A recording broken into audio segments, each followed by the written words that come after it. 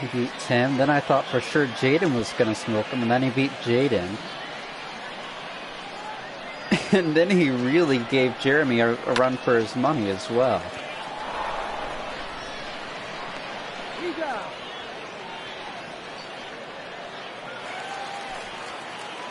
Now back, second baseman, Didi Gregorian. He's safe. Now batting, the pitcher, Curry. 0-1. Well, you might be...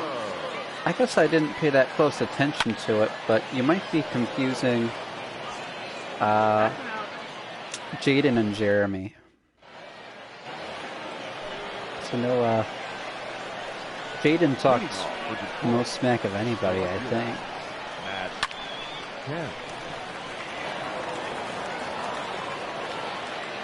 Oh, we're down to 2 viewers too. Who's leaving? The batter, number 24, second base. Come on, people.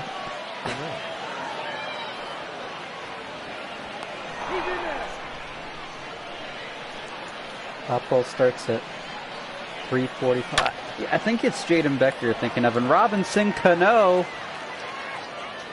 Ho, there we go. 2-run bomb. Kemp scores. And we got a tie ball game. About time I get a hold of a ball. Now Murphy rips one. That's deep. And that's going to bounce off the wall. It's just a double. I thought that might have hit the foul pole. I was getting excited.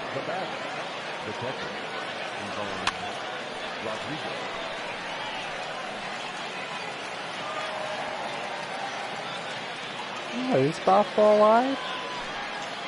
The pitch, number 55, for Tucson.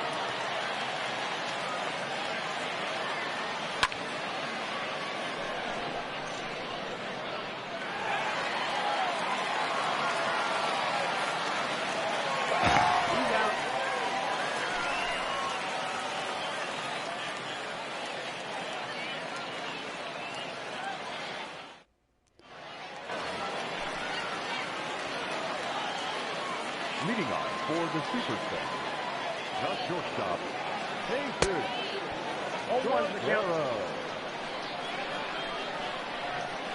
That's weird, Mom. Yeah, I was about to say, I don't see him live on my Twitch on the second monitor here, but...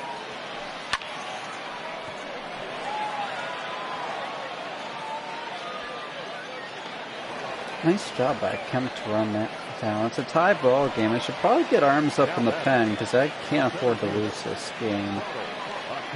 Then again, I don't got anyone better than Oro out there in the pen, so... 0-1.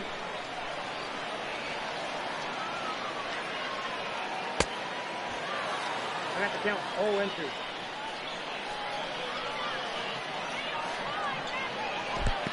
One ball, 2 strikes.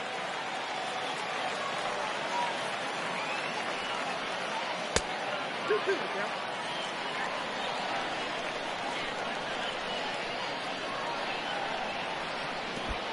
We got 3-2.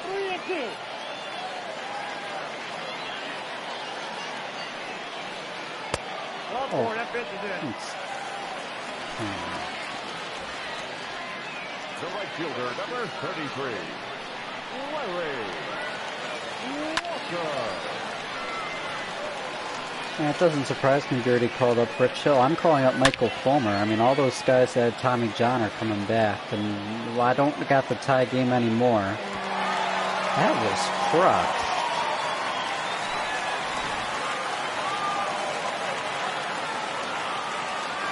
Now that the first baseman, Eddie. It's definitely looking down in the zone, though, so I'm going to start attacking up. 1-1.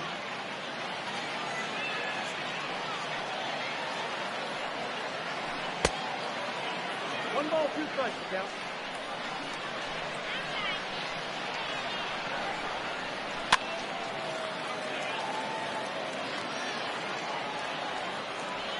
Yeah, I guess not everybody, Tars, but a lot of those guys early last season, spring training last year, we'll get to see now. And Mo, talking about Riley Green, you know he's going to be something special. I mean, drafted out of high school, 5th overall pick.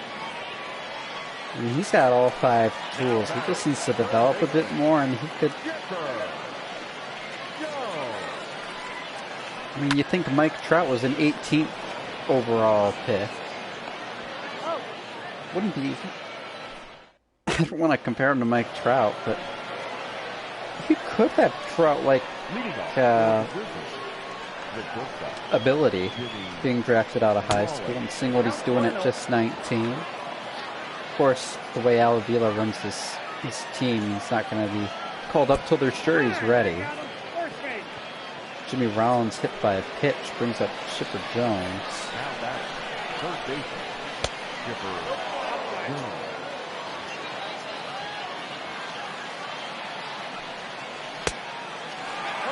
I can indeed believe we're just a week away from the MLB season. No.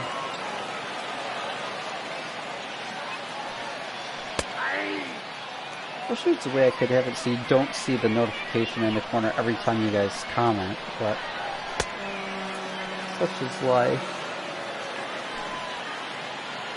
Now batting, the center fielder, Ken Griffey Jr. We're going to try and steal here, boys. Oh, they pitched out. That's loaded. Dirt. Well, that didn't pay off.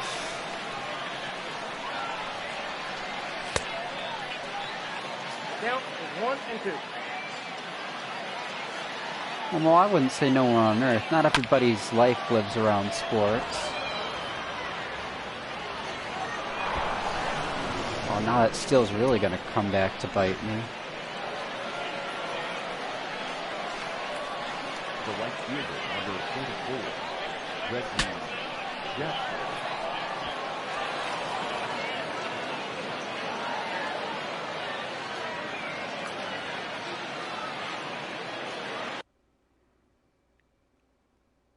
Yeah, 12 hits, 3 runs. That's how you know I suck. Now batting, the left fielder, Matt Kemp.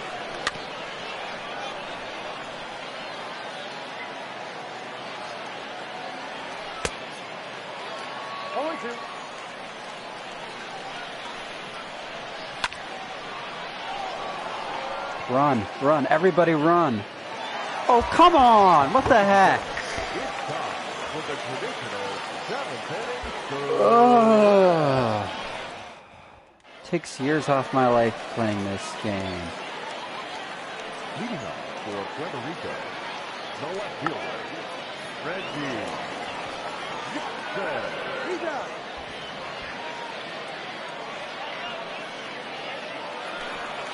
Now batting, catcher, Matt Winter. Oh, that's off the plate.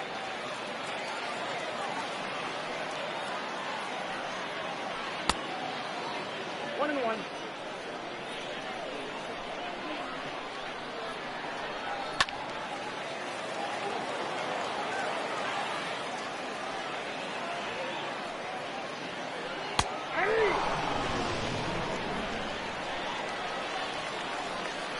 Now batting, the second baseman, Didi Gregorius.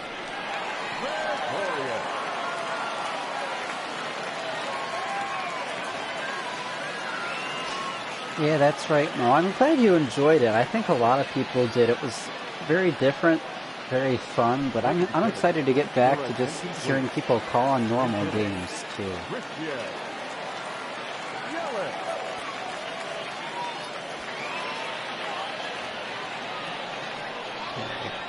Yelly, meet the cutter.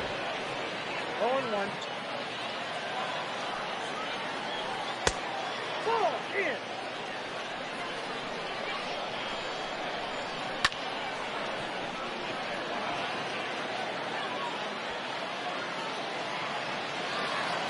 Yeah, I don't think anybody expected Story to win that. I thought for sure it would be Soler or Alvarez. But hey. Oh, and of course I get to face now Matt Aroldis Chapman. Oh, boy. Just kill me now. At least it's 85, chat. The second baseman, Robinson. Let's set up and in fastball. 0-1 for count.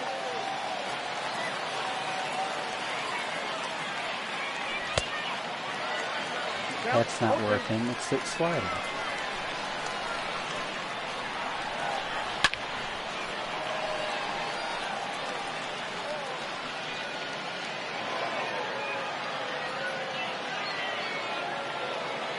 Now back, the first baseman, Daniel Murphy.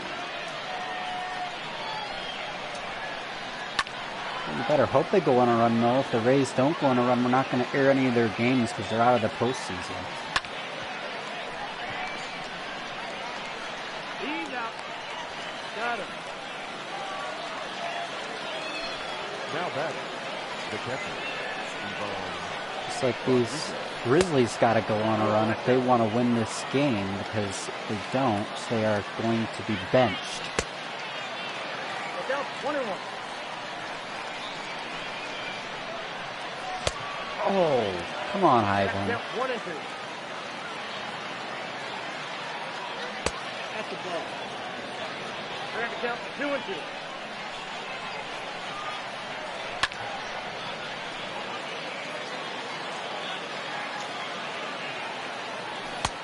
Full count.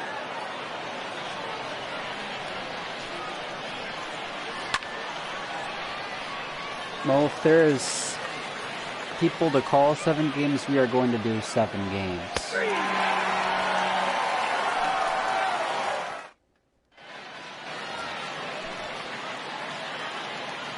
leading off for the Superstars, the shortstop, Jesus Cordero.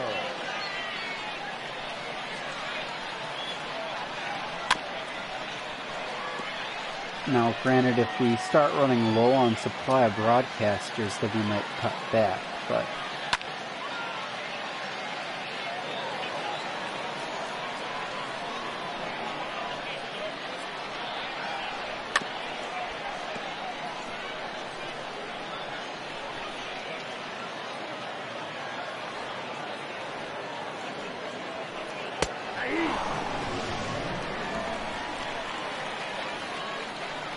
The center fielder, number 13, Ronald Acuna Jr. 0-1.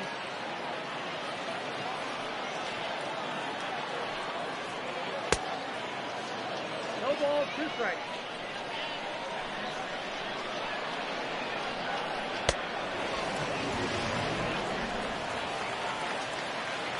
The right fielder, number 33, Larry Walker.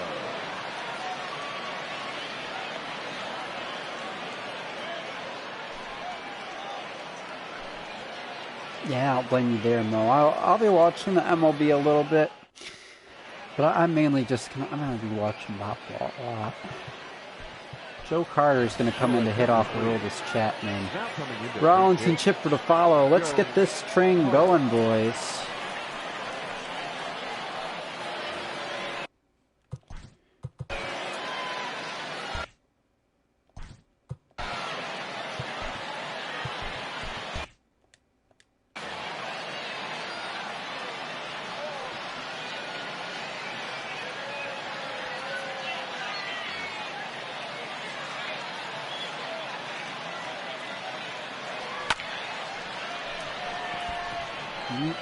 That ain't it.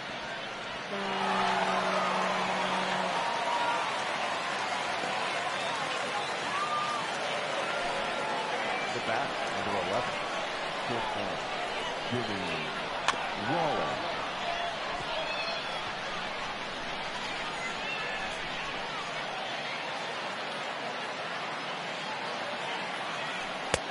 I got a ball, 1 strike.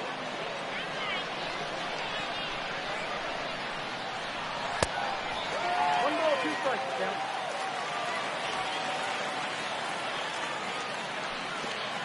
2 balls, 2 strikes.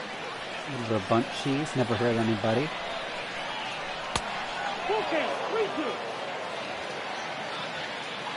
It's gonna go up and in.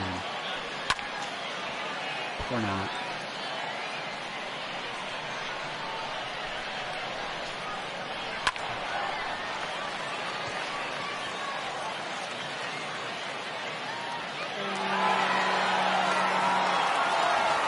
Okay, it's do or die time.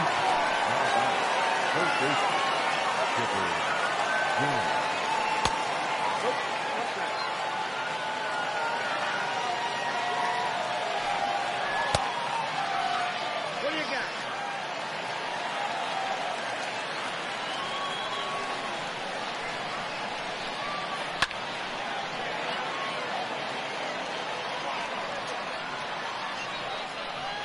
Ball, that pitch is up.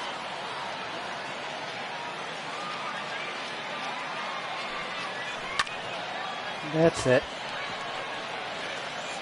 Oh, what do you mean BRB, Mo? You just missed the end of the game.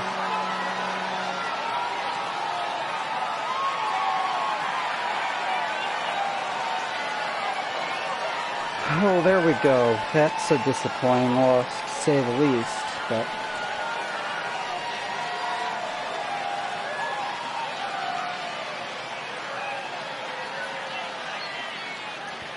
Here now is our Yeah, final 3 runs score. on 13 hits against 4 runs on 5 hits. So, No errors. They left. just too many wasted opportunities. Maybe I gotta shuffle the lineup a bit. I don't know, but... Ooh.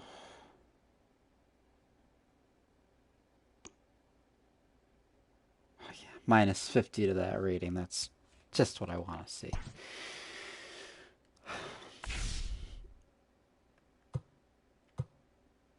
Oh, but we got Ryan Zimmermann, Omar Vizquel.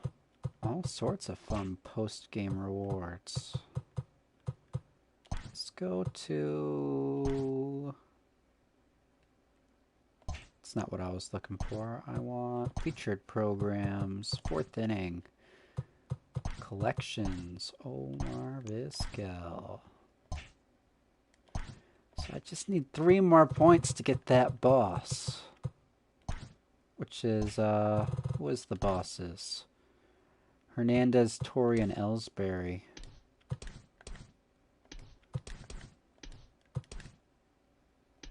Didn't mind that Joe Torrey behind the dish.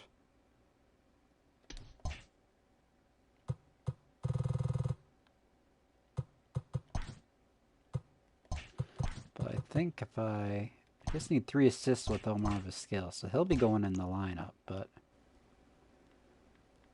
that said, we are going to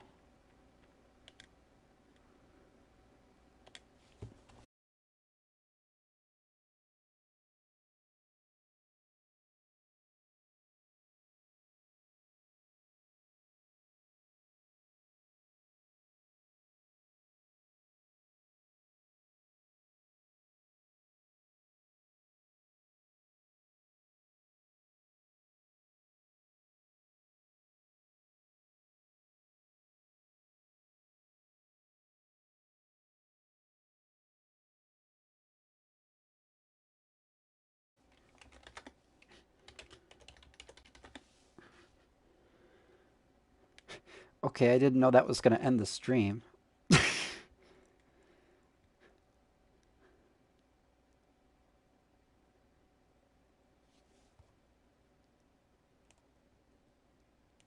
But here we go. As you can see, this is not the show 20.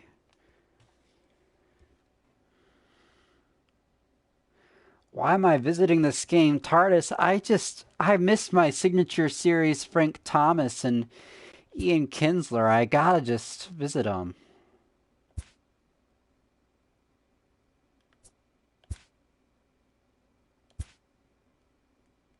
Ooh, I got a ball in as a habit pack.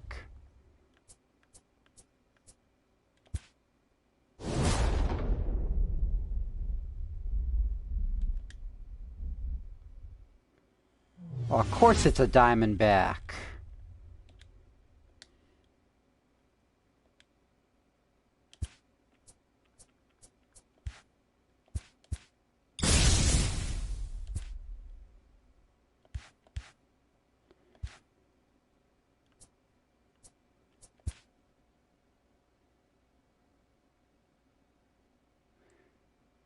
Well, I received rewards for the season.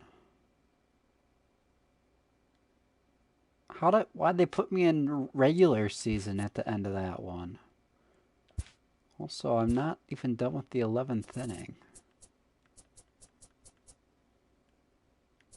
Well, that doesn't say much.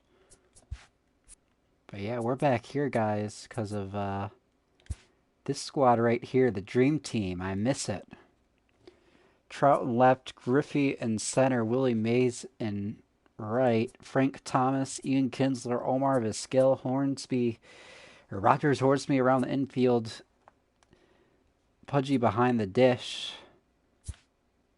And the pitching staff have Verlander, Scherzer, Kershaw, Price, and Greinke. Man.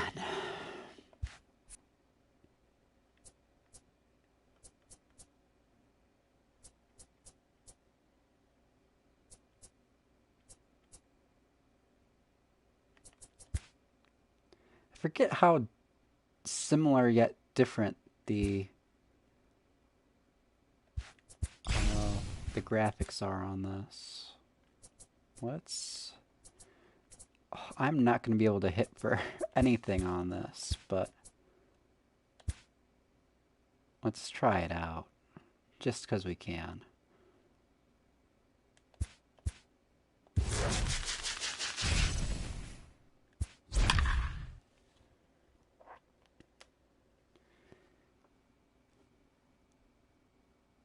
Scherzer, Strasburg facing the Nationals.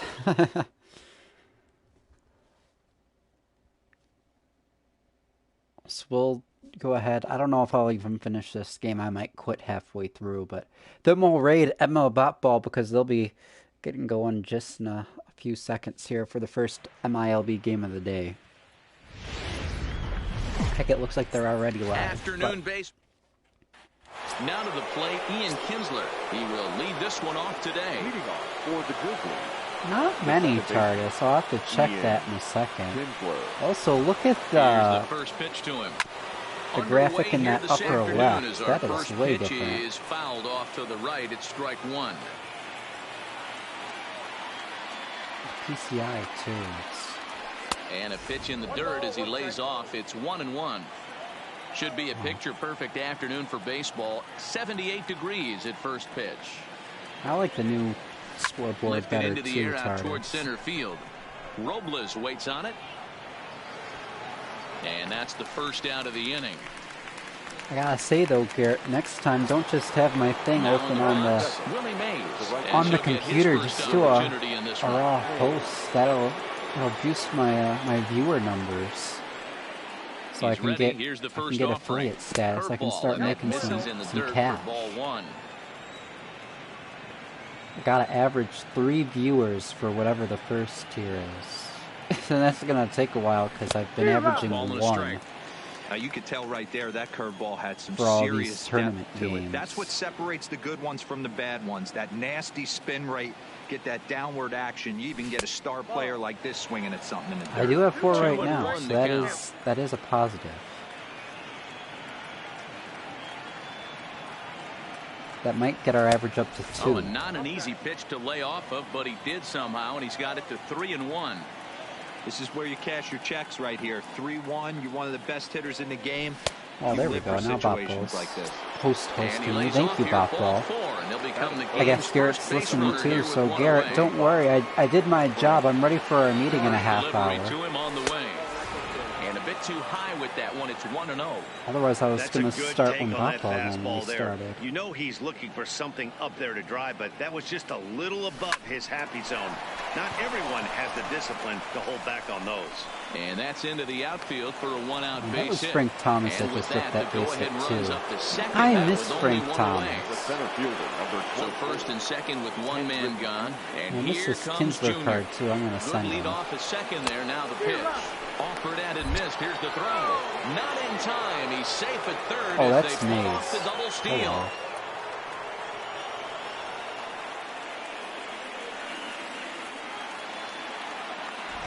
Has a look, now the pitch. Smoke toward the hole.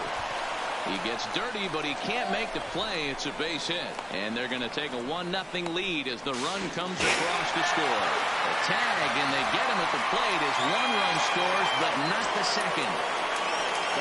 Stepping in, Mike Trout, runner in scoring position. Have some fun with it. I mean, let's be realistic. First pitch coming, here it is. Line towards center field. Trout. Robles is going to have room out there. At the plate, Trey Turner. He'll lead things off here in the bottom half of the first. Leading off. Dude, how different is meter pitching Trying to lay one going to be? down here, but he misses strike one. This is really bad because it's going to completely throw off my timing when I go back to 20 after this. But hit high and deep out to left. Back goes Trout at the track. That one is out of here. This game is tied. I don't like it when you tie the game. First offering on its way. And look out as that fastball ran in and got him. Ouch bang. Here's the first pitch to him. First pitch is a changeup for a called strike. Rendon is unlike many of today's hitters in the sense that he doesn't have a lot of swing and miss. Those of you tuning in, welcome to the show 19. He gets contact, and I'm sure that makes him a frustrating hitter to face from a pitcher's As I revisit my old Diamond Dynasty when he has squad. count leverage. Without question, 1-0, 2-0, you'll see this guy try and get nasty a little bit, but he stays within himself. He knows what his strengths are, and he tries to drive the ball right back where it came from. Got him to miss the breaking ball there. You hear this Anthony wonderful Rendon commentary from Matty V and co. That's down in the gap. Center field. And this is off the fence now out near the Washington bullpen. And he is into second with a 2-out double. Coming to the plate now, Howie Kendrick. And he could give his guys an early lead if he can come through here. 0-1 the count. And there's a swing and a miss by Kendrick as he falls behind now 0-2. That misses 1-2. Line drive to center field. But this will not get down quickly enough. So coming to the plate, Rogers Hornsby. They'll get us started in the top my of the daily second. mission is national pitchers too. First pitch coming, here it is. Hard on the ground towards short, and a base hit, so early trouble to lead off the inning. Into the box now, Pudge Rodriguez. The catcher, Ivan Rodriguez. First offering on its way. There's a shin-high slider laid off for a ball.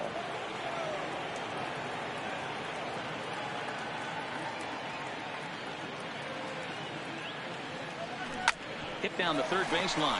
Rendon is there. Kendrick. Relay to Adams, and yes, they get the double play. That was fun. Sliding into the box. Not really. Vizquel. He'll work on keeping this top of the second alive. Just got a Vizquel card in to the at-bat.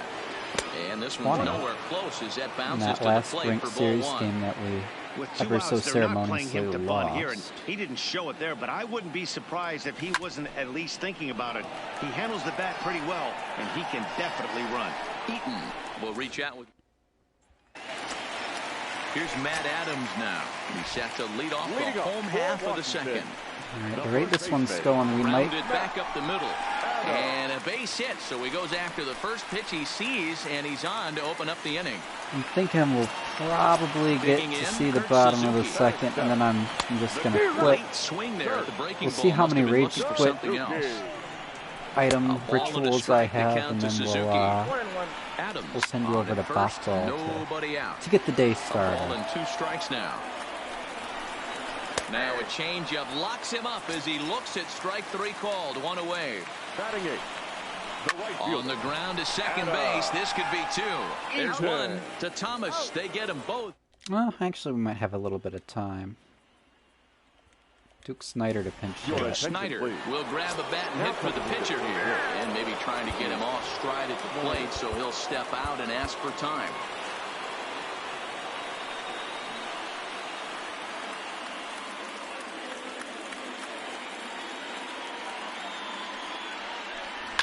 And this is hit hard to the right side. Foul. I really loved the Snyder card, too. He easily would have been my DH if I had a DH in Diamond Dynasty 19. Part of the XP reward path. Outside, 2-1. I mean, you don't got room for Duke Snyder when you got Trout, Griffey Jr. and 3-1. really amazing. You could pretty much book it that a fastball's coming. A challenge fastball right here. He cannot allow the 9-hole hitter to get on base with the top of the order looming. Oh, and look at this. High in the air and deep. And when this ball comes down, they'll have taken the lead. Home run. Yeah, Tyrus, I plan on joining the free fantasy league we're starting And out. set to go is the second baseman, Ian Kinsler. The pitch. Drilled right back up the middle. And that's through for a hit.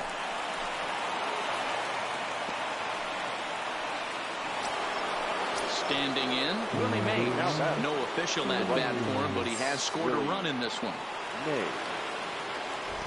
Strasburg with a check at first, and he'll get back in safely.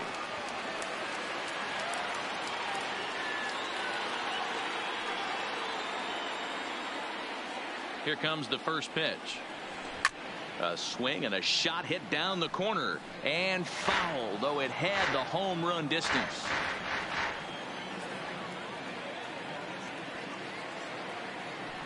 Comes set, and the 0-1. High in the air out to center field. Robles waits on it. Yeah, we're going to send the runner. The relay throw on to first, the double play. That was intentional. I'm trying to finish this game as fast as Bases I are empty can. here with 2 gone, and in steps For those wondering. Ready to deliver. Here's the first pitch. Hard ground ball to third. Oh, a diving effort as it's Come on, make the glove. throw. Come on, Rendon. Be in time at first, and the inning will Okay, we're going to continue steal with following the infield Thomas, single. everybody. Striding in once again, Ken Griffey Jr. looking to follow up the RBI's first at bat. The tag, and they'll get it. We're trying to finish this game. We got 5 minutes before He'll baseball hit for starts. the pitcher. Number 88. So a save situation. I've been praising this card for the Coming here is whole on to close it out broadcaster is the tournament. veteran Billy southpaw, Wagner. Billy Wagner. In there, strike one. And it's 1-1. And not a real good cut at that slider, and he's behind 1-2. Turned on down the line. But this is a foul ball as the count holds steady at 1-2. And another foul ball. There's a swing and a high deep drive headed for the right field corner.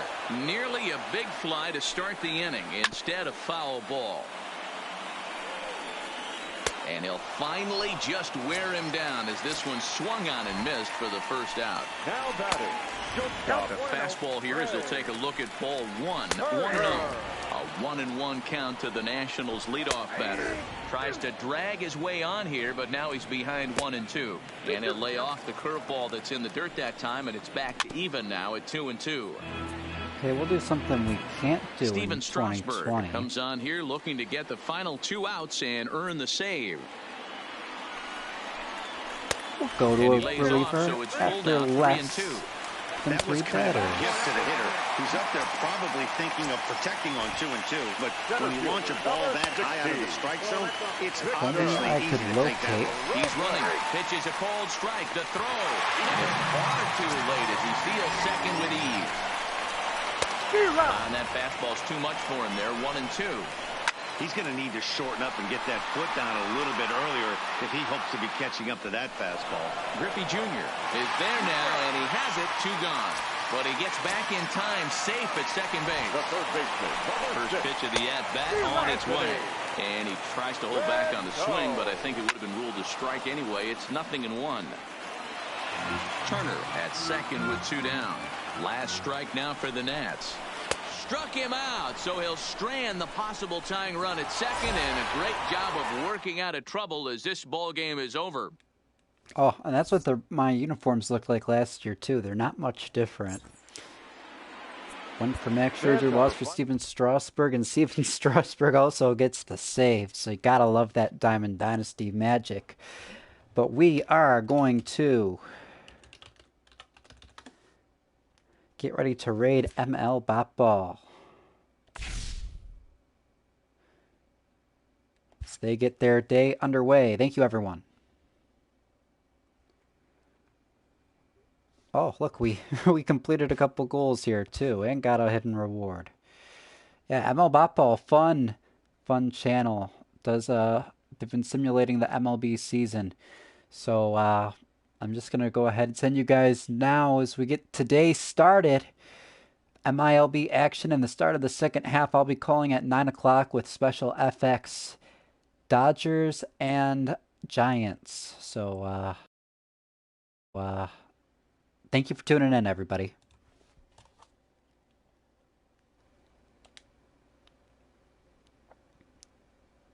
Oh, and I'm still live here too. Well, bye everyone. Well, bye everyone. Well, bye everyone. Well, bye everyone. Well, bye everyone. Well, bye everyone. Well, bye everyone. Well, bye everyone. Well, bye everyone. Well, bye everyone. Well, bye everyone. Well, bye everyone. Well, bye everyone.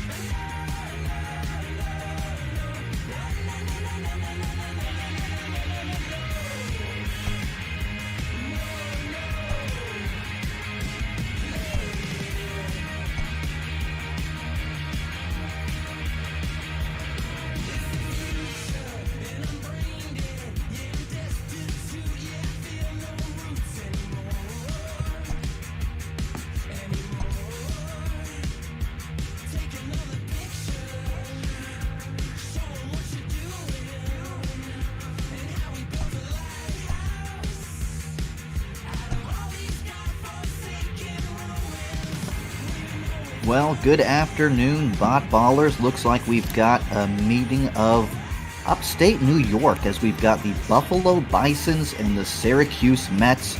Syracuse Mets doing a bit better than the Bisons. They're only in fourth place, 4 games above 500. The Bisons really struggling, so you can see that 30-59 record.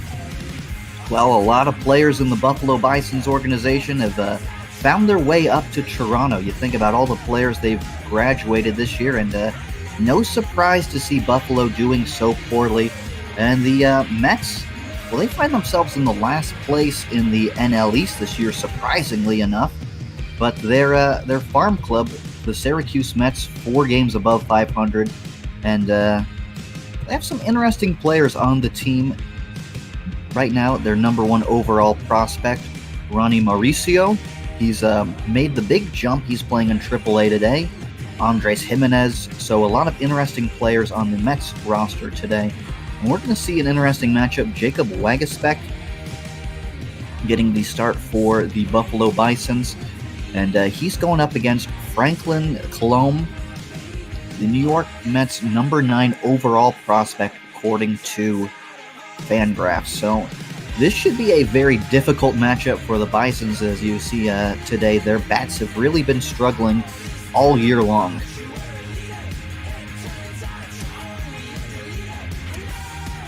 Get a look at all of these minor league parks that we are cycling through, and it doesn't really matter to me where the Bisons play. It's a home game, so I know that is, I believe it's Salen Field. It looks like we are at the Industry Center Stadium.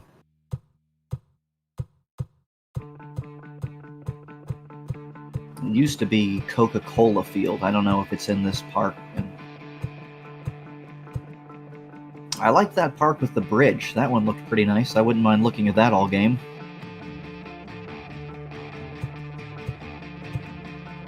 Yeah.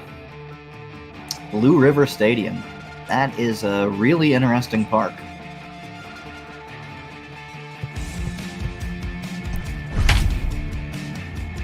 Well, let's look at the stats over the last 10 games.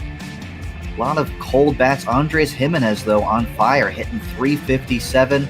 Ronnie Mauricio hitting .324. Those are the two guys I was talking about for the Mets at the beginning of the game. And Juan Pablo Martinez doing well so far this year as well. Well, here we are at Blue River Stadium. It's, of course, got that classic train above there. We've got all that stadium and car traffic above there. The Blue River right there over in right field as the Buffalo Bisons taking the field. And starting for today's game for the Bisons is going to be right-hander Jacob Waguespack. Look at his numbers today: a 1-8 record, 5.49 ERA, 82 innings pitched, 104 hits, 79 strikeouts though in 82 innings pitched. So he will get some strikeouts, and believe it or not, with that 5.34 earned run average Waguespack has today, that's actually an improvement. He was 0-6 with a 6.31 earned run average, so he's brought in that earned run average down. Going to face Ronnie Mauricio to start the game. 1, 2, and 3. It will be Ronnie Mauricio, Andres Jimenez, and Jarrett Parker for the Mets. Looking at the outfield defense for the Bisons, it's Fisher, Davis, and Forrest Wall. The infield, Ruben Tejada, Orelvis Martinez, Santiago Espinal, and Nash Knight. Big swing and a miss there from Ronnie Mauricio. And you can see, looking at those numbers coming in today, 193 average for Mauricio. He was an A-ball last year, so this is quite a big jump for the young guy. He's only 19 years old. So to be here in AAA, switch hitting shortstop, playing second base for Andres Jimenez, who's older and more experienced, it's been quite a challenge for him. Mets signed him out of the Dominican Republic in 2017. And last year at A-ball, he hit .268 with only a .307 on base. 1-2 pitch from Waguespack is lined softly into the air. There to catch it is Santiago Espinal for the first out. The shortstop, Andres Jimenez.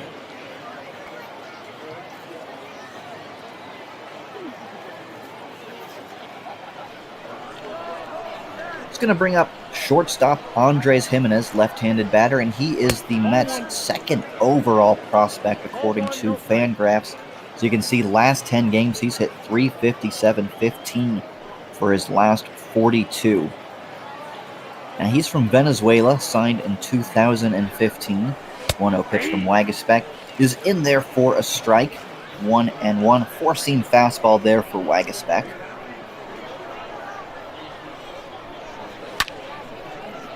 Fouls off another fastball from Waguespack, and he's ahead 1-2. Now, last year, the threat on Jimenez was he chased a lot, so let's see what happens with the 1-2 pitch here. Waguespack does not get him to chase, and the count goes to 2-2. As an all-fields approach, and he does chase there on a big curveball from Waguespack. First strikeout of the game for him. Batting third, the left fielder, Jayden Becker. So, as we said, chasing was a problem for Jimenez, and that curveball darting out of the zone from Waguespack gets Jimenez to chase. Very left-handed heavy lineup he will be facing, though, and he's going to face Jayden Becker now. See those numbers, 271 coming in today, 5 home runs, drafted by the Giants in the second round in 2010. Big breaking ball there from Waguespack. He's got that working early on, 0-2 now.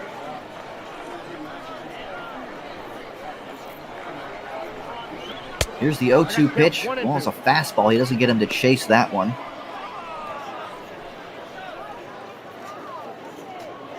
Now, Parker actually has a World Series ring to him. He debuted in 2014. Oh, big strike looking there on the outside corner. We'll have to get back to that story next time Parker's up. So 2 strikeouts for Waguespack in the first inning. A nice start for him. Going to the bottom of the first, it's 0-0. And look at these numbers from Franklin Colon. 17 starts, 6-5, a 3.20 earned run average, 98 innings pitched, 93 strikeouts, 41 walks, though. Walks are a bit of a concern for him.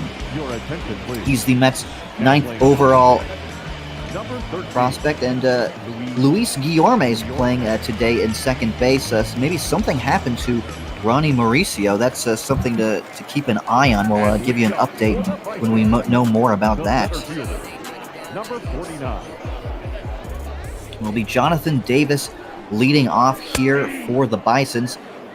Excellent defensive center fielder, and as you can see, a 179 batting average, not that great of a hitter.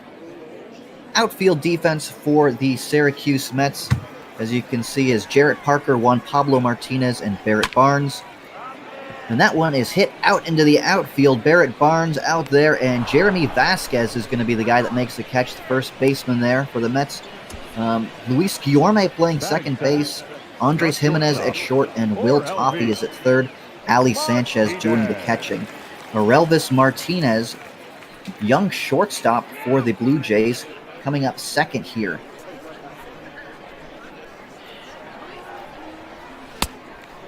Swings and misses at that first pitch. Orelvis Martinez signed out of the Dominican Republic, and they gave him the second biggest bonus in franchise history, $3.5 million, trailing only Vladimir Guerrero's $3.9. Sends that one up the middle, and that's through the hole. Jimenez unable to get that. A lead, one-out single here for Orelvis Martinez. Batting third, the left fielder, Derek Fisher. Going to bring up Derek Fisher, and Derek Fisher has really been struggling lately. He was hitting 300 in the middle of June, comes in today hitting 231, 7 home runs overall. Blue Jays acquired him from the Astros. Throw over to first, nothing doing there. The Blue Jays acquired Fisher from the Astros in that big trade with Aaron Sanchez, going the other way in Joe Biagini.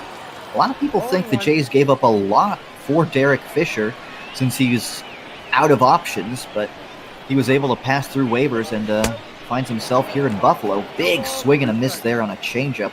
Franklin Colon had him way out in front on that one.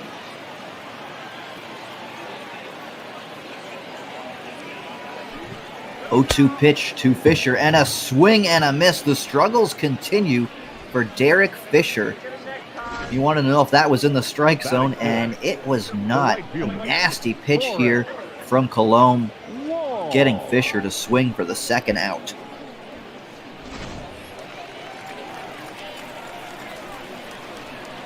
So it brings up Forrest Wall. Wall, left-handed batter, takes a first pitch fastball up in the zone for a strike. Now, in the real world, Forrest Wall made an incredible catch in an intra-squad game the other day. He'll be competing for some at-bats here in the early going, but he pops this one up behind the backstop, and that is a third out here in the first inning. So the Jays strand a one-out single by Aurelvis Martinez. Go into the second inning. It's 0-0. For the Mets, the third baseman, Will Toffee. 4, 5, and 6 for the Mets. 14 pitches for Waguespack there in the first inning. It's going to be Will Toffee leading things off here.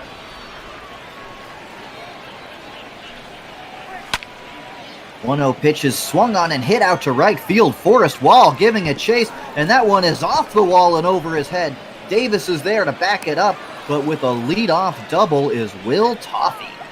Batting fifth, the first baseman, number 8, Jeremy Vasquez. Well, Forrest Wall had a chance at this one, but it just bounces over his head. He made a nice catch the other day in real life, I said, but today here in the bot ball world, he's unable to make that catch. A leadoff double brings up Jeremy Vasquez, who's hitting .375 over his last 4 games.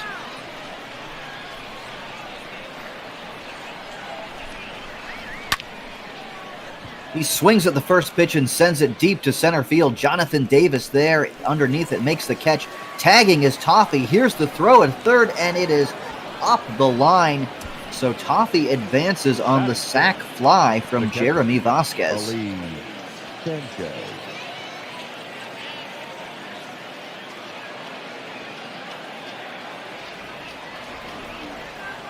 So brings up the catcher, Ali Sanchez, for the Mets. A runner on third and only 1 out. A chance for them to get a run in here. Yesterday, Ali Sanchez 0 for 3 with a strikeout, though.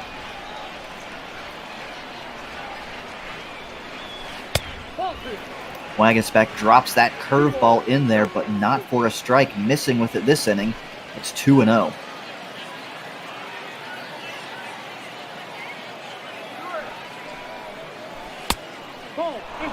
And Waguespack now behind 3-0. Barrett Barnes is on deck. Should he walk Ali Sanchez, it does set up a potential double play here with runners on first and third. And taking all the way, throwing another big breaking ball, that curveball for Waguespack, working early. Gets it in there for a strike, 3-1.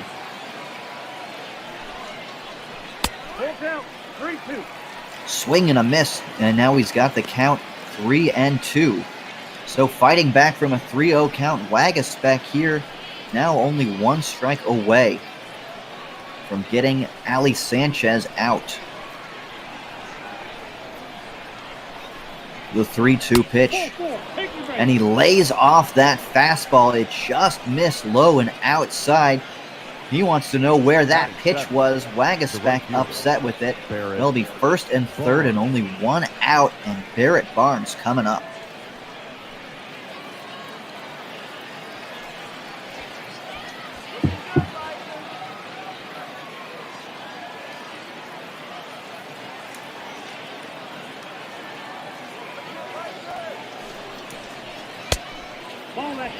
Command problems continuing here for Waguespack. He starts off with another ball here to Barrett Barnes. You don't want to be falling behind too many batters here. When you fall behind, batters really make you pay. Oh, this could be a potential double play ball, but no, it gets through the hole. That's going to score a run. Well, I thought Santiago Espinal had a chance at that one, but it's an RBI single for Barrett Barnes. You can see it's just hit right past him. Maybe if Espinal was playing a little bit deeper, he could have gotten to that one. Runners are now at first and second for David Thompson. He swings at the first pitch and lines it right to Aurelvis Martinez, who catches it for the second out. Batting ninth, the center fielder, Julio Pablo Martinez.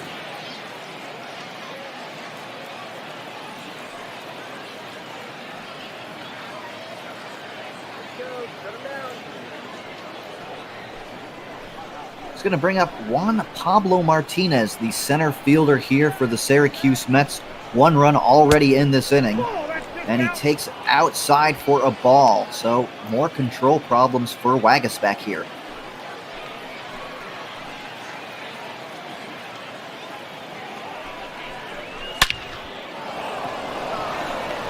That one's hit out to the outfield. Forrest Wall gets in front of it, though, and no one's going to be able to come around to score. A bases-loaded situation here on a 2-out single from Juan Pablo Martinez.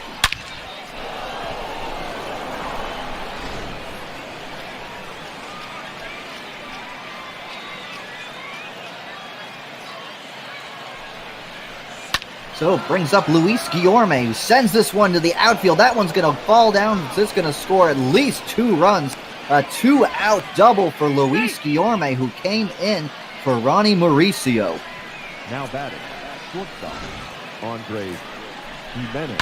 Well, he wastes no time making his impact felt on this game. He didn't start it. He came in the second inning as a defensive replacement for Mauricio, and he gets a big 2-out, 2-run double here, putting the Mets up early, 3-0.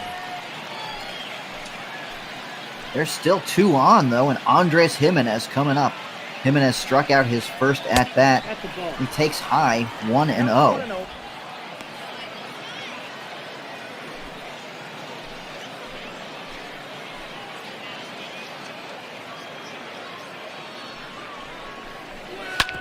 One-0 pitch is hit on the ground to Espinal. He fires on to Knight, and he pulls him off the bag.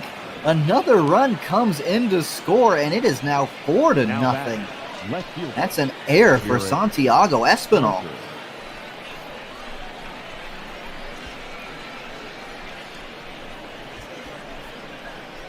Should have been a routine play, and Santiago Espinal is usually very sure-handed defensively, but that was a wild throw, pulling Nash Knight off the bag, and it's going to bring up Jared Parker, who struck out in his first time up.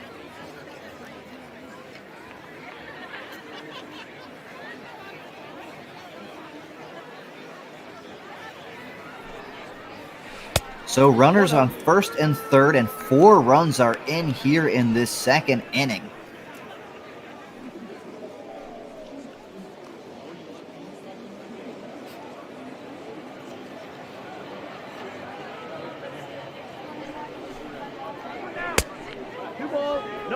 That ball misses outside, and it's 2-1. And Guillorme is the runner at third. Jimenez is the runner at first. 2 outs here. Waguespack has thrown 19 pitches already this inning. This will be his 20th. 2-0 pitch.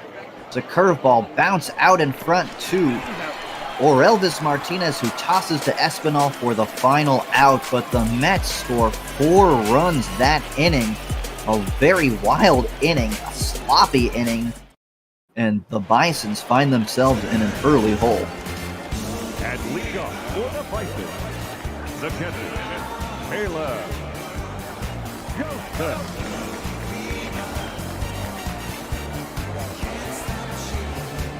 Well, 5, 6, and 7 here in the second inning. A long break for Franklin Colon. He threw 9 pitches that first inning and sat for quite a while.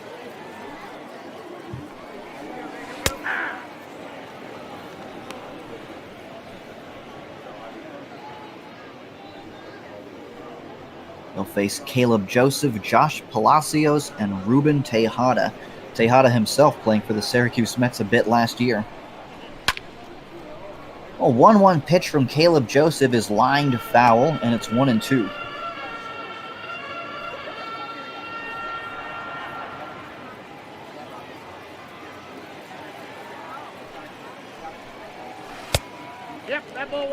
Big breaking ball from Colon misses outside, 2-2 to Caleb Joseph.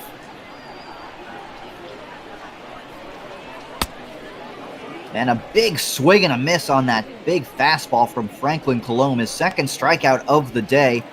Joseph goes down swinging. Going to bring up Josh Palacios, left-handed hitting outfielder. He's on the Blue Jays 60-man taxi squad. Wasn't on it originally, but made an appearance on it. It's his first year in Buffalo. He was actually Rule 5 eligible last year and left unprotected. As he skies this one out into center field, Juan Pablo Martinez coming in on it. He's got a beat on it, and he makes the catch here for the second out. Batting seventh, the third baseman. Well, 2 quick outs here for Franklin Colomb, and it brings up the third baseman, Ruben Tejada. He only appeared in 6 Major League games last year, none in 2018, but he played 41 games with the Baltimore Orioles in 2017. Swings at that first pitch and lines it right to third base, where Will Toffee is to make the catch for the third out. So another quick inning for Franklin Colomb, and the Mets are cruising here early, 4-0.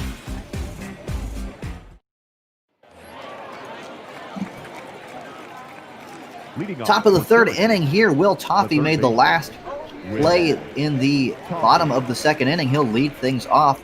4-5-6 for the Mets. He takes a first pitch strike from Jacob Waguespack. Toffee had an RBI double last inning and scored a run. Mets almost batted around that inning. It's that classic debate. Is it a bat-around inning, or did they go through the lineup? Will Toffee would have been the 10th man to come to play late that inning. He started the inning in the second inning, led it off with a double, and now he's here in the third inning. He's got a 1-1 pitch,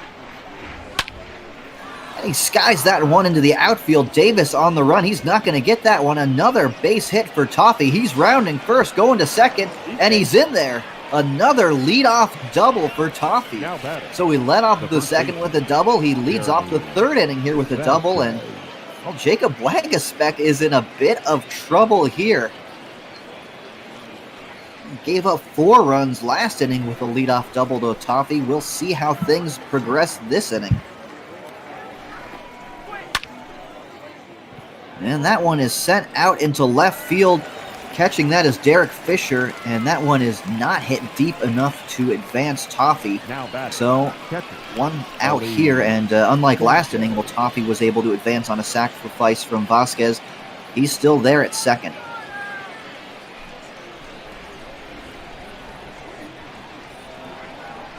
Brings up Ali Sanchez.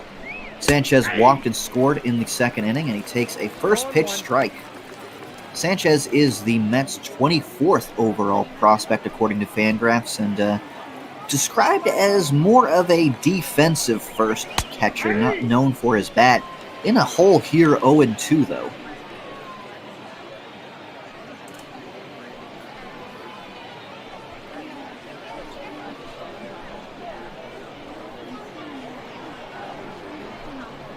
Pitch from Waguespack, and he gets him to chase on a cutter on the outside plate.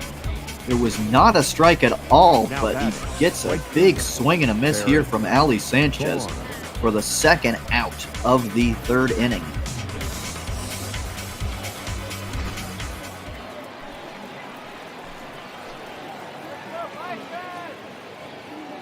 Brings up Barrett Barnes, had a single, an RBI, and scored a run in that second inning. Single drove in Will Toffee, and he needs a 2-out single here to drive him in again. Push the Mets lead up to 5-0. 1-0 pitch in there for a strike, and it's 1-1. Barnett Barnes, as you see, was a first-round pick in that 2012 draft. It was a compensation A-round draft, actually. That one is sent out to Forrest Wall. He's going to catch that, make the third out here in the third inning. So a leadoff double does not come around to score. It does not spell disaster like it did in the second inning.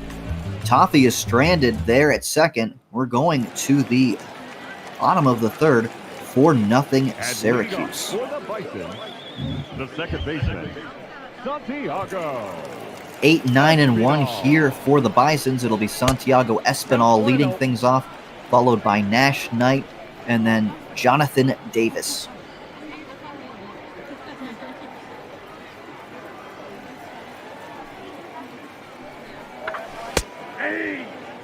Big curveball there from Franklin Colomb. Nice pitch there from him. Just dumps it in there for a strike. Oof, and then he comes back with a 94-mile-an-hour four-seam fastball. Espinal was just overmatched there. 1-2 pitch now from Colomb. Does not get Espinal to chase on that changeup. Was just outside of the zone, did not throw it for a strike. 2-2 pitch here, and he lines that fastball to left field. That one could be extra bases.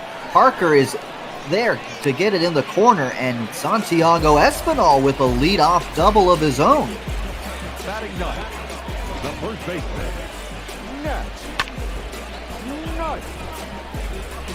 Well, Espinal is a guy the Blue Jays are hoping can be that super utility type of player. He was acquired from the Boston Red Sox for eventual World Series MVP Steve Pearce.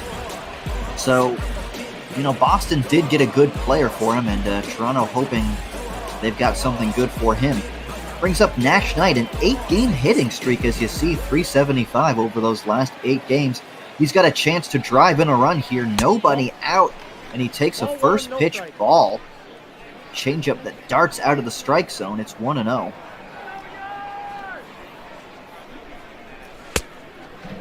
Well, he swings at that fastball down and out of the zone, and it's 1-1.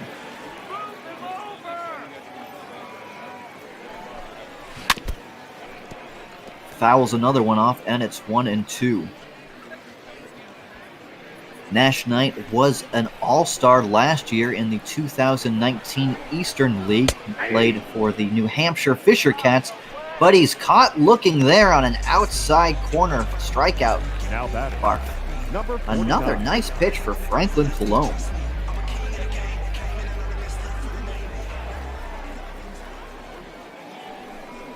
Going to bring up Jonathan Davis, who swings at that first pitch, fouling it off to the right side. It's 0-1. 0 for 4, 2 strikeouts his last game, and he popped up to the first baseman in the first inning.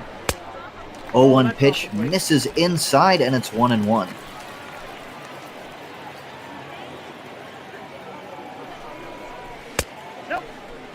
That one misses low, and it's 2-1. Davis is in a bit of a timeshare this year in the ML Bot Ball season, with his brother-in-law, Anthony Alford. Alford getting the starts against lefties. Neither of them hitting very well at all, though.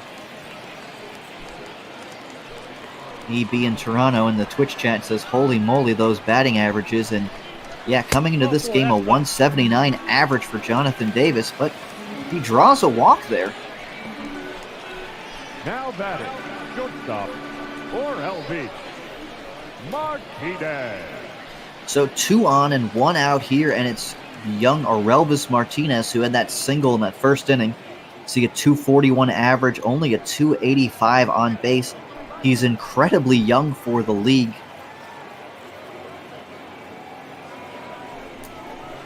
He takes the first pitch outside for a ball. It's 0-1. 1-0. Dyslexic there a bit.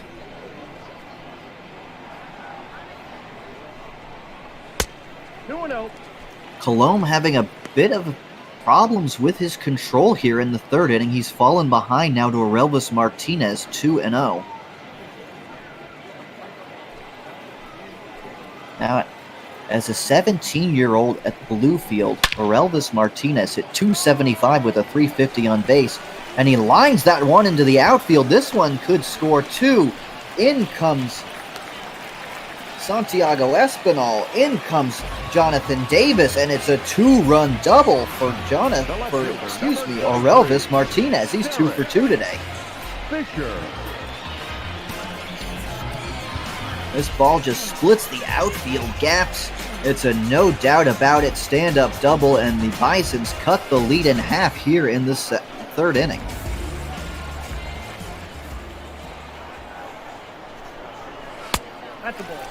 Brings up Derek Fisher. Fisher struggling mightily. Struck out in that first inning. 0 for 1 today. 230 on the season.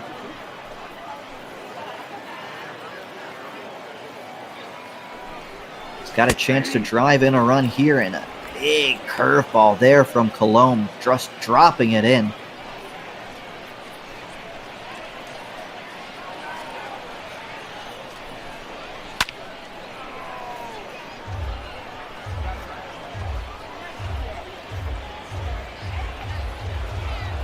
Fouls that one off. 1-2 pitch here to Derek Fisher. That's a ball. Ooh, just missing the strike zone there on that four-seam fastball. And it count goes to 2-2.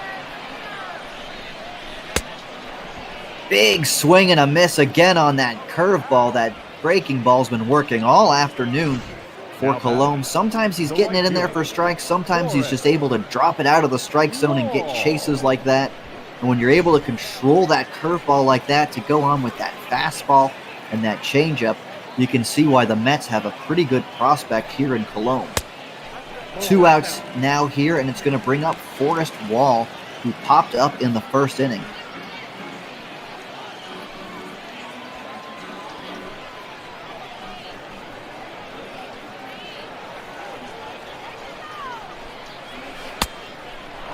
Swings over that changeup, and it's 1-1. He was out in front of that. 1-1 pitch to Forrest Wall, just foul. Gets a piece of that fastball, fouling it off. So now another 2-strike count for Colomb, and let's watch to see if he dumps that another curveball outside of the zone to get Wall to chase. It's a fastball that he just blows right by him. So Colomb, another strikeout. He ends up striking out the side. But 2 runs do come around to score for the Bisons this inning. We are going to the 4th inning. It's 4-2 Mets. Leading off for Syracuse, the designated hitter, Waguespack here starting the 4th inning. It's going to be 8-9-1 for the Mets.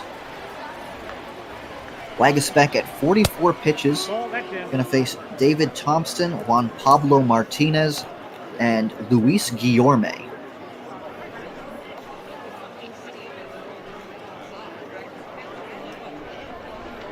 Thompson 0 for 1.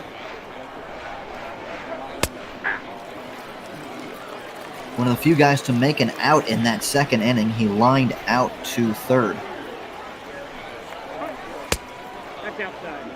Oh, Waguespack has fallen behind here, 2-1. Waguespack made a lot of starts for the Jays last year. Looked like a promising arm for them. He was acquired for Aaron Loop, and you didn't give up much for him, but the fastball is what plays for Waguespack. You see there, it doesn't come in very fast, only around 90 miles an hour, but he's one of those spin rate guys. 2-2 pitch. That one's fouled away, and it's 2-2. Now, the Blue Jays front office really likes to acquire guys that have an outlier, a statistical outlier, be it exit velocity or fastball spin rate. And Waguespack is a guy they sort of targeted in that Phillies system, and he had some pretty decent results last year in the majors. 2-2 pitch here to David Thompson. That one is fouled away.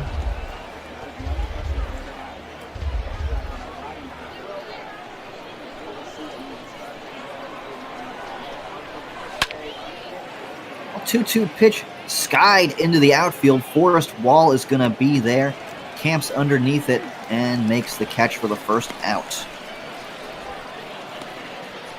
now batting, the center fielder, Julio Pablo Martinez. So Waguespack started 13 games for the Blue Jays last year, had a 4.38 earned run average, and was about a win above replacement. And that is not nothing to get out of a number 5 starter, and especially considering how poor the Blue Jays rotation was.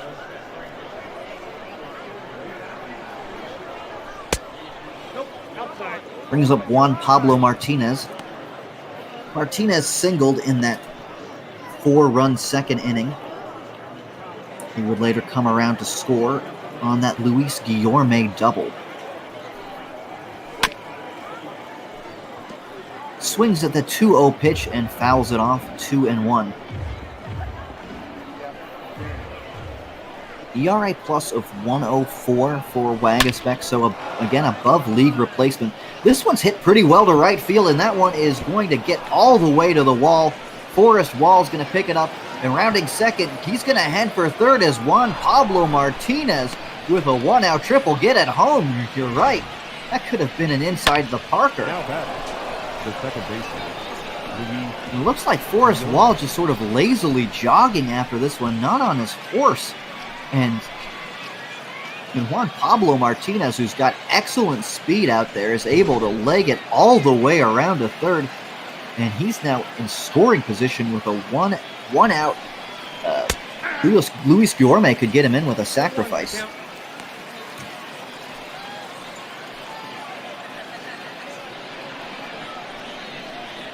Guillorme 1 for 1. He hit a double in that second inning. Ended up being stranded there. Swings at that pitch and fouls it off. It's 0-2 now.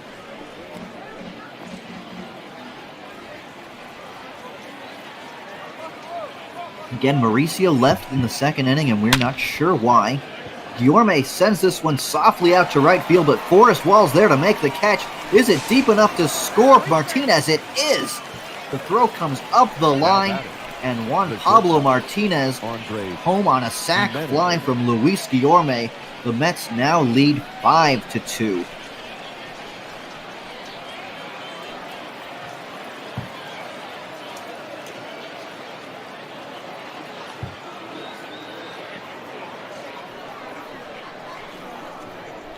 Well, it wasn't hit very deep, but Forrest Wall unable to make a very strong throw there.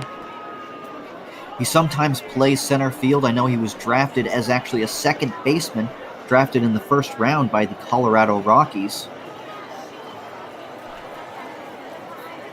Actually, old teammates with Bo Bichette, too. But arm strength does not seem to be one of his strengths. Count is 2-1.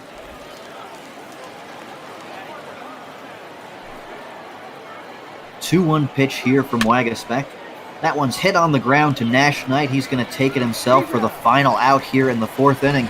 But the Mets add another run as we get a look at that Blue River Bridge and that traffic going home to Blue River City, where the Blue River people live in their Blue River homes.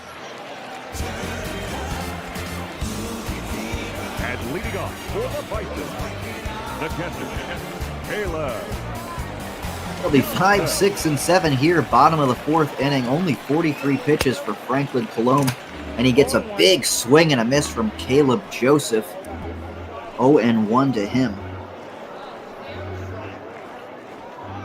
It's already 5 strikeouts for Franklin Colomb through 3 innings pitched. He's allowed the 2 earned runs, though. Caleb Joseph out in front of that changeup just a bit, sends it foul down the left field line, but it's 0-2 now. Now does not get him to chase the changeup outside of the zone. 1-2 now to the Blue Jays catcher. Now, Caleb Joseph getting a lot of starts here in Buffalo this year. It's kind of interesting. They've got Riley Adams, a guy who's highly thought of in the catching ranks. Blue Jays have a lot of highly thought of catchers.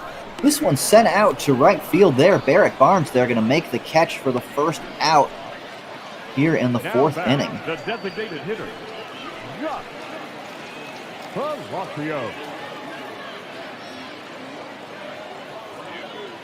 Brings up Josh Palacios. Hit .266 in New Hampshire last year with 18 doubles. 0-1's the count. But the problem with him is he hits a lot of ground balls.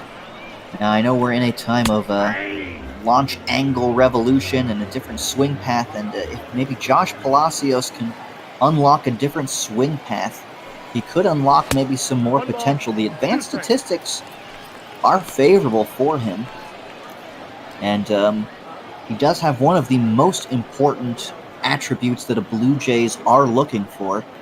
And that's his dad played in the Tiger system. So you have to have a father that played some kind of professional baseball if you want to be drafted by the Toronto Blue Jays. That ball misses low, 2-2.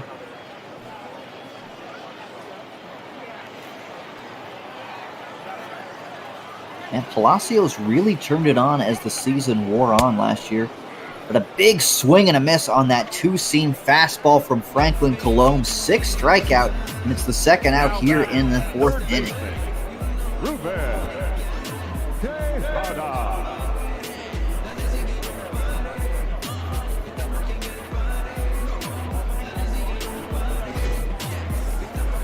We bring up Ruben Tejada. Played for Syracuse last year and put up pretty solid numbers. Hit .326, 20 doubles, 6 home runs, and an .875 OPS in 73 games for these Syracuse Mets, but not having the same kind of success in Buffalo.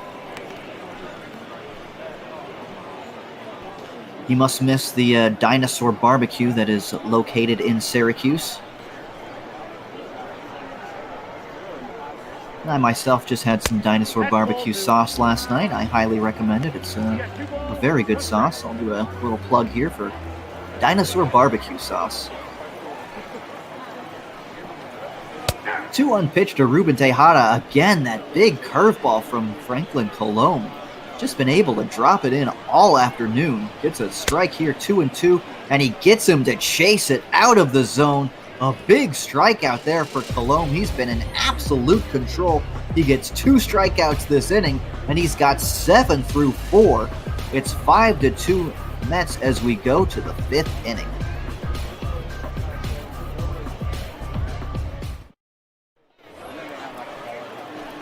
Top of the 5th inning, it will be 3, 4, and 5 here for these New York Syracuse Mets. Jacob Waguespack still out there. He's at 63 pitches. He's allowed 5 runs through 4 innings already, though.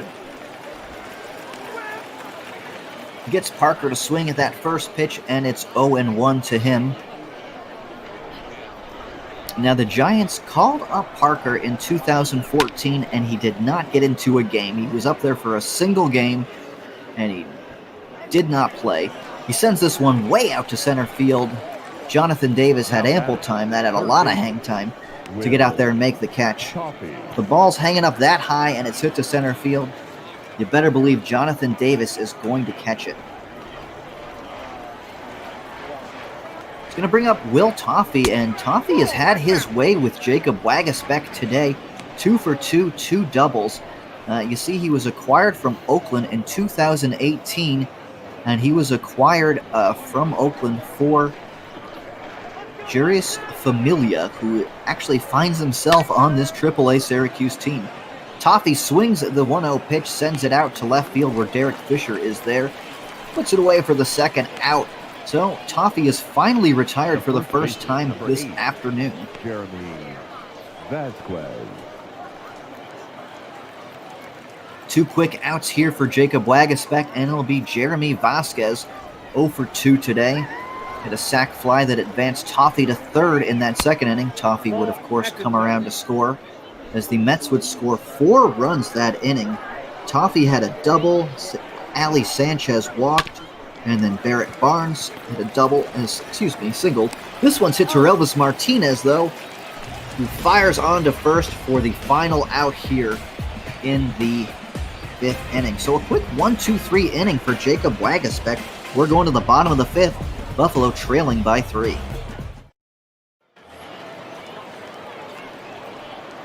And leading off for the Bison, Santiago Espinal, 1 for 1 today with a double. He scored a run in the 3rd inning. He takes a first pitch strike from Colomb. 59 pitches this afternoon. He has been in complete control, though. Don't let those 2 runs fool you. Outside of that 2 runs he allowed in the second inning, it was a double by Espinal, a walk to Davis, and then a 2-run double by Elvis Martinez. Scored them both. Well, he gets him an 8th strikeout now by Colomb. first baseman And that's 3 strikeouts in a row for him, too. Overpowering stuff this evening from Cologne. It's going to bring up Nash Knight. Knight struck out himself in that 3rd inning, and most Jays have struck out. The only Jay that has not struck out this game is Jonathan Davis and Orelvis Martinez. Well, Nash Knight sends that one into the outfield. Juan Pablo Martinez is going to play it on a hop, firing it in and holding Nash Knight to a 1-out single. The batter, number 49. So, after retiring 6 guys in a row, Nash Knight breaks through with a 1-out single here in the 5th.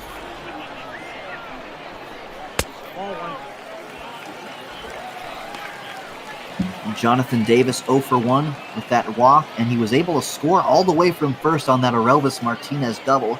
Great speed for him. If that bat could ever get going, he'd be such a valuable player.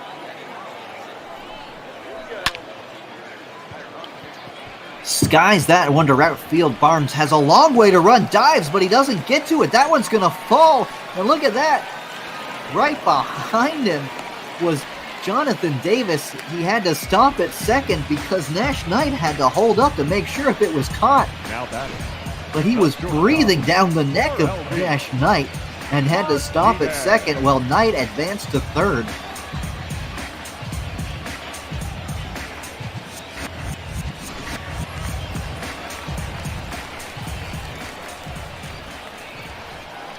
So 2 outs, and now Orelvis Martinez, who's 2 for 2 today. A single and a double, swings and fouls that first pitch off. Orelvis hitting .243 on the season, a .638 OPS. And he's really holding his own here in AAA. You can say that about the youngster. I got 1 ball, 1 strike. Struggling with runners in scoring position on the season, only hitting .125, but again, he's so young for the level.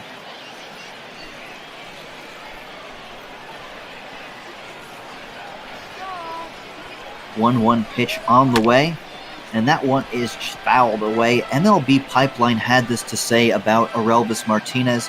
He stands out most for his bat, with the potential to hit both for average and power. But he's an excellent athlete who can develop across-the-board tools, and he's been compared to one of my favorite players ever, Adrian Beltre. 2-2 pitches skied into the outfield. There is Barnes. He makes the catch. Knight is going to tag and test the arm of Barnes. Here comes the throw. It is not in time, and Nash Knight scores the 3rd run here for the Bisons in the 5th inning. The left fielder, number 23.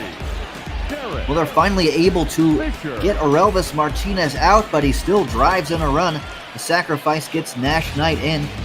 Jonathan Davis stays at second, and there's 2 outs here, but a run in, and Derek Fisher has a chance to put the Bisons within 1 with a 2-out single. Takes that breaking ball for a ball, missing up in the zone.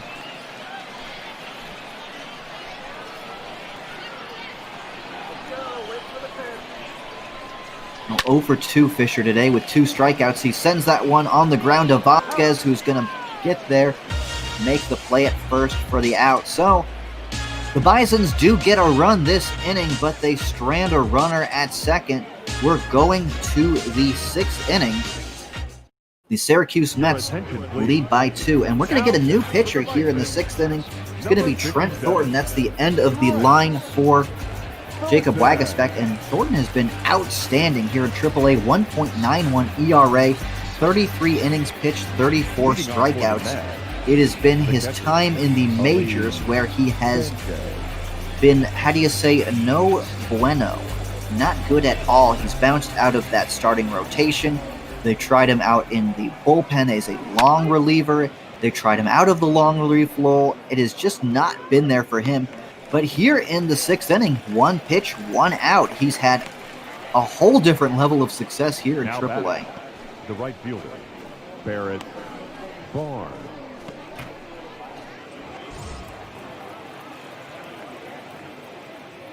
Going to face Barrett Barnes here now with 1 out. Barrett Barnes had an adventurous inning last inning, dove for that ball, You really shouldn't dive for a ball unless you're sure you're going to catch it. A.J. Cole, Thomas Hatch still warming up in the bullpen. Cole has some experience in the majors last year. Hatch just acquired last season from the Chicago Cubs. Well, Thornton missing badly there, 2-0 to Barrett Barnes. Thornton has that very high leg kick. Kind of reminds me of a right-handed Dontrell Willis. Mo Red Wings asks, is this the Mets farm team? Yes, it is the Mets farm team. The Syracuse Mets are their name. They used to be the Syracuse Sky Chiefs, and then they were the Syracuse Chiefs. Toronto actually used to be their affiliate for several years until they ended up in Las Vegas, and you never want to be in Las Vegas if you're an East Coast team. 3-2 pitch here from Thornton. Gets him looking on that four-seam fastball, 94 miles an hour. And Barrett Barnes shaking his head. Yeah, he knows it, and that was a good pitch. He's going to face David Thompson here, the designated hitter. Thompson 0 for 2 today. So yeah, they've had a couple of years in Las Vegas, and then Buffalo became available when Buffalo decided they didn't want the Mets anymore. So Toronto jumped at the opportunity and took Buffalo from the Mets, and the Mets were left standing with Las Vegas. And another strikeout there for Trent Thornton. David Thompson cannot believe it. He goes down looking, and Trent Thornton really loving AAA. And leading off for the Bison, the right We fielder. go to the bottom of the sixth inning, 4, 5, and 6 for Buffalo. They've got a chance to get back in this one. There'll be Forrest Wall, Caleb Joseph, and Josh Palacios. Joseph Shaw and Andrew Church warming up in the bullpen for the Mets. 73 pitches already for Colomb, but he has been outstanding today. 8 strikeouts through 5 innings.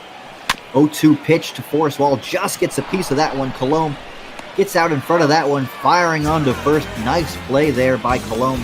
That's why they do the pitcher's fielding practice. And one quick out. Forrest Wall pretty frustrated with himself, and 0 for 3 here today.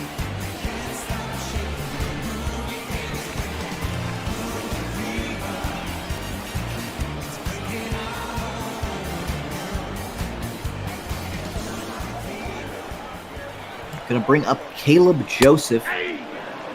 Well, that pitch is called a strike, and I'm not sure that it did get the strike zone, but when you've been cruising like Colomb has, you kind of get favorable calls. That ball misses inside, and it's 1-1 now to Caleb Joseph. In the first spring training of the year, Caleb Joseph did a tribute to Neil Peart of Rush. Did a drum solo of, I believe it was Tom Sawyer. The ball misses outside 2-2. Neil Peart often considered, one of the best drummers of all time, if not the best. And that one is hit deep to left field, giving chase, and there is Jarrett Parker. I thought that one was hit pretty well, but Parker was there to make the catch for the second out.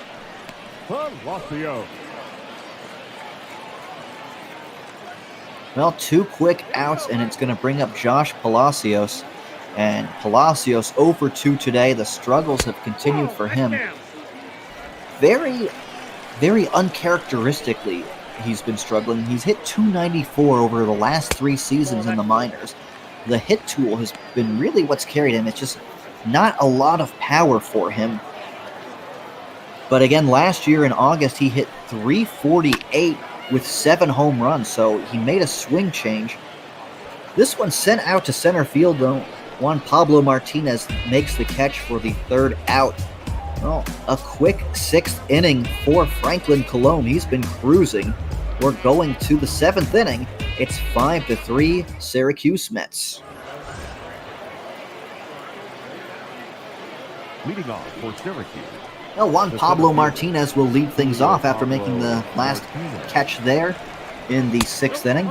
They'll face Trent Thornton, and pretty good day at the plate for Juan Pablo Martinez. 2 for 2 today. He's hit a single. He hit a triple. And Martinez was acquired from the Texas Rangers for Dominic Smith.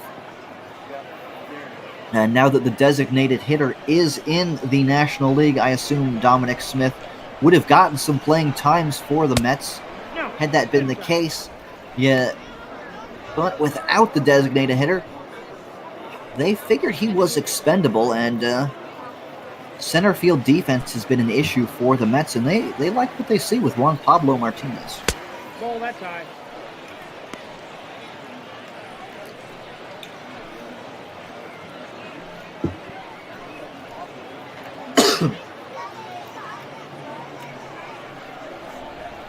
Well, 3-1 pitch here on its way to Juan Pablo Martinez.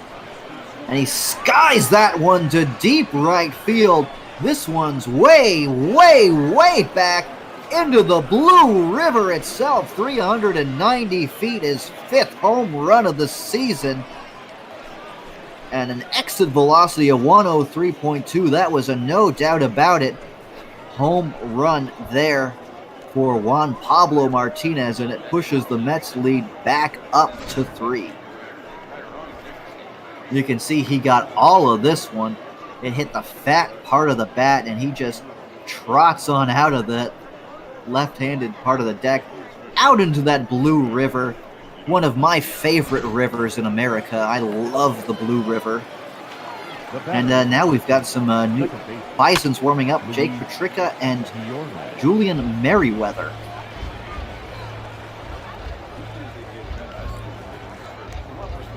And with that home run, Juan Pablo Martinez is now a double shy of the cycle. We'll see if he gets another at-bat. Luis Guillorme sends that one into the outfield, and the trouble for Trent Thornton continues here in the 7th inning.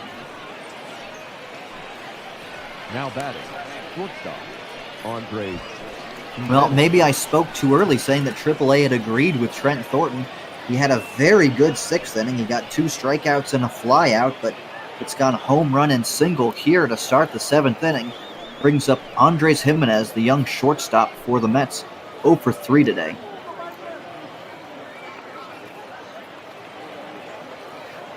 Yeah, in the Twitch chat, they're saying time to put in Baraki. Well, Baraki is starting down here. That one is hit up the first base line, and wisely Nash Knight kicks it foul. Running on that pitch had been Luis Guillorme, and that would have been trouble had it stayed fair. This one skied into the outfield. Derek Fisher is going to get underneath that one and make the catch for the first out. So very wisely for Knight to make sure that that ball stayed foul. And now we've got 1 out and only a runner on at first instead of possibly 2 on and nobody out.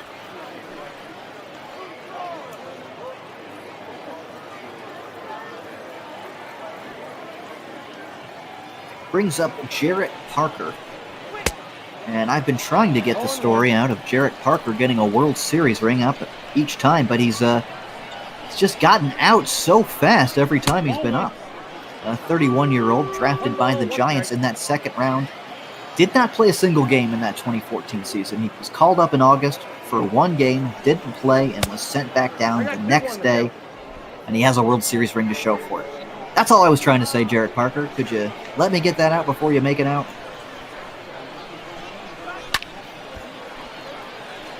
Well, now I've got nothing else to say about him, and he's got a long at-bat here, 2-2.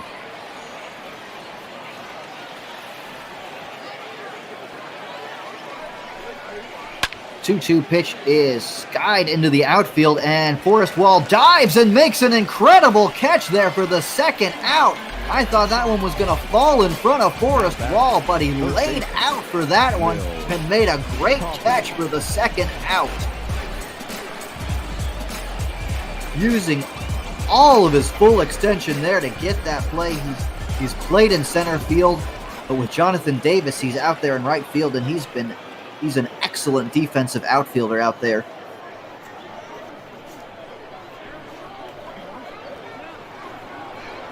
Well, brings up Will Toffey, 2 for 3 today. He had his way with Jacob Waguespack, hit 2 doubles, scored a run. flew out his last time up, though. 1-0 pitch from Thornton. That one is fouled away, and it's 1-1.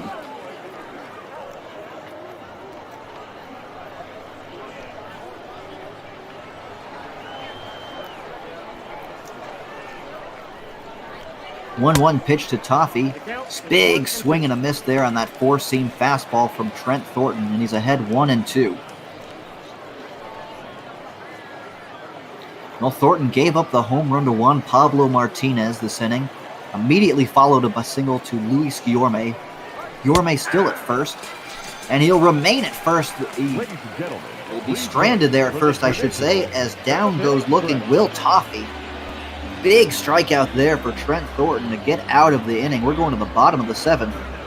The Mets lead by 3.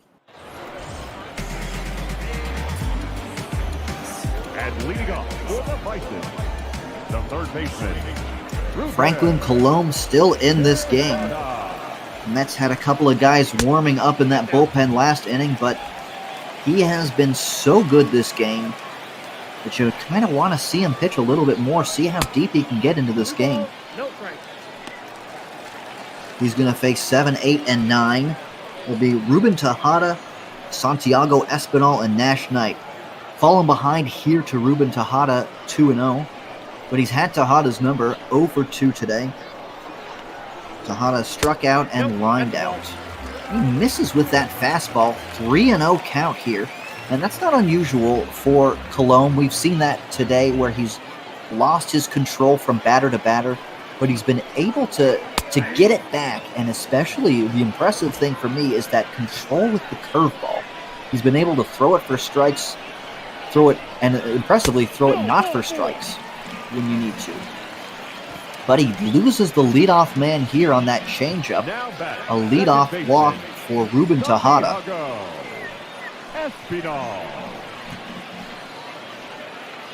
And he is at 88 pitches, but it is the bottom of the lineup, and it doesn't matter if it's the top or the part of the order. It's the Buffalo Bison's lineup. It's not a very good lineup. But still, he has been in control. Misses with that one, and it's 1-0 to Espinal. So after walking Tejada, he falls behind on the first pitch, but he gets a swing and a miss from Espinal there, and it's 1-1. Espinal struck out his last time up, but he doubled in the 3rd inning. It's a 2-run inning for the Bisons.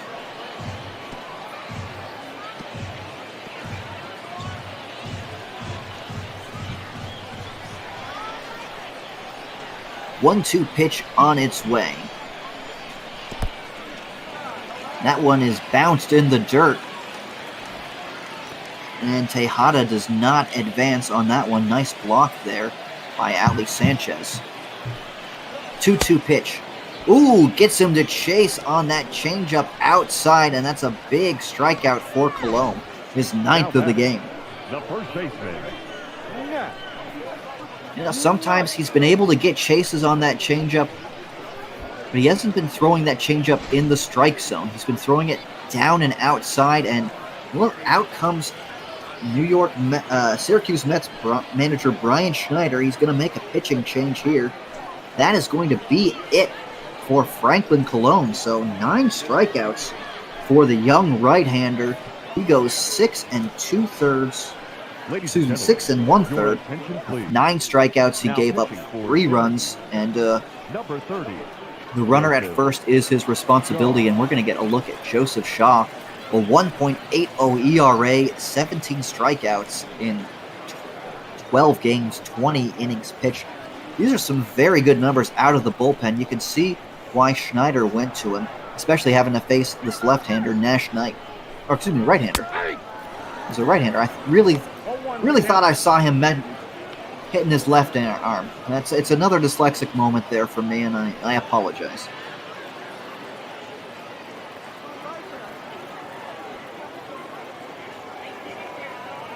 Well, 0-1 pitch to Nash Knight here from Joseph Shaw. That one's hit on the ground. That could be two. Vasquez firing onto second, not in time, pulling him off the bag was the throw. Number 49. So it's a fielder's choice. Ruben Tejada out at second, and going to first will be Nash Knight. You can see that looks like, aren't those slides now illegal? That looked like a takeout slide to me, but it's not called, and we're not going to get Schneider calling for a replay here.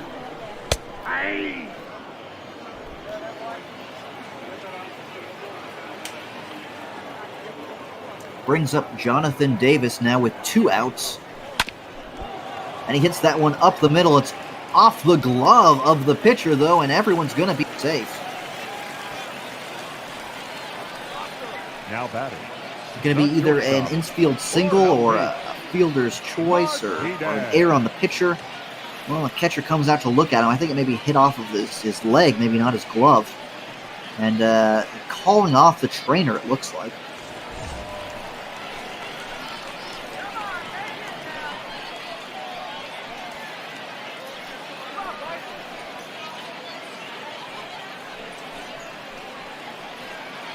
Well, Aurelvis Martinez is going to come up now with 2 on and 2 out, and he's had himself a pretty good ball game. A double and a single, and he's got a chance to score some runs here. Swings at that first pitch and fouls it off down the right field side.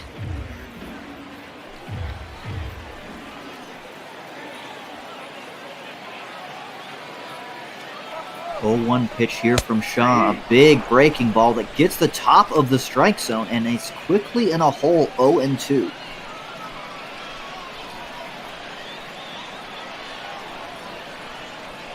Now the 0-2 pitch now on the way. It's taken outside for a ball.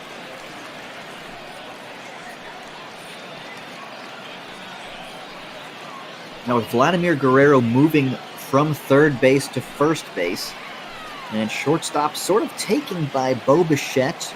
Austin Martin can play short. A lot of guys can play short. Aurelvis Martinez could end up at third. That one is a comebacker hit to the mound, and for some reason they go to third, firing onto Toffee, and that will end the inning, but not sure why you throw to the lead runner like that for the final out of an inning. Interesting play there by Joseph Shaw. Gets out of the inning anyways. Vasquez. Ball 1, no strike. Trent Thornton still in this game. Classic 3-5 put out to end the inning. Thornton, 29 pitches. It's his 3rd inning of work here in the 8th. Of course, he was a starter last year in Toronto. Toronto has a lot of starting pitching options. But if the options aren't good, does it really matter?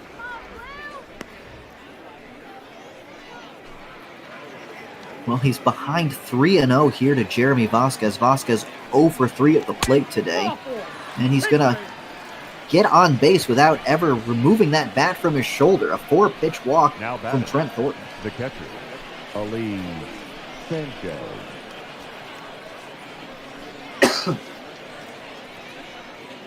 Now Thornton unhappy with himself as he takes a walk around the mound.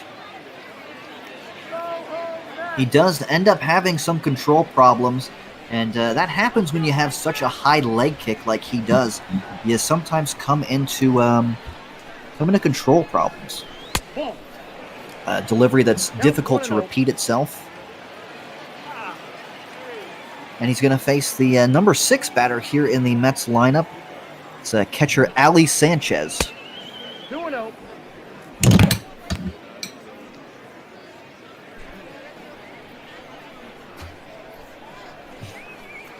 Thornton behind 2-0 here to Sanchez. And he gets a wild swing. It must have been a hit and run because the runner going from first, he is in there safely. A stolen base for the first baseman, Jeremy Vasquez. Well, now the Mets have themselves a runner in scoring position, and they can push this run across. it sort of blows this game open a little bit. A 7-3 deficit is much more daunting to come back from, especially with only 2 innings left. Well, a big swing and a miss there on a slider, and Trent Thornton gets his 4th strikeout of the afternoon. The right fielder, Barrett Barnes.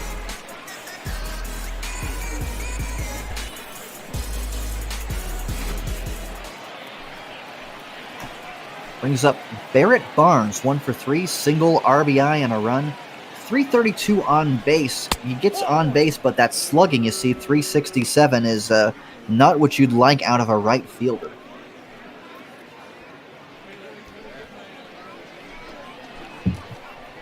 Vasquez is the runner at second. 1 out here in the 8th inning, and Thornton throws a breaking ball inside, missing badly, and it's 2-0.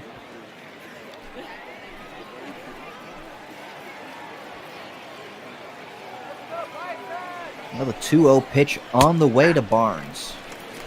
And that one is in there for a strike.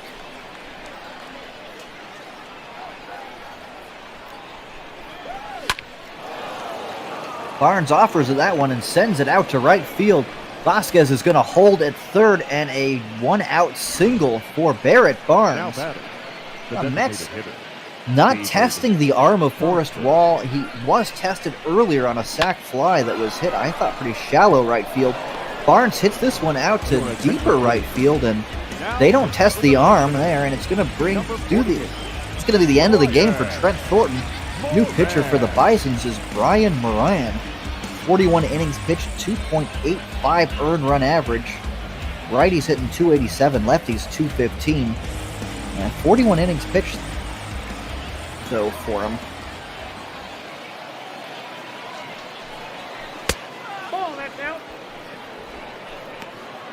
He's going to face David Thompson, Juan Pablo Martinez, and Luis Guillorme. So a few left-handers coming up for the lefty, Brian Moran. It's interesting that they would pull him and make him face a righty right away, instead of trying to see what Trent Thornton would have done in this situation.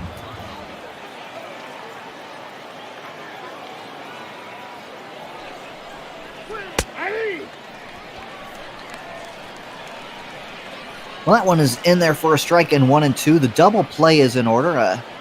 What I find interesting is that Vasquez was fast enough to steal second, but not fast enough to score on a single to right field from second. 1-2 pitch, a big swing there on a 98-mile-an-hour fastball, and he's just able to get a piece of that one. 1-2 pitch here from Moran.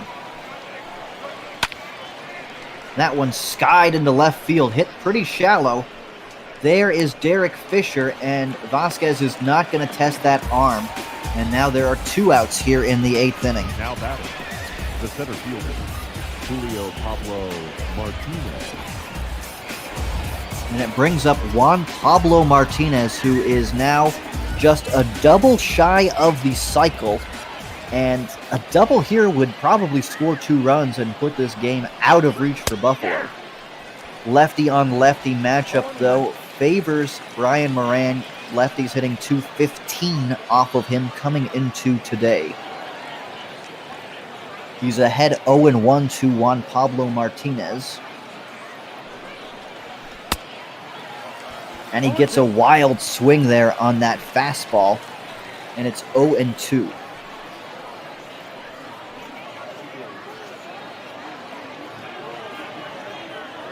So Vasquez is the runner at third. He is Trent Thornton's responsibility. 0-2 pitch, just got a piece of that one.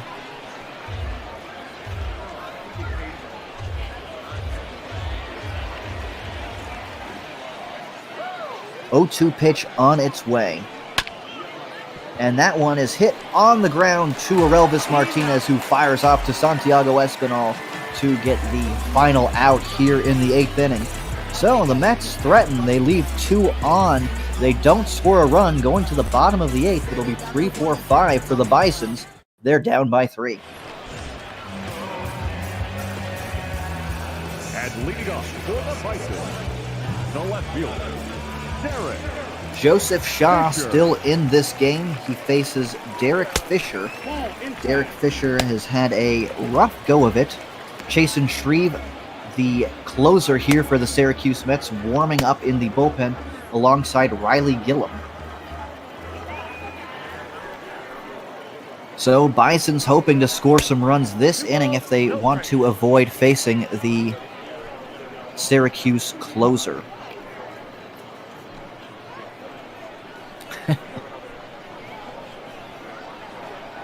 (2-0) pitch here to Fisher, and that one misses way outside and low. 3-0.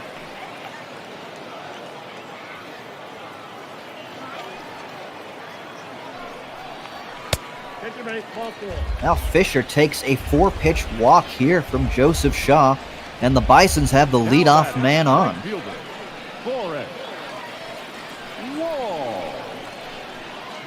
Going to bring up Forrest Wall. Wall is 0 for 3 today. A ground out his last time up. Grounded out back to the pitcher.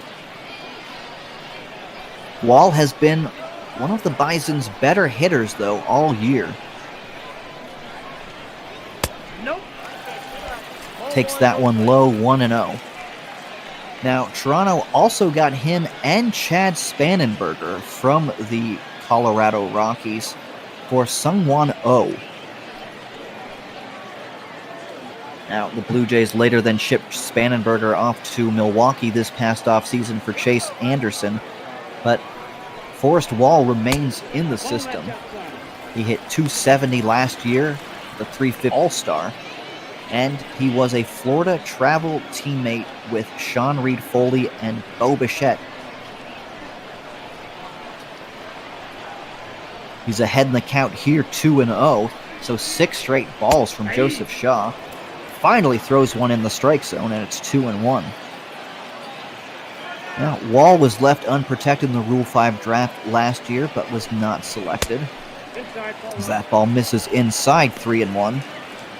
He lowered his strikeout rate last year from 31% all the way down to 23%, and increased his walk rate from 8 to 10, while also playing in that Eastern League All-Star game last year. Big swing and a miss there on that fastball, and its count goes full. He is on the 60-man player taxi squad, so he may find his way into a couple games for Toronto this year. And he gets a walk here in the 8th inning. Back-to-back walks to start things here for Joseph Shaw in the 8th inning. Not the way you want to start things if you are a Syracuse Mets fan.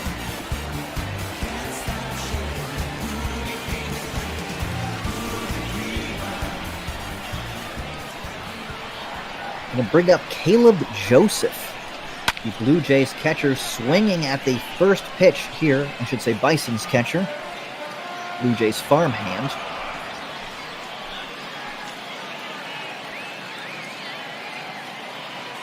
He's got a chance to drive in a run here. Nobody out here in the 8th inning. Swings wildly at that one, and it's 0-2.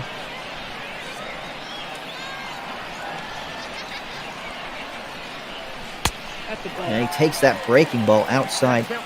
Speaking of runs driven in for Caleb Joseph, he went 19 months and 18 days without driving in a run, which was all of the 2016 campaign, which he had 132 at-bats.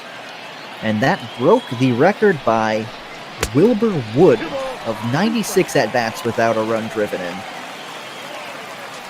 Wilbur Wood, that sounds like a name of like one of the Wood brothers of the, I'll spit it out eventually. There's a big swing and a miss there. Joseph Shaw finally gets a strikeout, gets the first out here in the 8th inning, and that is going to do it here for Shaw. So he walks the first 2 guys and finally gets a strikeout, and we're going to see Tyler Bachelor. 4.50 ERA, 13 strikeouts to 7 walks in 16 innings pitched, so control problems are an issue for him as well.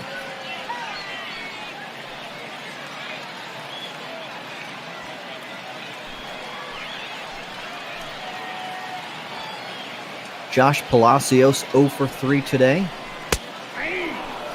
Takes a first pitch strike on the outside corner. .209 average with runners in scoring position. And the Bisons are gonna have 3 chances to get at least Fisher in from second. No, Palacios just taking there, and it's now 0-2.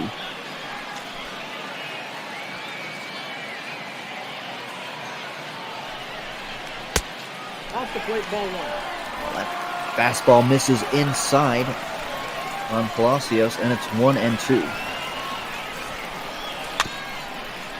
Just gets a piece of that one. It's out in front of the mound. It's going to advance the runners. But out at first is Josh Palacios. Forrest Wall and Derek Fisher advance to second and third, respectively.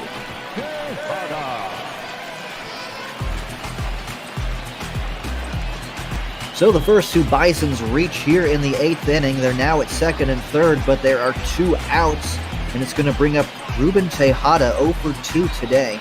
Walked his last time up in the 7th. 2-out base hit here would be huge for the Bisons. It would pull them to within a run. Taking all the way on that first pitch, missing down and low, 1-0.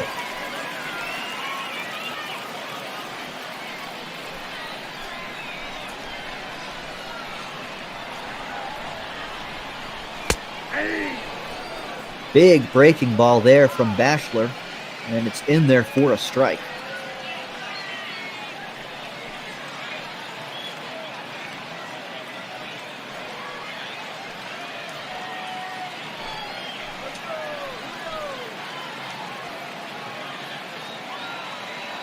Big at bat here for Tejada. 1-1 pitch misses high, 2-1. On deck is Santiago Espinal. Should it reach to that? 2-1 pitch. Ooh, just in there for a strike. Nice breaking ball there from Bachelor.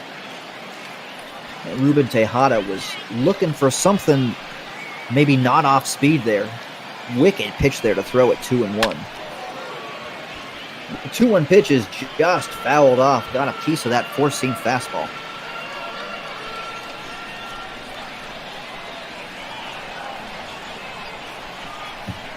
Here's the 2-2 pitch, and it's a big swing and a miss. Bachelor gets him to go down swinging. So Ruben Tejada with 2 on in scoring position does not come through for the Bisons. We're going to the 9th inning.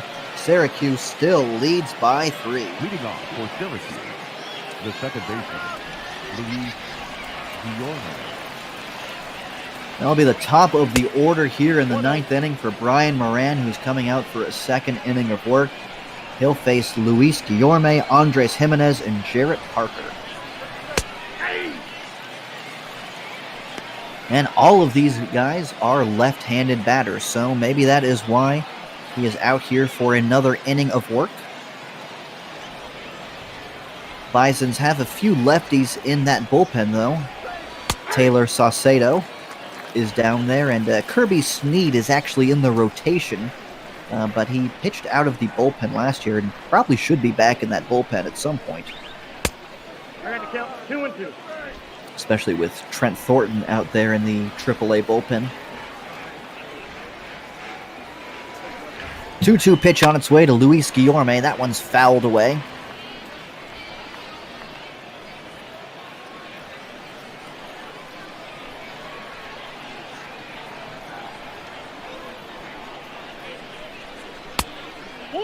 That one misses outside, and the count goes full. Now, Brian Moran is a name that is part of one of my favorite baseball memes. Is a sign someone is holding that says, "Get a Brian Moran," and what they really mean is, "Get a brain moron." But they basically spelled, "Get a Brian Moran."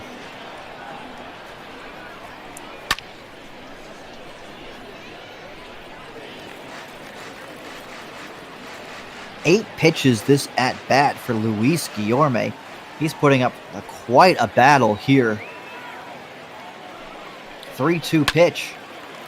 And that one is sent out into left field. Derek Fisher not going to get to that one. That one just dumped behind the third baseman, Ruben Tejada. That was, I thought Derek Fisher should have been coming in onto that one, but instead Tejada was chasing back on that one. Neither player is able to get it, and it's a leadoff single for Luis Guillorme. They've been unable to keep him off the bases. He was running on that one. It looks like he'll have to tag or go halfway. It was hit out to center field for Jonathan Davis, who puts it away for the first out. Now batting, the left fielder, Jarrett Parker.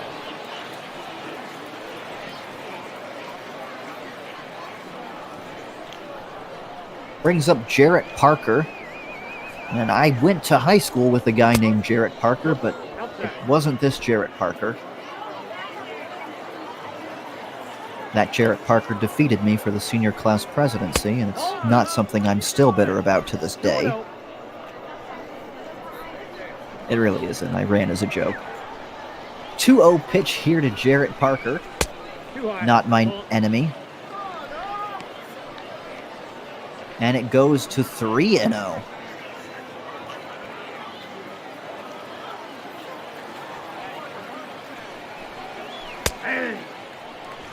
.30 pitches in there for a strike to Parker.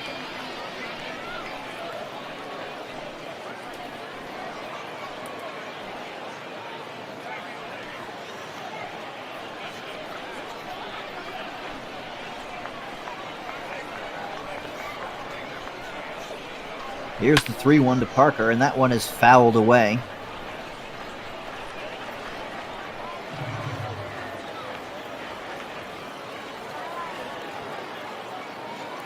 So a lot of pitches this inning for Brian Moran. He gets Parker out in front of this one. This one's hit pretty deep to right field. Forrest Wall back at the wall, and he makes the catch up against the wall. Forrest Wall, what an amazing catch there. Banging up against the wall to make the catch for the second out here in the 9th inning. Well, there was a play earlier in the game where Forrest had to go back to the wall, and it just bounced over his head. He was unable to make the catch, but today he was able to, or right now, he was able to make that catch here in the 9th inning.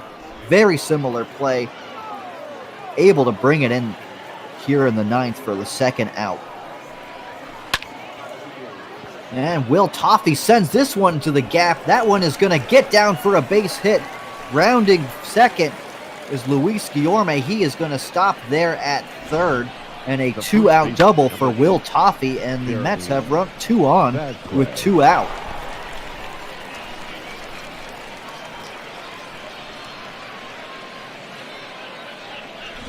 Now Toffee wasting no time swinging at that first pitch, and it's his third double of the game.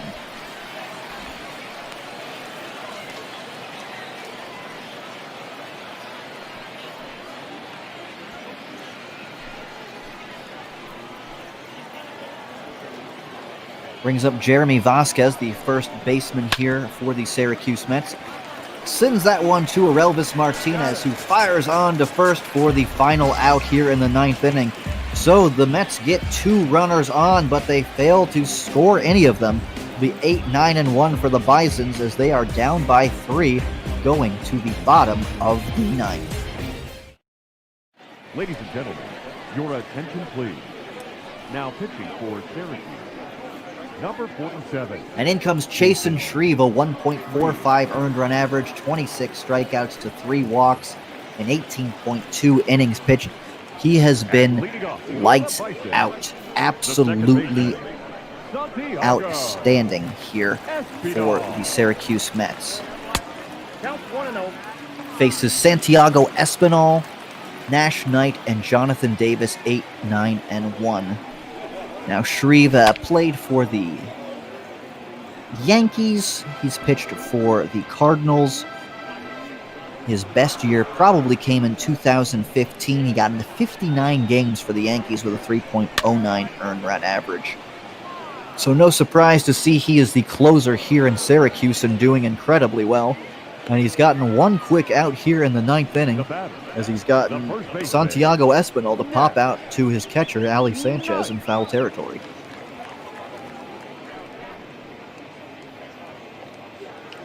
Now 2019 Eastern League All-Star Nash Knight comes up to the plate here with 1 out.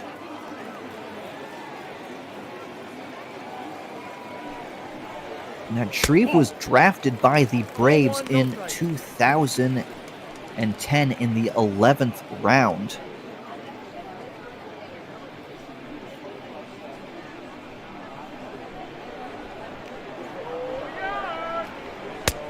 The Braves traded Shreve and David Carpenter to the Yankees for one of their former very top prospects. You may remember the name Manny Banuelos. It was Banuelos and Betances that was the supposed to be formidable duo for the Yankees. That one's hit on the ground to third. And there's 2 quick outs here in the ninth. The batter, number 49. So 2 outs in the ninth inning, and Jonathan Davis is the last hope for the Bisons here.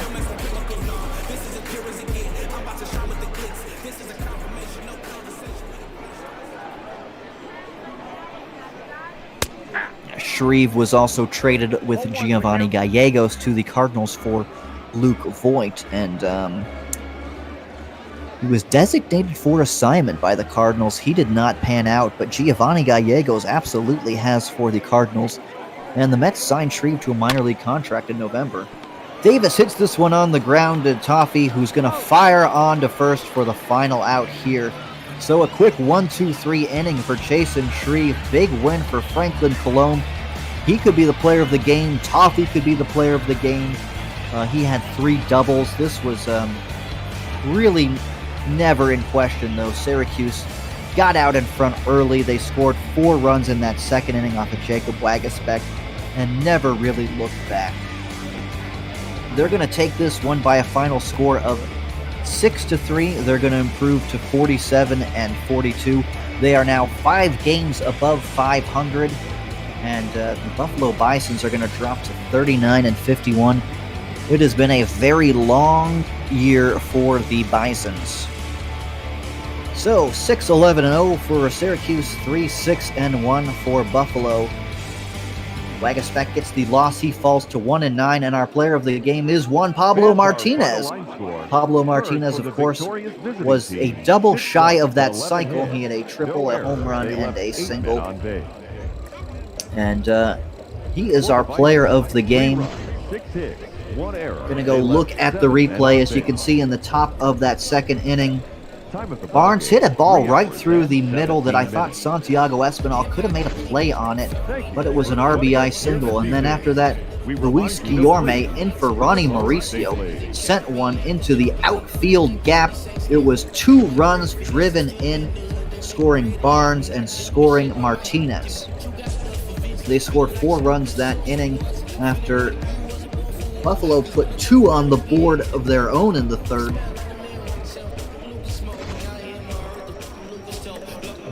Then in the top of the fourth, Luis Guillorme hit a sacrifice fly, driving in a run. As you can see, this was hit to not that deep. You see, it's not even 330 out there, but Forrest Wall unable to get the ball in. Another run would come in to score, and really, in my mind, the story of the game is how well Franklin Colomb pitched for these Syracuse Mets. He got Espinal to chase on a changeup. He had that changeup working. He had that curveball working. And again, more highlights from our player of the day. Juan Pablo Martinez, a sac fly to right field. That scored another run. Or excuse me, wrong Martinez. Orelvis Martinez was the one who hit the sac fly to right field. That scored a run and put in the Bisons within 2. But then Juan Pablo Martinez homered to right. They really should have put a qualifier up there. You can't just say Martinez. There's too many Martinezes. Juan Pablo Martinez hit that one all the way out into the Blue River to put them up to 6-3. And here in the 7th inning, Forrest Wall laying out for an outstanding catch in that 7th inning, robbing Jarrett Parker of what would have been extra bases for sure. Yep, that was a great catch that kept the game in reach for Buffalo, but they were never able to put any more runs on the board. You see the last play of the game, Davis grinding out to Will Toffee, 5-3, And that was our ball game. See 6 1/3 innings for Franklin Cologne, 9 strikeouts, 5 innings for Waguespack, only 3 strikeouts and 5 earned runs. Jason Shreve with an easy 9th inning for a save, and this one that's how it is done here in Buffalo.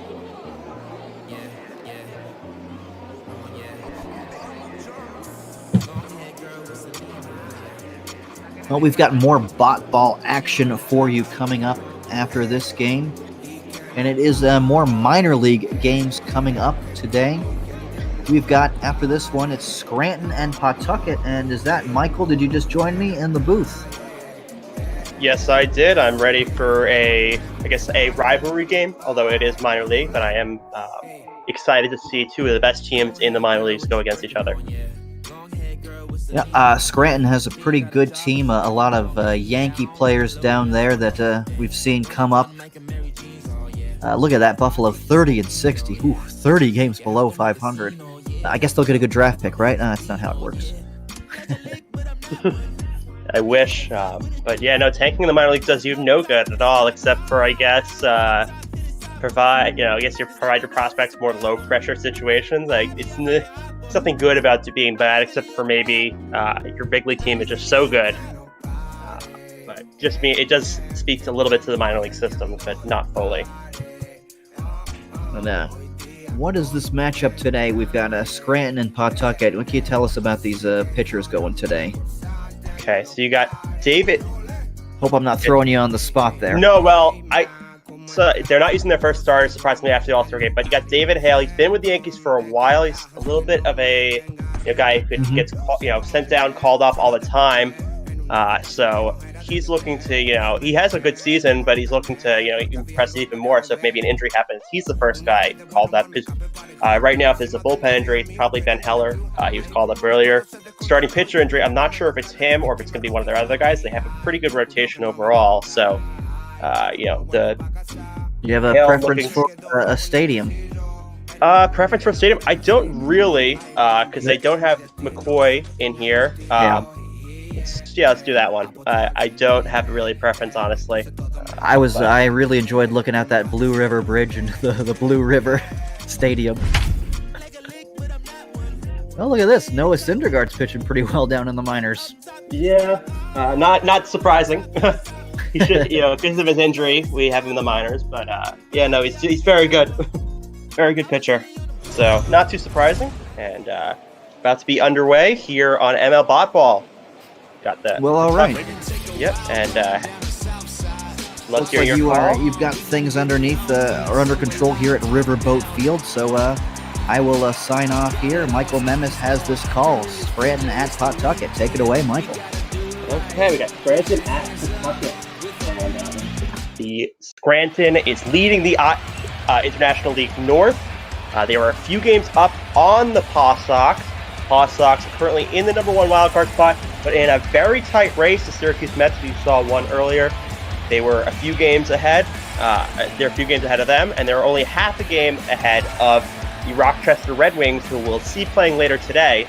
So, both teams, two of the best in their leagues. Both teams projected to make the playoffs right now, but both teams just very close to missing it. As Zach Granite steps into the box, he takes strike one. Pitcher on the day for the Pawtucket is Ward. Ward, one of the Red Sox, should have a pretty good rotation overall. As you see, 15-39, second in the IL North.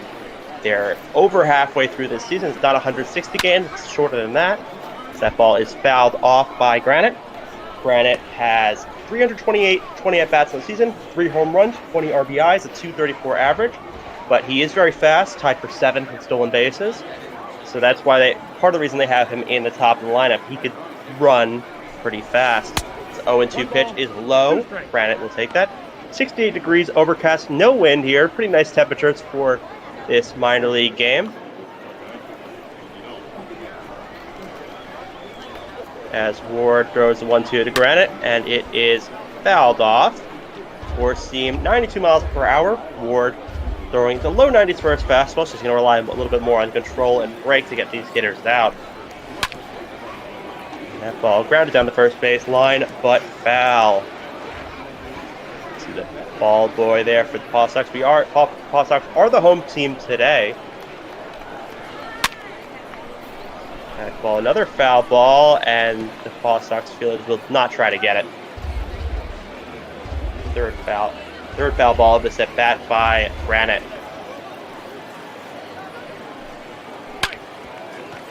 That ball hit to second base, and it'll be fielded and fired to Dalvik at first for the first out of the inning. It's a pretty packed house here for the Paw Sox here at Riverboat Field. Usually they play at McCoy Stadium, but right now they are at another stadium as McCoy is not in the game, as Tyler Wade steps in. Grounded to first, just foul. And you see 6 runs scored in his last 3 games, having a pretty good season for him. Ball outside 1-1. Wade usually on the big league roster, but has been in the AAA. He's kind of gone up and down. He is right now 9th in runs, tied for 5th in walks, and 6th in on-base percentage. 1-1 is just outside 2-1. Another one outside 3-1. Mike Ford, the Rail Riders' first baseman, on deck.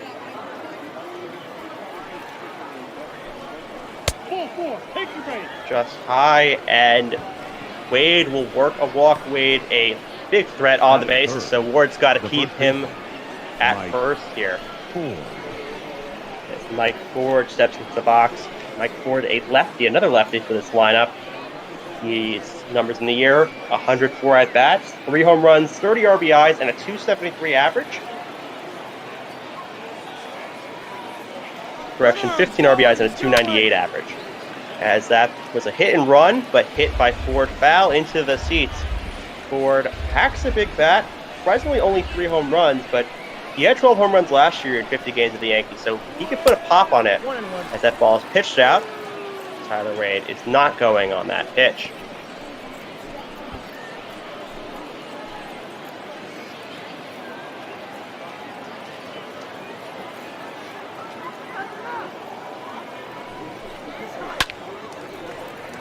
That ball popped up, and Jeter Downs will get under it and make the play for the second out of the inning.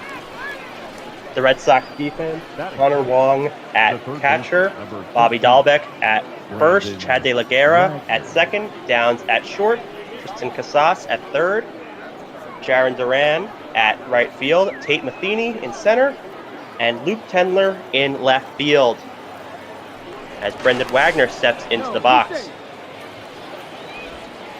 Wagner has 8 home runs of the season, 32 RBIs, a 250 average.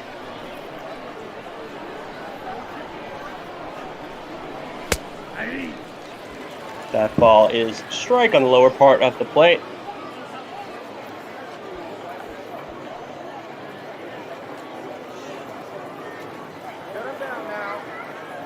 Wade leads off first.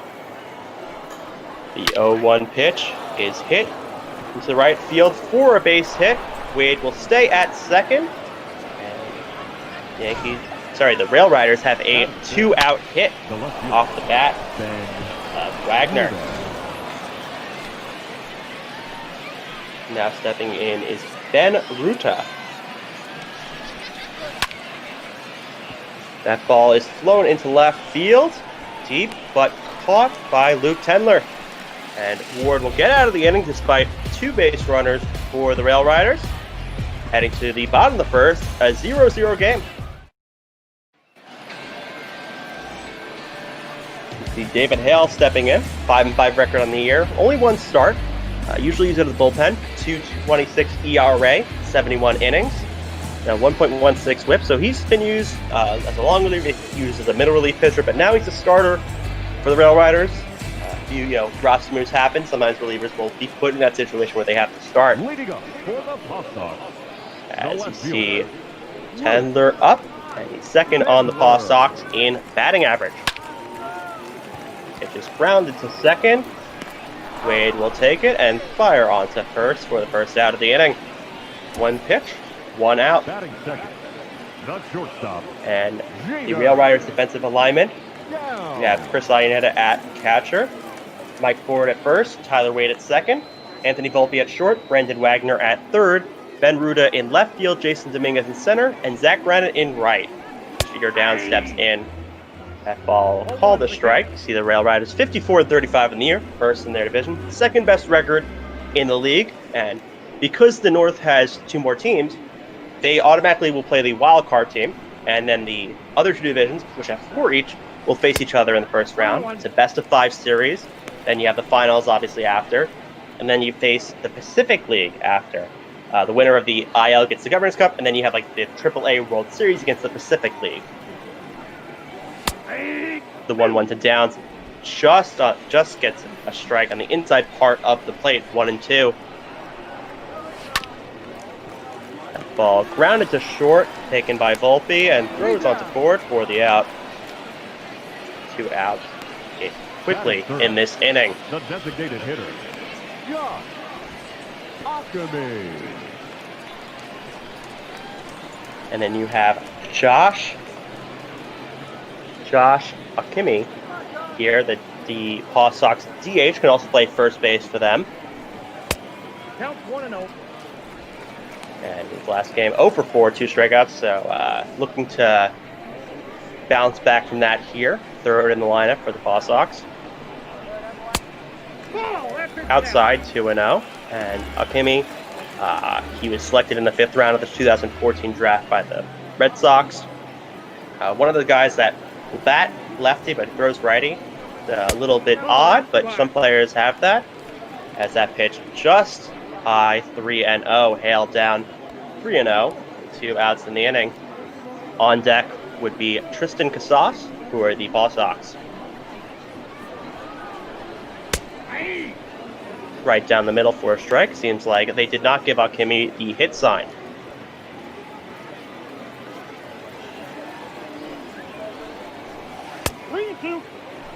Strike. Got him swinging. 3-2 now. And struck out looking. Akemi goes down, and Hale gets out of the bottom of the first relatively unscathed. 3 up, 3 down. As Scranton gets their second at bats of the game. The center fielder. Got Jason Dominguez up. Dominguez. Ball high, ball 1. Dominguez is the Yankees' top prospect, and he's top 55 overall. Signed a $5.1 million signing bonus, which is huge for an international signing. And hadn't surprisingly up in AAA, but I think in MLB show they do it a lot based on ratings rather than realistically where they'd be, because Dominguez was in rookie ball before the season, and him going up to AAA, it's a little bit unrealistic, as that ball is grounded to second, taken by Guerra, and on to first for the first out of the inning. Batting 7, the catcher, Chris Iannetta. Now you got Chris Iannetta. The Rail Riders catcher was on the big league squad, but sent down after the Major League club traded for Jacob Stallings from the Pirates. Nope. Outside, ball 2. 2 balls, no strikes. And Iannetta has been around the league a lot. Yankees have a lot of those guys who've been around the league a lot. Ball fouled back for strike 1.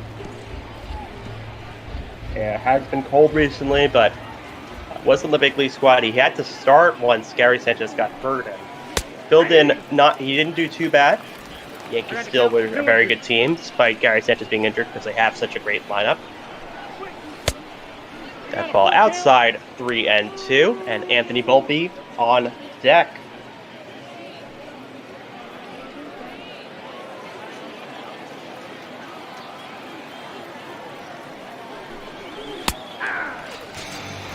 Strike 3 on the lower outside corner.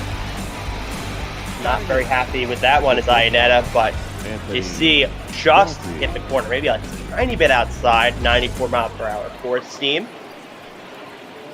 Now you got Anthony Volpe, another highly rated prospect for the Yankees, 9th overall. That ball is outside 1-0. And you see his last 3 games, 333 average, 3 for 9. So hitting nice, better than his season numbers, only hitting 260 on the year. That ball looped into right field, but caught by De La Guerra for the final out of the inning. We head to the bottom of the second here on ML Bot Ball, and it's still a 0-0 game.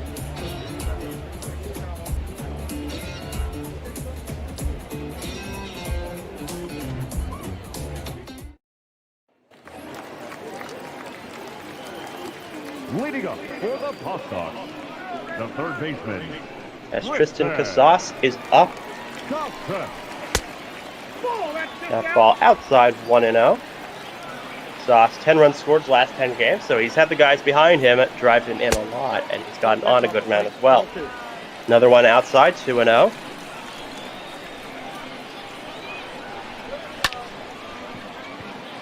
Flown into center field, and that will be caught by Dominguez for the first out of the second. Batting fifth, the second baseman. So far, just all business, attacking these hitters and not getting deep into the count with any of them. As De La Guerra gets up, has had a lot of action there at second base. Nope. Just outside, 1-0. Had a double last game. De La Guerra, pretty good speed. He's pretty good also. He's pretty good fielding in general. That ball in there for a strike.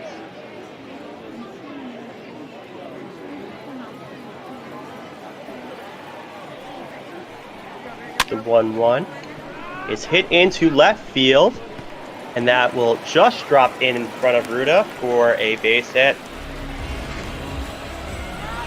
Batting fifth, the first baseman. Hit off the field, a little bit off the end of the bat, but does drop in front of Ruda.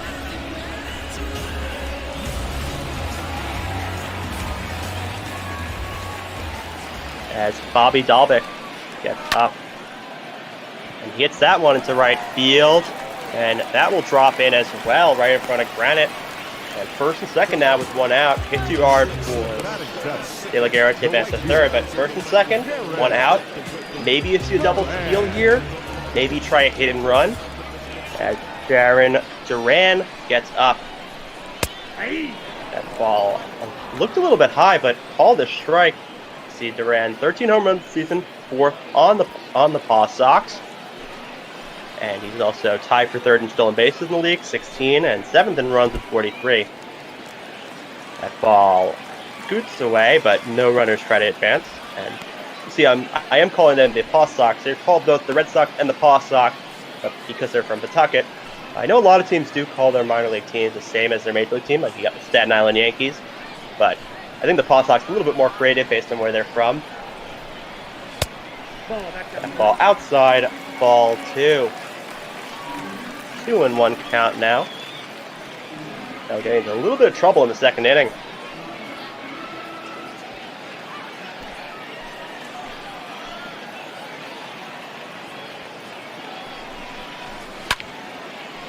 That ball fouled away on a pitch on the top of the zone.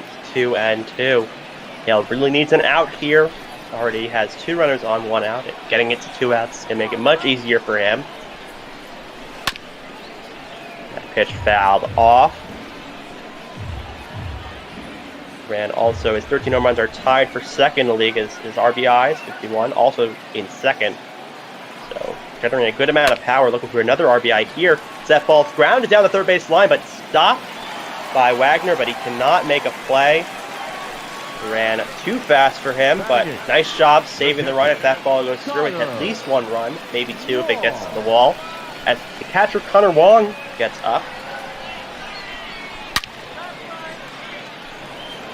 That ball is fouled up, and Wong, pretty fast for a catcher, has 64 speed, so a ground ball might not necessarily mean 2. Maybe the Rail Riders just decide to go to home. That ball in there, strike 2. Wong over 4 last game. Not expected much offensive production bottom of the lineup. It does have a 260 average, which isn't bad for an 8th hitter. As that ball hit into center field. And just caught. Nice play by Dominguez, but a run will score there. Dominguez got it off the end of his glove, and a little bit of a web gem there, but Wong does get the job done.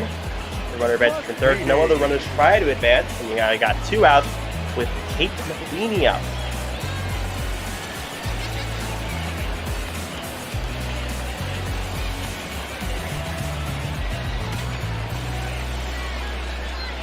And Matheny, that name sounds familiar. He is the son of Mike Matheny, guy who used to be the Cardinals manager. Has that ball in there for a strike. And a 4th round pick in the 2015 MLB draft. Was originally selected by the Cardinals in the 23rd round of the 2012 draft. Decided to go to college. I know a lot of players that happens where the Yankees drafted a relative like Mariano Rivera. Sometimes you see that happen, just that it's late round. Like, you don't expect much there, although there are some gems from late round picks. A lot of times you'll just pick a family member or some like celebrity guy you know is not going to play in MLB, like Russell Wilson being drafted. No, everyone knows he's just going to play football, but worth a shot to draft him. It's now 1-2 on Matheny. Hale trying to avoid any further trouble, or just giving up 1 run this inning. Ball 2-2. Hale sweating this inning. Lots of pitches so far, already over 20.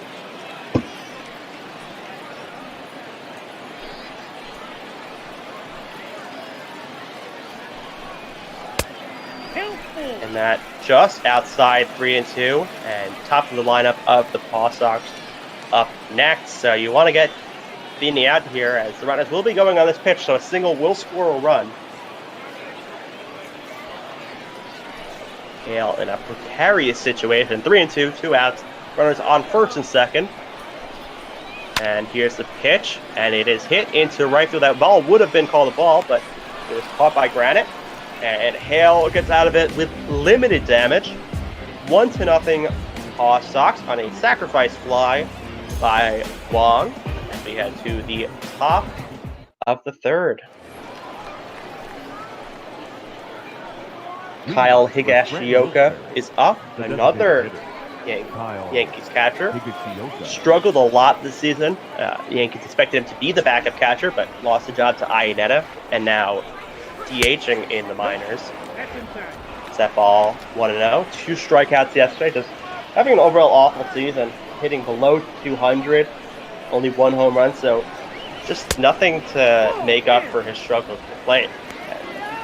He does have good fielding, and he has shown power. His first 3 hits were home runs after struggling immensely going into the majors, including one off Price, which I think knocked him out of the game.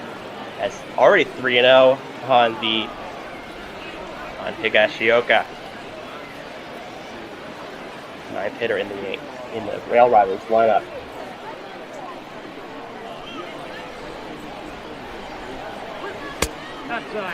That ball is outside, and 4-pitch walk on Higashioka with the top of the Rail Riders lineup coming up. We're not happy after losing Higashioka. 9-hitter, you got to put him away.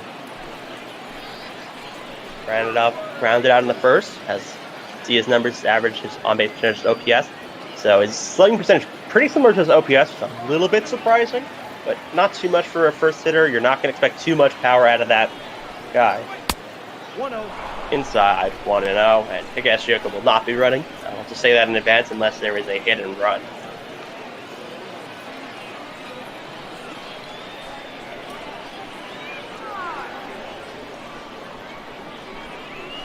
Nope, that's down. That ball just low, 2-0. I'm sure Ward's not happy there on that cutter.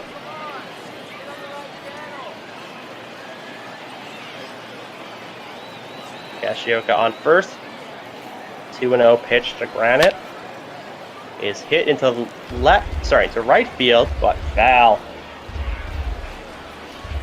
Granite was with the Twins and then the Rangers, but signed a minor league contract with the Yankees, hoping to make the big league squad in case there are some outfielder injuries. That ball is outside, 3-1. He's also been pretty consistent, 12th in the league in at-bats, so he's played almost every game for this team, and consistent guy. You're going to slot him at the top of the lineup every time. And looking to maybe advance the runner here on that 3-1. Inside, ball 4. Ward has only thrown 1 strike this inning and walked 2 batters. A mound visit in order. But first and second, and you got Tyler Wade up. Wade, great hitter, but maybe he lays down a bunt here. Maybe he just waits to get walked again. He already got walked in the first. We'll see what Red Riders decides to do here, what Doug Davis, the Red Riders manager, decides to do here. So he'll be swinging, and that pitch swung on a miss for a strike.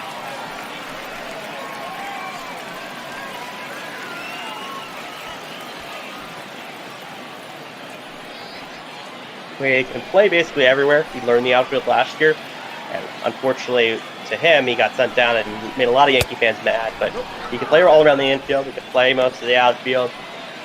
He has great speed. He's a good fielder. He's going to probably be used as that extra inning runner for the Yankees this season. Swung on and missed.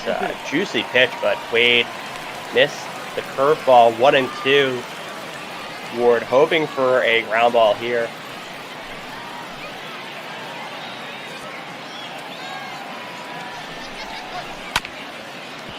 And that grounded to third on Guerra and on to Dahlbeck for the double play. A big double play there for Ward.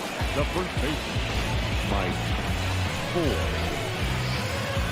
See a low pitch, and then it's on. It's a picture perfect double play. Right to Casas. Have to go a little bit in, but pretty easy double play there despite Wade's speed.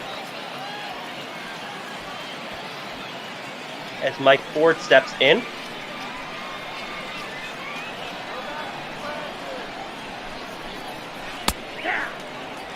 Strike on the outside part of the plate, 0-1. And Ford had a 909 OPS last year with the Yankees. Kind of expected to make the roster, but the Yankees have so much depth that he's now in the minors. Call him a 4A player, and what I mean by 4A is a guy who has major league talent, but stuck in minor league just because of how talented their team is. Think of a guy like Luke Voigt, who the Yankees now have at first base. He's a 4A guy. Had the talent to be in the majors, but was stuck in the minors due to the depth the team had. That ball swung and fouled off. 0-2. Ward up to 45 pitches. Has labored this inning, but had a big double play last at bat.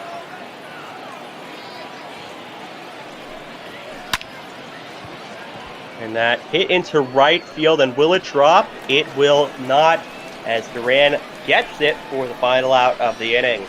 We head to the bottom of the third. Paw Sox up 1. And just a reminder that we are raising money this week for NAMI, the National Alliance on Mental Illness. NAMI is the nation's largest grassroots mental health organization, dedicated to providing advocacy, education, support, and public awareness so that all individuals and families affected by mental illness can build better lives. And we hope you can donate. We do this all for charity. We do this all for reps and fun, but it's also for charity. We're not getting paid at all for this. It's just, it's baseball, and we want to do it, and we want to do it for a good cause. So donate. As that pitch fouled off. At the top of the Paw Sox lineup, Luke Tendler. Strike 1-2.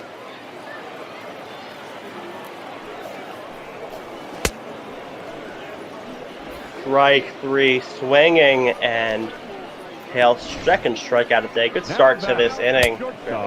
Bad last inning. Now you got Cheater Downs.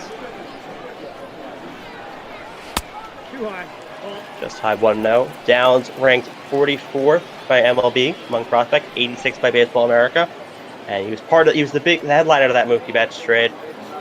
That's Price and Betts going to the Dodgers, and a lot of prospects going to the Red Sox. Ball 2.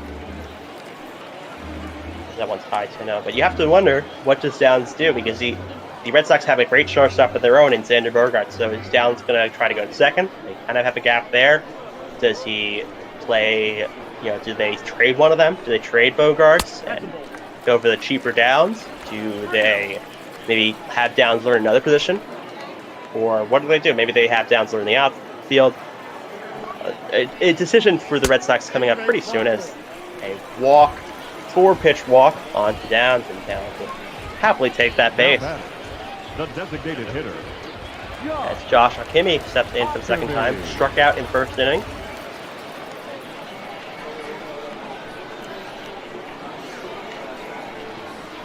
He's going. And Downs was stealing, but ball bobbled by Iannetta, so didn't even throw it. Nice steal by Downs. Not great speed, but has enough where he can swipe a bag if the pitcher's not paying attention. Swung on a miss for strike one on the lower inside part of the plate.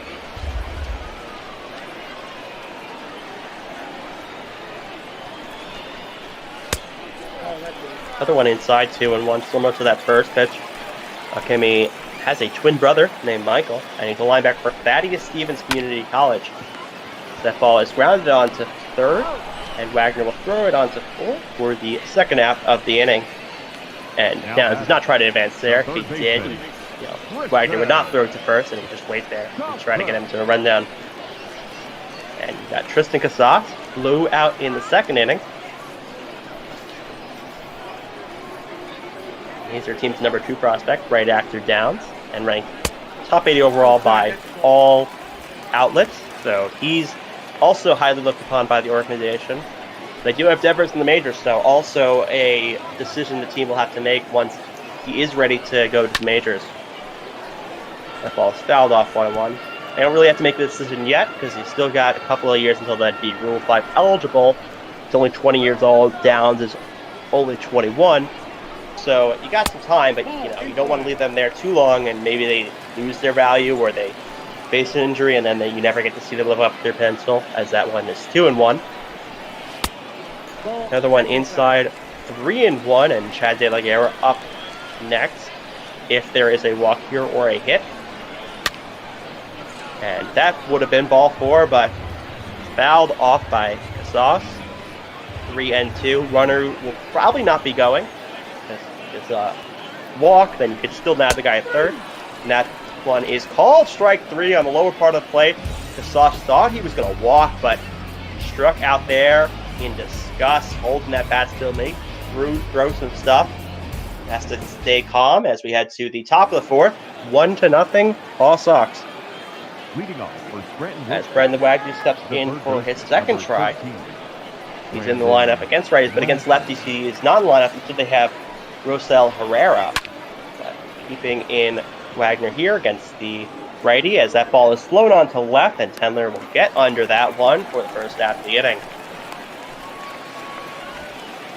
Now batting, left fielder, Ben Ruda.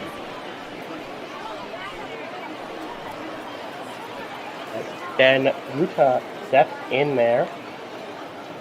Been cold recently, but always can easily turn that around. It's a very streaky game, baseball. That ball is called a strike on the outside part of the plate. 1-4 last game, so got a hit last game. He's not doing terrible, but still shows him it's called as swung strike 2, a pretty high pitch. Way inside, ball 1 on a slider. Not sure that's where Ward wanted to throw it, but ended up almost hitting the batter, actually. If he was crowding the plate like Garrett Peter used to, maybe he does get hit. And that would have been a ball 2, but hit into center field and dived, but not caught. And Ruda will go to second, and he is safe. That ball, Matheny tried to dive for it, but it got past him after he dived for it, and Ruda decided to go to second, and Duran got it, but did not fire in time, as now Jason Dominguez is up. Another opportunity for a base knock. Dominguez is a switch hitter, so you got another switch hitter, which is a very valuable skill to have. You could play either side of the plate. You don't have to platoon them, which is nice if they towards later of their career. So that ball is grounded to the second base side, and a dive, but a hit, and Ruda's going home, and he will be safe. On the line throw, but just not in time for the fast Ruda, as Dominguez with a clutch hit, And 2 diving plays, and that's just missed 2 just missed balls, and that's huge for the Rail Riders. That changed the complexion of this inning as Iannetta steps in. Try to get Dominguez, but he will be safe at first. Dominguez is a threat to run, second in stolen bases in the International League with 17.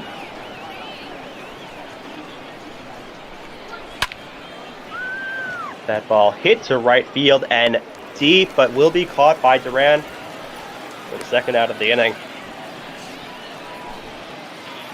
The batter, the shortstop. You see Ward, a little bit faster pitcher, throws in the mid-90s, which is pretty fast for a starter. Usually you see relievers throwing more than the upper 90s, with some exceptions. Hale throwing low 90s, which is about what you expected. Hale can play the relief, so you need to have some velocity usually as a reliever, unless you're a guy who kind of has some other thing, like you think of the Yankees, they have a guy, Nestor Cortez, who kind of does a lot of different deliveries and tries to fool the hitter. Anthony Volpe steps in there. That ball just outside, 1-0. See Volpe, 20 doubles, it's first in the Rail Riders, and also tied for first in the International League as well.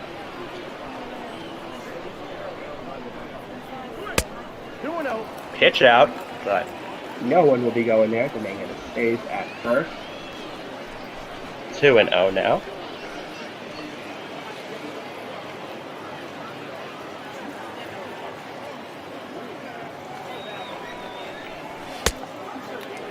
Strike on a pitch a little bit high, but very appetizing for Volpe. Volpe out of Vanderbilt. The team won the national championship the year he was drafted, so I'm sure a great way to end the college career. That ball line to the left side, but foul. 2-2 count on the 8-hitter in the Rail Riders lineup.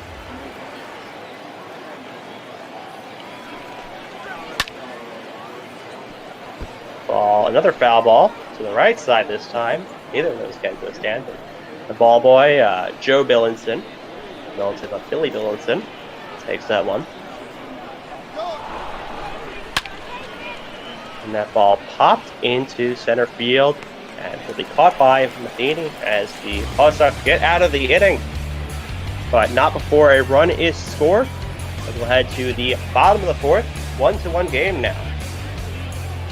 And a quick trivia question now. So the Scranton Wilkes Barre Rail Riders were not always the Yankees' minor league affiliate, AAA affiliate. What team were they the affiliate of before the Yankees?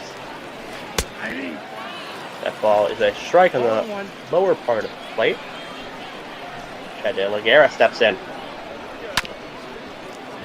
Grounded to the left side by Volpe and on to first to fourth for the first out of the inning.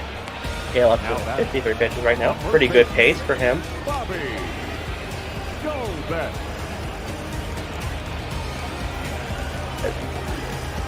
Bobby Dahlbeck up. First baseman for this team, but Kimmy could play first if Dahlbeck does get an off day. That ball is inside, 1-0.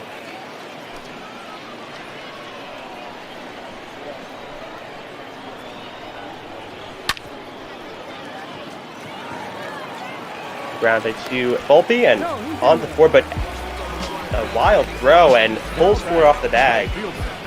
Yeah, a runner on first, an error on that play, obviously, by Volpe. He did have to run to get it, but no excuse to make it through that offline. Someone quickly answered the Columbus Clippers. I'm talking about, so Columbus Clippers were a Yankees affiliate, I believe, and I'm talking about who were the Rail Riders affiliate of before. So what major league team? You got like 30 years, you got 1 in 30 something chance or whatever, as that ball is grounded foul.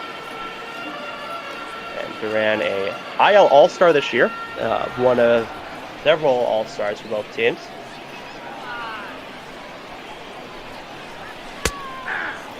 Just a strike on the, looks like the inside part of the plate. Not sure if it really was a strike, but called by the umpire there, 0-2. That ball will not be chased by Duran, 1-2 on a curveball.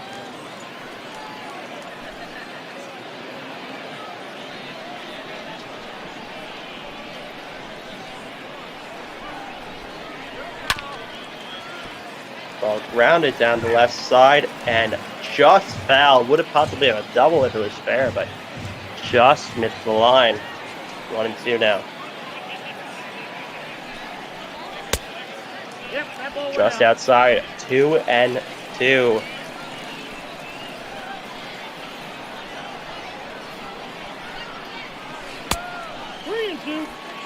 Safe ball, 3-2. Runner probably not off, one out. Someone entered the Angels. Angels is not the correct answer to this trivia question.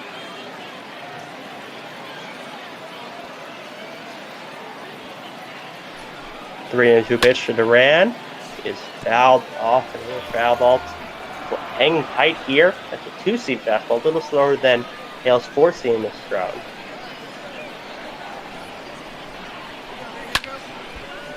Another foul ball. Hangs in there at 3-2. Hale up to 63 pitches on the day.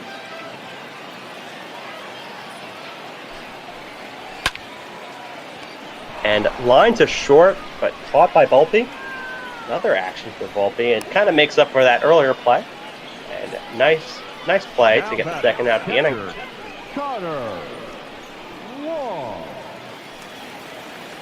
As Connor Wong steps in, he has the big play for the Paw Sox. Getting that sacrifice fly deep to center field. Probably would have been gone to another part of the park to give the Paw Sox a 1-0 lead. It was tied up last inning. Was tied up in the top of the 4th inning. See 5 for 15 in his last 5 games. So hitting very well recently.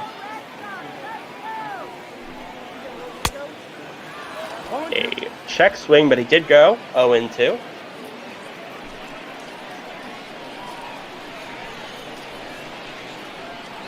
And looks over, and here's the pitch. And grounded to third to Wagner. Oh, wait, he missed it and went to the outfield. That was a weird play there. I thought Wagner was right on it, but just went past him. Tried to barehand that one, and not the smart play there. Wong is fast, but he's not that fast, and he would have had him at third without barehanding it. Now it's first and second for Matheny.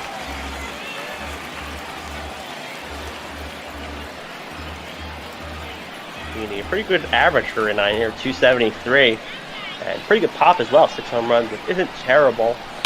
Not towards the middle of the pack on this team. The Paw Sox, a good team offensively, a good team defensively. Have lots of good prospects on this team as well. That ball fouled off 1-2, and Hale will have a 2-strike count with 2 outs again.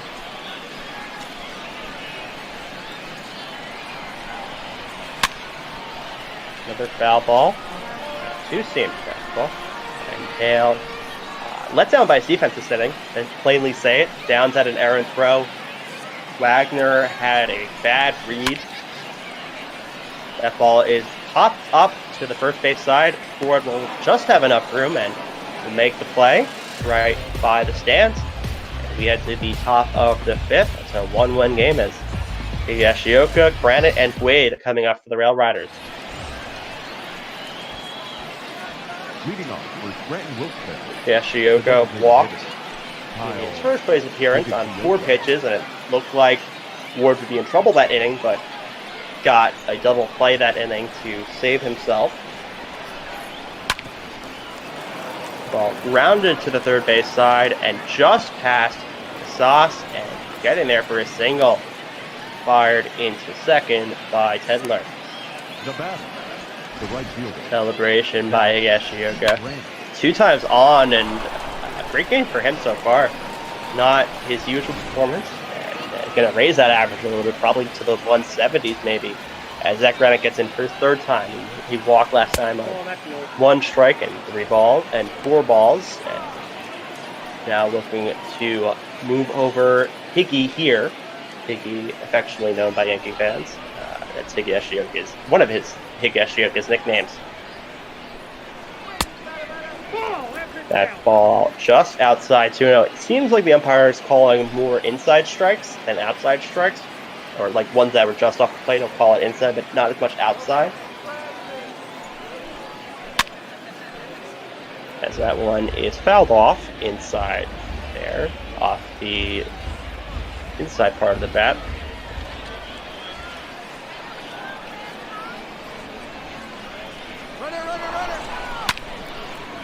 And he was running, it looks like, but that one is flied to Duran, and he'll make the catch. Surprising that Higashioka is running. Probably a hidden run there. The batter number Or else I don't think that makes sense. Tyler. But flown into right and did not work out for the Rail Riders that time. Wade will step in, has that big double play his last at bat, but did walk in the first inning.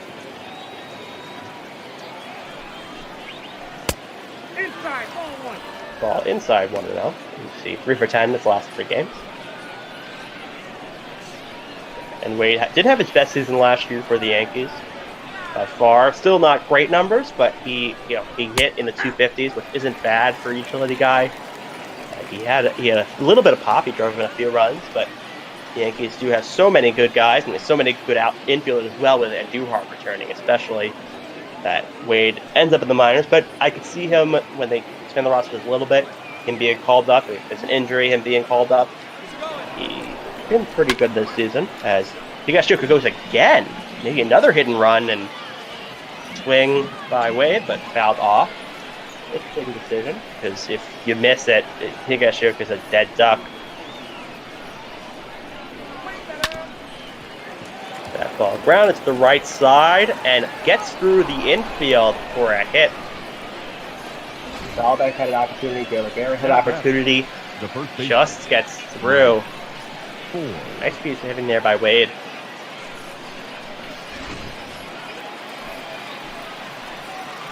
As Mike Ford gets up, he could make it 4-1 here with one swing of the bat. And he hits it deep to right field. And just misses a home run. Oh man, so close to making that 4-1. I almost willed it into existence, but I did not there. It's now just 0-1. High 1-1.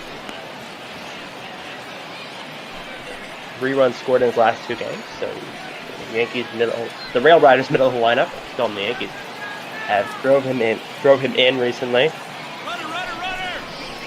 As a double steal there, and it's flown on to left. Another stolen base attempt not working, and deep, but caught just against the wall by Tendler. Well, for a second, that might end up hitting the wall, but Ford not able to get it deep enough in the opposite field. And 2 big swings, 2 car swings, but just an out to show for it, as Wagner steps in for his 3rd at-bat of the game.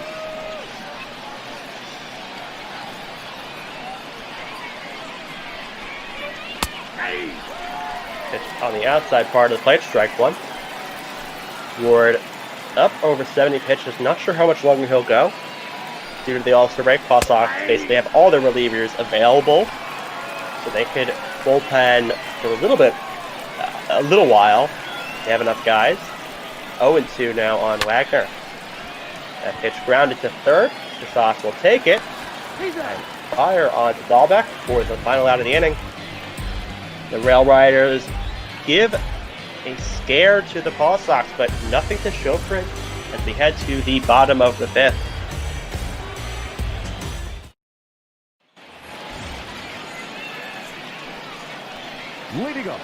As Luke Tendler steps in, a 3rd time around for these Paw Sox. Since no one answered it, the answer to my trivia question was the Philadelphia Phillies. Kind of makes sense, they're in the area. That until 2007, I believe, 2006, it was the Phillies affiliate, and then the Yankees got it as their AAA affiliate. The Yankees have a lot of minor league teams though, so I don't know if they have a second AAA, but I know they have multiple teams in the different levels of minor leagues. That pitch in there for a strike. Another strike just in the zone. Strike 2.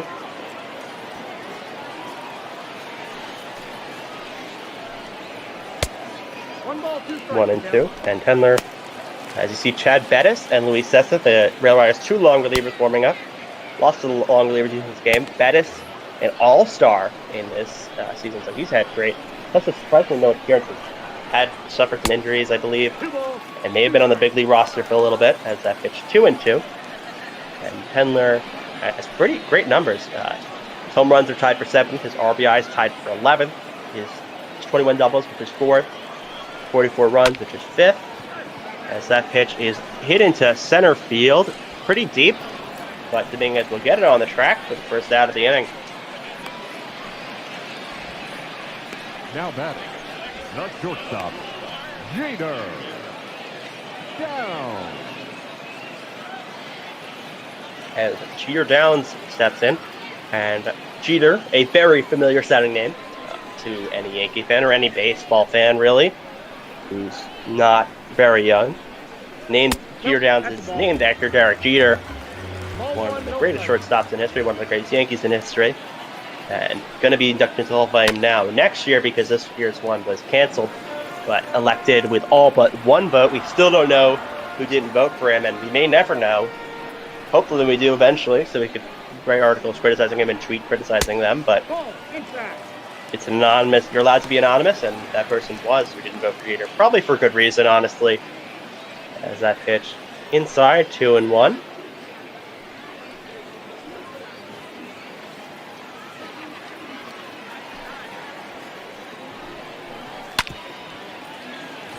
Grounded up to second base, and Wade will take it and throw it on to fourth with second out of the inning. Now batting, the designated hitter, Josh Ockamy. As Josh Ockamy steps in again.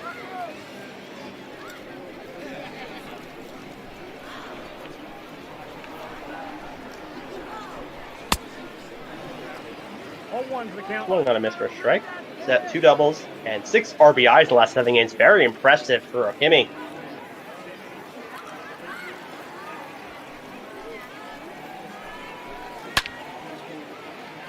Popped to third base side, and Wagner will get under that one and take it and run back into the dugout. As we get to the top of the 6th, still a 1-1 score as 5, 6, and 7 up for the Rail Riders. Your attention, please. Now pitching for the Paw Sox. Tanner Huck into the game for the Paw Sox. Didn't see him warming up before. That makes sense. He is their long reliever. And great season for him. Tied 6-3. He has the 5th most innings pitched in the league, which is rare for a long reliever. 3.09 ERA, 135 whip. Great velocity for him. That's what you got to look for out of him. And a 10th ranked Sox prospect as well. But you see 5 runs scored the last 5 games. A lot of guys, the Railroad has scored a lot of runs recently, so it makes sense that all these guys have runs. Pitch high, 2-0. Houck not doing great coming out of the bullpen as Kevin Lennox and Jeffrey Springs warming up for the Paw Sox, a righty and a lefty.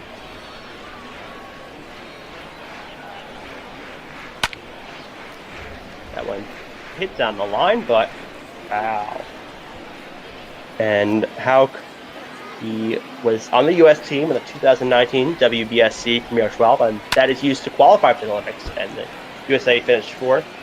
They do have a lot of competitors in the international stage. They got Japan, got South Korea, got the Dominican Republic, got a lot of teams. Even Canada has some good players, but not at USA level. All of them, as he strikes out his first batter. Strikes out Ruda, and we start for Houck. As Jason Dominguez steps in again, 1 for 2 on the day. High ball 1. Dominguez drove in an RBI. He hit that ball just between the first and second baseman, the perfect spot, and was able to drive in the very speedy Ruda. Dominguez, a International League All-Star, a rising star. He's pretty young. He was signed not only a few years ago at a very young age, so he's on a meteoric rise, nicknamed the Martian. It's just how out of this world he is. As that kid called a strike, looks a little bit inside, but now 3-1.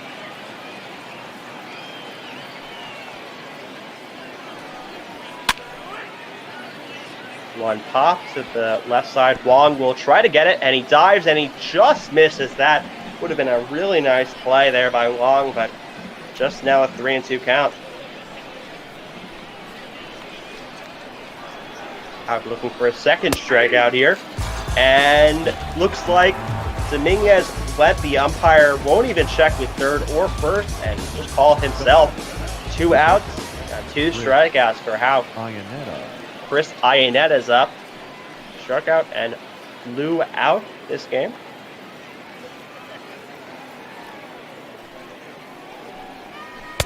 Ball 1. Pitch low, ball 1.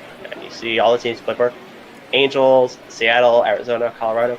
His best season, his prime was kind of the late 2000s. He was actually able to, he hit a good amount of home runs as that one's popped foul, but catcher cannot get that one. Iannetta, that season he was on Team USA in 2009 World Baseball Classic. He's never made an All-Star team, but he was good enough that year where that was probably his best year before that, and he was able to make that team. And I don't think that team won, but still a great collection of talent overall, and I'm sure he's very happy that he made it. As that pitch looked inside, but call strike. 2-2 count now on Iannetta. Houck 1 strike away from striking out the side. And swung on a miss, strikes out the side. Houck 3 up, 3 down. Great appearance by him, maybe even pitching next inning due to his stamina. And we head to the bottom of the 6th, 1-1 game.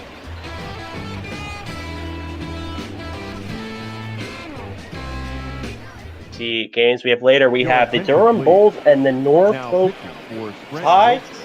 And he'll be Key Mr. 3 and Jayden Becker calling that. We've got Giants Dodgers at 9. I believe May's pitching for the Dodgers. I'm not sure who's pitching for the Giants. Maybe Cueto.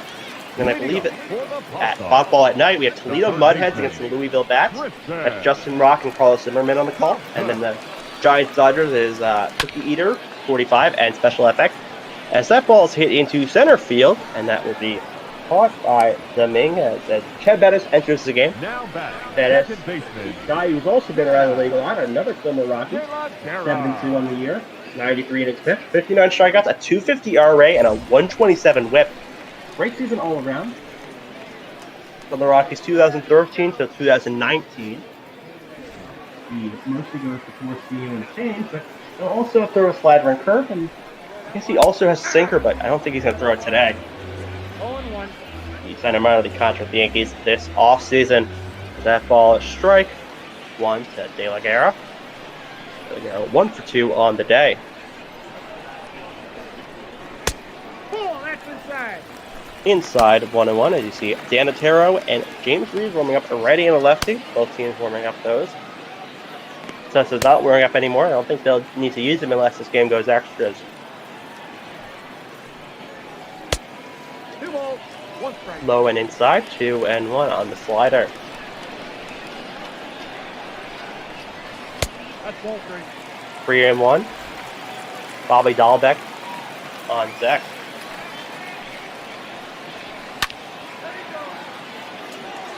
Fouled off to the left side, 3-2.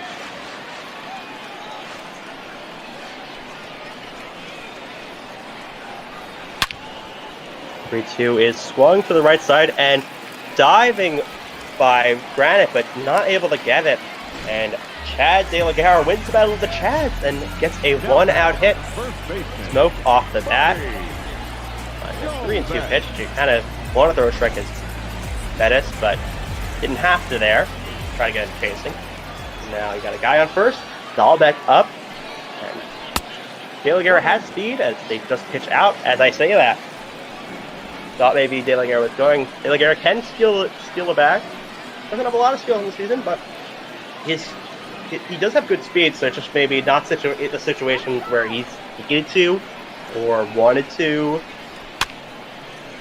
As that one is fouled off there. Dahlbeck 2 home runs in his last 6 games.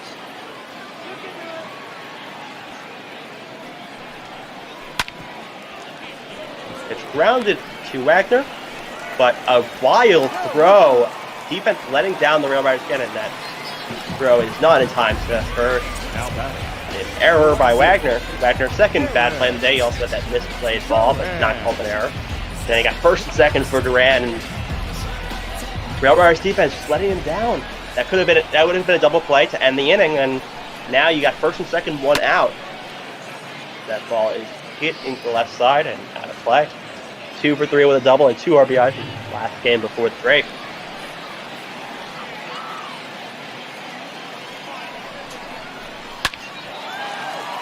That one is through for a base hit, and there will be a play at the plate. No, there won't be, as he is safe, and the Paw Sox take a 2-1 lead. De La Guerra scoring on that play. See that ball hit, line drive over the middle of the field, and Dominguez tried to get him, but it was cut off by Bettis and Price and thrown to home, but not in time as Wong steps in. Ball high, 1-0. That run will not be unearned as there was only 1 out. There were 2 outs, even though you could think it would have been all play. There were 2 outs, it would have been unearned, but it is an earned run because 1 out, so that you assume the error only cost them 1 out. I believe so. Although there would have been no runners on second, you assume he gets the 4th out. Either way, 2-1 for the Paw Sox, and now 2-0 on Wong.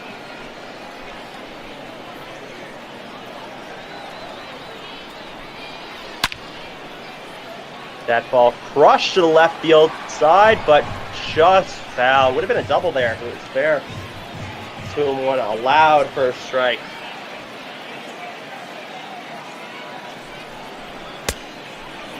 That one swung on a miss, 2-2. Bettis trying to get at this inning. Almost was out a few batters ago, but an error by Wagner and a single. And now it's a 2-1 game as it works to 3-2 now. Matheny on deck. And we'll have the top of the Paw Sox lineup. Bettis a long reliever, but you wonder how long he'll get kept in there. Bettis was an all-star this year. That ball grounded to short, and Volpe to Wade to Ford, and a picture-perfect double play, the one that should have been made before this inning, but gets out of it. Bettis gets out of it as you got 8-9 and 1 up for the Rail Riders, and the Paw Sox up 2-1, heading into the 7th. Anthony Volpe up 0 for 2 with a flyout and a lineout on the day. The shortstop, Anthony Volpe. Hauk in there for a second inning work. He struck out the side last inning, but probably will get pulled by the Paw Sox manager Billy McMillan if he gets into trouble. McMillan, interestingly, in the IL Hall of Fame, but he's still managing. It's kind of weird. Usually you don't have an active guy in the Hall of Fame for a league he's in, but he was put in the Hall of Fame before he became manager of this team. He's still working with the team, though, as a coach. That ball outside, 2-0.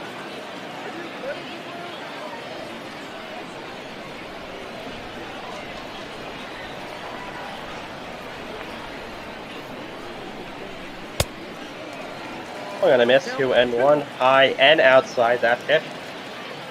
94-mile-per-hour fastball. Hauk has decent speed on his pitches. That ball hit into the short outfield by the second base and caught by De La Guerra. Now batting, the designated hitter, Kyle Higashioka.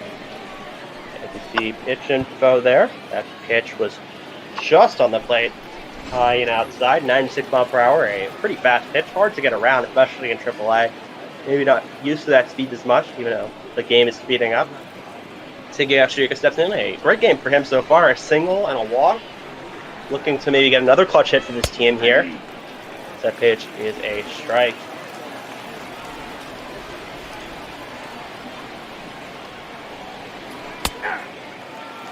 One same location and a strike. 0-2. Higashioka behind.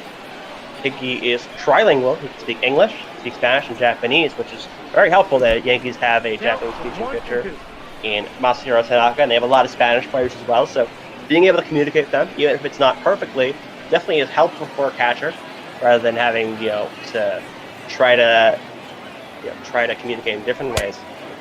That ball is outside, 2-2.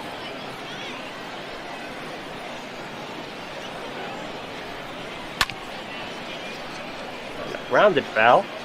Looked like may have been a strike, may have been a ball, but you got to protect here if you're Higashioka.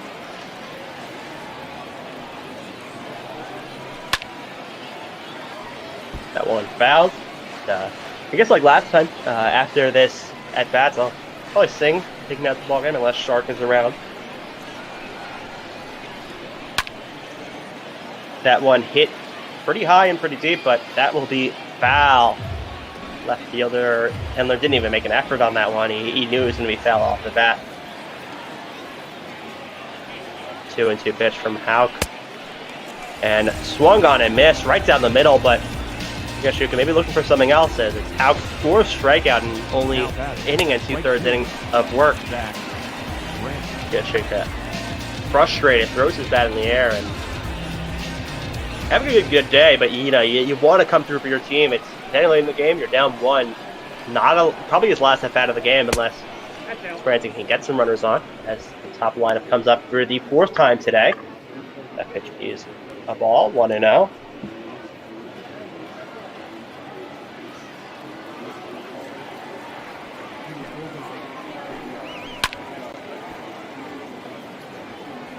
That one fell, 1-1. Houck up to 30 pitches, but he is a long reliever. He can pitch this long. Probably his last inning. Probably will put in.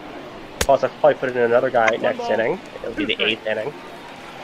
Change up, swung on and missed. 1-2. That's ball 2. Just missed. 2-2. Granite laying off that one. That one swung on and missed. Houck's 5th strikeouts in just 2 innings. Head to the bottom of the 7th. It's time to stretch. Take me out to the ball game. Take me out to the crowd. Buy me some peanuts and Cracker Jacks.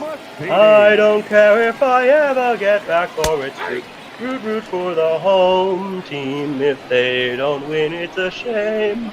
Or it's 1, 2, 3 strikes, you're out at the old ball game. Okay, we lost my voice on part of that. As it's 0-2 to Tate Matheny. That one inside, but fought off by Matheny. And Bettis in for his second inning of work. Gave a run last inning, but partially due to some defensive struggles. That one outside, 1-2.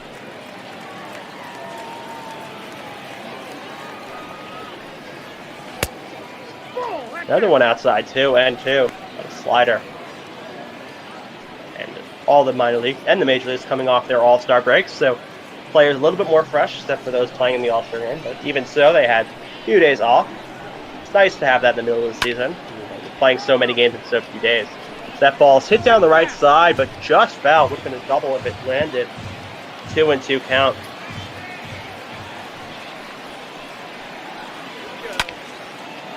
Another foul ball, 2-2, the count remains.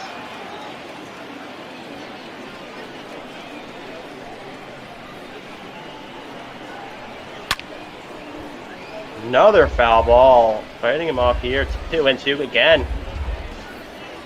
And for both of these teams, trade deadline a little bit different. Yankees definitely buying, looking for a relief pitcher and third baseman, while the Sox, we don't know, but they are doing something with hitting, as strikeout there of Matheny. Bettis' first strikeout on the day. Swung over it. Matheny did.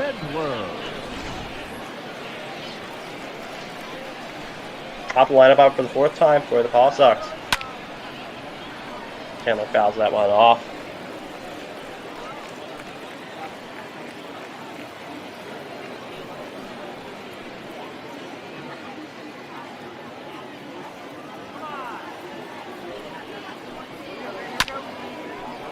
One pitches, fouled off again. 0-2. Bettis almost up to 30 pitches. 1 ball, 2 strikes. High, 1-2. Probably not where Bettis was aiming that, but ball nonetheless.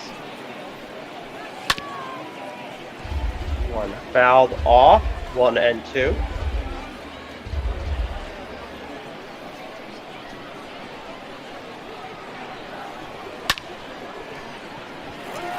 One hit into right field for a base hit. One out hit for Chandler. And yeah, he got the middle lineup up. The Paw Sox might spell trouble for Bettis here. He's down 10 of walk, and he stole a base last time. Easily got there. This one is hit into right field. Granite will get under that one and get it for the second out. Now batting, the designated hitter, Josh Alchemy. Josh Alchemy up again, a lefty for them. And you see a lot of lefty playing first base, so it makes sense that his position is first. But he does throw righty, so it's kind of weird. But that lefty throwing righty, I'm not sure which is his dominant hand, but can do both nonetheless. I wonder if he could possibly switch hit later in the future if he learns it, because of the fact that he does do it both sides, just one way in the field, one way hitting. Pitch up high, 2-0. That is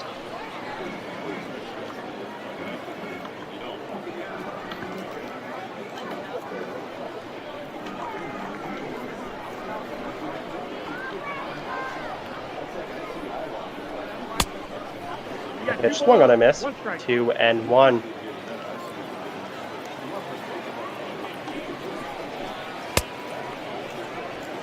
Strike, and Alchemy tried to hold up, but was not able to there, and called the strike by the home plate umpire. The 2-2, 2 outs, and that is outside, so Tendler will be off and running on this pitch. And the pitch is fouled off on that 3-2. We'll go again.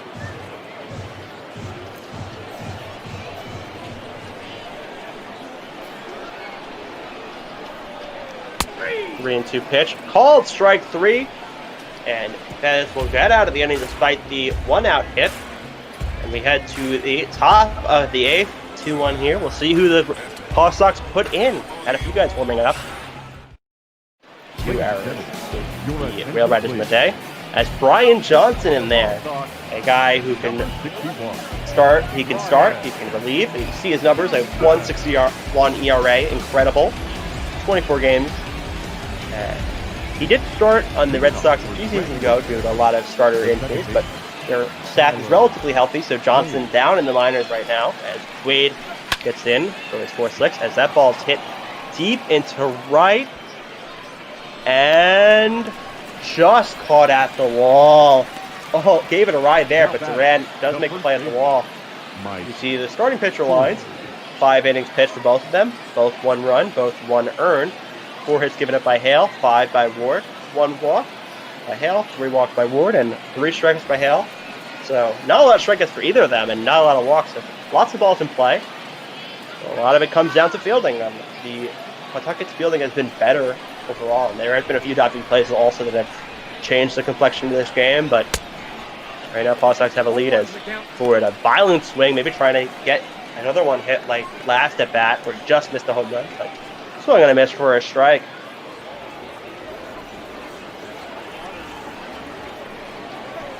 That's a ball. Ball 1-1. You see 16,000 fans in attendance. That's Kyle Hart, the Paw Sox closer, and Colton Brewer, guy who's been in the majors and the minors, also in ramp. He's another setup guy. Pitch fouled off, 1-2. And Johnson, from a pretty athletic family. He was the 31st pick of the 2012 draft. So he's a guy they had a lot of expectations for the Red Sox. Maybe not living up to expectations, but still contributing to the big league team when needed. That pitch fouled off. Still 1-2. That one hit and get through for a base hit. De La Guerra not able to get it despite being shifted over, and Ford has a 1-out single. The third baseman, Ford trying to pump up his team. They need a spark here as Wagner needs to make up for his error. They call a strike. And Johnson, his main pitch is actually top pitch to the curve. He doesn't throw a fastball very fast.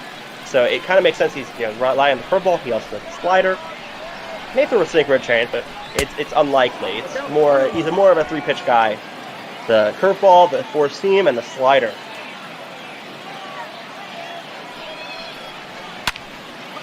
That one is fouled off, 1-2.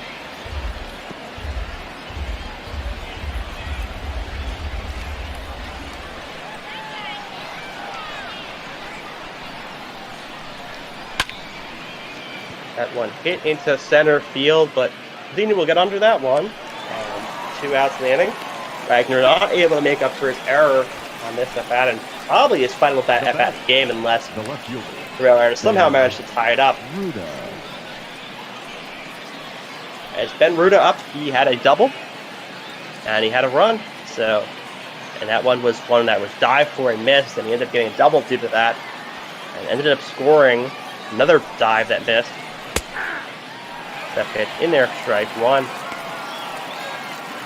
See that fastball in the 80s for Johnson. Maybe he can get above 90 once in a while, but more about control, more about his breaking stuff. That pitch just misses 1-1. And obviously being a lefty helps. Lefty, very deceptive for a lot of batters. That pitch is fouled off. Hit high, but hit foul. 1-2 count. Johnson trying to get out of this. And the pitch is hit foul again to the left field stands.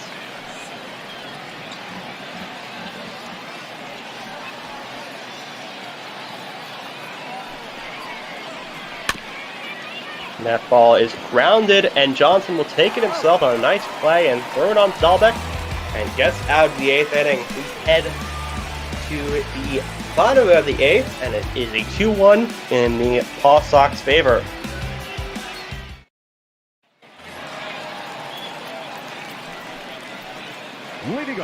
Tristan Casas up. The third baseman. No hits on the day, but can change that with one swing here. As Bettis in for his 3rd inning of work. A little bit of a surprising decision for Davis. You got all your relievers. I mean, you're down by 1, but still want to keep it close. Bettis hasn't exactly coasted through this inning. He's given up, even the 1st inning where he gave up a run, he had already given up a hit before. As that down 3-0, Chad De La Guerra on deck. De La Guerra almost at 300. Maybe he'll get to that by the end of the series, as this is the first game of a 3-game set. That pitch in there for a strike, 3-1.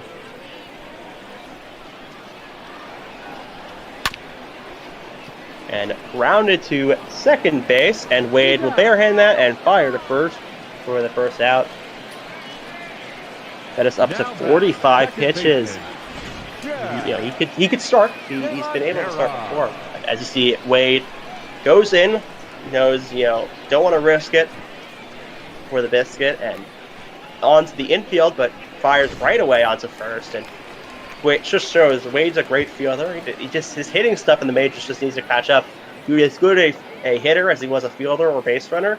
He'd be a superb player in the league. Just that the hitting hasn't caught up, and it's hard to deal with that, especially when you have a limited amount of pinch hitters. That pitch in there for a strike to De La Guerra.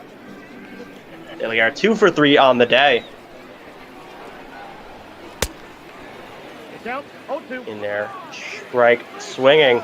Bettis also doesn't throw a lot of fast pitches. No, that's low. That pitch low, ball 1. Bettis, his fastball can go into the low 90s, but that one you saw was upper 90s. He has to change, he has a slider, and he has a curve.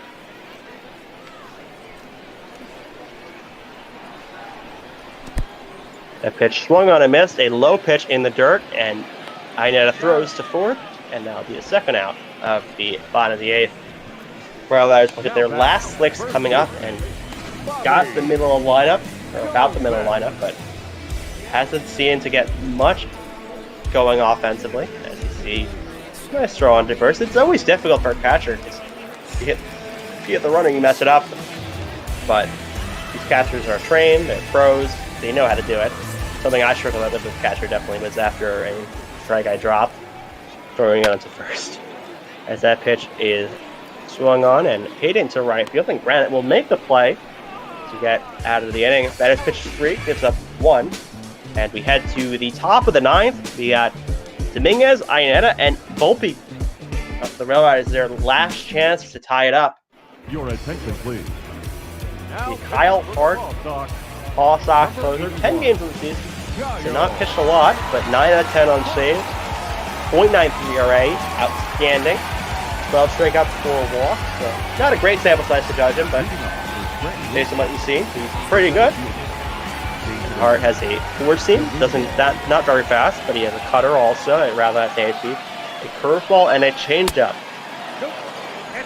Inside to Dominguez, 1-0.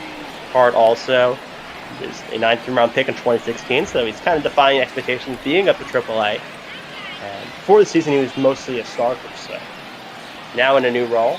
Same as Brian Johnson, kind of in a new role.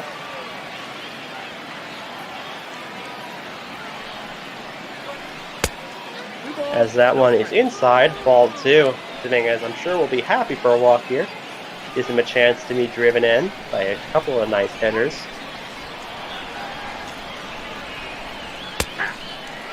In there for a strike, 2-1.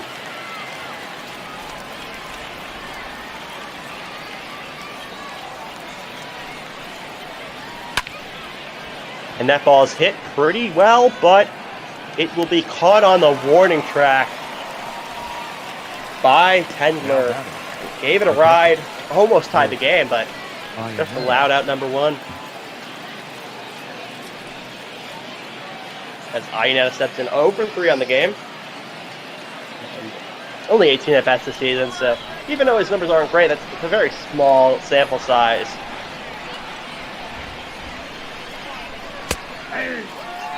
Called strike 1. Or with a little bit of a sidearm-ish delivery. Not like a guy like Darren O'Day or Pat Neshek, but not exactly over the top.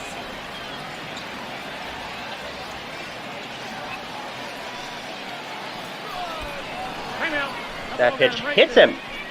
Just hit him. I don't think that's where he wanted it, but inside and catch nicks the foot of Iannetta, and we got a runner on.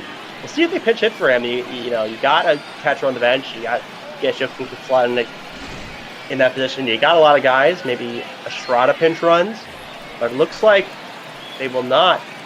And Volpe with a key at bat here. 0-3 on the day, but has had some big hits this season.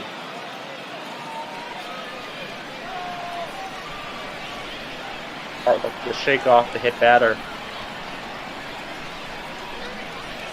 Nope. Ball 1. That pitch high, 1-0.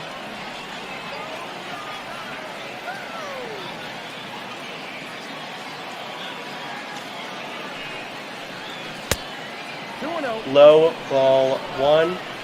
Sorry, ball 2. Will be a changeup. Will be probably waiting for a strike to be thrown by Hart. No, he is not. He swings at that one and foul, and Duran not able to get to that one. Not sure if the Paw Sox are warming anyone up in case Hart gets into trouble. I think they're going to leave it to Hart here to get out of this one. As that pitch is hit into right field, and a diving play, and caught by Duran. A nice play, a big play. Not sure if that would have been fair, but second out of the inning, and that's huge in the 9th inning with already a guy at first. He flashed off the end of the bat. Duran knew he had to dive right off the bat, and with an outstanding play, a web gem there. And first diving play we've seen work. We've seen the 3 or 4 ones, and it's finally worked out. As Higashioka is the last hope. He actually did get another at bat, surprisingly. That pitch is outside. 1-0.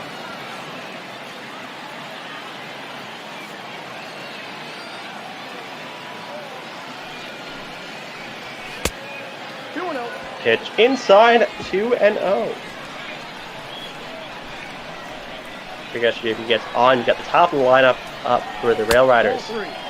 Another one high, 3-0. Higashioka probably going to take here. Already walked once today. Brandon on deck. still surprised they haven't pinch run for Iannetta yet, but I guess that's what they decided. They wanted to keep him in the game, didn't want to waste the bench yet. As that pitch just in half 3-1. Could have been called the ball, but umpire gives it to Hart. Higashioka had a hit, and then he had a strikeout, which he was very upset by last at bat.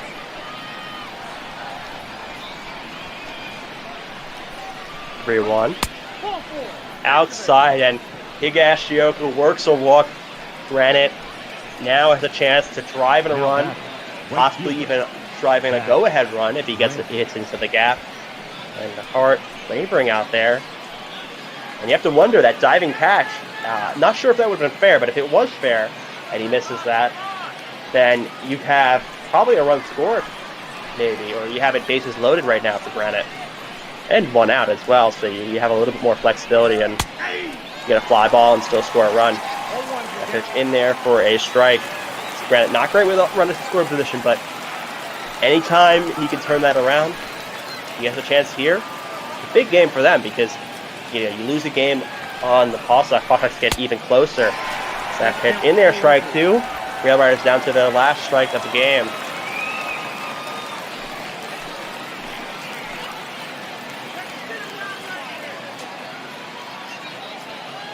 The 0-2 pitch is hit into left field, and that will drop.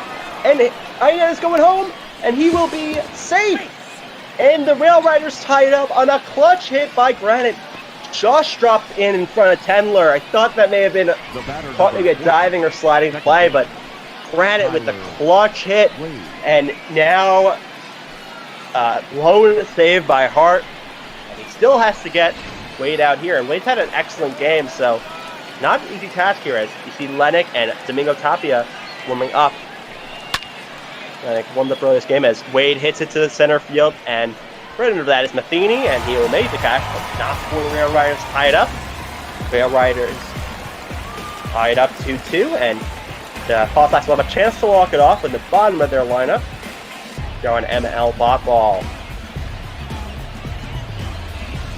See who the Rail Riders bring in here. A lot of choices. They only use Bettis out of bullpen, as they keep Bettis in here. Very surprising move. You have it tied up, and it's fourth-inning work. You have Dan Otero and Luis Avilon, the Rail Riders closer, warming up, but surprisingly keep Bettis in here. You can get walked off on it. You see the lefty Avilon, and you see Otero warming up. They're more of a middle reliever, but he did make the All-Star game. He's had a great season.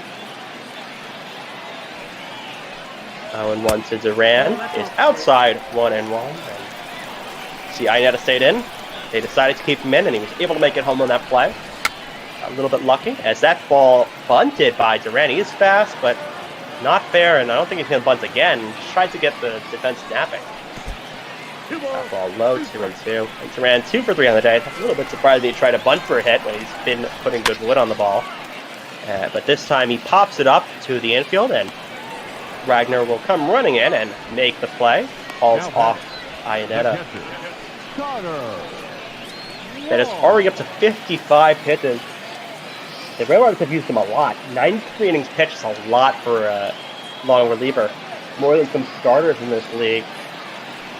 And he's succeeded well, but still a little bit surprising they kept him in for a fourth, as that pitch was high, 1-0. And another one low, 2-0 on a fastball. And Wong 1 for 2 on the day. He had an RBI. He has a hit. Two guys in the bottom lineups coming through for both teams. That foul off on a fastball. 2-1.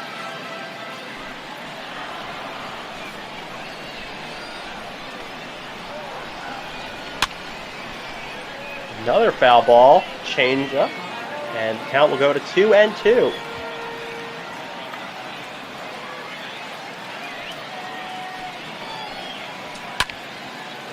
And that one hit far and deep, but right in front of the warning track. Rudo will get that one.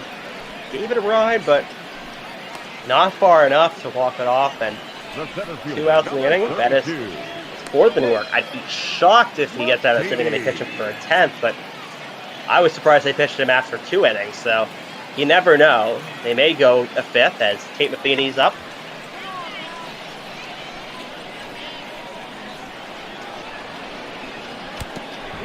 And he hits him. Not what you want there, with the top of the lineup now up.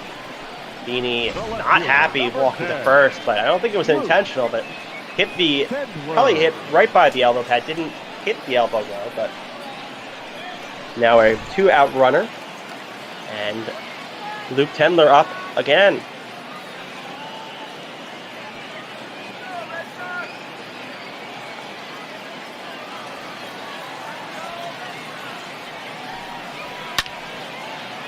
That one is hit to right field and deep. Scranton under it, and he gets it at the wall. Another one almost gone, but just a loud 3rd out, and we head to the extras. It's extras time. 2-2 game, and the middle of the Rail Riders lineup up.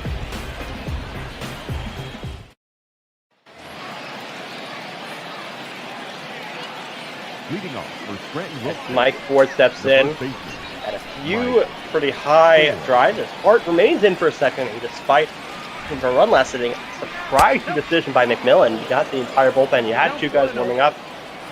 You had Tapia warming up, and you had Atlantic warming up, so a little bit surprising here. You can't get a save anymore, but remains in, and 1-1 on Ford.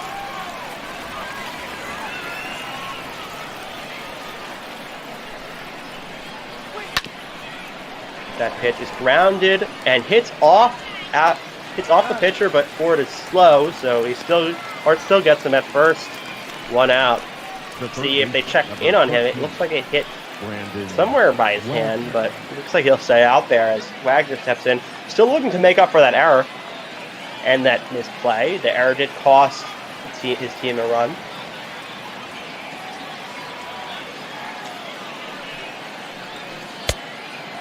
Pitch outside, 1-0.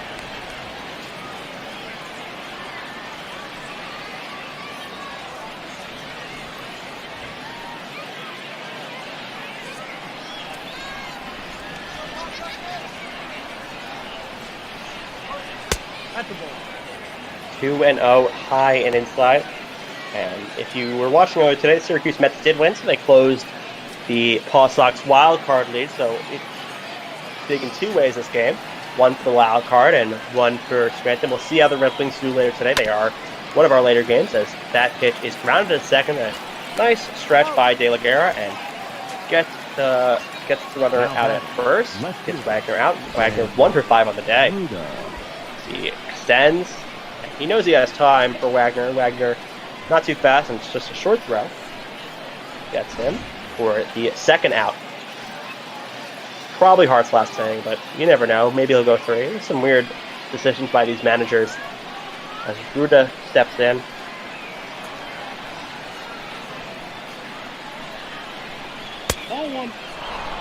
And Ruda first in the International League in triples with 7, and he's also tied for 8th in hits.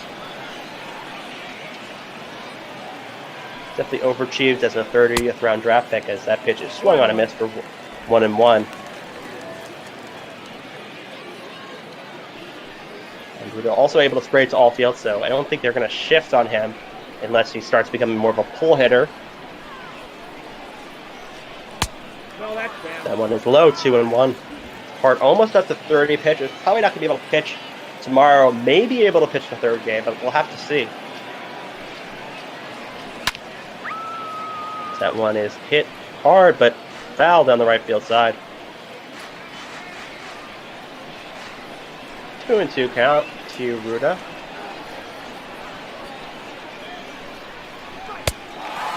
And that one is swung on a miss. Hart gets pretty easily through his 2nd, and it'll work.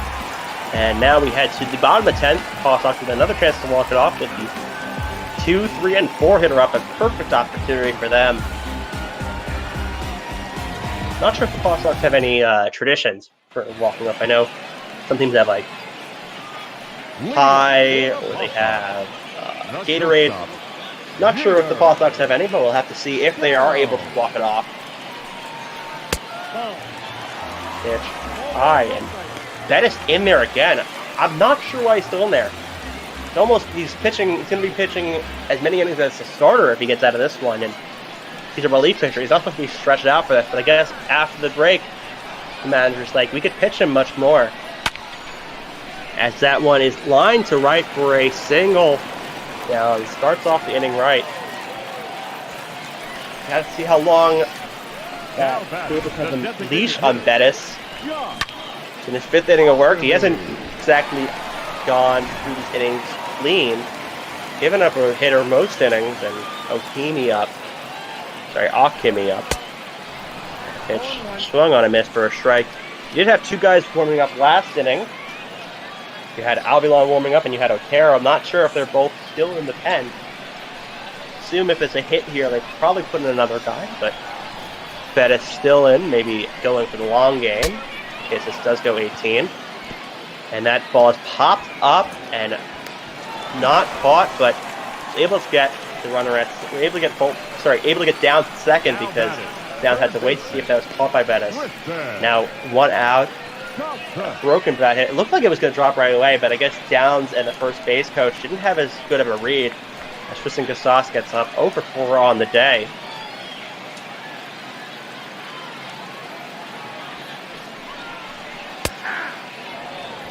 That pitch in for a strike 0-1. Casas wasn't even higher than A+ or high A before this year, so a little bit surprised to see him on the AAA roster, but having a good season despite the elevated competition. That one is hit into the air into right field, and Granite will get under that one and record the 2nd out of the inning. Now batting.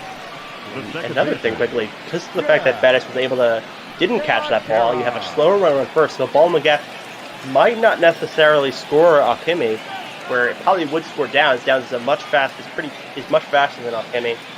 Okimi not slow, but you kind of prefer to have Downs at first, and De La Guerra gets up. Pitch in there for a strike. Bettis already up to 70 pitches. If he's in for a next inning of work, I don't know what to say. He's already pitched. This is his 5th inning. As that pitch is hit into right field, right to Granite, and he will record the out. And Bettis for his 5th inning of work with 70 pitches. We head to the 11th inning. 6, 7, 8 up for the Rail Riders.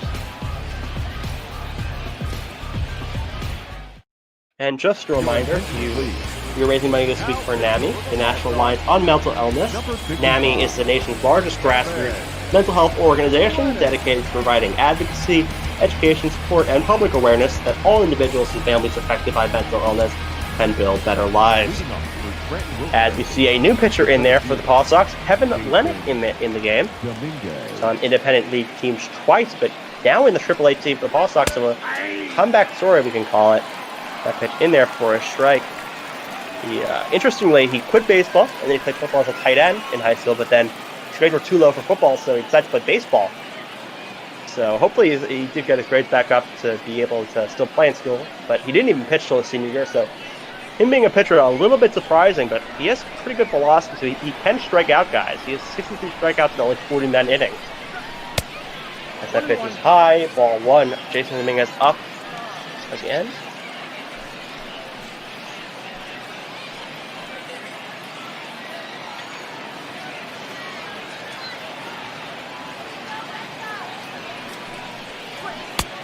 Count is 2-1. Pitch is low, ball 2.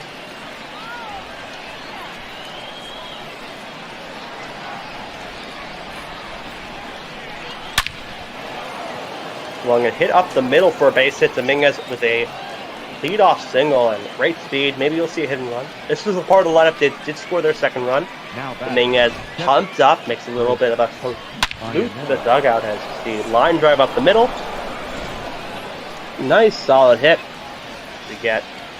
See Jeffrey Springs, Domingo Tapia in the bullpen for the Paw Sox, but Atlantic has to pitch at least 3 batters before they even can think of putting someone in. Iannetta swings and misses. He got hit by a pitch, which started the team's rally. He got hit by a pitch, and then you had Higashioka was able to get on, and then you had Granite with the big hit. Which is low, 1-1. Lennox can throw in the mid-90s with his fastball. A lot of velocity here, as I said earlier. So looking to blow it by Aineta, but Aineta does have that big league experience, so he's used to these fast pitches.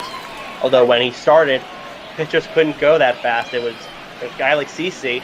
He's able to pitch in the mid-90s, which made him so successful. Now, a lot of starting pitchers can do that. Think of Syndergaard, you think of DeGrom, you think of a lot of aces. They could throw in the high 90s.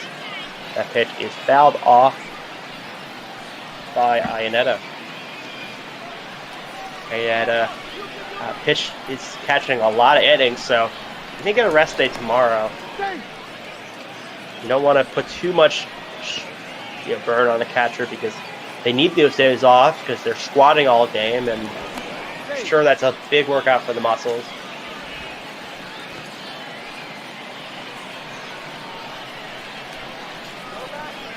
Going to here to the catcher. And that one hit up the middle and through for a base hit down. Not able to get to that one. First and second, no outs. Rail Riders threatening here.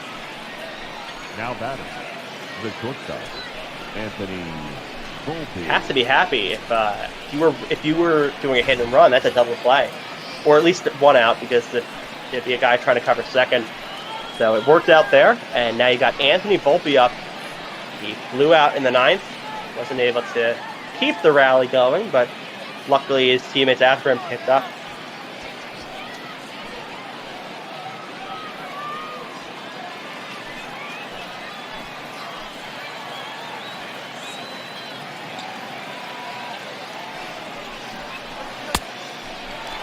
Swung on in this, a hittable pitch, but Volpe misses. As you see the Paw Sox dugout, you see their manager, Billy McMillan, and he did play 8 years in the MLB, but it's only second year managing. He may have managed them before, but I know he was just a coach of them at least before this managerial stint. Because that one is fouled off to 0-2.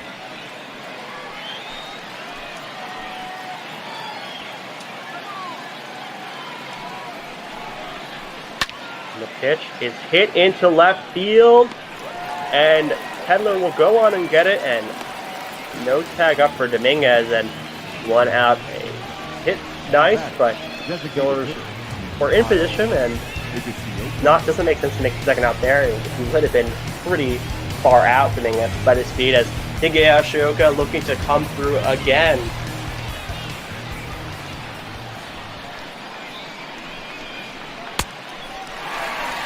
On one, and just a quick recap. The Paw Sox scored a run on a long fly ball. Then the Rail Riders tied it up in the top of the fourth inning.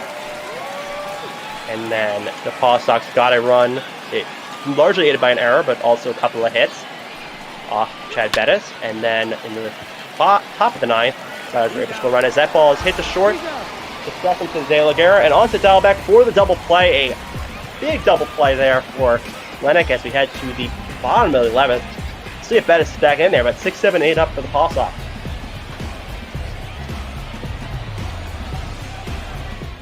And after this, we got Team Mr. 3 and Jayden Becker calling Durham Bulls against the Norfolk Tides. As Bettis in there again, it's 6th inning of work. Not sure what the manager is thinking. Maybe he's going to be in the starting rotation after this. He's pitching so many pitches, but out there, and you got to be writing here. He's pitching more than you expected him to. It's in extra, so one home run and it's over. That pitch inside, 1-1.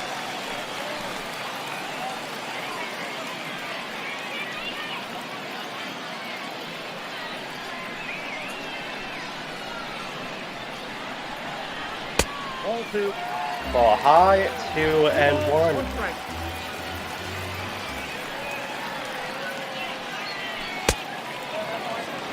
We're gonna miss 2-2. And Lennox maybe in there for a second inning of the Paw Sox if there is a 12th. As that pitch called strike 3 on the inside part of the plate and low, but hits the corner. That is his 4th strikeout of the day, and Dalbeck not very happy about that, but just has to go walk back to the dugout. Jaron Duran in here. 2 for 4 on the day. I believe he tried to bunt last at bat, surprisingly. 2 singles and an RBI. He is the guy who drove in the run in the, I believe it was the 6th inning. I think that is his first inning of work. 1-1 now.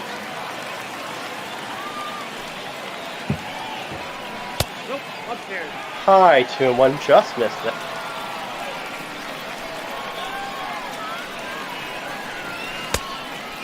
Outside 3-1 behind, and Connor Wong up on deck.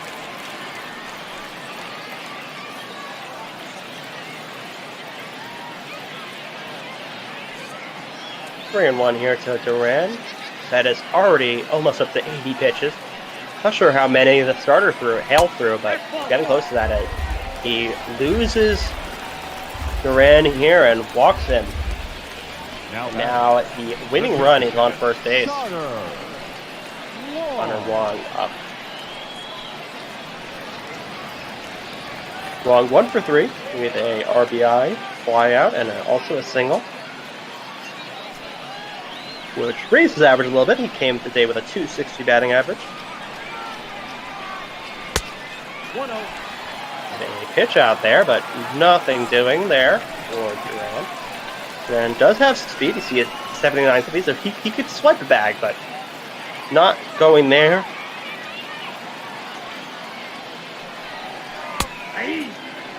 Strike 1 on the lower part of the plate, kind of close to the middle. Swung on a miss, 1 and 2. And I just realized if it gets to the 14th or 15th, I'll probably have to do another 7th inning stretch, which should be fun. Hopefully it doesn't get to there.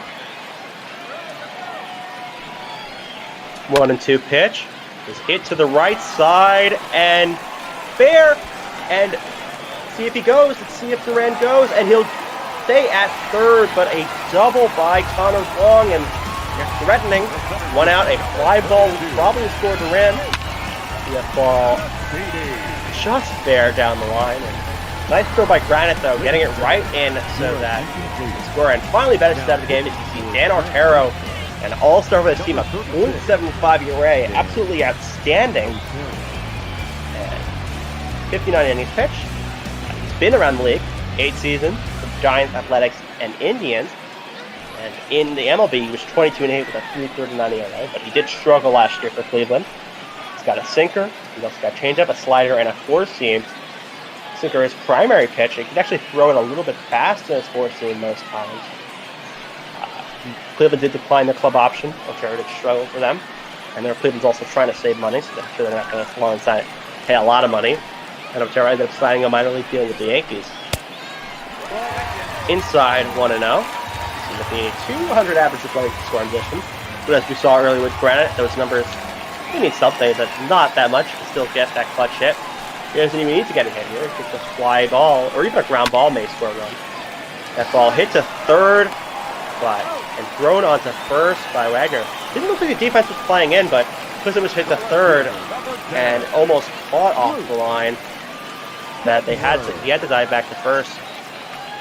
Duran. So now you got Luke Tendler up to try to drive in the winning run here. Needs a hit. Maybe even a wild pitch. Pretty big backstop here. That pitch low, ball 1.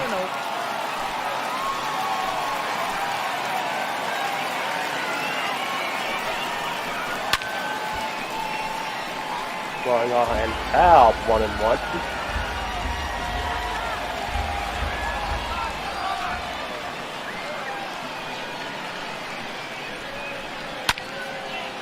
That ball hit into left field, and fair ball, and he'll walk it off here.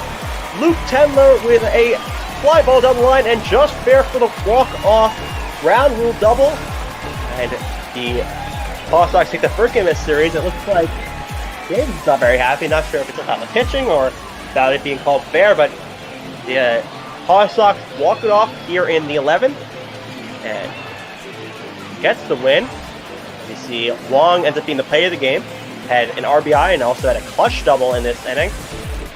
Very deserving candidate for that, and low scoring game, but big game there for the Paw Sox.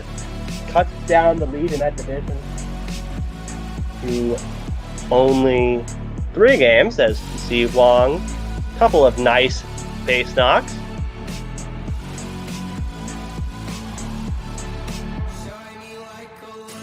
That double was in the final inning.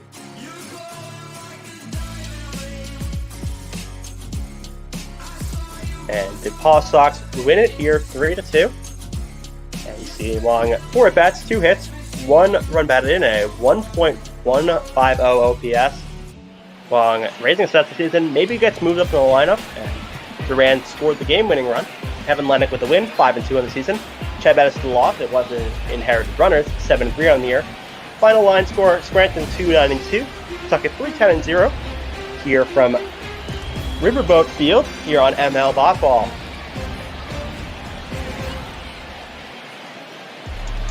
Fans our final line score. First for the victorious Pawtucket Red Sox. 3 runs on 10 hits, no errors. They left 10 That on is base. pitched into the 6th inning of work and did not able to get through that. 2 runs, 9 hits. Hit a couple of guys with 2 hits, and 11 men. Dominguez had 2 hits for the Rail Riders and also an RBI. And we'll have a second game of the series tomorrow. I don't think it's going to be called here, but an exciting game nonetheless. We remind you to please. As we look at the highlights of this game, you see Wong with a deep fly ball to center. And almost got out of there, but did not, but still scored a run. And it was a very nice play by Dominguez on that one. Easy run score, not even a play at the plate. And then Jason Dominguez with a ground ball down the right side and just past the second baseman for a fair ball, and run scored on that one. And then in the bottom of the 6th, after an error by third baseman Wagner, a single up the middle and scored a run. And then Volpe with a fly out to right field.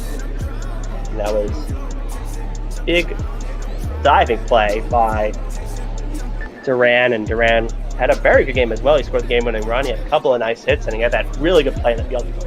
Probably stays in the game, because I think 2 runs scored that inning if he doesn't make that diving play. And then you see Granite's big hit, which dunked right in front of Tendler, and that scored Iannetta, and that put the game at 2-2. But then Tyler Wade could not drive in any more that inning, despite giving it a good ride. Caused the game to go to extras.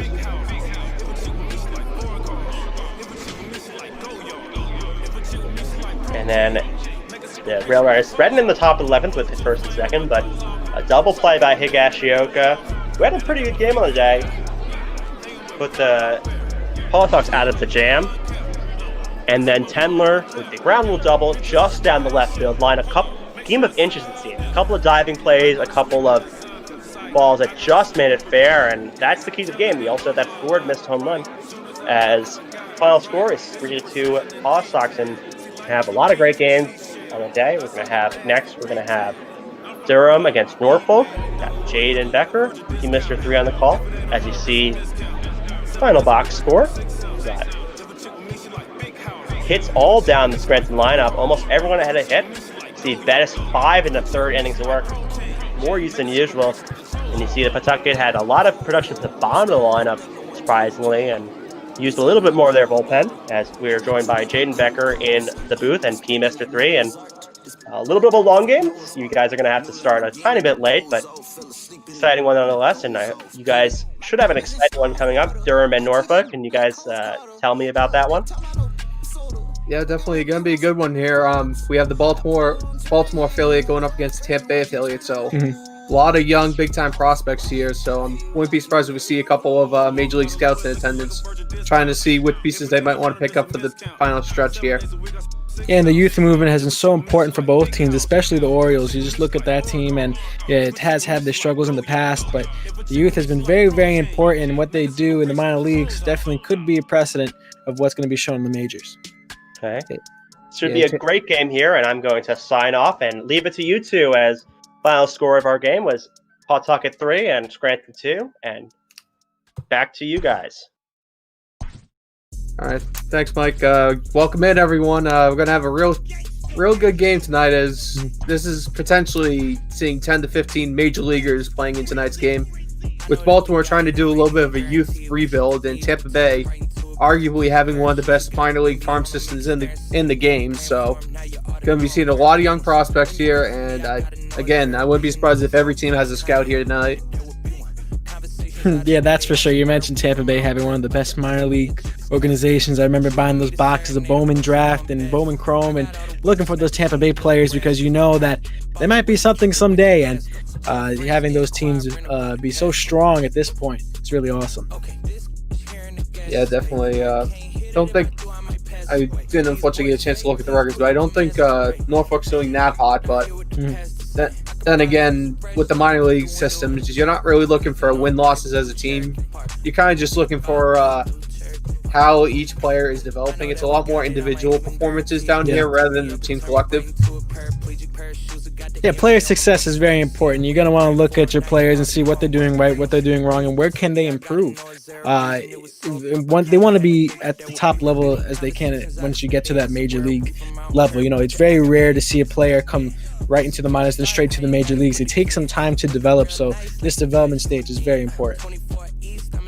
Yeah, definitely. And really at the AAA level, this, especially more recently, has become more of an extension of the major league roster. Or where, you know, you keep the guys that if a couple injuries happen on your big league club, you can just call them up and they'll be up the next day. Yeah, it's a good point. Me as a Mets fan, I know how important that could be, Syracuse Mets. And, you know, it's not that far away from Citi Field, but at the same time, there's stories of players having to get down as fast as possible. You heard the Rajai Davis Uber story and all stuff like that. So finding their way down it could be a struggle sometimes, but staying close is still important. Yeah, definitely. As we're seeing here, 57-32 record for the Bulls coming into tonight, 41-48 for the Tide. So, again, fighting that 500 mark. But we're live here and on a beautiful night, might I add. Absolutely beautiful weather here for baseball. You're going to see Tom Eastlam stepping in as the starter for the Norfolk Tide. 4-5 record. ERA sitting just below 5 on 89 innings pitched. What are you looking for tonight, Jayden? Anything in particular? Listen, he has been okay this season. Obviously, 4-5 record, and the ERA is a little high, but I would like to see some more strikeouts from him. He's not that type of guy that's really going to blow you away with his stuff, but if he can make some batters miss, we can see a good game from him. Yeah, definitely. Xavier Edwards is going to be the first one to step in to try to take on this right-hander. Just a hair below 300 on the year, as the first pitch is going to ride high and outside for a ball 1-0. Again, Norfolk Tide, 41-48 record coming into tonight, third in the National League South. 706.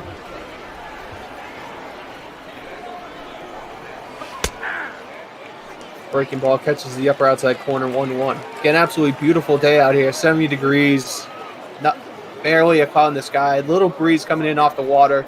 Just an absolutely beautiful night for baseball. Yeah, and the Tides know about that breeze. You know, sometimes it's tough. You want to go for that long ball, but the breeze pushes it back in. Nothing you really do about that one. The breeze not too hard today, but the flag is blown. Yeah, definitely. That one's going to be a fastball that catches his zone for strike 2. You mentioned the breeze. Not too many ballparks are built down by the water nowadays. That's going to be a fly out to the left center. That's going to get down for a hit. Xavier Edwards coming up here, starting the game off with a bang for Durham with a fly ball out to left center. Edwards obviously excited there, starting the game off strong. Look where this ball is pitched here, above the belt, but Edwards gets to it, hands out in front, able to push that one over the shortstop and lands in no man's land. Perfect spot if you're a hitter. Yeah, definitely. As we're seeing Daniel Robinson stepping in, eats up righties, hitting 293 against them versus 230 against lefties. And usually it's the other way around. Sometimes you see the batters be a lot stronger against the opposite-handed pitcher. But righty on righty sometimes have been becoming a little bit more of a familiarity in the major leagues. Obviously, Carlos Correa doing a great job hitting against righties. And multiple other players in the league doing better than their own handedness. Yeah, and especially as a right-handed batter, you have to deal with that a lot because you do face a lot of right-handed pitching. A lot of attention over there at first base. Obviously, Edwards, a steal threat, 85 speed over there. Yep. As the 0-1 pitch comes in finally, They slapped it in the right field, and that's going to get down for a hit. So Durham coming out of the gate strong here with 2 singles. Yeah, the Bulls very bullish here in the first inning, making a good push so far in the first 2 batters, and not lazy hits, but 2 very strong hits from the first 2 batters as well. Yep, I was going to see Kevin Smith stepping in, 264 average on the year, that's for 3rd on the Bulls, and he ropes one out to left. And this might be a problem as the runner's going to try to break for home. Throw to the plate, it's on time, and he's out at the plate. Good throw from the left fielder. As we got Pat Baika, I believe is how you pronounce that. Just a laser throw there. That one was close. They're not going to give us a replay there, but what a throw from left field. Really firing that one in there, and that's great to see. Great arm strength out there. Love to see some more of that, but Eshelman doing having a tough time keeping the ball in the infield and off the batter's bats. Yes, that one's going to be slapped down the first baseline. That's going to roll out to the wall. That's going to score at least 1. Second one might come around. Now he's going to hold there. So runners are now in 2nd and 3rd, and Durham put themselves on the board after getting lasered out last at bat. The right fielder, Dylan. Once again, great piece of hitting here, and just getting clobbered here in the first inning. The scoreboard might not show up, but the hits definitely do. Yeah, definitely. And Eshelman here having a real struggle so far, giving up a lot of contact and a lot of solid hits here. 0-1's the count. So I have to ask the question at this point. Do you think it's more of his locations on the pitches or more Durham actually making good contact with the ball and scoring up on it? Well, Durham's making pretty good contact, and their record shows it as well. A team that can hit, and something that's definitely going to want to do. And as that one's flown out there, but the location has also been an issue. Just players being able to get their bat in the ball. Yeah, as we see Randy there do like a half check swing that just popped out over the third base. As we're going to see Brian O'Grady stepping in, 8 homers on the year. So liable to break this one open here with a 1-0 lead with runners on 2nd and 3rd. The 250 batting average isn't really the best on this team. We've seen better. But O'Grady, as you talked about, can be someone that can strike the ball pretty hard. 1 for 4 last game with a single. It definitely is. He's going to take a curveball in the outside corner for the first pitch as a strike. Second one incoming. And he puts a charge into that one. Diving attempt there. It's going to get down. That's going to score the 2 from 2nd and 3rd. And I don't know what the manager was thinking there, but he gets tagged out at 2nd. So I guess we're through the first half. 3-0 Durham.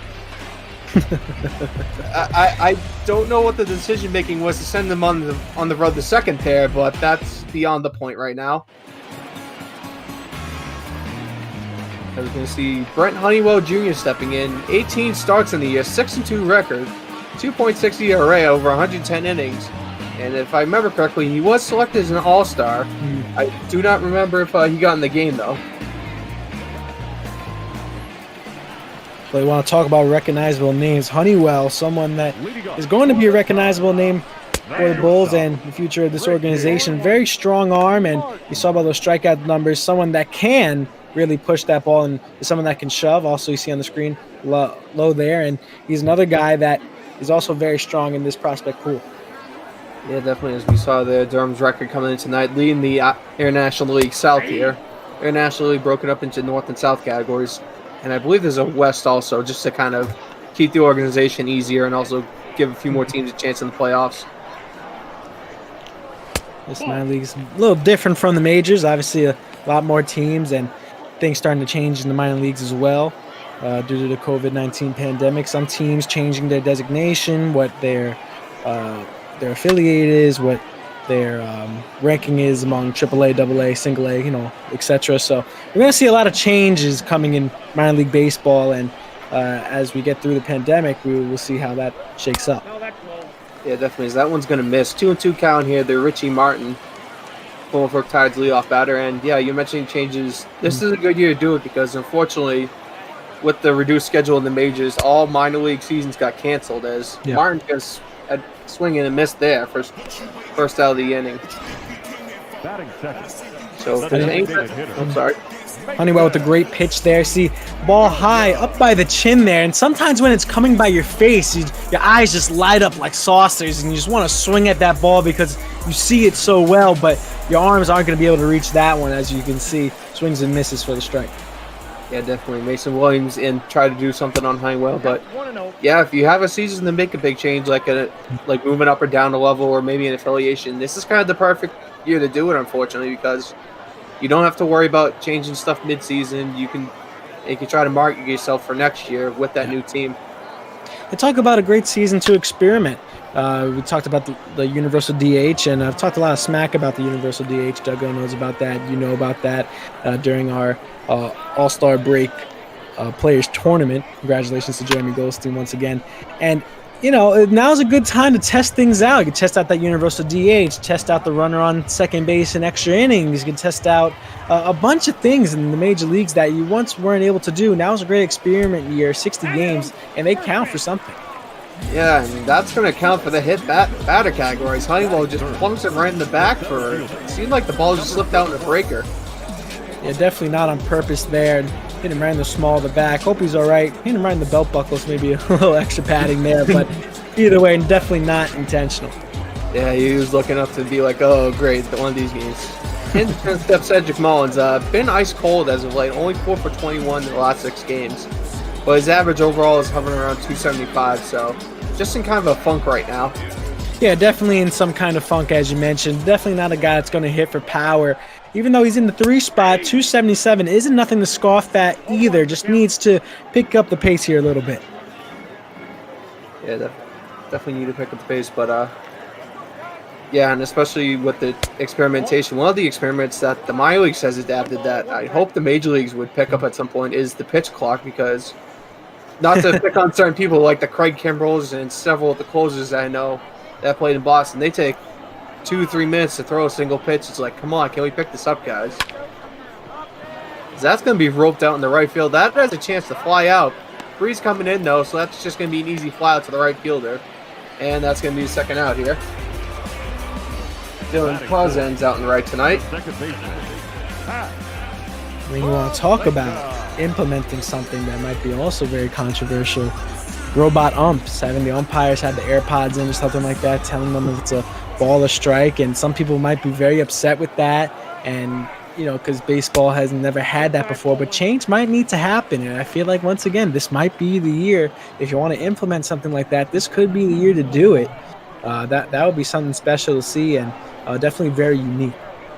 Yeah, they do have a test case as Valaka, something along those lines, goes 1-1 here to Honeywell.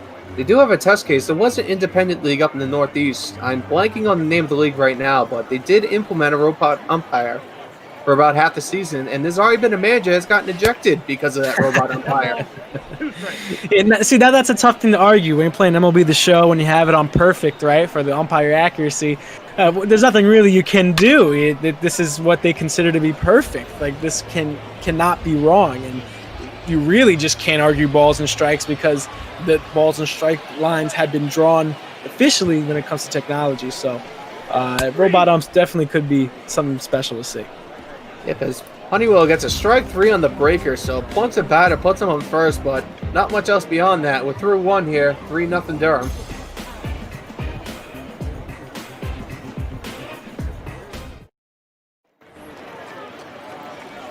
Back here in Norfolk, Virginia this evening. Lucius Fox stepping in, 237 average. Definitely seems like a recent call-up with the average being down around 225. Yeah, but it's nice to get the experience that you see last game, a double and 2 RBIs, so definitely able to drive those runners in, and just needs to make a little bit more contact like he does there. Yeah, and the hit party keeps continuing. That's going to be a slapper out into left here for Durham. And Eastland's, I believe that's the 4th or 5th hit so far, and we're only through an inning plus, really. Yeah, you look at the stat line. Yeah, you look at the stat line here. This might be some players' end game stat line, how it looks like with 6 hits and 3 earned runs. But nope, we're in the 2nd inning. This guy barely has 14 pitches as he stays concerned over at first base. But having a tough day so far on the mound, really needs to settle down, take that deep breath, and hey, bats are going to hit the ball from time to time. just needs to control where they go and try to keep the contact light. Yep, as he runs a two-seamer inside, 1-0. Josh Lowe at the plate right now. Nate Lowe is going to be on deck. I'm not sure if there's any relation. I'll have to ask the Durham PR guy about that one. But if that is a brother story, that is literally a tearjerker made for a Hallmark movie. Both brothers playing on the same team. That would be something special there. You see last game as well, home run. So this team can hit. And don't put that past them. This team is able to put the bat in the ball. And Ashelman having a tough time today, causing that not to happen, but already 6 hits in this one. Yeah, as that curveball bounces down the dirt, catcher's able to sit behind it, and count will be 2-1 here to Lowe. As that one gets fouled off. Nice play by the third baseman to make the run over and paying attention, and that's going to be an out here. Batting 9, the first baseman, number 35.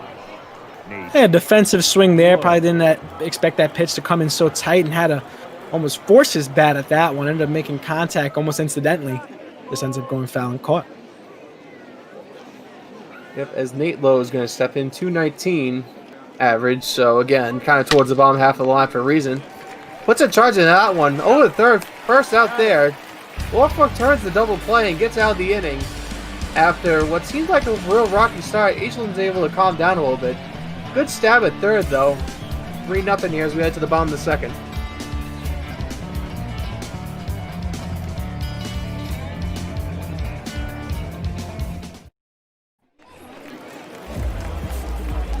Bottom of the second here down Norfolk. Stevie Wilkinson stepping in. And just a game note here.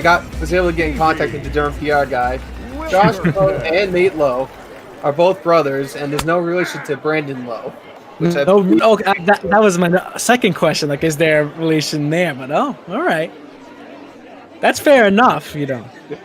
Yeah, definitely so. Again, somebody better call Hallmark because this is a grade A movie opportunity right here. Bull Durham 2, I guess.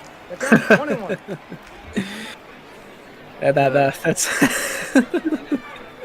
Wilkinson up to bat, and he has some prospect looks at too, and he's someone that a lot of people have a lot of time and investment on, and he's someone that people are really looking forward to seeing in the majors. Yep, as Honeywell gets a little help from the umpire there on that fastball down low for the strikeout. That's easily 3-4 inches below the zone. I don't know. With the breaking ball breaking down, maybe the umpire gave him the benefit of the doubt there with a great pitch, and I can see his gripe as well, but on the lower half of the knees, maybe something you need to be a little bit more protective about. Yep, Austin wins. The catcher stepping in now. 278 average on the year. Hits more for contact. Only 3 home runs at this point in the year so far.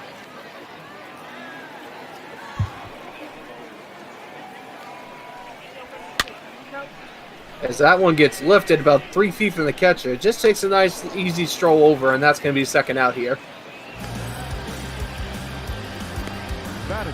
So I mentioned Bull Durham earlier. Jane, what's your favorite baseball movie of all time? Oh, man. Now that's the $1 million question, right? Like, there's been so many. Oh, man.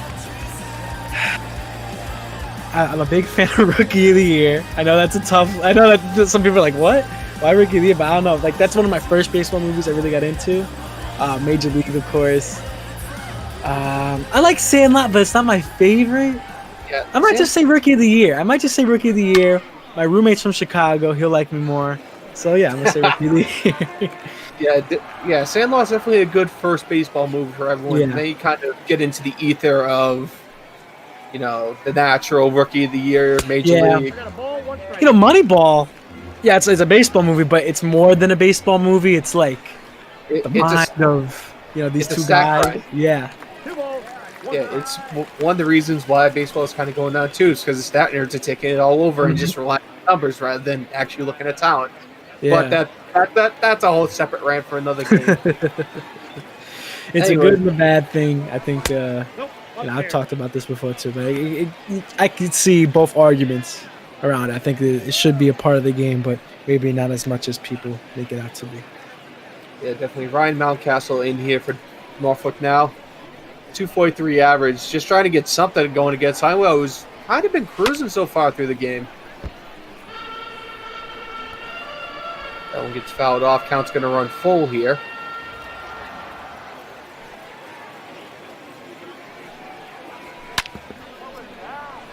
Another one fouled off, so the count will still hold here. Hey, good fight. This is something you want to see from your minor leaguers. A good fight at the plate. Even if they do strike out at the end of it, you're able to bring it to a full count is something important. Yeah, fouled off again, so we'll hold here. And yeah, you were mentioning good fight. Some managers, they'll take a 9-10 pitch at bat just as much as a home run, especially if it's a really tough starter that the team sends out against you. Mm-hmm. Especially a guy like Honeywell. Yeah, fouled off again. So heads up down the first baseline. There's going to be plenty of souvenirs coming your way here. I hope you brought your gloves. Yeah, fouled off once again. And this is what you love to see. 33 pitches in the bottom of the second inning and just continuing to foul off pitches. Great job by Mountcastle. Foul it off again, this time down the third baseline. So everybody heads up now because this guy can pull it, apparently. That was 10 pitches. This is going to be 11 coming up. I'm glad they got the graphic. I lost count a while ago. Same here. This is an absolute war. Grounder up the middle. Pitcher's going to try to range over. Flip over the first is in time for the third out. And Honeywell wins the war after 11 pitches. So you have to wonder if the damage has been done here for Durham as they're going to step up here in the top of the third. Xavier Edwards stepping back in. Started off the hit parade today for Durham with the single there that came along later to score. Or no, excuse me, he got thrown out at home plate. Nope, outside. This was one of the few in that first inning that didn't come around to score, but that first inning definitely was a pop in the mouth to Eshelman, and seems like he may have found his footing here a little bit. I don't want to jinx him. The jinx stoinks are already down as they can be at this point, whatever you want to call it. But yeah, he's found his footing in the second inning, ended up allowing them to ground to a double play. So trying to get his bearings back on the mound. As he works with a 1-2 count here to Edwards here, the leadoff, and yeah, he's definitely pitching more to contact than say a straight strikeout, and that's kind of the result of the 6 hits here. Is he may try to want to pick those corners a little more, maybe throw in a few more breaking balls, play more towards the strikeout rather than the contact, because the contact Durham made is very solid. We got full count. Breaking ball just missing the lower outside corner. Count runs full here. Robinson sitting on deck, 11 homers on the year, so you definitely don't want him up at the plate with a chance to blow the game open.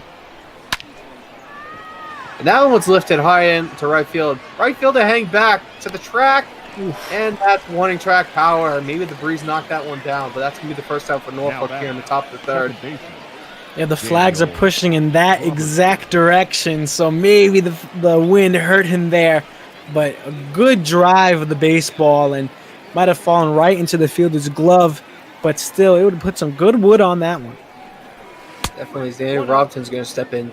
Just looks at one that gently passes by his elbow there, 1-0 the count.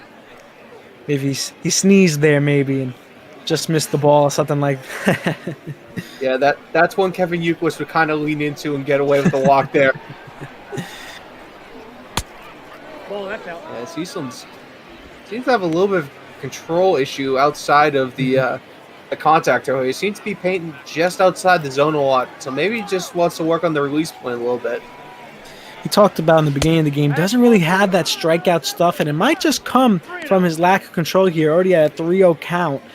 And maybe the stuff's there, the speed's there, and the action's there, but he just can't put it right in the spot that he wants to in the strike zone.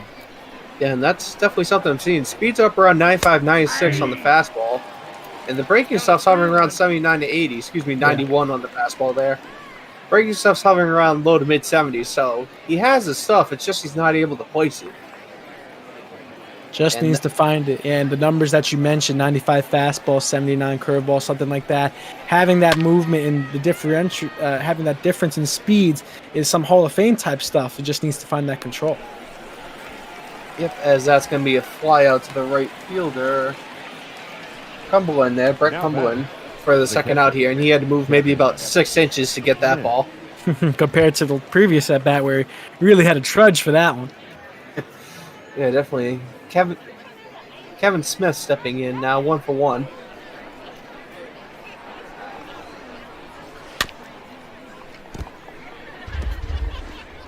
As the first pitch is going to be fouled off here, 0-1 the count. Smith came around to score back in the 3-run first inning. As he did as Durham racked up 6 hits in that inning, as that's going to be just a little ground over the second. Flip over the first for the out here. So Norfolk maybe seeming to settle down a little bit after the this punch in the mouth to start the game here. We're through 2.5, 3-0 Durham.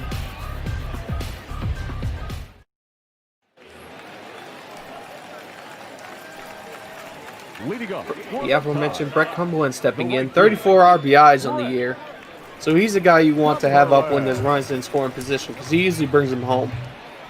Yeah, he's able to punch that ball, and obviously starting at bat here in the 3rd inning. But, you know, you want a guy that's going to be able to hit that ball hard. 3 doubles in his last 10 games, and he sure is able to do that. His average is floating around 280 as well. So maybe having that power as well could be something that you could work on. Only 8 home runs on the year so far, but in the minor leagues as well, no one's expecting you to go for 50 home runs in the season. You know, if you were, you should be in the majors. But the power numbers are important, but at the same time, they're looking for strong contact. Yeah, and strong contact in one of the previous foul balls that nearly puts a hole into the extended netting here. He works the count to 3-1 though. Honeywell in a little bit of a jam. Fouled off down the third base line. Count will run full here.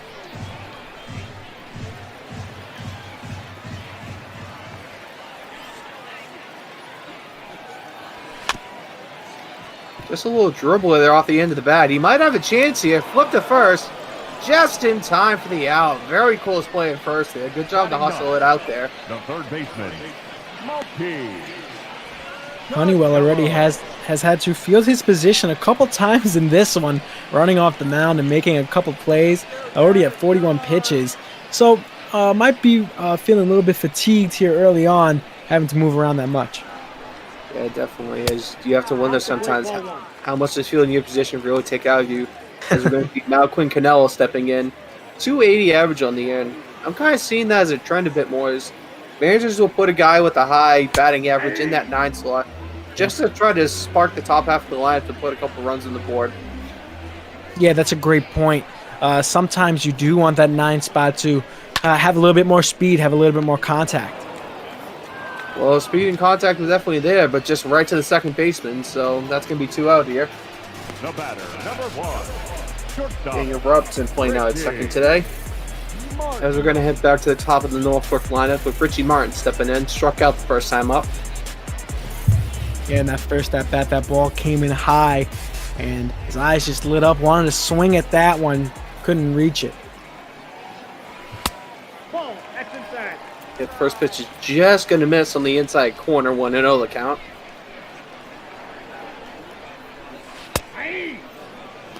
Beautiful breaking ball that catches the upper half of the strike zone, 1-1 the count.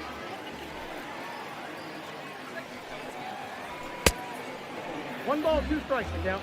That's a fastball that just is swung over the top of 1-2 count here at Richie Martin. Trying to get something going for Norfolk. 2 balls, 2 strikes.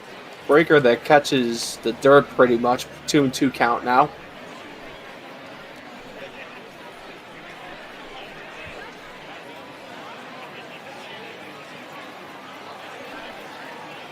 The 2-2 pitch to Martin.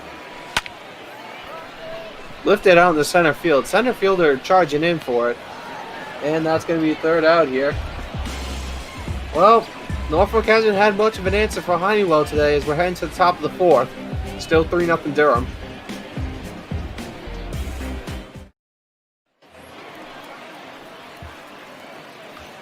Leading off for Durham, Randy Arozarena stepping in now, 1 for 1 on the day so far.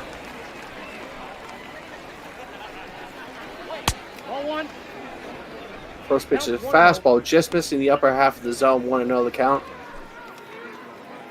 Talk about a guy that can get on base. He scored in this one already, and you saw in our graphic on our screen.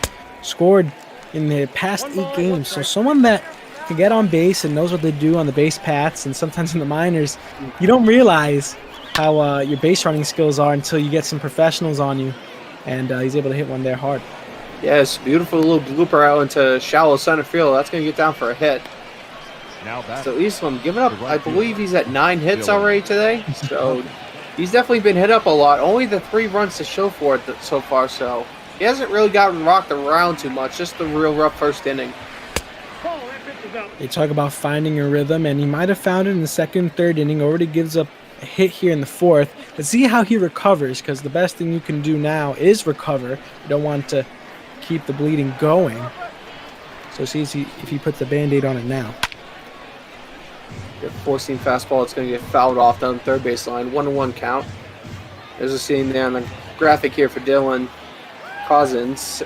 Last 6 games, he's scored 5 runs, so again, another guy that knows what he's doing on the base pass.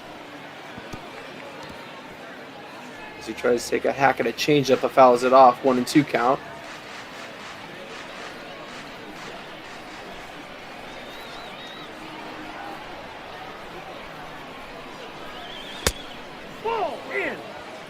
That's a breaker that's just going to miss inside. 2-2 count here.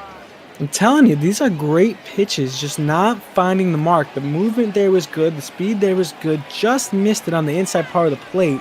Cosin just spits on that one as well. Yeah, that's going to be a foul ball again. And as the person who taught me baseball, my parents always told me there's a reason why they're down in the minors. Apparently, he found that Eastland's reason he can't find the zone with his good breaking stuff.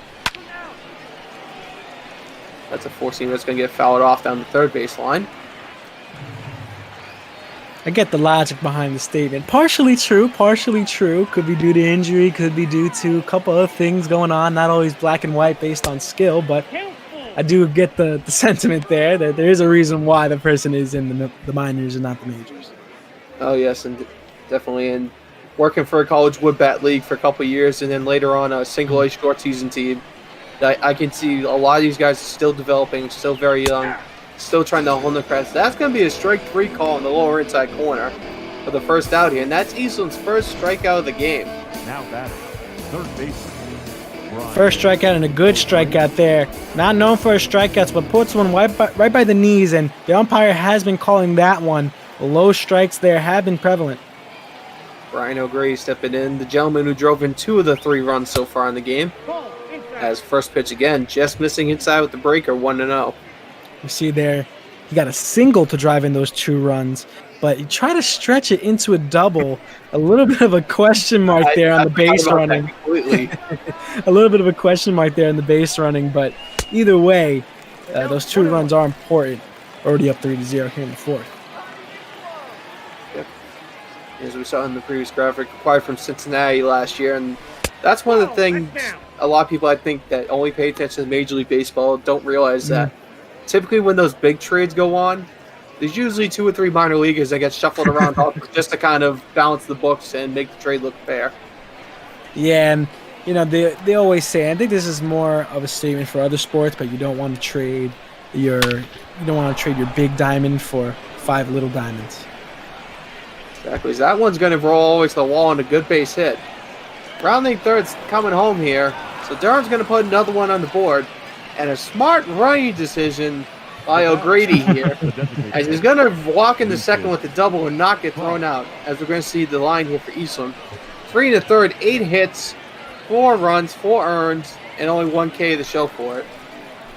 Definitely not the start he wanted. Still going to be in this game, only at 47 pitches, but definitely getting hit around pretty hard.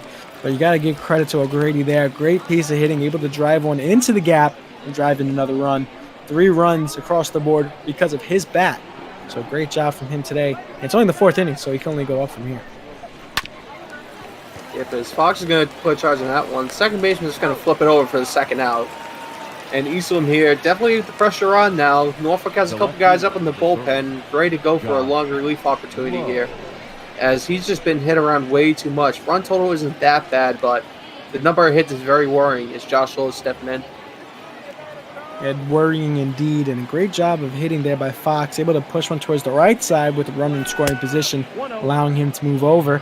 hit that one to the shortstop, and that runner's staying at second base. So might have not been intentional, but either way, runs on third base now because of his bat.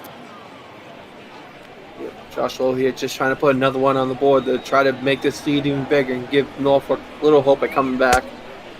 As that one's just a bit outside, 2-0 here.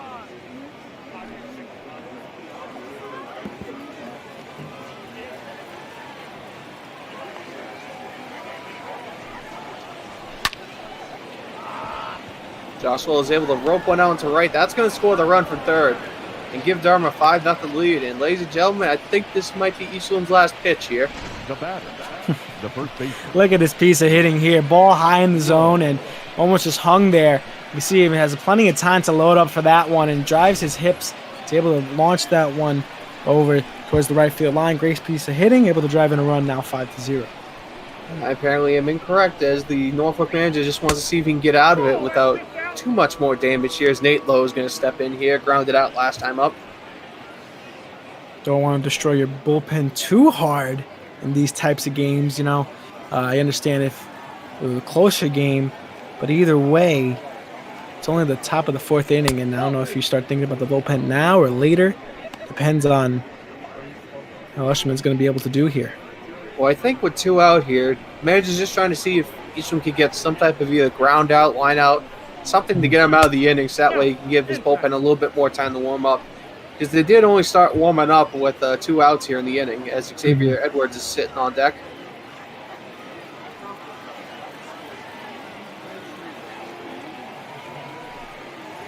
Rio pitch. Bat one down the middle, not taking the bat off the shoulders though, as he's been all over the place. Seeing there, 11 balls, 13 strikes so far in the inning alone, and it's a 3-1 count. Yeah. Sometimes you just have to let the pitcher work himself into more trouble on the mound. Just keep that shoulder on your bat. Keep the bat on your shoulder. That would be weird if it was the other way around.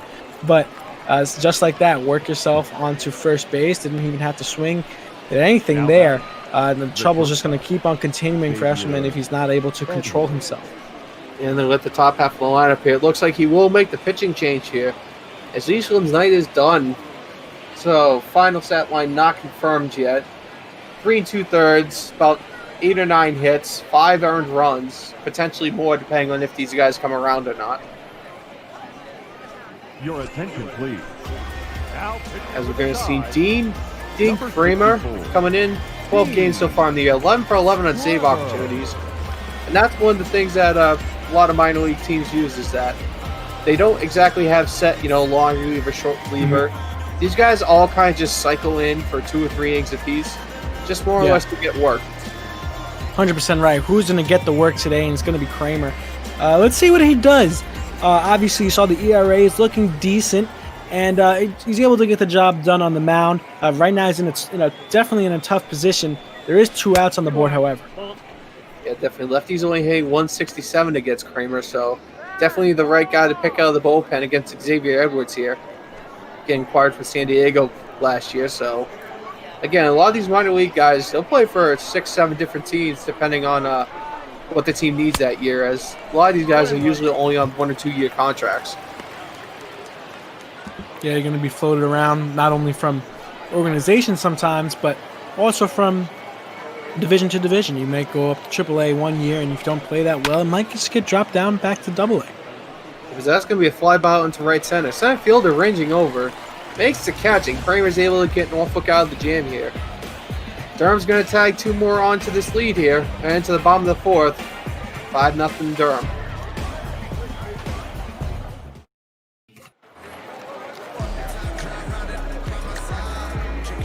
Mason Williams stepping in. He got plunked in the back on the first time up, so he's looking to maybe try to make an actual batting attempt here. As he puts a charge into this one at left field. Left fielder doing the moonwalk, showing off a little bit. And that's going to be the first out here in the first pitch from Honeywell. He did a great shot there. And, yeah, a little bit of a moonwalk there. Maybe not showing off, but still, either way. Trying to get some redemption after the hit by pitch. Definitely. Cedric Mullins is going to step in 0 for 1 on the day so far. As that one's going to be lifted out into center.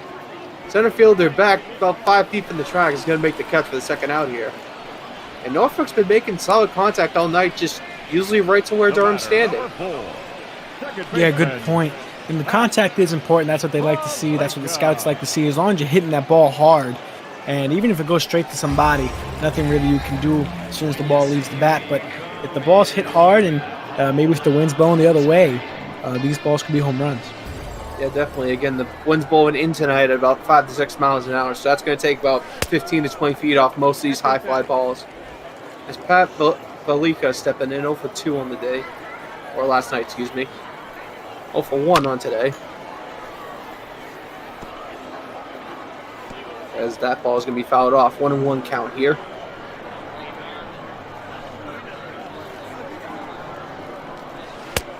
Nope, that's off the plate. Ball 2. Honeywell trying to break her inside. They just put him on the hands. No dice, though. 2-1 the count. No, that's low. Honeywell maybe trying to play a cricket a little bit as that one nearly kisses the dirt here. 3-1. Valika doing a great job staying patient. Talked about patience all game as he draws the walk. And some of those pitches were tough to take. Balls dropping right off the bottom of the strike zone. And in the minor leagues, you might be swinging at those left and right, but his patience there seems strong. Yeah, definitely. And with a team like Baltimore in the situation area, they are. I wouldn't be surprised if 5 or 6 of these guys get the call up to the big club in September to try to get some starts out there. That's definitely a good point. And in September, you really get to see who the organization has their faith in, right? But they're not going to call somebody that they don't think can perform at that major league level. So if they even have a thought that, hey, maybe this guy can do some benefit for us when it comes September time, and even if you're in or not in the playoffs, they just want to see how you can play against some real major league talent. And if they can perform at a high level, that even improves your chances of getting called up to spring training and possibly even a major league roster. Yeah, definitely. And the way September's are, especially now in the majors, that could be the setup for spring training as far as getting an invite to the big boy club.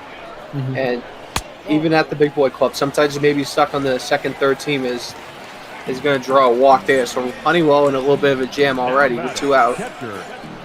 But yeah, even if you make the big league camp, sometimes you may be on the 4th, 5th team and get assigned to the exact same spot you're at. But at least you got the experience in major league camp. Gave the head manager something to look at, a reason to look at you for your next couple months here in the minors. And that is very true. Like getting your name out there and being recognized by the Major League Ball Club, even if it's for a little bit, even if it's for spring training, they know your name. You were coached by the Major League coach. They know you. They've seen your swing. They've seen how you throw. They've seen how you play. And the fact that you're in their head and not stuck somewhere in the minor leagues in the middle of nowhere where they never heard of you, being in the coach's face and front office's faces definitely helps you out a lot. Yeah, and with the proposed reorganization of minor league baseball coming around, that might help out as far as limiting the amount of players that do kind of get stuck out in the middle of nowhere, not in front of the manager. I believe they're looking to cut about 20 to 30% of the total minor league teams, just trying to streamline the system a little bit, as that one's going to rope foul. And, by saying that, you bring up that conversation. Is like, yes, you are cutting away these teams, but what are you doing to the talent surrounding them? What are you doing to all those workers?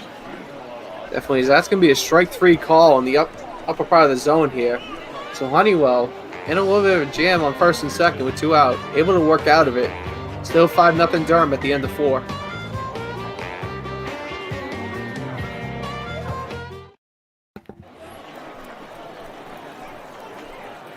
You're going to see Daniel Robinson step in here for Durham to try to extend the lead in.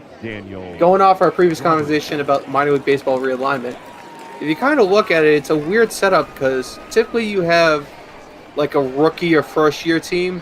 Yeah. Then you have 3 next level teams that you can go really anywhere. Mm-hmm. And then that pipeline all condenses back down into AA and AAA. So really the single A level is where a lot of guys kind of just flame out, and Major League Baseball is kind of looking to increase the players' wages that stay in the minors while also limiting the amount of flameouts that they have. That's going to be a rope down the first base line. Going to get to the wall here. Attempted play at second. Right fielder's kind of lollipopping it in there. And he's going to easily walk into second there. Daniel Robinson with a double. Yeah, you got to make a stronger throw than that. We'll see the throw here on the replay, but great piece of hitting, and the first baseman made a great effort to get that one. And listens good to his first base coach there. Digs down the line, and yeah, that throw, maybe not as much as a lollipop as we thought, but maybe a stronger throw to the cutoff. Could have had the opportunity to get him out at second base. Exactly, and that's something the scouts will definitely take a note of. If you take a play off, kind of lackadaisically throw it in like that, they'll take a note and saying this guy might not be all in it.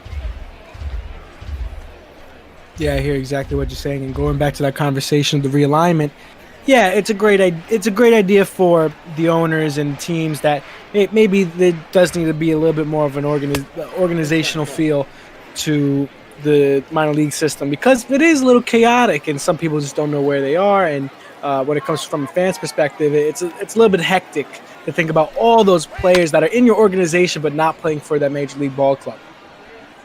Yeah, but that's going to be a fly ball to center. Runner on second. Robinson's going to hold at second there. And that's going to be one out here for Norfolk. But yeah, you think about it, that major league teams can only bring at max 40 players on the roster a year. And you have currently, I believe, 6 or 7 minor league teams worth of players. How many of those players can actually potentially make it to the major league team? I'm thinking it's maybe less than 5%. Yeah, that's a very good point. That minor league system, some players are just career minor leaguers, and it's a tough thing to say, but sometimes it's just the way it is. Yep. Just a nice little single out there is going to add to the Durham run, make it 6-0. As a real solid piece of hitting out the center there is going to score the run from second. Dylan Cousins. Really turns on that baseball there, drives it right back up the middle, and maybe if there's a shift in play with the runner not on base, but there was, and maybe that would have been a different type of play, but either way, runner scored. Yep. Kramer checking his Zoriana over at first and making sure he's staying put, not going anywhere. He's done that a couple times already this game. Really likes to check on that first base spot. And sometimes when pitchers do that, they maybe want to change the pitch, or they agreed on, I'm throwing a fastball here, but maybe rethought about it and throws over to first base, gets a new set of signs or something like that. Yeah, especially if the last pitch he threw was that same pitch and the guy just actually tagged it down the line. It's like, okay, maybe not that one. Another thing sometimes, and maybe this might be the time where batters are really hitting the pitcher and maybe needs to get them out the rhythm. So they're stuck in that rhythm and keeps them throwing to the plate, Maybe you need to look over to first base every once in a while to get the batter out of the rhythm. Yeah, definitely. Kramer's not in a rhythm right now. He runs a 3-1 count here. Brian O'Grady, the base running extraordinaire, sitting in on deck there.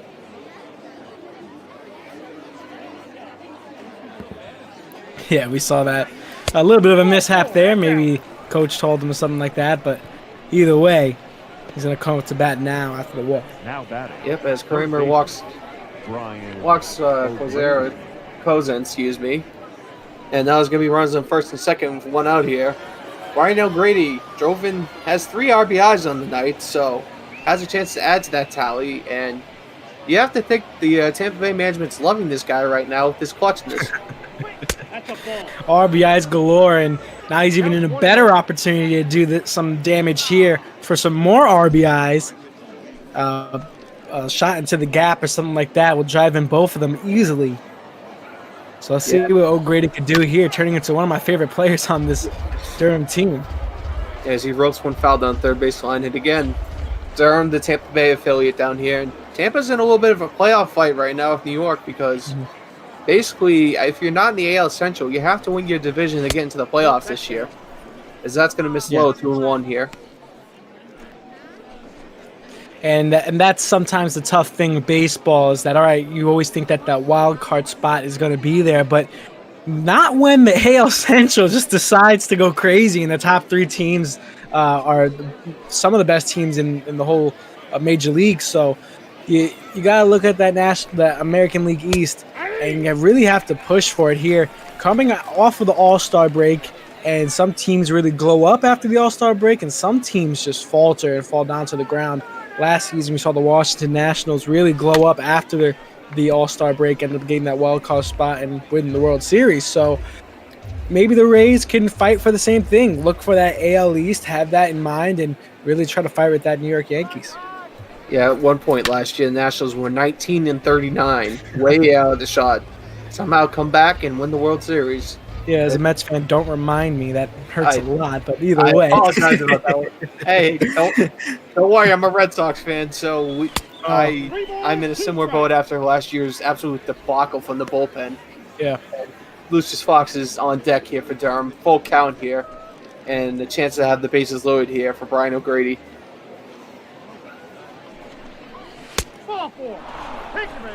Ooh, not getting the break there. Dean Kramer walks him full, although he should have had a strikeout there. That one caught the lower half of the zone, I feel like. We're going to get the pinch info here, and right there across the knees. And what's curious is that umpire has been calling that pitch almost all game. I would say more on breaking balls, but that one's a fastball right across the knees. Very surprised that one is not called a strike there. And you can see in the replays, several of the fans sitting there behind home plate in the rich seats were not happy with that call. But Lucius Fox here with the chance to really bust this game open and put Norfolk in a real bind. Takes the ball 1-0 here. Arizona at third. Cousins at second. O'Grady at first. As Kramer's going to put a fastball in there, 1-1 the count. Let's say Kramer's winning the flow game there with that little, with the little flow off the back there. That's a hockey style haircut right there.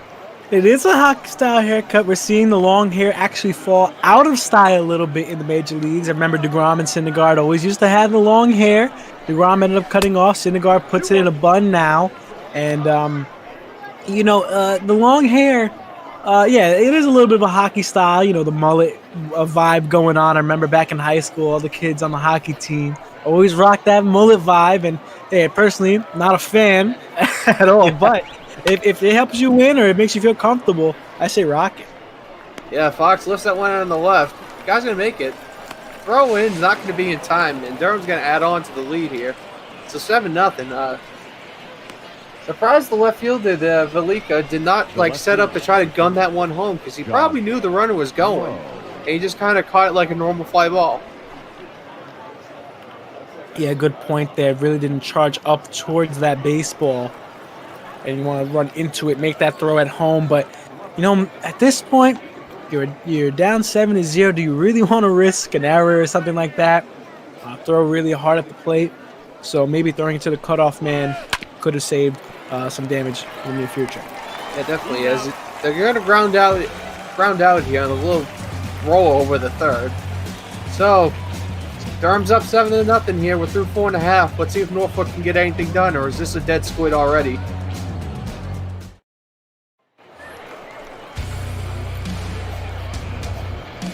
Ryan Mountcastle stepping in 0-for-1 on the day so far. Honeywell Jr. is still in here in the bottom of the fifth, only at 65 pitches, so for a minor leaguer to go 6-7 innings, it's a rare sight sometimes. Yeah, he's pitching pretty well, and not surprisingly so. He's been someone that can keep his pitch count relatively low and throws a considerable amount of strikeouts. I haven't seen that many in this game, but honestly not really necessary when you look at the score differential. So I wonder how long they keep him in on this one. If he continues to pitch well, I can see him going pretty deep. As that one's going to get lifted out to left center. Center fielder diving, makes a stab. And that's going to be the first out here. Right fielder. Randy Arizona with the diving play to save the double at least. What a play there. I mean, you're going to have to call up Sports Center.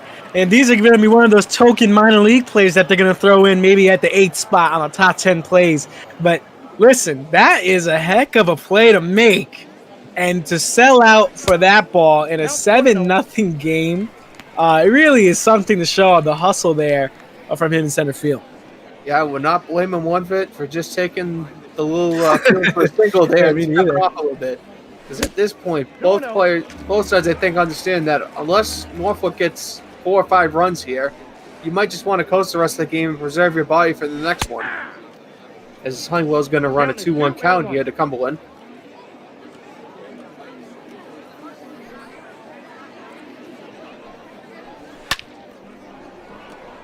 Fouled off here. Count will go 2-2 here.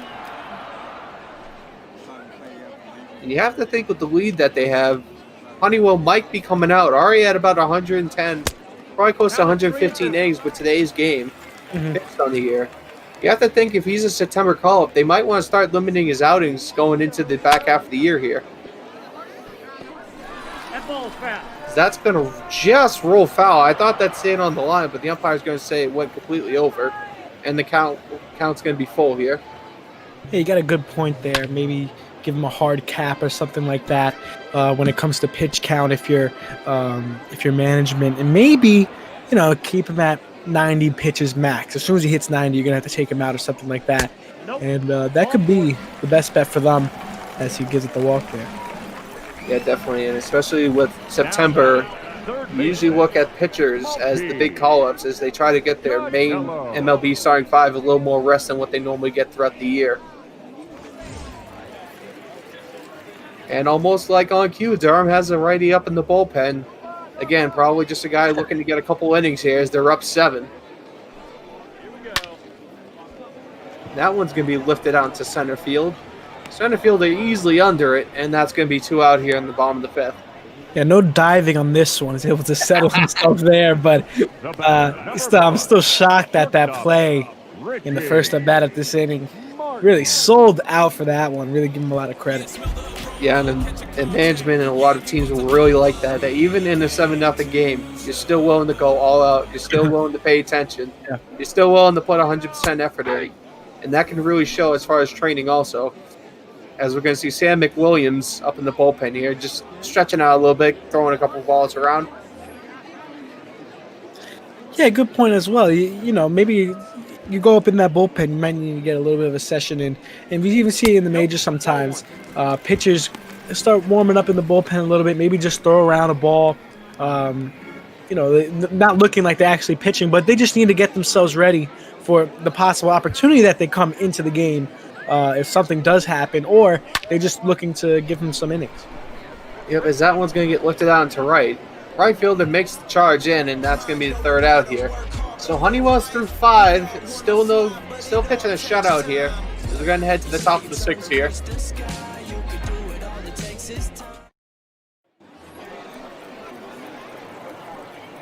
As we're going to see Nate Lowe stepping in here, 0 for 1 today. You were mentioning pitchers just wanted to get up and throw around the ball. You'll occasionally see in the Major League bullpen towards 8th, 9th inning in a game that's completely over. Just some guys will get up, throw about 15, 20 balls, and then go sit back down. Something just to try to work on a little bit here and there during the game when you get the chance. And that's what management will really like to see, is that you're trying to hone your craft, even when you know you're not getting in on the day. Yeah. Sometimes you need to throw yourself your own simulated game, and you need to get just those pitches through so it's not like you're sitting on the bench for 3 days straight where you haven't gotten to a game and you're cold and you're not in baseball mode. Sometimes you should go up in that bullpen, throw, as you mentioned, 15, 20, 25 pitches as if you were in a real game and treat it as so. Yeah, because that one's going to be lifted out into left. They'll leak under it, and that's going to be the 1st out here for Norfolk. And really, what do you think has been kind of the key to Durham's offensive explosion today? You think Norfolk's pitching just been kind of off today, or is it Durham really starting to square up on balls and starting to drive in the right opportunities? It might be a combination of both here. Obviously, we know Durham can hit the ball really well, and Norfolk has struggled with their pitching throughout this season. It's just the world's colliding, and Durham just really in a groove right now from 1 to 9, able to strike that baseball and not hit it just to where they are, but strike that ball hard and find gaps and find places where they can really go for extra bases. It definitely is. Xavier Edwards works 2-1 count here on Kramer. And you have to think Kramer's day might be done fairly soon. Again, coming out of the bullpen, usually guys will only pitch 2 or 3 innings here in the minor leagues before there's usually a switch here. So you have to think he maybe has a 6th inning left, and that's it for him on the day. Yeah, we could probably see another arm come into this game. You don't want him going too long, especially a guy that's been pitching as strong as he has. Yeah, because that's going to be a beautiful changeup in the outside corner for strike 3, and there's 2 out here.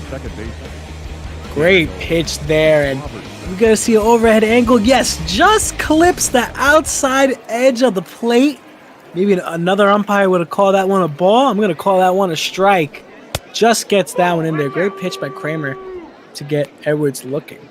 Yeah, at this point, Norfolk will take any break they can get. Zane Robinson's going to step in. 2 for 3 on the afternoon with a double and a single. The 1-0 pitch to Robinson. One up at the neck, basically. He takes a crack at it, but fouls it off. 1-1 the count.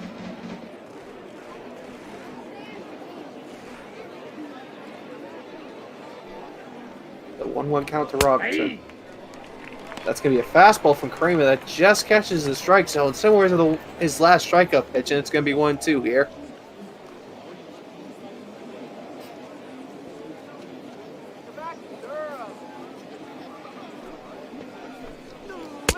I got the count. Yeah, 2-2. 1-2 runs way outside with the slider. Not sure what the heck was up with that, but it's 2-2 count here. Yeah, just touched 41 pitches, about to throw 42. And this was probably going to be his last inning in this one, but not a bad outing. He did give up a couple runs, but either way, this guy has been pretty decent throughout all this season and going against a tough team. A few runs here and there, not going to kill you. Yeah, and especially the way he was handed the game with it being 5-0 at the point. As that one's going to be popped up here. Catcher may be moving about 10 feet. That's going to be the 3rd out here. So, Durham's gone relatively quiet after the explosive first couple innings here. We're heading to the bottom of the 6th, still 7-0 though.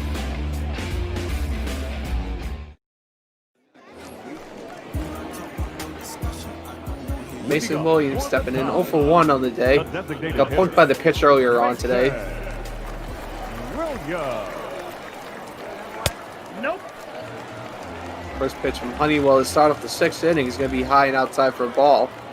And Honeywell getting some work here in the 6th. I'm a little bit shocked at it. I think they're going to keep him going. Maybe this will be his last inning, but once again, he's pitched so well, throwing a shutout as of so far. And really has just been a consistent piece of this team and a prospect that's really looked high upon in this organization. Yeah, definitely. And the organization might have said, let this kid pitch a good amount tonight. GM might be sitting in the stands trying to pick up a couple notes and figures for September call-ups, or if an injury happens, who's the first one they're going to put a call into. And this Honeywell definitely could be a guy. I don't see him getting a starting spot right away, maybe not in September. I understand the rest, but maybe a bullpen arm or someone that can come out, throw a couple innings like they do in the minors, but in the majors, and eat up some innings for a pitcher that needs it. So you're saying he might be a good opener is what I'm hearing. An opener, maybe not. Maybe it depends. We've seen a few teams around the league try to experiment with the opener as a walk is thrown there, but the opener is once again another conversational and controversial type of topic as well. That you think about it, and we talked about the closer, right? And the closer didn't really exist until the prime Oakland A's, right? And now the opener becoming this thing of like a unicorn. It's like it's a wonder and mystique, and no one really understands it. But either way, it's found its way into the world of baseball. Yeah, Cedric Mullins is going to get a hit here on a rope into right field. And yeah, the opener, kind of a newer concept. And if you kind of look at how a lot of minor league teams structure the pitching, starters and rotations, it's almost essentially perfect for an opener, because usually a starter will only go 4 or 5 innings before handing it off to the bullpen. It's just baseball has been a certain way for so long, not from how do I say this? Not from the wild card ended up being a part of baseball. That's outside of the sport. I'm talking about inside the lines, right?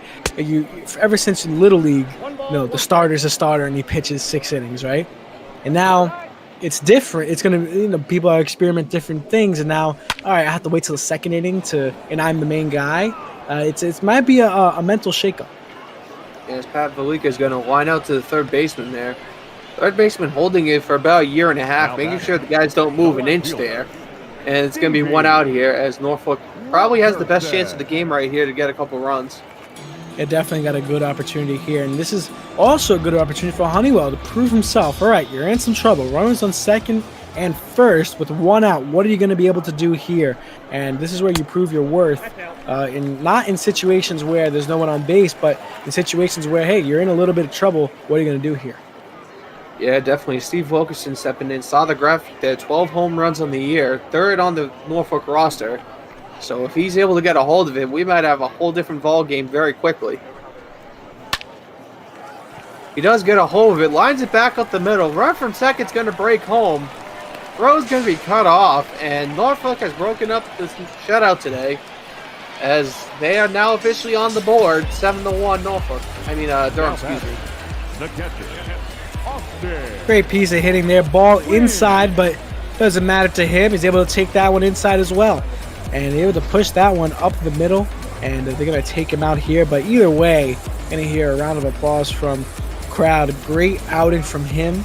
Only gave up one run through 6 innings and should be proud of himself. Yeah, should be proud of himself. Looks a little ticked off, though, as he really only kind of fell apart in the sixth here. Was doing very solid before that, so maybe just a couple of rough luck pitches there. As Sam McWilliams is going to come into the game. 42nd appearance, 8-4 on the year. ERA is sitting at 1.77, and lefties only hitting 182 against him. Yeah, that 1.77 ERA really jumps off the stat sheet, and you look at that, and you look at him, and it's a big guy on the mound. Pretty tall, like a Randy Johnson type of deal. This guy looks like Andre the Giant out there. And, that's an intimidating factor because not only are you a tall guy, but you're on the mound as well. So that's adding a couple inches to you also. So standing up there, being that dominant presence and throwing down to batters is really something that's you can't really talk about unless you really see him. Yeah, definitely. When the first time coming out of the pens, that one's going to be a fastball in the outside corner, 1-1. I was thinking Randy Johnson's size with Noah Syndergaard flowing blonde hair. I don't know if you picked that up, but that's my first opinion seeing him. I see it a little bit. Like, I got the height, I get the hair. Let's see how he pitches, and now he'll be the overall star. Yeah, definitely. As he works a 1-1 here to Austin Wins. And Wins is going to rope this one out into left. That's going to get down for a hit. Runner's breaking from home. Throws up the line, though, and Norfolk put the second run on the board this inning. It's now 7-2 Durham. Now batting, first baseman. And McWilliams gives one up there, but I feel like if that throw was a little bit more center cut and we didn't travel up the first base line, they definitely would have had a chance there at home. The speed wasn't all there, so I'm pretty curious if that was a better throw, if it would have been that. As Mountcastle's going to rope one into right field. That's going to get down. Runner's only going to advance a base, though. So Norfolk here putting on a little bit of a rally in the sixth with the bases loaded here and only one out. Yeah, giving the home crowd what they want, and that's some excitement. You see behind the catcher there, fans are on their feet and looking excited for the first time this game. And, hey, they got an opportunity here. We've been just rambling around trying to get through this one because the Durham has just been so good through this game so far. But, hey, maybe you need to focus right here on this moment. Because bases are loaded here with only one out. Yep, Brett Cumberland in here to try to continue this rally here. As you're going to see Durham has two lefties up in the pen. Garrett Clevenger and Sean Gilmartin up in the pen getting loose just in case this gets out of hand very quickly. But Cumberland here working a 2-0 count against McWilliams. And he ropes this one down the right first base line. That's going to just hook foul. That could have been trouble. Trouble indeed, and fans looking excited now on the edge of their seats. Yep, the 2-1 to Cumberland. Puts it out into left field. That gets down for a hit. Left field has a little trouble corralling it. That's going to score the run from third, and it's 7-3 now. Well, George, I thought this game was dead an inning or two ago. It has come back to life like The Undertaker. Let's hope it doesn't retire like The Undertaker has recently. But Listen, they're playing really good baseball right now. The 6th inning is really looking special for them. If they can keep this rally going, anything could happen. A big fly ties it at this point. And Durham shouldn't be too nervous given how they've batted, but either way, the ball's being hit hard. Oh, and just the one thing you did not want, a ground into a double play. Well, Norfolk got some life together, and they're only down 4 now. It's 7-3 Durham as we head to the top of the 7th.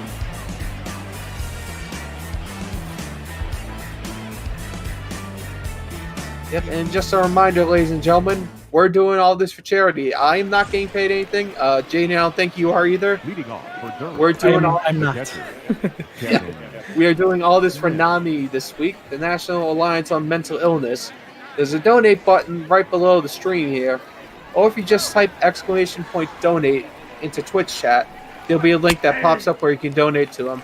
If you got a couple of bucks, it really helps out the people that need it at this time, and I thank you. As Sean Armstrong and Brandon Klein are up in the bullpen here for Norfolk. Kevin Smith up at the plate here, 1 for 3 on the day so far. As he tries to take a 3-iron to that one, but misses. 0-2 the count. Tough one to swing at there, ball on the inside part of the plate. And it's coming right towards you. You just want to get that ball, but you just can't. Yeah, because he's just going to put one off the end of the bat here. Flip over the first for the first out here. And Kramer, since coming in, has really kind of given Norfolk some life here. Has limited the amount of runs he's given up, and has also kept the bases moving and clear. Yeah, it's really tough to suppress this Durham Bulls offense, but still, go up on that mound. He has given up 2 runs so far, so maybe not the best night from him.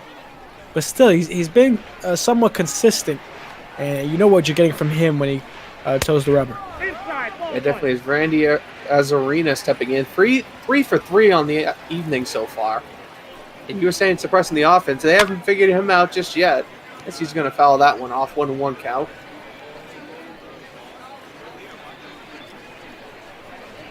Three for 3 on the evening, as you mentioned, and also made that great play in center field. Have yourself a night.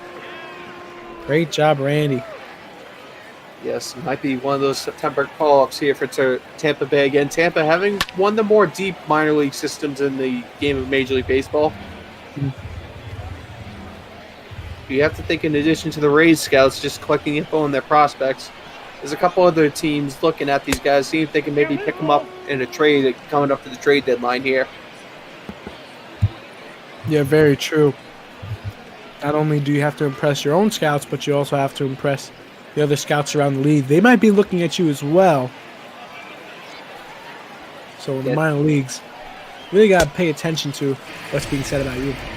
Yeah, definitely is. Kramer's going to get a strikeout there. Second one on the day on what is essentially the biggest challenge pitch you can have, a high fastball. Saying, come here and hit it. Giving it to you right across the letters and swings underneath that one. And in this day and age of baseball, we talk a lot about launch angle, and launch angle doesn't matter if they throw you that high fastball. It's called the blind spot there. And boy, was he blind there. Swung underneath that ball. And maybe if there was more of a contact swing instead of an aggressive power type of swing, that one could have been hit pretty hard instead of whiffed on. Yeah, it definitely is. That one's going to run inside on Cousins. So 1-1 count here. Cousins 0 for 2 on the day so far. And again, Dylan Kramer up around 60 pitches. I think he's gone deeper than the starter did today, if my memory serves me correctly. 2 balls, 1 strike. You may be right there.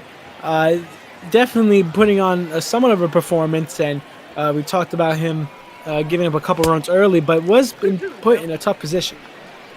Yeah, definitely. As he gets a 2-2 count here and has a chance to get out of the 7th here with virtually no damage. So that's going to be a breaker outside, 3-2. Brian O'Grady, the RBI man of the day, sitting in on deck. So that's going to be roped down the third baseline. That's going to stay fair and roll all the way out to the wall.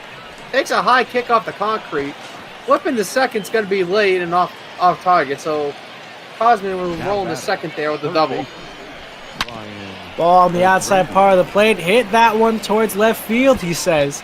He does a great job with that. Rips it down the third base line, and the left fielder there did a great job trying to get that ball in, even bypassed the cutoff man. Yeah, definitely. We're going to see Zach Lothar stepping in. 35th appearance on the year, 79 innings pitched, and ERA setting just south of 5. So, not sure this is the guy you want in with the little spark you had last inning. Yeah, good point.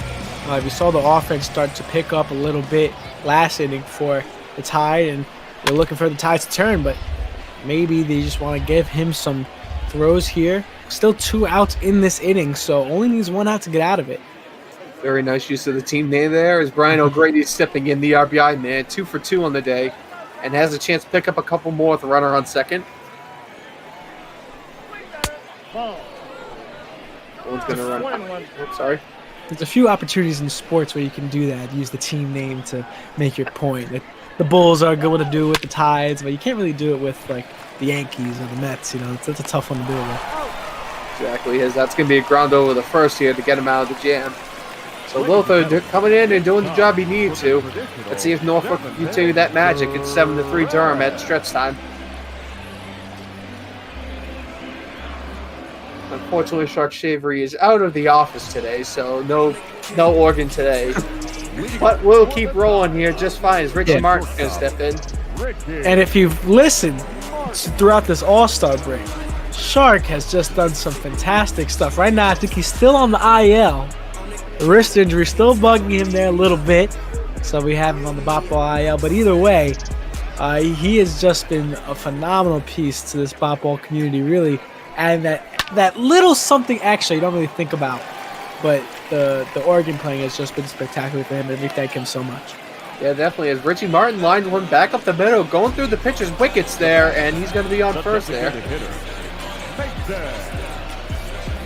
Yeah, that's what they teach you. Hit it right back to the pitcher and gets through past the mound, past second base, and now he's on first base easily, continuing off the rally that was performed back in the 6th.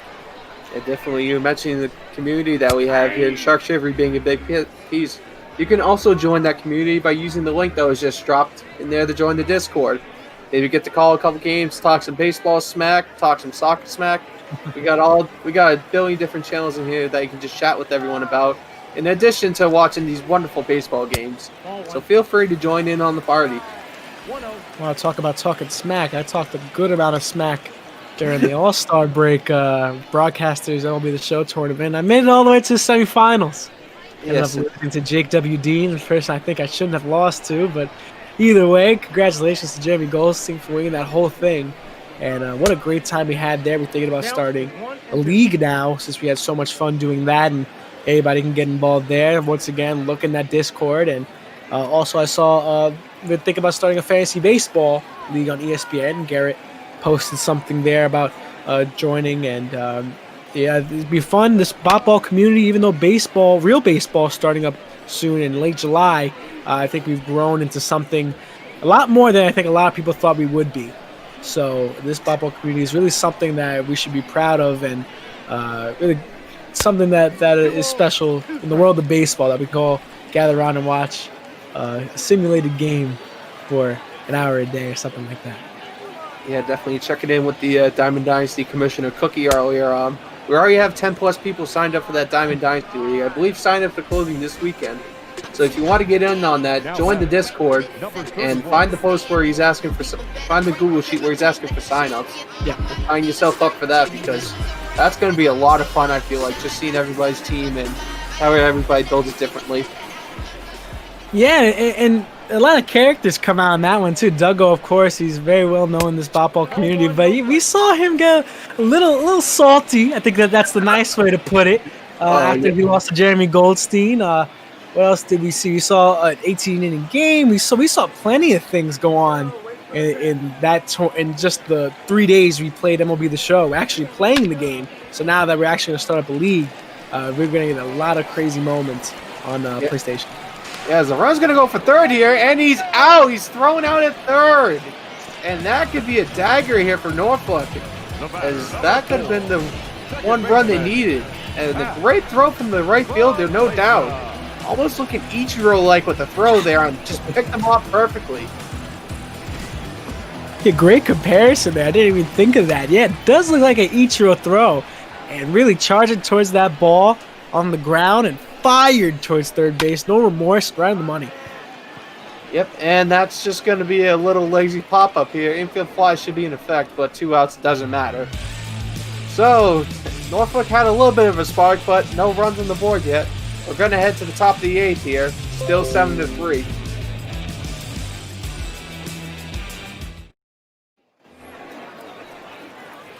Top of the 8th here, P-Mr. 3, Jayden in the booth here, calling this AAA game between two of the more deeper farm systems in the game, between the Durham Bulls, who are the Tampa Bay Rays affiliate, and the Norfolk Tide, who are the Baltimore Orioles affiliate. And you could easily see 15 to 20 of these guys make the September jump up to the Major League rosters when that time comes. Yeah, speaking of the Major Leagues, if you're looking for Major League Baseball, that one's going to come up next. So you're looking at the Dodgers and San Francisco Giants going against each other. First Major League game after the All-Star break. And tomorrow, you're going to get all your MLB fix, the Major League fix in, as ML Ball continues to cover all the Major League games that would have happened if COVID wasn't a thing. But here we are, calling Ball.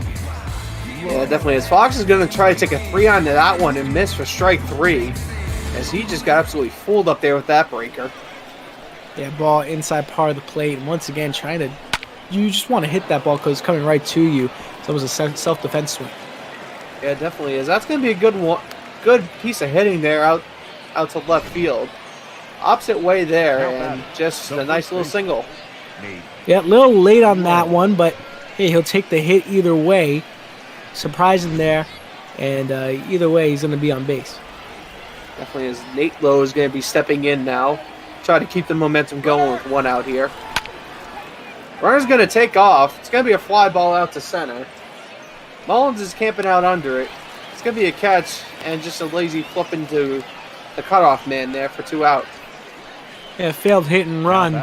Ball hit up as a pop-up there, and definitely could have possibly scored him if that one fell into the gap. Definitely is. Xavier Edwards is going to step in. Only has a single on the day and is 1 for 4. Yeah, expecting a little bit more from him in the way he scored. And the pickoff attempt works, as that's going to be very tight, and they get him. So, the pickoff attempt over at first actually works, and Norfolk's out of the inning here. We're heading to the bottom of the 8th, still 7-3.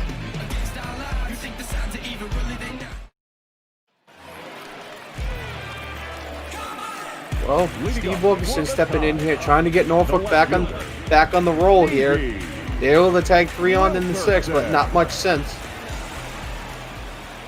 Yeah, definitely going to try to work with the bats once again. They're not out of this game yet, surprisingly, by the way they played. And 4 runs, it's definitely possible in 2 innings. Definitely is. That one's going to be fouled off here, 1-1 the count. Especially the way they just tagged on the 3 innings. It wasn't with the long ball. It was just a lot of solid hitting, stringing 4, 5, 6 hits together to get those runners in. And funny enough, you can say that on both teams. The score here for the Bulls already at 7 runs, but not 1 home run in this game so far. Well, correction on that, is that one's taking a long fly out to right field. Right field's going to camp out about 6 inches from the wall, and that's going to be the first out here. Thought the Jinx was going to get another point there. That would have made me real mad, but either way, thank goodness that one stopped at the track. We talked about the wind earlier, right on the coast, and might have pushed that one right back in. The wind is pushing in that direction.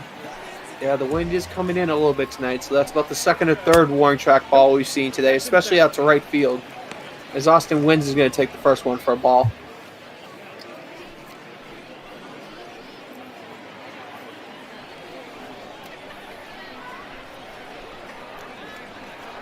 A 1-0 pitch to Wins. It's driven back up the middle, straight to the shortstop, though. Trying to flip it over the first, and that's going to be 2 out here. Xavier Edwards on that one.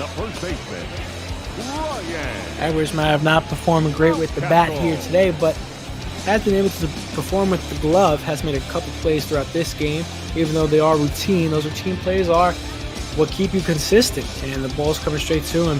Gotta make sure you hit that target, and as you come closer and closer and closer to the major leagues, the target at first base gets smaller and smaller and smaller. It goes from a size of a hula hoop to a size of about like a necklace, if you will. You really just want to get that target almost at his chest and his face area. Yeah, that one's going to be driven down the left field line. That's going to get down for a hit. Ryan's going to hold it first on an excellent throw there from the left fielder. I believe that is Josh Lowe out in left tonight, and then holds the runner at first. As we see the Bulls have a couple guys up in the bullpen warming up, as McWilliams seems to be struggling a little bit here. Well, that's out. So that first pitch is going to be outside for a ball, 1-0.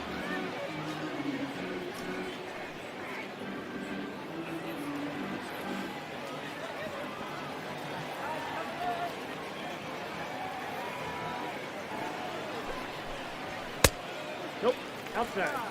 Williams just missing outside, 2-0 now. Garrett Clevenger and Sean Gilmartin are up in the bullpen here for Durham. 2 lefties just in case, and might just be getting their throws in, as you mentioned. Yeah, definitely. But the way Norfolk's kind of string this thing together, it could get out of hand very quickly, especially with McWilliams up around 30 pitches, as that's going to get lifted out to right field. Right fielder right in front of the warning track corner there, and that's going to be the third out here. So again, Norfolk asking the question, but not able to put a run together. We're heading to the top of the 9th, 7-3 Durham.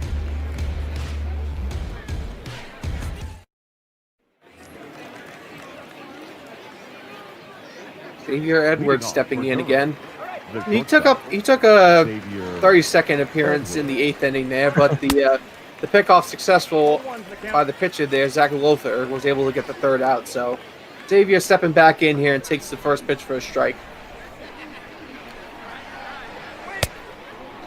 Down, 0-2. Xavier trying to potentially do a cricket swing there, as that one kisses the dirt there. 0-2 the count now.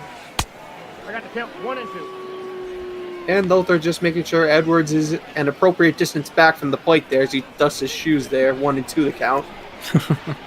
We've seen some stances get closer and closer to the plate.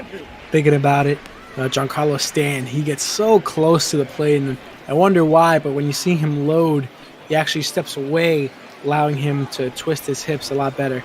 So usually you look at a player's batting stance and you see what they struggle with. Xavier Edwards pops this one out. Catcher's making the range over, and that's going to be the first out here. But you want to talk about people close to this plate there. Kevin Youkilis, a Boston Red Sox legend.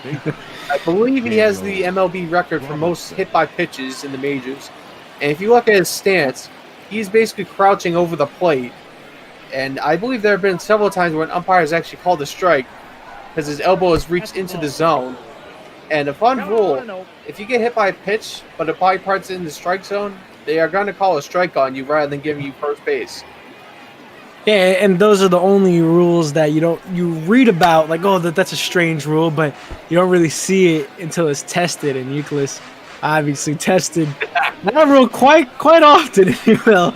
So, yeah, it is a part unique stance, part of no fear of the baseball, and as I wouldn't be doing that nowadays with the pitchers, how they be throwing, 100, 102 miles per hour coming off the arm, and that touches you. It could end your career, honestly. So I'd much rather stay a little bit back and let my bat do the work rather than my forearm, if you will. Definitely. So that's going to be a dribble over to the shortstop. It's going to flip over the first here for the second out.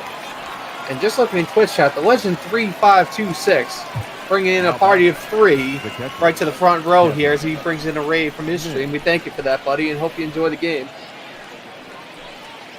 As Kevin Smith stepping in, 1 for 4 in the afternoon.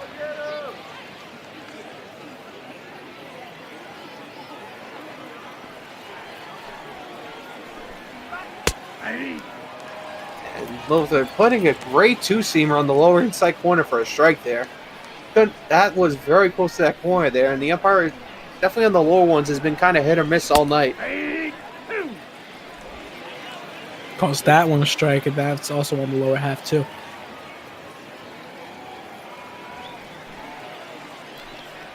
The 0-2 pitch, a challenge pitch more or less.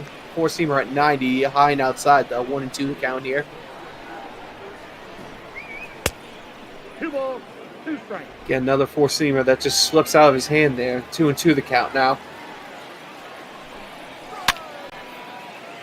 That's going to be a pop-up. Just foul, though. That seemed to have a lot of backspin because that got down very quick. Defense pitch, if you will. It's really just try to put the bat on that one as quick as possible. Yes, that's going to be lined back up the middle. Pitcher's got to duck out of the way, and that's going to get down for a hit here. So Durham may be trying to add an insurance run or two to this 4-run lead. Now batting, the center fielder. Insurance would help. You see Norfolk make some streaky runs, and this one is streaky in a good way, streaky in a very bad way as well. So putting some more runs on the board never hurts. Hit low for throws 2-seamer in for a strike. Randy Zorina stepping in, 3 for 4 on the day. Double and 2 singles with 2 ribbies to boot. Can't tell who I like more, Azarino or Grady right now. 2 guys have just been superstars in this one, helping their team out for the better. Yep, as that's just going to be a little grounder. Flip to second here for the force out. So Norfolk has the numbers they need. 4 to tie, 5 to win as we head to the bottom of the 9th here. 9-1-2 stepping in for Norfolk to lead off. Leading up for the top, Malik Cannell stepping in. 0 for 3 on the afternoon. And if there's one guy you want to get a hit, it's right here. Try to spark a little bit of a comeback here.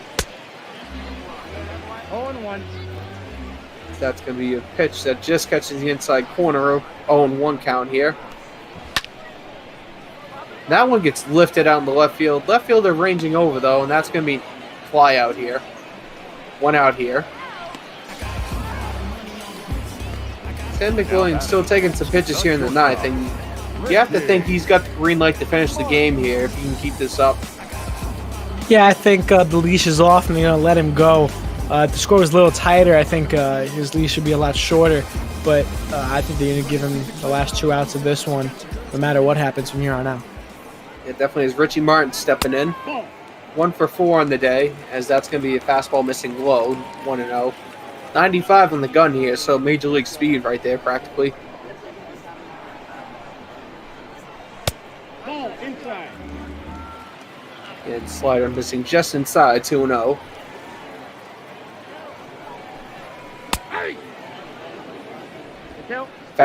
Fastball catching the inside part of the zone, 2-1 count here. And if you're Martin, you have to try to at least make some type of contact here. As he does that right there, and that's going to get down for a hit. So Norfolk has a runner on base now with 1 out. Good piece of hitting here. Ball up in the zone, able to take that one, put some backspin on it, as you mentioned, as that one drops pretty quickly into the outfield. It's exactly how you want to hit the ball. Perfect single. And Mason Williams stepping in. Got points by pitch earlier and drew a walk today. But he seems to be a little bit of a riverboat gambler, hitting 251. 31 runs on the year. So he's definitely going to be the one to watch for to see if they can try to continue this one as they try to claw back this 4-run deficit. Love to see the ball go over the wall here, really bring up some momentum.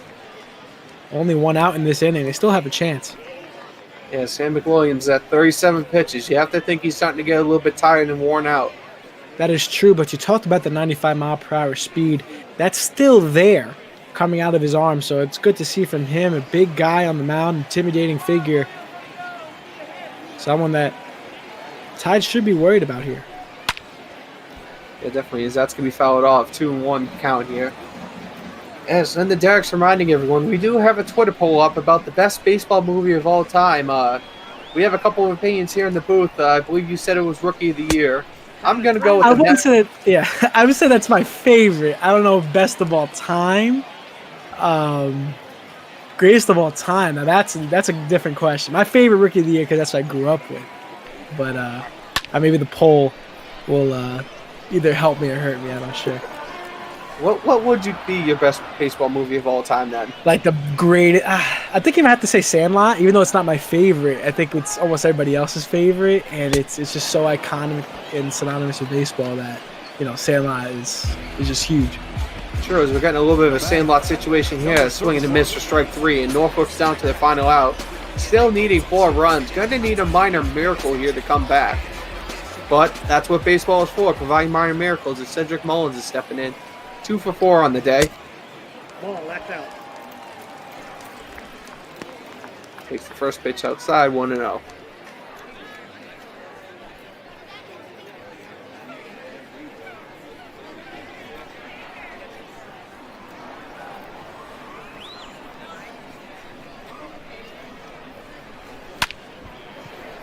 Mullins just pops that one up over the shortstop, ranging over.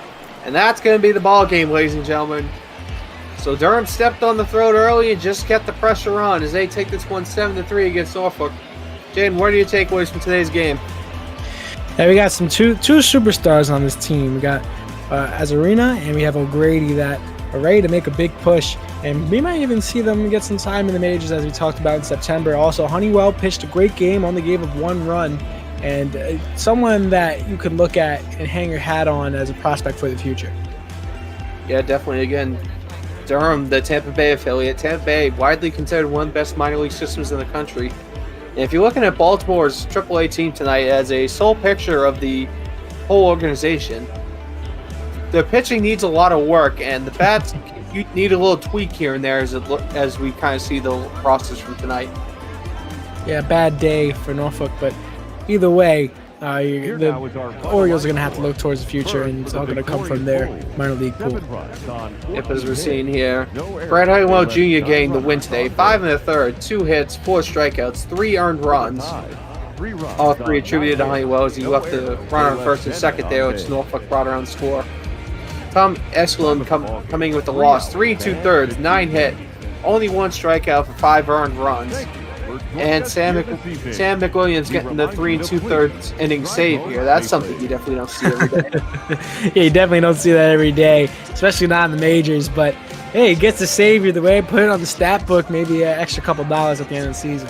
Exactly. And Randy Azarina getting the player of the game. 3 for 5 with a double and 2 ribbies, in addition to an amazing diving catch on center field to really kind of keep Norfolk's bats quiet at that point.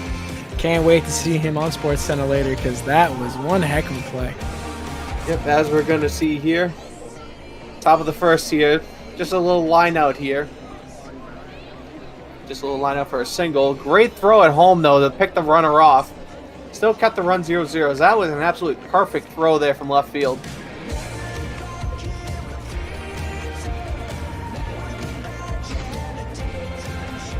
And then the bloodletting begin. Azarina, double the right down the line here. Gets all the way out to the wall practically. Brings a run around from second. And really, it just kind of all fell apart from there in this game. Going to flash forward to Grady here. Another one out to the wall here. Double brings around for an RBI.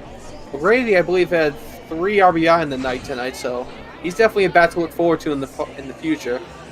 Yeah, superstar, called him the RBI guy because he just was raking them in and had a couple in his previous games to continue that streak now. Yeah, definitely, as you saw there, Azarina, a little grounder out the middle to put another run on the board. And then Mountcastle lined out to left as we see the Azarina dive there. A little bit of an awkward camera angle, but it was full-on Superman there for about a good 2 to 3 seconds. And as we see here, another little fly ball. Again, Ichiro leg throw from right. Of course, they cut it off at the right time. That was lasered in third to get the guy trying to make third. And then Norfolk with a little bit of life here. Wilkinson with a little dribble up the middle. Get a run on the board. Then Wynn's coming up, putting a liner out into the left to bring the guy from second home. And then they get the bases loaded and tack on another run. As we see here. Cumberland a little left field fly ball basically. And that nearly gets the guy in the groin out left, but able to corral it and get it down in time. And then it just kind of all fell apart here as this is the final little fly out here to end the game out to shortstop. So just a reminder coming up here, we're heading back to the big boys after this game as we have the San Francisco Giants staying in LA to face the Dodgers here and what should be a great NL West matchup. Who do you have in that game, Jayden? Good question. The Dodgers have been great throughout almost this whole season. I believe they're ranked when it comes to statistics and when power, contact, and things like that. They're ranked number 1. So I'm going to have to go with the Dodgers just based off of their pure skill. The Giants, they have had their moments, but the Dodgers have just been superstars throughout this whole season. And the NL West race is going to go leaning towards them, but also Arizona. Looking at Duggo there, Arizona has been a special team. Yeah, definitely is. LA and Arizona basically been fighting tooth and nail for that NL West spot. As we're joined in the booth now by the two gentlemen who will be calling that game, Cookie Eater and SpecialFX. Sup, gentlemen? Hey, P-Mister. So, it seems like you guys got a real fun one to start off the second half of the year here. Yeah, we got the Dodgers and the Giants. Hopefully we see LA pick up the win, facing a rather weak Giants squad, trying to get things going here in the second half. We obviously, I think you were just touching on it, Arizona's up on them right now. It's been neck and neck, but it's time for this team to try and make a run and run away with it. Guys, I'm going to have to apologize to you both. And all three of you had experiences with me. And during this All-Star break, I proclaimed myself as the champion of the All-Star break MLB tournament. And I was talking a big game. I think I let a lot of people down, especially SpecialFX, because he's been there through it all. Watched all the games, called some of them. And, I'm going to apologize. But next time, you guys better watch out.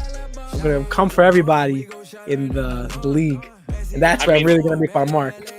I mean, you fought your hardest. You made it to the semifinals, and just had some bad luck on that home run. But at least I can have the proud title of saying that I'm the only guy in this booth right now that hasn't lost to Jayden.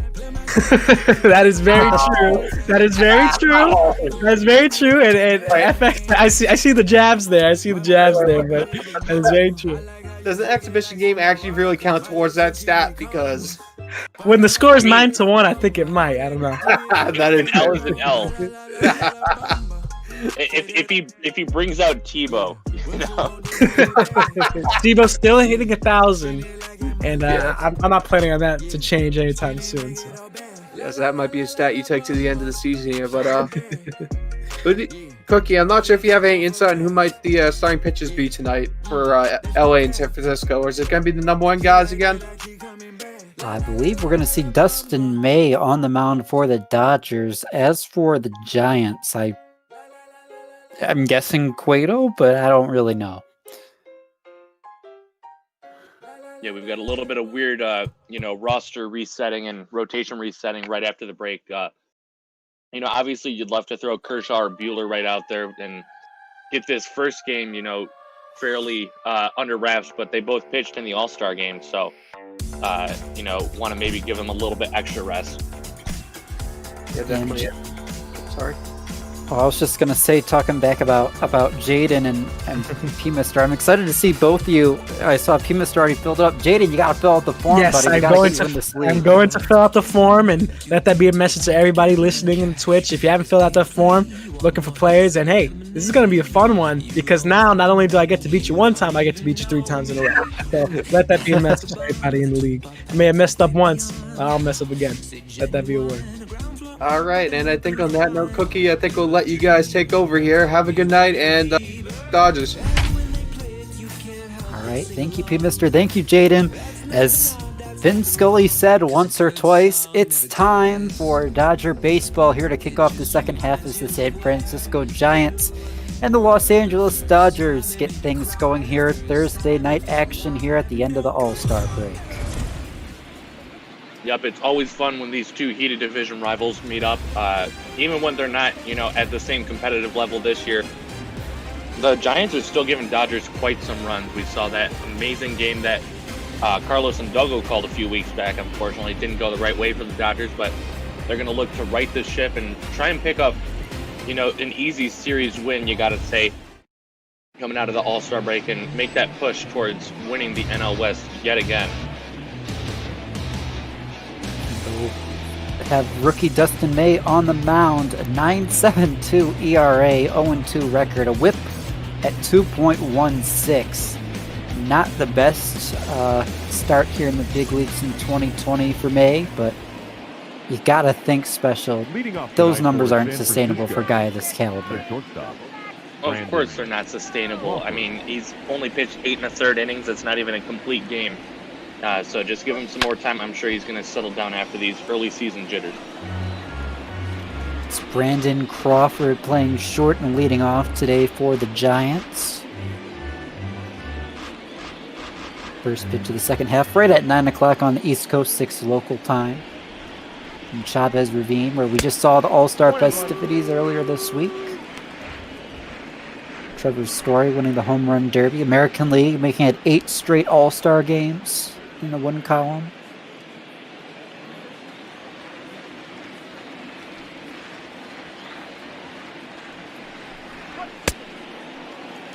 Count is 1 and 2. I think 74 degrees too special. Doesn't get much more better than that. Yeah, I think we got lucky that it's only 74 degrees, even though it's mid-July, but the temperature is working out just nicely, and the wind is also helping cool down the stadium.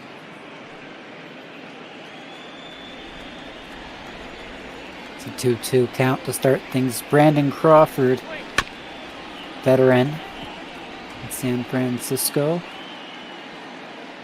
You know, we touched on it earlier, special. San Francisco team hasn't been very good this year, but maybe a few bright spots.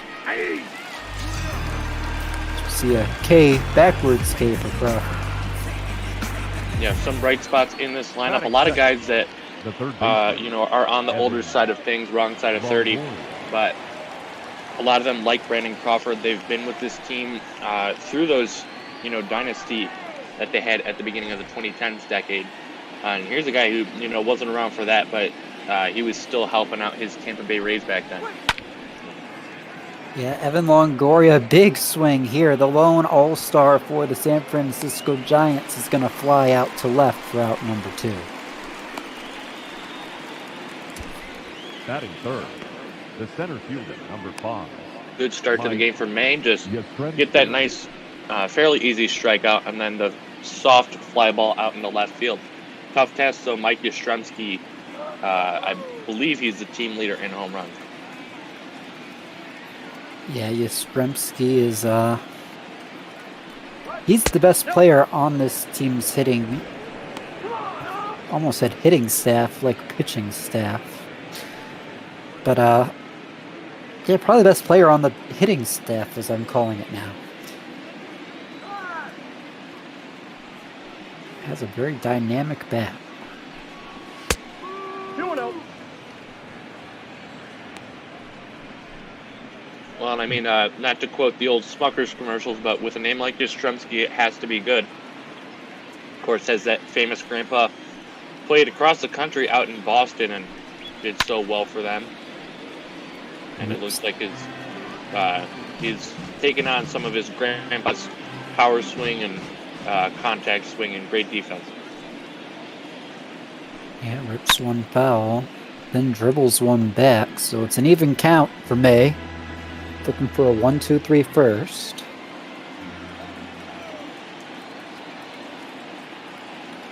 Get ready to set and deliver. 2-2. Dribbled in front of the mound. Smith, very nonchalant, and that's going to be safe. That was very nonchalant indeed. I mean, it probably hit 1-2 feet in front of the plate. And you see right there, he just kind of stops and waits for it to hit the ground a couple more times before slinging it over to first. Yastrzemski's working hard the whole way through, and he's going to earn himself a base hit. Yeah, it looks like Smith just forgot how to charge the ball.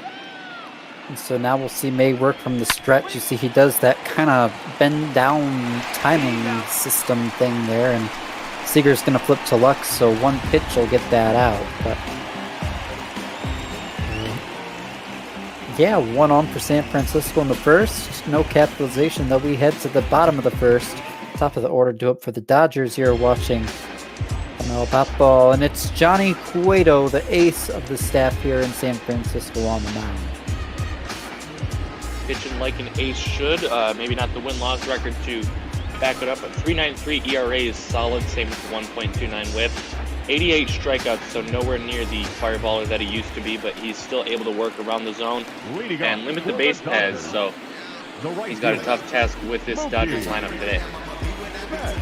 Yeah, especially the top 4 in this Dodger lineup. Lethal, Spets, Muncy, Turner, 1, 2, 3, and then the reigning MVP Cody Bellinger bat 4th should we get there, and Cueto starts out with a strike to Mookie Betts.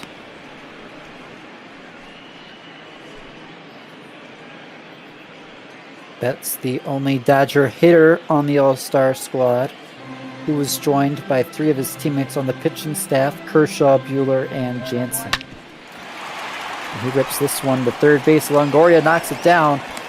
But the throw is not going to be in time. It might have actually been in time, but it did pull Pablo Sandoval over there at third for first base off the bat.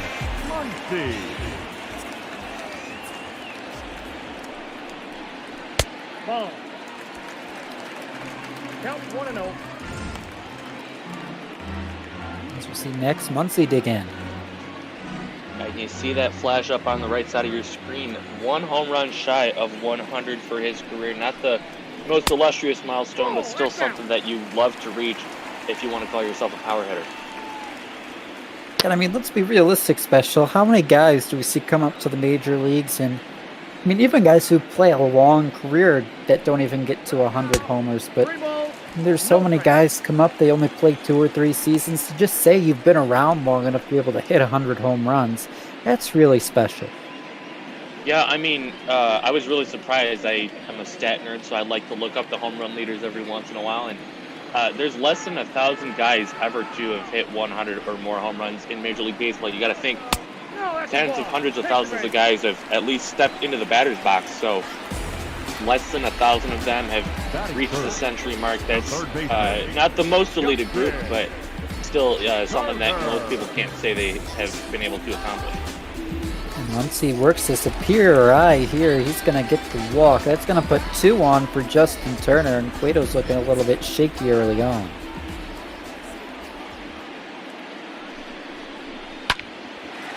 So we see this one ripped shortstop.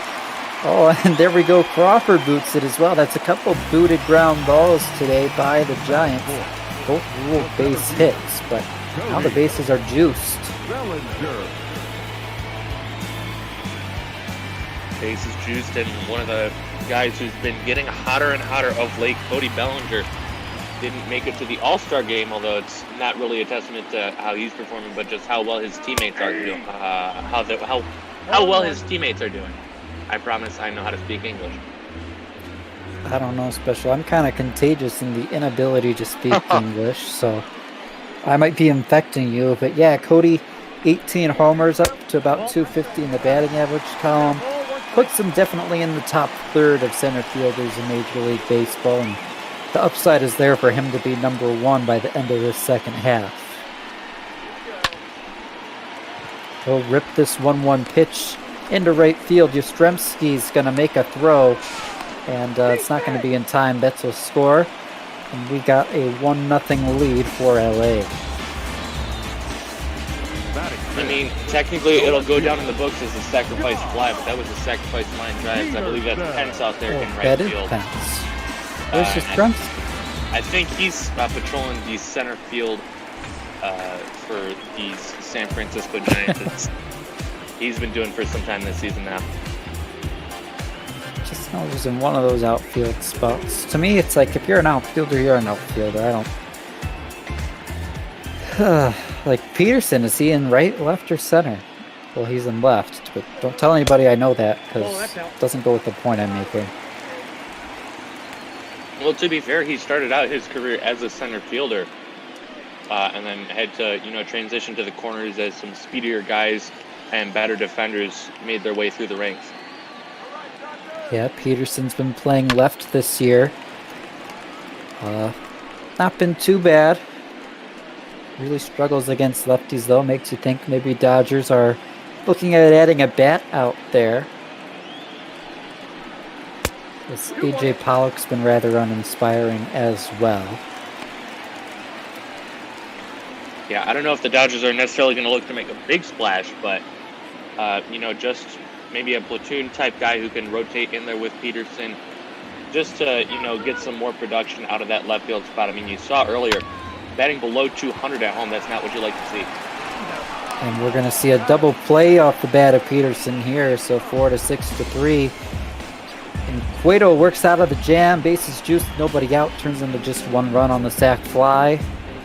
We're going to head to the first. San Francisco looks to respond. Mays looking for another quick inning. You're watching him on that ball.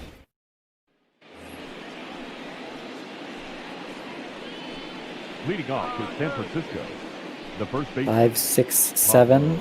Pablo Sandoval gets things started.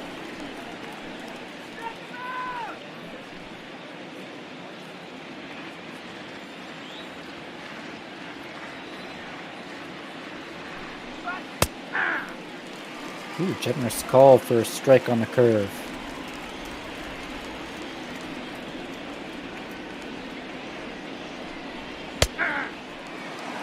So Special, now we have the second half getting underway, what really are you looking for? What are the kind of the narratives you'll be tracking here as we hit the second half here in ML Bot Ball?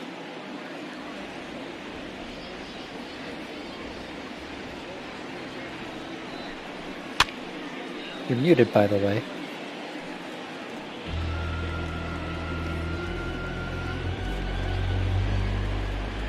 Or Special might just not be here with us right now. It's 0-2. May's going to throw that inside. 1-2 count. It's a technical issue. Okay. So we'll try and get Special back with us as soon as possible. 1-2. He's going to get this one dribbled. Nice stop by Seeger out there at short. Flip over going to be in time.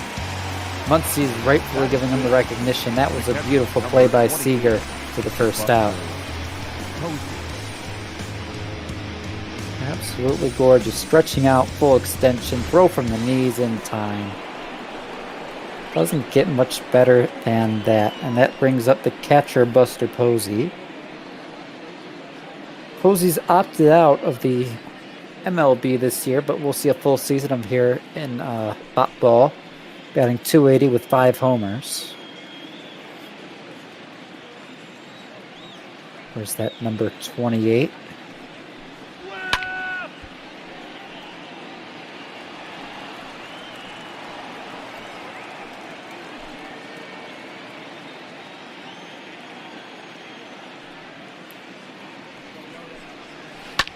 The 0-1. Curveball, hit in the air. Betts coming in. He'll make the catch as maybe Special's back. Batting 7, the left fielder, number 9, Brandon Belt.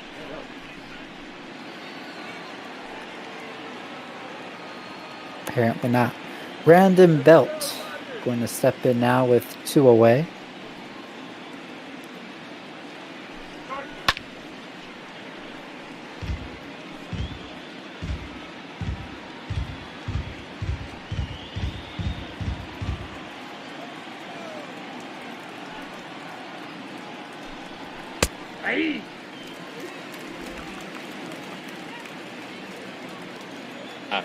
As I was doing that, then my microphone decided to not work. So, lots of fun tech stuff today. Oh, gotta love those tech issues. As May has another 0 on the scoreboard. Works a 1-2-3 inning.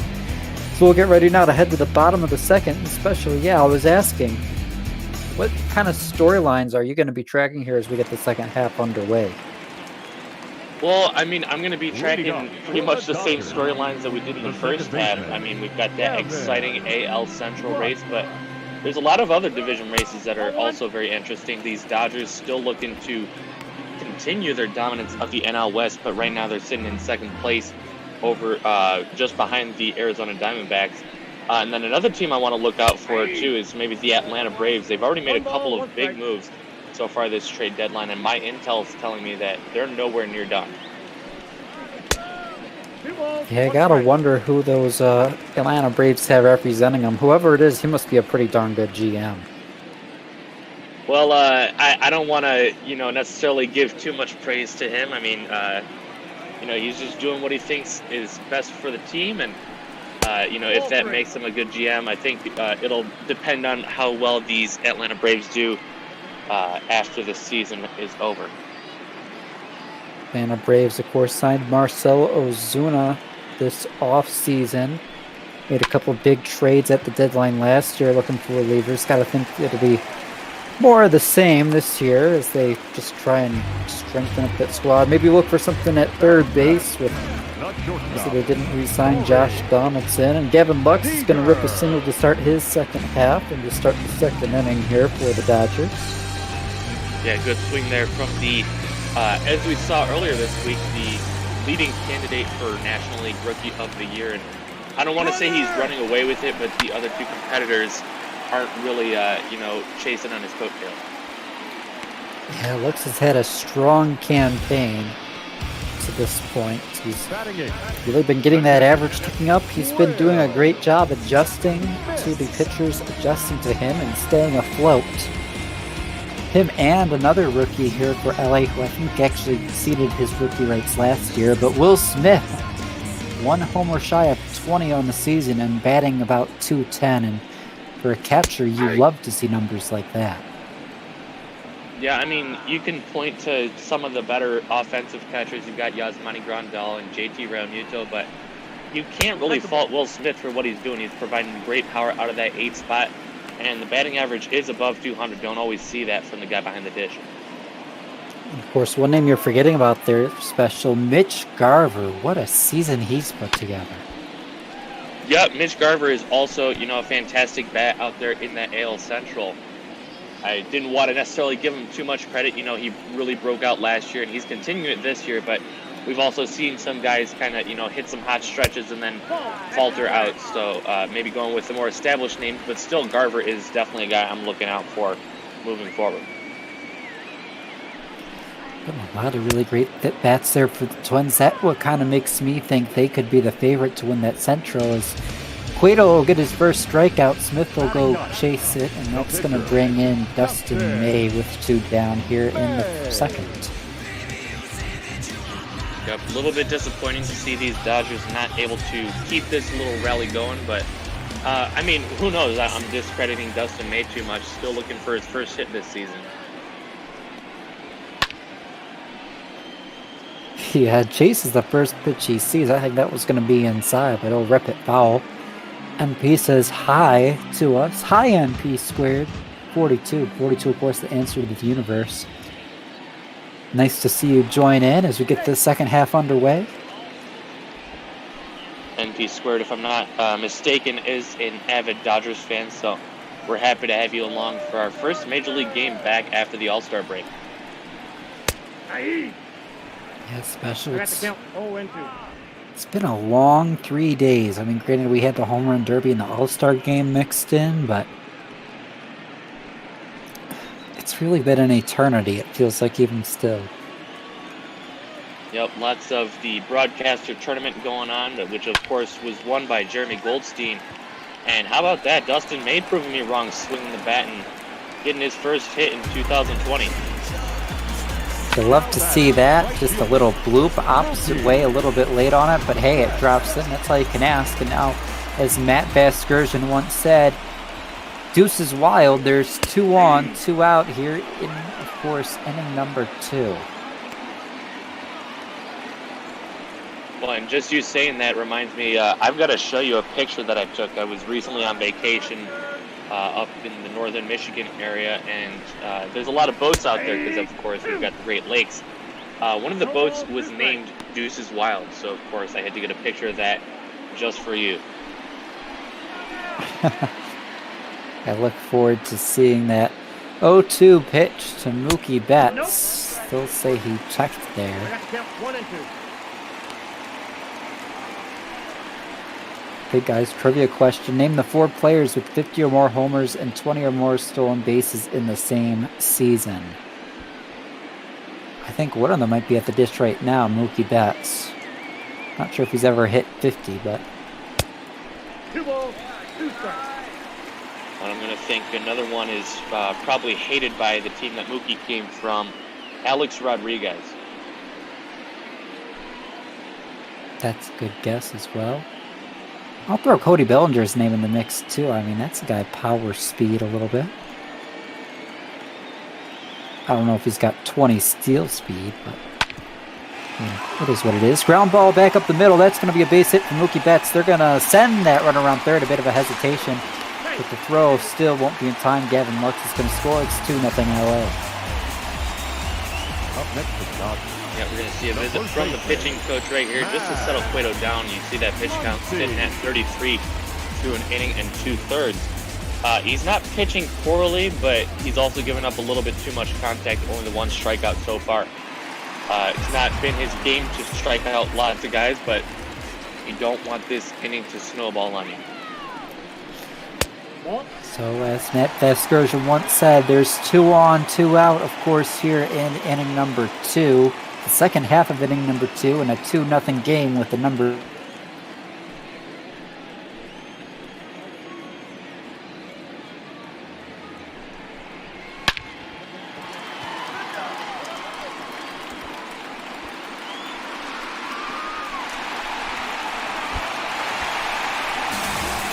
100 in his career.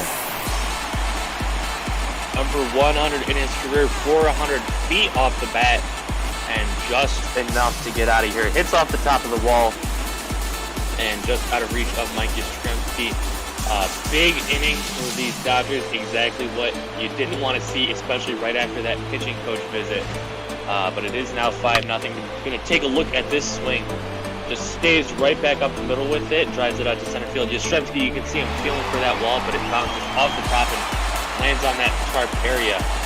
And you can see right here in the Dodgers dugout, they're all excited for Muncy and his 100th career home run. Now batting. 100 for the career, 25. 100 for his career, 25 for the year. Justin Turner will have bases empty 2 away, so I can't pull the Matt Vasgersian line again. Picking up on trivia, Alex Rodriguez in 2007 correct. Betts Bellinger and Gary Sheffield are all negatives. But I'm going to think that there's a team-related one that should be fairly obvious, although I'll leave that to the chat guessers. Oh, I don't... Whatever it is, I'm not thinking of it, so... I'm sure when the answers are revealed, you'll... Or at the very least, if the answers are revealed and he's not there, then I'll tell you who I was thinking. I guess. I don't think there was much power back in these days, as Turner's just going to fly out to Pence, but there was someone back in the Brooklyn Dodger days who was pretty well known, maybe you're thinking of. We shall wait and see, but keep those guesses coming in. 3-run shot from Max Muncy, capping off a 4-run second inning. And the Dodgers are up 5-0 as we're going to talk with Heidi Watney, whose microphone is always, broken. So we're going to instead take a look at these graphics for the Los Angeles Dodgers pitching staff. And you can see everything there is in the single digits except for strikeouts in the MLB. And even then, they're still top half in the majors. So fantastic pitching staff that these guys have. Maybe looking to improve upon it. Once again, not looking for a big splash, but maybe just looking to get a smaller type piece to slide in there. Ball one. Ball one, no strike. Yeah, it's oh,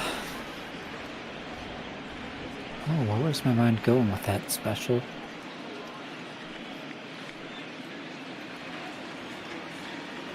Well, yeah, top third in the National League in every pitching category, and you like to see that because the top third is the third that makes the playoffs typically. Mauricio Dubon rips one foul in the 8th hole. And I will actually let you know that, the guy that I thought was a surefire bet to have done it, he actually has not done it before. It was incorrectly guessed in the chat. Barry Bonds, I thought, would have had a 50-homer, 20-steal season. Dubon will go down on strikes. May's third of the day. Yeah, I was thinking you might have been thinking Jackie Robinson, but I don't think there was 50-homer power back then. Not typically, unless your name was Babe Ruth or Roger Maris. And even then, that was probably past Ruth's prime at the time.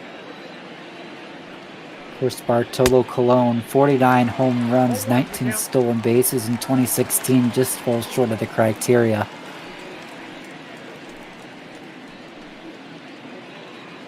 Special, it was funny in that Players League we had going over the break. Evie asked us for trivia questions. I told him question, what's my favorite player? Obviously, as I'm sure you and a lot of people close to me know, it's JD Martinez, former Tiger, current Red Sox. But I had him say Bartolo Colon is a close second, just as he always does to me. in these little trivia guesses we have going on every day. 0-2, Cueto shows a little prowess with the bat, but Mookie Betts charges in to make the catch. Yeah, I will say, when you did have your game going on, Big Sexy Bartolo Colon was actually the first guess, and Big Guy did hold by your word and did say that he was a close second, but eventually the answer JD Martinez was given. Did you guess JD Martinez? Well, I knew the answer, and I wanted to leave it to our Twitch chat to guess, so, I wouldn't be ruining everyone's fun. Very fair. Ground out to first, so another 1-2-3 for May. No traffic on the base paths outside of that. Ostremski, I think that was a throwing error. It was just an infield single, the soft tapper that Will Smith didn't really. Oh yeah, that's right. To run after. That you're bringing it all back. It was. I would have called that an error. Maybe it's not in the actual error book, but for me, if I'm Dave Roberts, I'm unloading on Smith after that. I'm like, take bigger steps. You're not a ballerina. You're supposed to be making that throw. No need to pirouette. Just get the ball and sling it over to first. So Cueto trying to settle in. Already given up 5 through 2, and he's got a 2-0 count to Cody Bellinger, who takes a big hack. EB claims he's the one who got JD right, so appreciate that, EB. Glad to know we're on the same wavelength. Of course, 3 JDs better than 1 Bryce Harper. Read my column. And Big Guy also says that only one of the 4 players on that list, obviously we know Alex Rodriguez is one, so one of the 3 remaining is related to one of the 2 teams. Is what a catch by Pence in right. It's a fantastic grab there, not really caring about his body, just throwing it all on the line to make the grab. We're going to take a look at these National League West standings brought to you by Topps baseball cards, and you see it right there. It's just a 2-horse race between the Diamondbacks and the Dodgers. Everyone else is double-digit games back. San Francisco's sitting at the bottom of the league, but that doesn't mean they can't play spoiler. I want to say earlier this season they went on a double-digit win streak. Yeah, I'm not sure. I just know for the longest time San Francisco was our last team to not get to double-digit wins in the first place. Obviously, they've heated up some since then, since they aren't a complete dead last team in that West. We've seen the Padres flirt with that a little bit, and the Rockies, of course, stayed kind of close at the start, but they've fallen out of things as well. 1 ball, 2 strikes. We're also getting another hint from the Big Guy for trivia. One of these guys has the same last name as someone who's out on the field right now. The batter, number 9, second baseman, Gavin. We'll see highest team ERAs. Giants have 3rd from the highest. Brewers and Pirates only teams worse. The Brewers was a little bit surprising, maybe not too surprising. Their starting rotation is having trouble figuring that out, but you would think that Josh Hader and Corey Knebel would at least be able to bring that ERA down some, but they're actually contributing to the problem. See Willie, or not Willie Mays necessarily, but Riffy Jr., second of 4 players, his 1997 season. I'm trying to think someone playing right now. Oh, I guess Willie Mays, Brady Anderson are the last 2 to round things out. So Frango, don't worry. The question was 50 homers, 20 stolen bases. It's Willie Mays, Brady Anderson, Griffey Jr., and Alex Rodriguez, the 4 players to do it. And we'll see a fly ball to Yastrzemski in center to round things out here in the 3rd. So nice bounce back by Cueto. We'll see May back out there to face that 2-3-4 part of the order. And I do want to mention we've got some breaking trade news, not in the ML Botball world, but in the actual Major League Baseball world. It appears that the Kansas City Royals have received outfielder Franchi Cordero from the San Diego Padres, and the Dads are going to get back relief pitcher Tim Hill. Nope, outside. Interesting. I don't really know much about Tim Hill, but I've heard lots of things about Franchi Cordero. I don't remember what the things are, but I've heard them.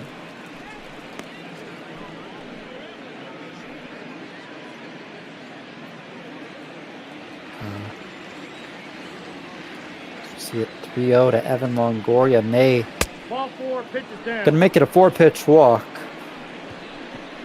Start the 4th inning.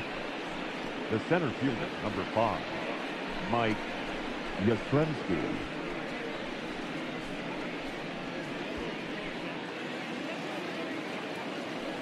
Brings up Yaz. 1-for-1. Got a dribbler in front of the plate. The only hit so far. I can talk.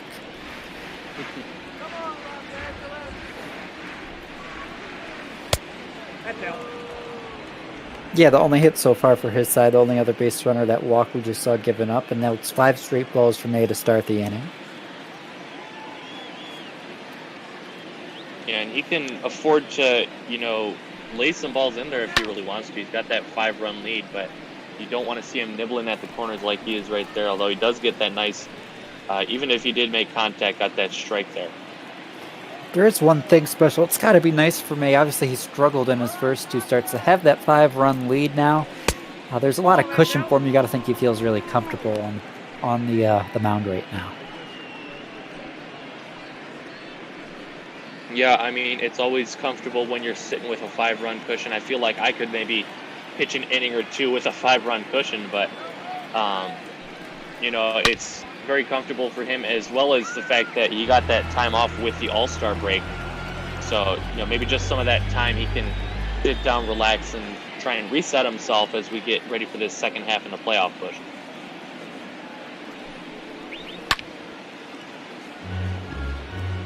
May keeps fighting MP. One little tidbit, and this is actually, I've heard this too.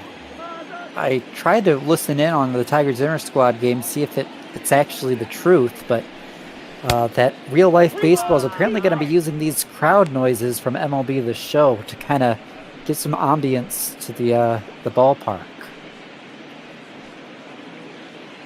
Yeah, and I don't know about you, Cookie, but personally, I would rather have no noise than the pumped-in fake crowd noise. It just kind of seems to, almost be lying to us. I mean, obviously, you can tell that there's no fans in the stadium, but I always thought it was cool, maybe, watching the, the Orioles-White Sox game a few years ago when they had to lock out all fans for the game or 2, and just a different feel to the game that you don't normally get.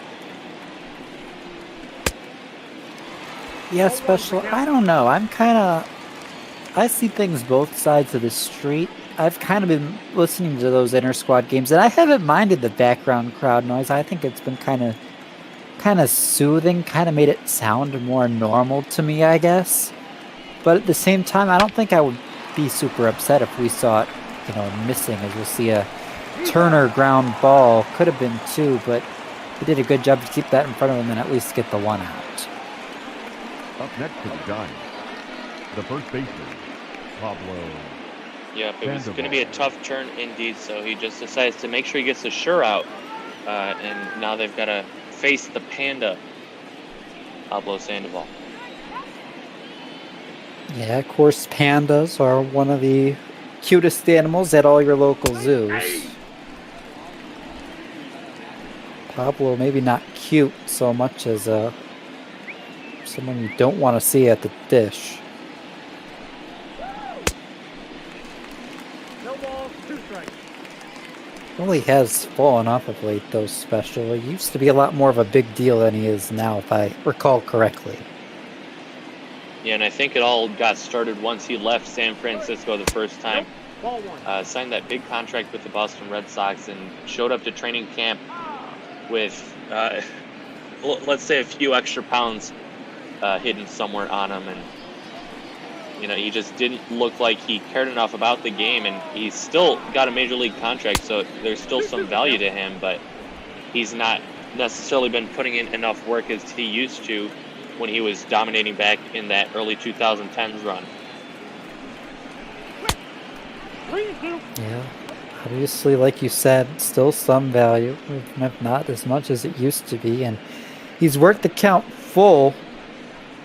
3-2 here in the top of the 4th inning. Longoria, who walks to start the innings, now out at second base. Pitch on the way, and it's grounded to first base. Muntz is going to take it himself. It's 3 unassisted. And we're heading to the bottom of the 4th. 5-0 LA. You're watching second half Bop-Ball on Twitch TV with Cookie and Special. Your Dodger duo. Your Tiger duo, too, for that matter. Well, we're going to check in with Heidi Watney once more, and this time she's reminding everyone that we are still raising funds for a charity this week, and today is the last day for the moment that we are going to be using NAMI. It's the National Alliance on Mental Illness, the largest grassroots mental health organization in the country. And they're dedicated to providing advocacy, education, support, and public awareness so that all individuals and families affected by mental illness can build better lives. Yeah, love NAMI's mission, and we'll be going back to our roots next week, folks. We'll be going for a team that kind of, we've obviously seen the COVID pandemic really start to pick up some steam and case numbers again, so we're going to be going back to that kind of food bank based initiative we started out with, and it's looking, at least like in the early vote, that could be Meals on Wheels getting the nod for the next week and a half or so, as we'll see this ball ripped foul by Corey Seager.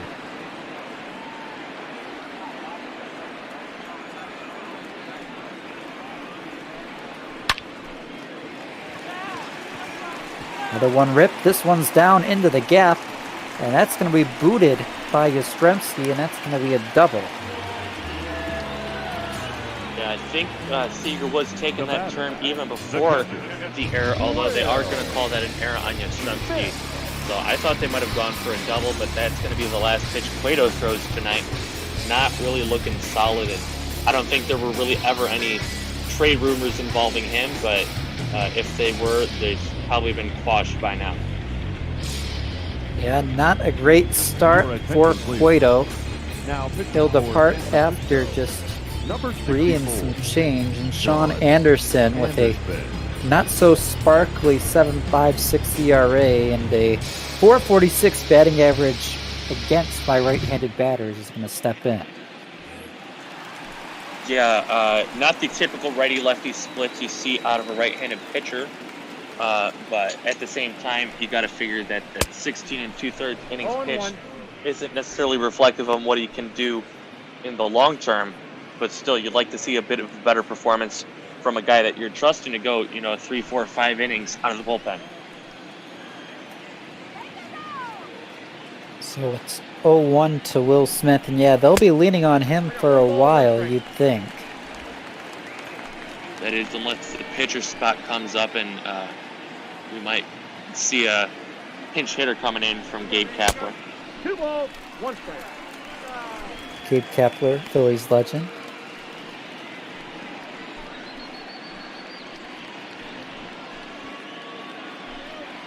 Yeah, I'm sure the Phillies would likely want to forget the one season that they spent under Gabe Kapler. Trying to count 2-2. It's a 2-2 count.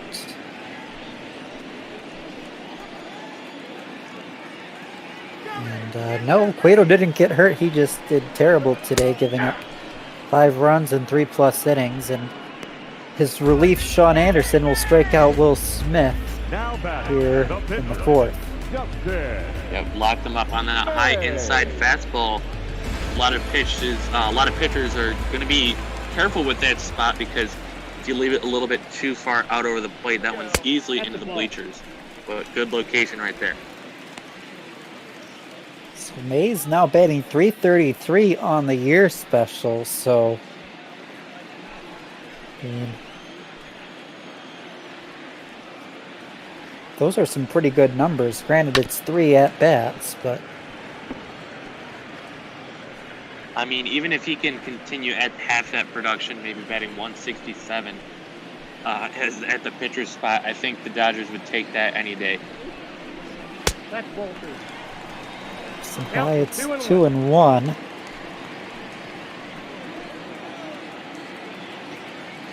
Minor league action to follow. Justin Rocke, Carlos Zimmermann getting the calls. We'll see the Orioles and Tigers AAA affiliates get underway. And man, the sloppy play in the outfield continues. Pence boots that one, and it's probably going to be ruled a single and an error for Dustin May, as he'll get an RBI and his second hit of the day. Well, now he's batting .500 on this season. There's he's not having the best of contact on these swings, just little jam jobs that find some space, but he got 2 for 2 today. It said better than you can say about some of his teammates. One of those teammates you can't say that about. Mookie Betts 2 for 2 with a couple singles, although I didn't see them rule that an error, so Mays is 2 for 2 with a double. So we'll see what his teammate Mookie Betts can do. We'll start by taking ball 1. It's no special. Oh, there's a pun right there. It's nothing special, the contact, like you mentioned, but sometimes that's all you need. Just get that little bloop, just give it to the outfield, let it drop in, get to first base. I mean, what more can you really ask for out of a pitcher? Well, my little league coach is screaming in my ear, just get the bat on the ball. Let them make the mistakes, because it's bound to happen every once in a while. And, I mean, like you mentioned, as long as you can get some wood on there, you got to force the defense to make their own plays, and might not be able to do anything with it. Next, Muncy 101 for the career, 26 on the season, his second home run of the day. It's going to be 8-0 Dodgers. Forget it, as Nightbot might say. Yep, 420 feet. This one was a bit more convincing than his previous home run, but they still count just the same. 2-run shot this time, pulls it out to right field, like you mentioned, 101 now in his pretty short career, you got to say. Gets out in front of this one and absolutely crushes it out to right field. And, it's a very small sample size, but these Dodgers are definitely looking very good right out of the gates after the All-Star game. Now batting, third baseman. Yeah, final line on Cueto is going to be 6 runs and 3+. He was responsible for, I believe that was Seager out at second base before the May double. Nicely Betts retired. Muncy the 2-run bomb drives in May. Dustin Turner's 1 for 2. It's got a 2-1 count. So Sean Anderson's special, not looking. I mean, we weren't expecting him to look good, but he really hasn't looked even very respectable so far here in the fourth. Yeah, you'd at least like to see, a serviceable arm out of the bullpen, but not really what we've gotten. The big guy pointed out in the chat something that I think we definitely need to discuss at some point this game, but probably not going to see Keone Kela in this one unless the scoreline takes a massive change. Yeah, up by 8. Gotta think there's not much of a chance he comes in. Well, we're going to see our setup guys so seldom. Maybe we throw David Price in that role. Turner's going to ground out to shortstop. And we're going to be through 4. 8-0 LA. And a bop ball.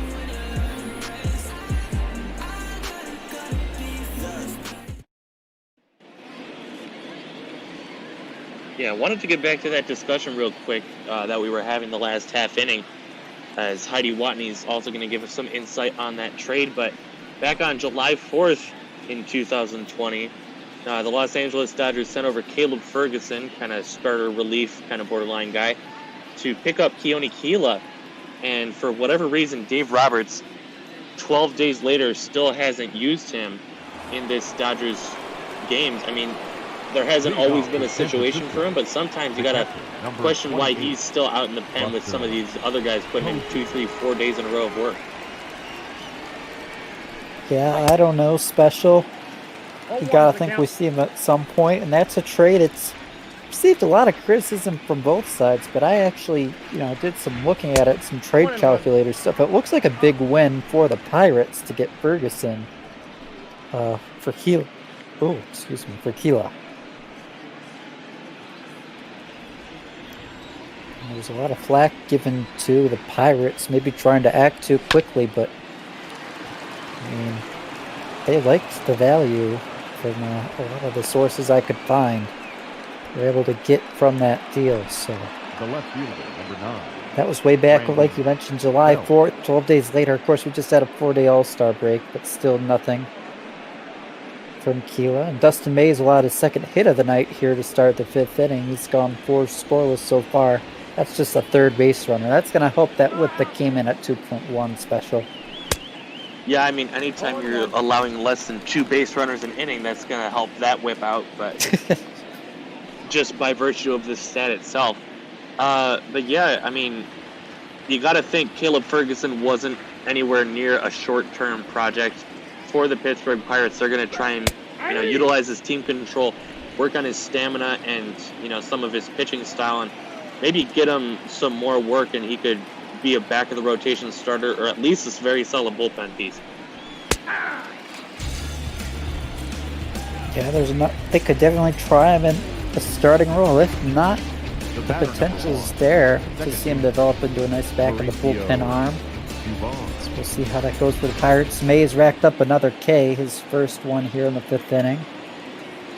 Yeah, this has been the May we kind of expected when we called him up. We took Casey Mize of the Detroit Tigers. I mentioned that because me and Special are big Tigers guys too. Casey took, I don't remember if it was his 3rd or 4th start, but it took him that long to really settle in, and then he threw a Maddox, a complete game shutout in under 100 pitches for that team. Yeah, I mean, sometimes for these guys it takes them just a little bit. You just got to get used to the feel. I mean, Dustin May has been up here before in last season, but, sometimes you just got to get that little bit of jitters out of the water. And Casey Mize is starting to show his worth for these Tigers, and Dustin May looking to do the same for the Dodgers. Yeah, Special, and that's really the thing. I mean, even if you've been in the big leagues before, to kind of readjust, it can't be overstated. I mean, we talk about the jump up every rung of the ladders in the minors. That jump from AAA to the majors is far and away the biggest and the most difficult. So, I mean, see these guys come up and struggle at the start. You got to expect it and just trust that eventually they'll get over it. And he's going to allow his second walk of the day now. 2 hits, 2 walks. That whips up at 2 if you look just at the 5th inning alone. But he has the pitcher coming up, and we're not going to see a pinch hitter for Sean Anderson down by 8. Yep, something that we've seen some of these pitchers here in the 2020 season starting to, pinch hit for that pitcher a lot earlier than they would like to in previous years. But maybe you don't need to, as there's a line drive into left. It's going to be caught by Peterson. But good swing there out of the relief pitcher. Yeah, Special for a guy that normally just gets to dream of hitting the bat, or hitting the ball, swinging the bat. Kind of combining things there. That was a beautiful, beautiful swing, but unfortunately hit just hard enough. Maybe needed a bit more of the Dustin May bloop factor right there. Yeah, I mean, like you were mentioning, sometimes it's better to hit the ball not as hard as we just saw right there. So Brandon Crawford's 0 for 2 in an 0-2 hole now. 2 on, 2 out. Not in inning number 2. It's inning number 5, although I don't know, Special, if you have a digital clock. I used to be a nerd. I'd love to see the 2 and the 5 next to each other because they're like reflections of it. I don't know. That's something that I've thought about, but that is definitely an interesting take on that. You know, with the digital clock, the 5 and the 2, they've only got the, I want to say it's 7 or 8, you know, slots with the little lines, and so you kind of got to draw the numbers however you can. So very interesting. I'll have to look into that next time I use my digital watch. May's going to get the K to strand those 2 runners on, so we're halfway through this one. Bellinger, Peterson, let's do up. But yes, I don't know. I got this digital clock on my wall right now. It's 9:52, so I think I like 25 a bit more than 52 because it almost looks like a mini helicopter. But yeah, I don't know. It's just I always stared at the clock growing up, and it's just one of those small things I noticed. And really, it's a hobby of mine to look at now. Call me weird, but no, it's. I mean, I've got my little nerd quirks too, and things that, you know, most people are never gonna do, but I can't think of one off the top of my head, but I assure you that I've got them. And I, as much as it sounds like I'm, you know, diminishing or dismissing whatever you're saying, I do think it's fascinating. It's just not something that I specifically did when I was growing up. oh yeah, I completely buy that. I mean, I honestly don't think many people would do things specifically like that. But yeah, take a look next time. Anyone really, if you got your digital clocks, just look at those 5 and the 2 next to each other and think of Cookie and think of how bad pizza is. Is Sean Anderson's got the 2-2 count to Cody Bellinger.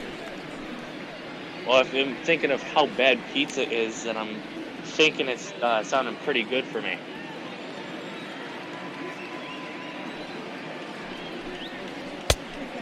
The count is full. 3-2.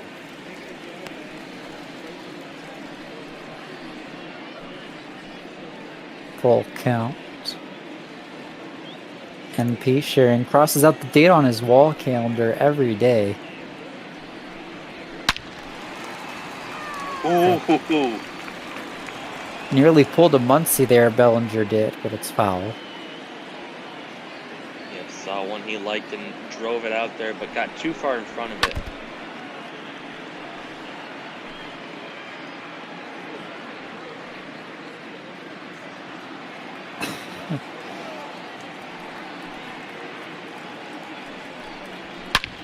Full count. Another one ripped, another one foul. 10 pitches this at bat for Cody Bellinger. Yeah, doing well just to drive up that pitch count. You want to see lots of different guys coming out of that bullpen and don't want to give anyone an easy task. Well, pitch number 11 popped up for Buster Posey. The first out of the inning. The left fielder, number 31.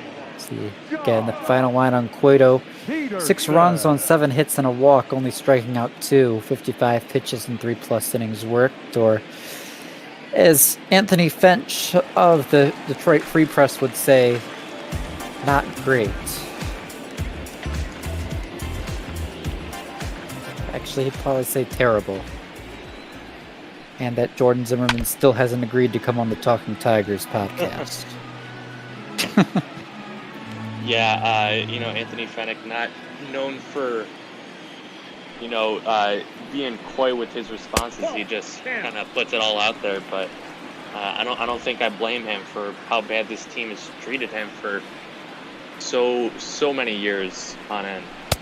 The count is 2-1. I always love Anthony's tweets. They just give me a good laugh because he, like you said, he doesn't sugarcoat anything, and he's not afraid to just,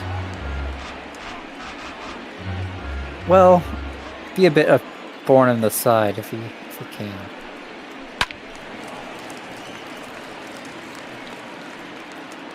Two. Anderson to Jock Peterson, who's starting to fight again, not as much as Bellinger so far, and he'll chase to go down on strikes. That changeup, a nice pitch. Second strikeout for Anderson. Second baseman.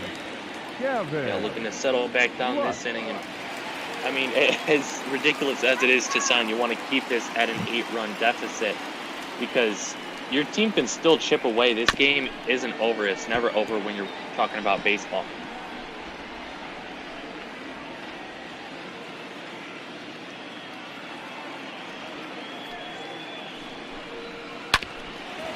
So the 0-1 going to be grounded.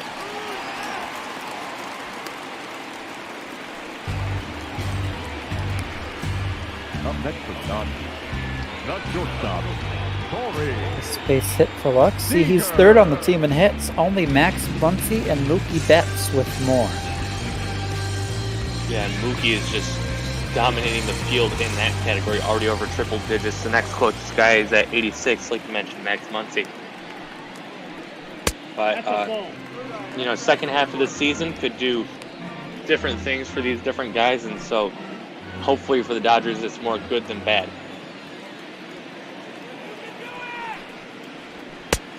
Oh, that brings it out. 2-0 to Corey Seager.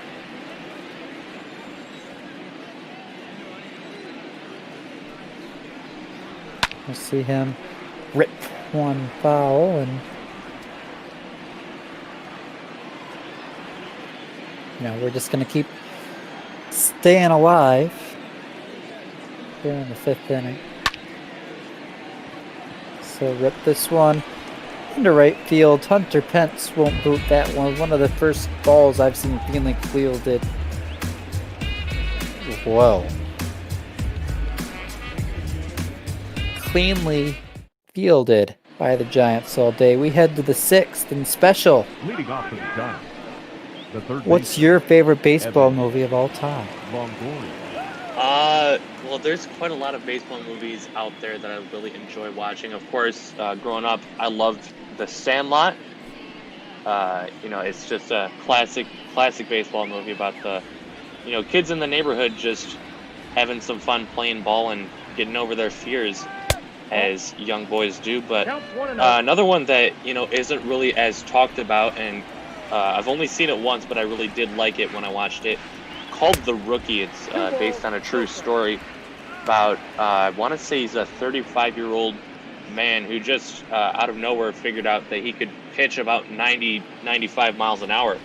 So he got signed to a big league team and kind of just goes through his whole journey of, discovering his talent and becoming a very solid piece that no one really talks about.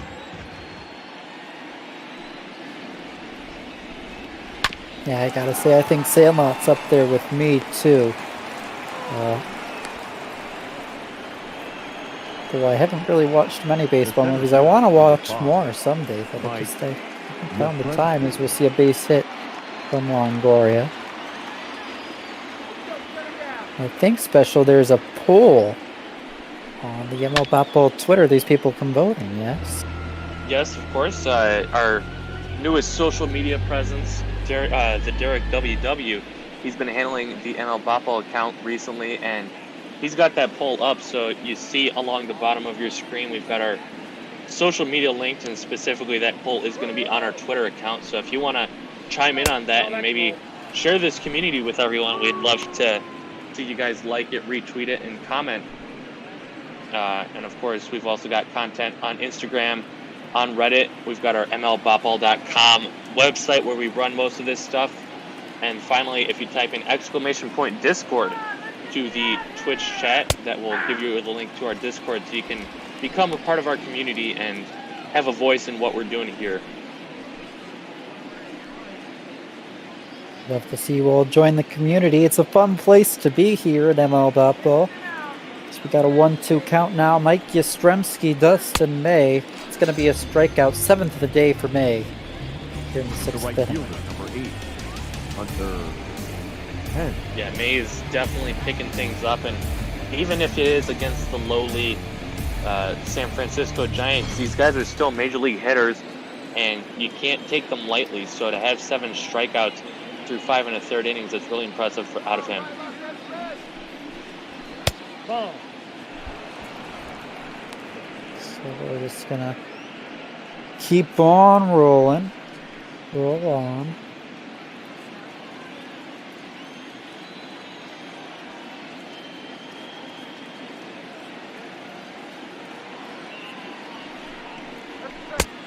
The big guy asking my opinion on baby pizza. What is baby pizza? I think the conversation in the Discord, really quickly got sidetracked, but it started out as, of course, you mentioned that you're not the biggest pizza fan in the world. In fact, you actually kind of despise it. But, one of our members in the ML Bopball Discord said that it's a key character flaw, like, saying if you punch babies. And so the conversation got spiraled, and babies and pizza kind of got mixed together. So now we're trying to figure out what baby pizza is, whether or not you'd feel good about that. Well, a 4-6-3 double play by the Dodgers I feel good about. Gavin Lux, my boy, at second, number 5. Well, he's number 9 actually, but looked like number 5 for a second for some reason to me. Yeah, still 8-0 Dodgers as we had bottom to 6th. 8-9-1 due up. I assume May will get to hit for himself, but my opinion on baby pizza, I mean, maybe it's a bit better than regular pizza, but still not my thing. I wouldn't eat it. That's, I wouldn't ever eat a baby. Pizza or, any other food. Well, really quickly, I do want to bring it back to our baseball polls topic, and then, I can bring it right back to this ballgame, but I can't believe I forgot about this, because it's my favorite movie of all time, not just baseball movie, but Moneyball, of course, has to be up there, one of the greatest baseball movies of all time, because it's just even better than baseball. It's a fantastic movie. Going over, if you haven't heard of it already, the early 2000s Oakland Athletics and how they had a very small payroll, and yet they're still able to use the analytics that we see so often today to create a winning baseball team. May's going for hit number 3. It drops foul. Yeah, I have the book on Moneyball special, but I haven't gotten to watch the movie yet, or read the book either, for that matter. I'm not gonna lie, but that is like number 1 on my watch list. I just gotta get my hands on it. It's the 1-2. Shattered bat popped up. Gonna drop, so we're gonna have to get a new piece of lumber for our boy Dustin May. Well, I gotta say, if you want to watch Moneyball, I've got it on DVD. Because yes, those are still things for those of you young folks out there that have never used or seen a DVD player. Good strikeout there, even if it is of the pitcher, because of course the primary focus of today's game is baseball and not the technologies of the past. Oh, that was a nice little sneeze live. Should have muted my mic, but I don't really care. Yeah, it's better than a VHS tape, I suppose. Those DVDs, as you say, special. Well, I have recently been trying to rack up DVDs, so once these streaming services and stuff stop bearing my favorite shows, I'll still have them. But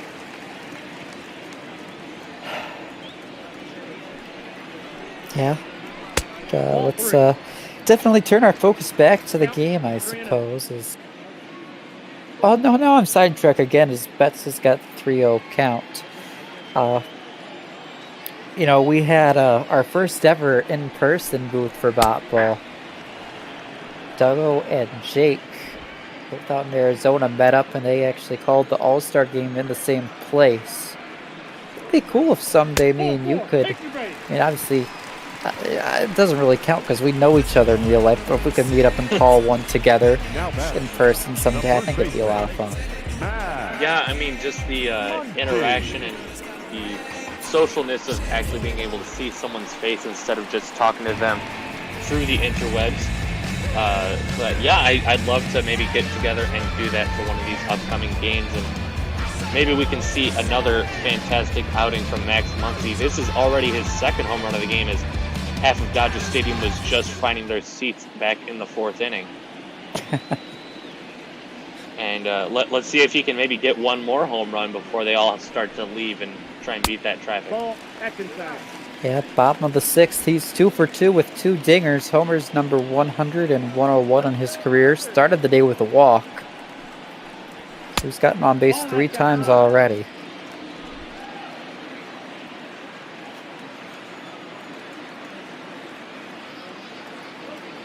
UB, who's trying to get us to come to Toronto if the borders weren't closed for an international call. And I don't know how the Border Patrol people, or not Border Patrol, just the people at the crossing, when you give them your IDs and stuff. Why are you going to Canada today? We're going to meet somebody and call a fake baseball game on Twitch. I just feel like that's not going to be a good excuse, as though Cole had a strike on Muncy. He thought he had ball 4. And, I mean, to be honest, he probably did have ball 4, but Sean Anderson clearly needs the help, so down 8-0, he's maybe willing to make that call.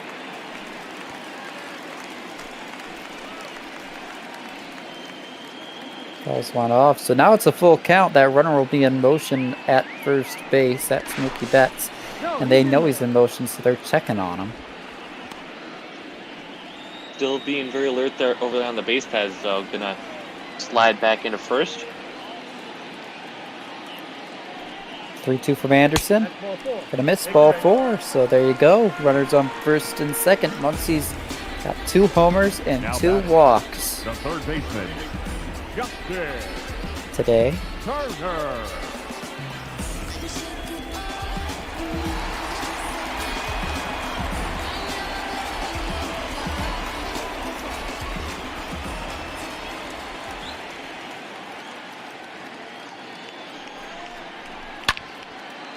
So 2-2 count with 2 away here in inning number 2 times 3. It's Justin Turner flying out to center to end the inning.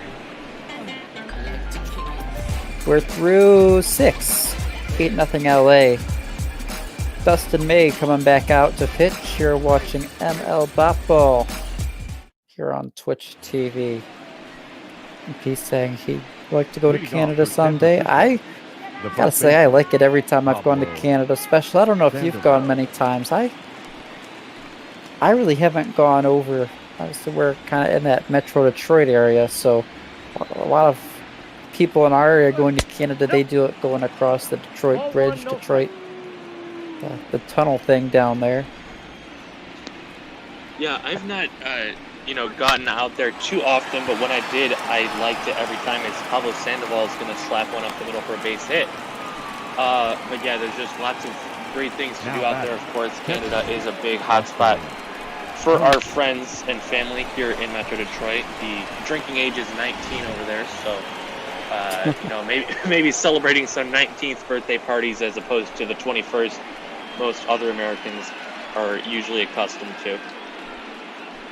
Yeah, I actually can't remember the last time I went over into Windsor there, although I do have one of me and Special's college friends goes to school up in Sault Ste. Marie, so I've crossed the border there a couple of times and explored kind of that North Canada off the UP here in Michigan, and that's been a lot of fun to do as well.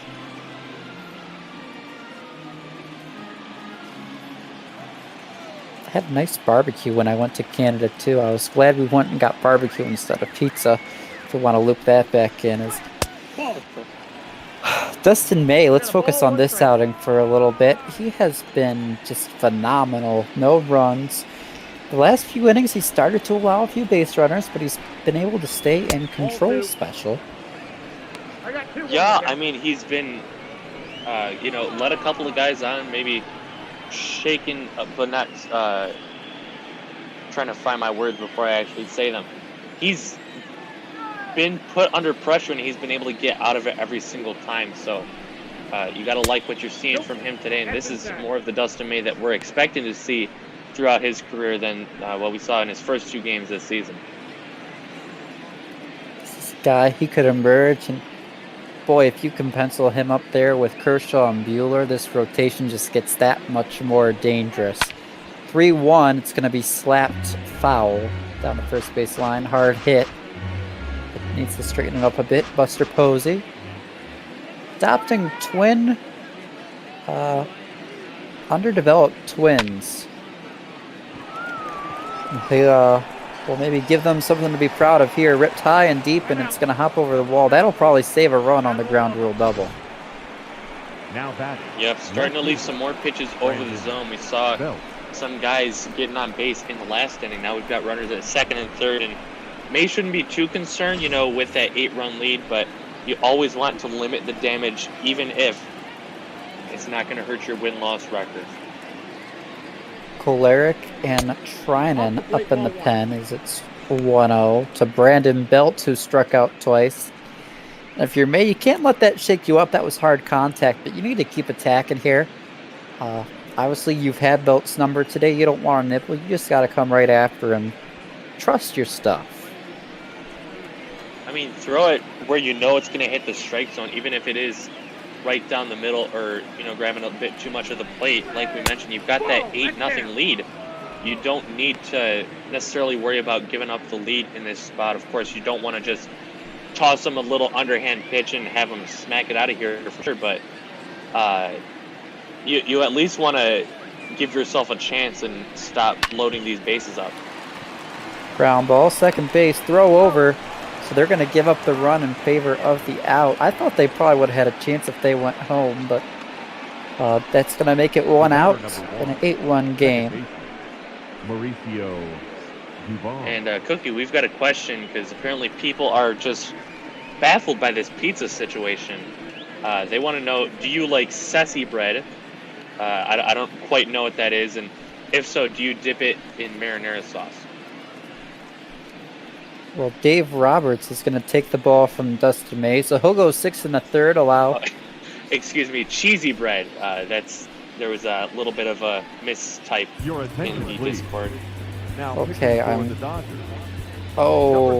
so we might hit a chance to see Kona Kayla today.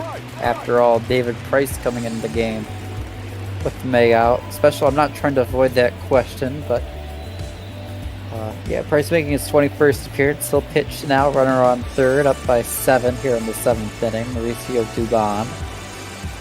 But cheesy bread? That's really my issue with pizza, Special. It's that cheese and that the meltedness of it. It's ugh. I mean, I've never had pizza, but the texture of melted cheese I've had before, I just don't like it. Likewise. Go ahead. I was just going to say, likewise, going in with marinara sauce, I'm not a fan of that marinara-like sauce. Anything you put marinara sauce on, I think we should just put barbecue sauce on.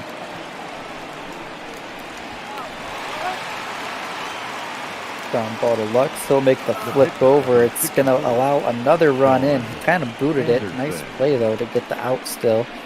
It's 8-2 with 2 out now in the 7th. Ladies and gentlemen, your attention, please. Pinch hitting for the Giants. That's going to be Wilmer Flores to pinch hit. Flores.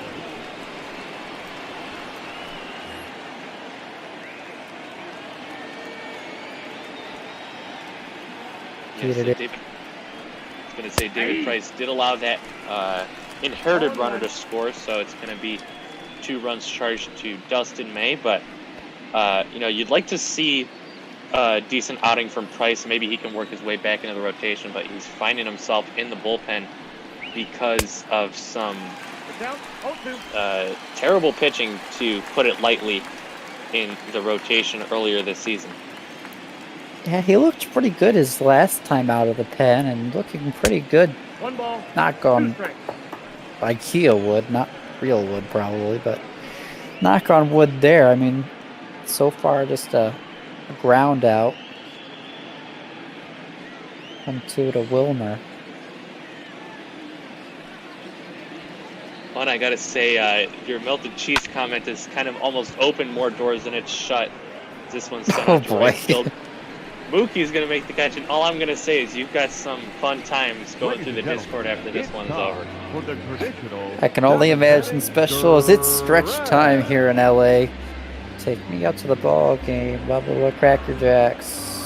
1, 2, 3 strikes are out of the old ball game. Conrad comes into pitch for the Giants. Or Coonrod, rather. Yeah, interesting name to say the least, but Sam Coonrod is unfortunately doing probably one of the best jobs out of this Giants bullpen. 4.75 ERA. Righties and lefties both hitting him about the same, just a few ticks under 300. And he's got to face the dangerous 4-5-6 hitters in this Dodgers lineup. So gotten Vincent up in the pen. Big guy asking my favorite cookie. I like my cookies. Nice thick crust, deep dish. Almost, you could say, with a nice tomato frosting, some pepperoni sprinkles. That's my favorite cookie. Peterson.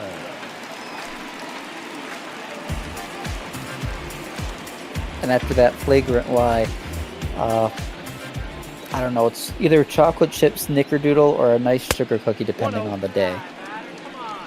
I gotta say, that sugar cookie is always underrated, so I like to hear you put that one in your top 3, because, you know, it is just straight up sugar that's got the texture of a cookie, but I mean, those days, though, sometimes that's all you need. Put a glass of milk right beside it, and that's a good day. Definitely special, and I see the Derek WW saying Thin Mint's the only correct answer. Thin Mint isn't a cookie, guys. That's a cracker. Ooh. And I hate to bring this up to y'all, but I tell everybody this. A cookie is soft, it's chewy, it's nice. Anything that has this crunch, it's a cracker, it's a biscuit, it's something like that. I know if there's any Girl Scouts listening, I'm sorry, but you're a scam. You're selling Girl Scout crackers, not cookies. I'm sorry. Some shots being fired here in the booth as we're getting taught some culinary knowledge, and Jock Peterson going to be taking a bite out of the bench today. Another strikeout there for him, and he's not having as good of a day as some of his teammates are. Yeah, he's just gonna keep on going.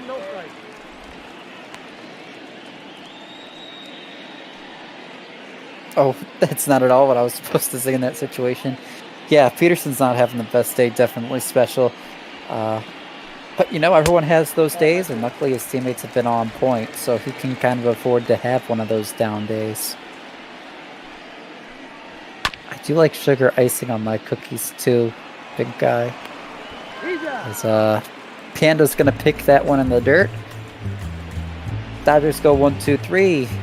Soon we'll see David Price back out for the 8th inning. Top of the order for San Francisco. You're watching ML Bat Ball. Some culinary drama brewing as we enjoy this blowout. Now, you mentioned that you view most, if not all, of the Girl Scout air quote cookies to be crackers. Have you ever tried the Samoas, though? And granted, I don't think they're cookies necessarily. They're more of a chocolate in my mind, but would you still call that a cracker? It kind of seems soft to me. Maybe that one is an actual cookie, but I'm not gonna lie, I haven't had a single Girl Scout cracker in my life, so.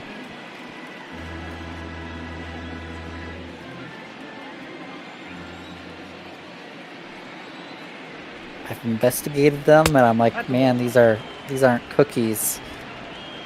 I leave them for people who like crackers. That's just not my MO special. Yeah, I mean, I don't get the craze over the Thin Mint, whatever you want to call them. I really like them. You know, I don't want to say that I'm going to turn them down because, of course, they taste really good, but everyone's always like, these are the best Girl Scout cookies and these are the best cookies in general. And I don't think I ever craved a Thin Mint. And special while we're on the topic, Oreos, Chips Ahoy, all those are crackers, people. Nope. Ball four. I don't know what makes you think those are cookies. I don't know if it's the lies on the packages, but you really need to reassess your life if you think those are cookies.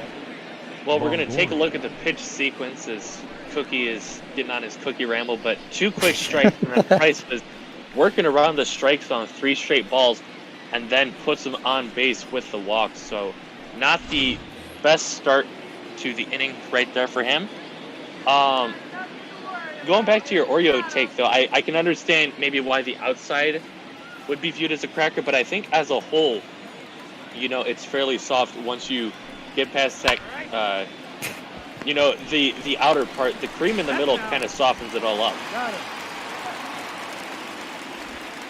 See a nice double play, so bounce back from Price. Yeah, I don't know, the cream in the middle, maybe it's more of an ice cream sandwich, but it's not a cookie. Well, it definitely wouldn't be an ice cream sandwich because, of course, usually Oreos are not served cold. 5-4-3 double play, and we're getting some nasty replies. Tardis telling you that the definition of a cracker is a thin, crisp wafer, often eaten with cheese or other savory toppings. So he wants to know who the heck eats Oreos with cheese. EB is probably trying to trigger you by asking if there's any melted cheese involved. NP Squared loves the brilliant commentary, but Tardis wishes we were talking about some census data like they were Tuesday night, Monday night. Can't believe it's already been that long in the home run derby. I mean, notice in that definition Tardis gave, it says often, it doesn't say always. Ooh, with the semantics. 1 ball, 2 strikes. And I'm sure there is some oddball out there who enjoys having cheese with their Girl Scout cookies. I feel like somebody does it. But even still, maybe if not a cracker, maybe you go with a biscuit. Something like that, kind of. But it's not a cookie out. I just gotta tell you that much. As Price works a nice inning, it's around the leadoff walk, faces the minimum. We're heading to the bottom of the 8th, down to our last 6 outs. And we're getting some shouts in the Discord trying to figure out what your official definition of a cookie is. So we've got the quotation mark set up. I just want to make sure I'm not misquoting you when you say this. Oh, so you want me to give you that definition right now? If you could, or I mean, maybe you could wait till towards the end of the game, but fly ball to center field. I don't want to jinx anything, but this game's pretty much in the books. So a cookie is essentially something that's, it's soft. It's got a bit of chewiness to it. If there's a crunch, it's not a cookie. That's really the biggest deviation from what a lot of people think a cookie is. Once you've burnt your cookies, if there's a crunch of the cookies you bake in the oven, that's not a cookie anymore. You screwed up. Now, granted, I suppose there is a technicality, like if you make I don't know if people eat like walnut cookies or something, like if you mix something into the cookie that has a crunch, that's okay. But when the whole cookie is a crunch, it's no.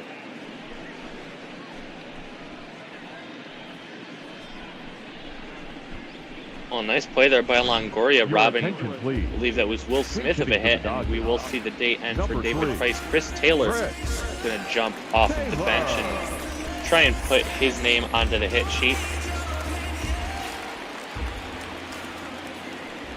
Yeah, not warm chocolate chip cookie, as long as there's not a crunch, that's just fine. But eventually you'll get that chocolate chip biscuit cracker if it's crunchy.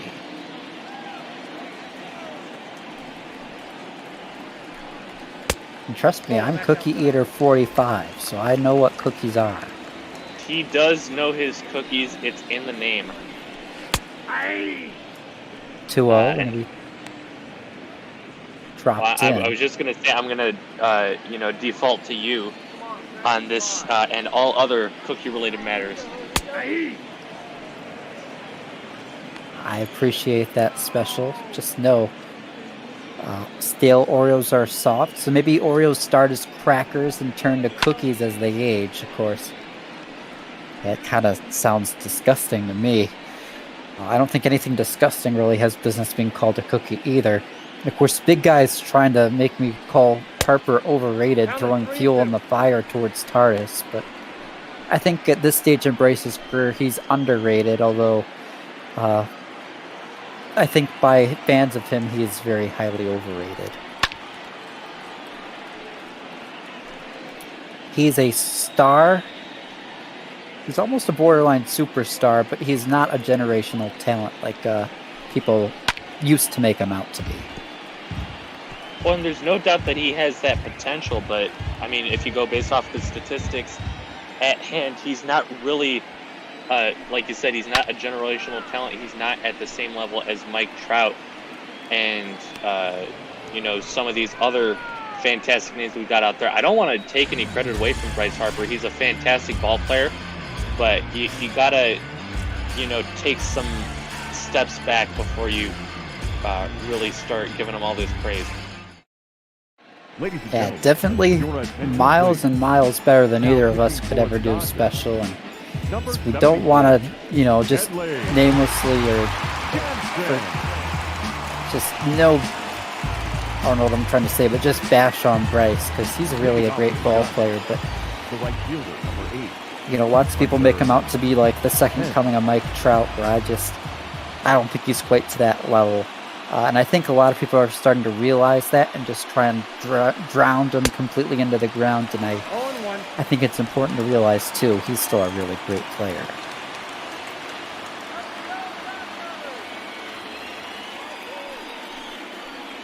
And Tar's saying nobody's at the same level as Trout. Well, maybe people are arguing then Bryce is the level right below Trout. And I wouldn't even say that either. He's kind of a few notches below Trout. Right there. I mean, I think you look at guys like Mookie Betts, Cody Bellinger, maybe those are kind of right now in that tier right below Trout, and I think you got to go down another rung of before you get to Bryce. Mm-hmm. Well, and EB from Toronto pointing something out as we look at the man who's not quite on the hot seat, but definitely has yet to live up to his expectations. Dave Roberts, he's going to Kenley Jansen, his closer in a 6-run ball game, just coming off the All-Star break. Might need him for some closer games, but they're going to use him ahead of Keone Kela. Big guy saying that it might be a waste of money for these Dodgers to be going after a guy that they're not even going to bring out of the pen. Yeah, shame not to see Kela, but, you know, Jansen, I don't believe got to pitch in the All-Star game, so maybe this is Dave Roberts' way of letting him show off during the end of the break right here.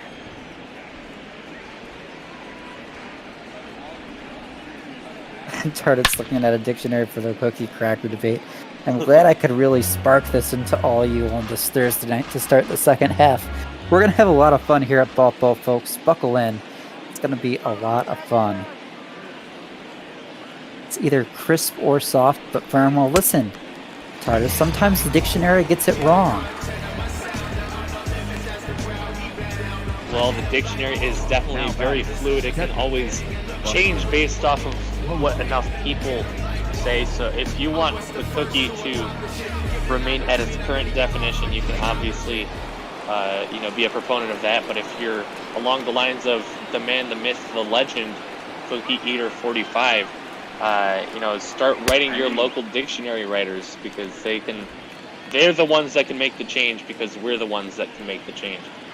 I mean, especially think about the word literally. Literally used to mean literally, but now literally means figuratively too. I mean, the dictionary was wrong. We had to fix it. Just like we're going to have to see with these cookies here. No ball, 2 strikes.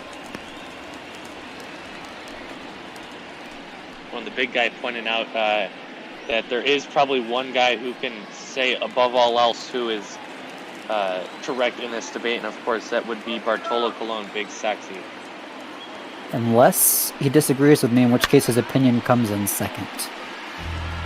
As it often seems to do in our trivia questions.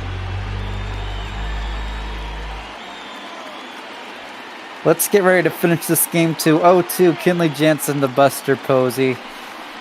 On the way, inside, so we're going to have to see another pitch. Well, luckily for luckily for Roberts, Jansen is seemingly working through this inning fairly quickly, but you don't want to waste his arm out there as he's now throwing more pitches right after I'm saying good stuff about him. Not quite a reverse jinx just yet, I don't think, but I mean, like I mentioned, you got some other guys in the bullpen that probably could use some work as well. It's a little strange to see him coming out instead of a guy like Keela, maybe Adam Kolaric, or I don't remember if Dylan Floro's still up with the team, but maybe a guy like him. Well, regardless, I mean, I think Dave Roberts wanted to get this one in his pocket, and indeed he will, as the Dodgers get a half game on the Diamondbacks today. They're now back 2.5 in the race for the division, as Dustin May will pick up his first win on the season.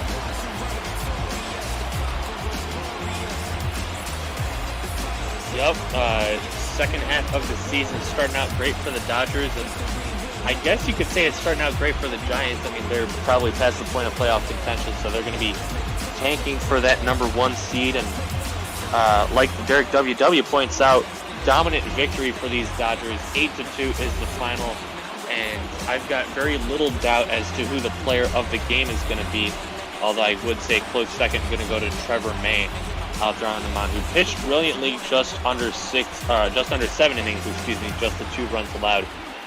But indeed, the player of the game will be Max Muncy. 2 hits and 2 at-bats. A couple of walks mixed in, 2 dingers, and 5 runs batted in. For the Giants, 2 runs. It looks like we're getting ready for the highlight reel. They left 5 men on base. The Dodgers started out in the bottom of the first, bases loaded, nobody out. They were able to get something out of it. Cody Bellinger with a sacrifice liner out to right field, made it 1-0. The Dodgers thank you for attending tonight's game. And as you leave Dodger Stadium, we remind you to Dodgers please just seem to keep on rolling. We saw the nice diving play while Special had technical difficulties in the second. Corey Seager ranging up the middle, knocks it down, makes the throw. And with 2 outs here in the second inning, Dodgers got to work. Trevor May with a single before Mookie Betts drove in Gavin Lux to make it a 2-0 game. And then this was probably the biggest blow.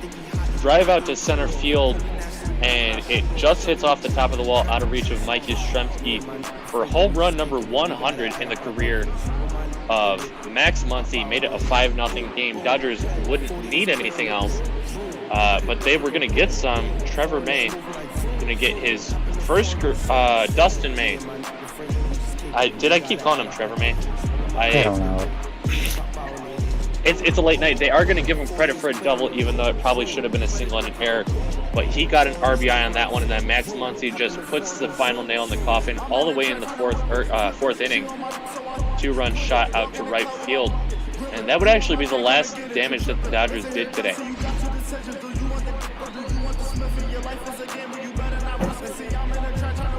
Yeah, Dodgers, no more damage from that point forward after Toledo was out of the game, and Anderson too, for that matter. It calmed down a bit.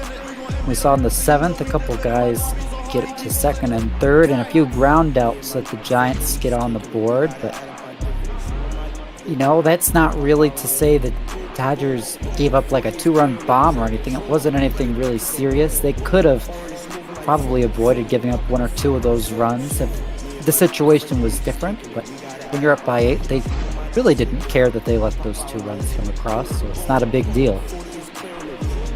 You know, Kenley Jansen ended up closing things out, even in a non-safe situation.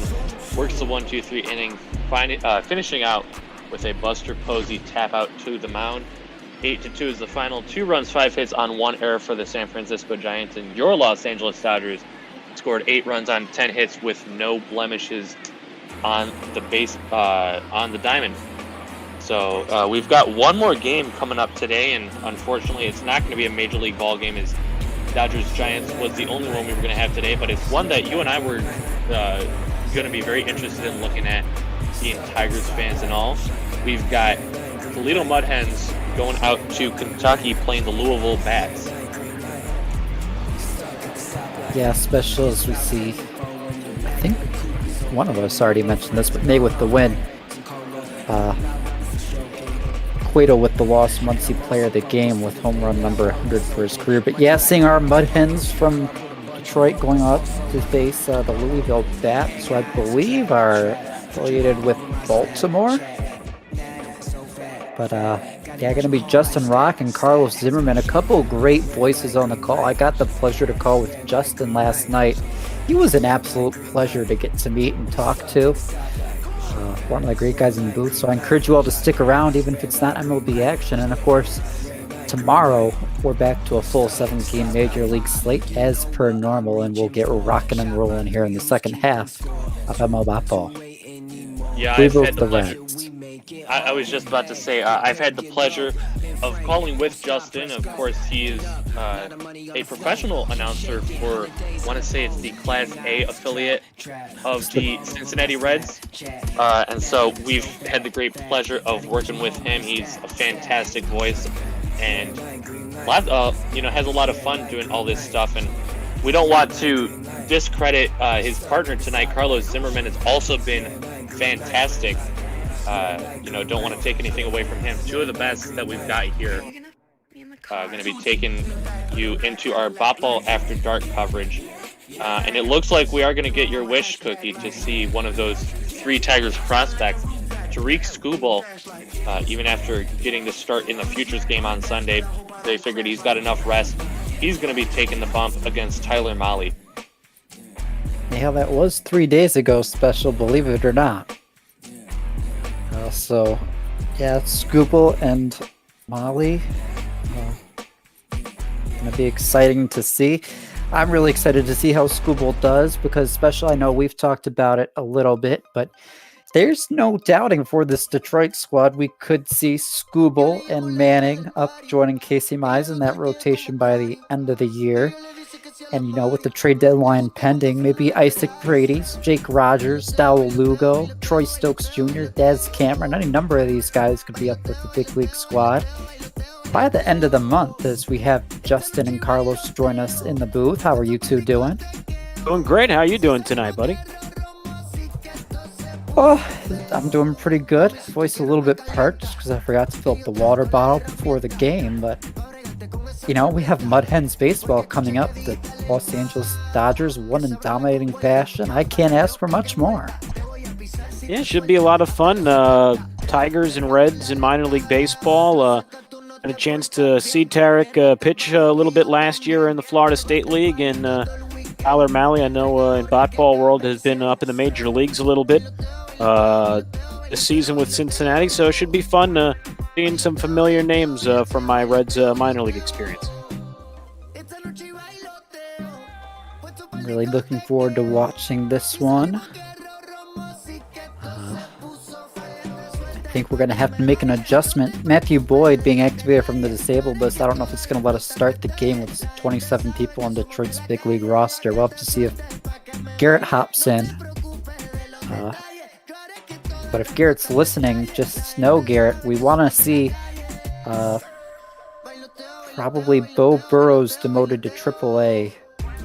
Could even probably just throw him in AA or single A until tonight. Well, we get this roster figured out after that. But I don't like making roster moves on the fly. Yeah, it's unfortunate situation with the injury just coming back for Matthew Boyd, but it's something that at least Cookie and I have been talking about behind the scenes, trying to get something working. And it looks like we might have to just keep bumping guys down, as I think everyone has been, got that full 26-man roster in every level of the Tigers system. So looks like Jose Cisneros is going to make the move downward to AA Erie. What a shame, because I know that's a guy not very highly thought of the game, but I think he could do great things in Detroit's bullpen. But yeah, we can move Jose down to AA. And then move somebody else down to single A. Yeah, that's one of the interesting things, being a minor league guy and seeing how they, especially this year, adding the minor league players and how they rated them and how they end up developing over the course of a season, whether it be bot ball or when I screw around on my own, and it's so inconsistent sometimes with how guys who are expected to go and be successful, sort of flaunter and, flop a little bit in the show, when in real life you expect them to go on and do big things. So it'll be interesting to see just how it all breaks down for these Tigers minor leaguers in the contest tonight.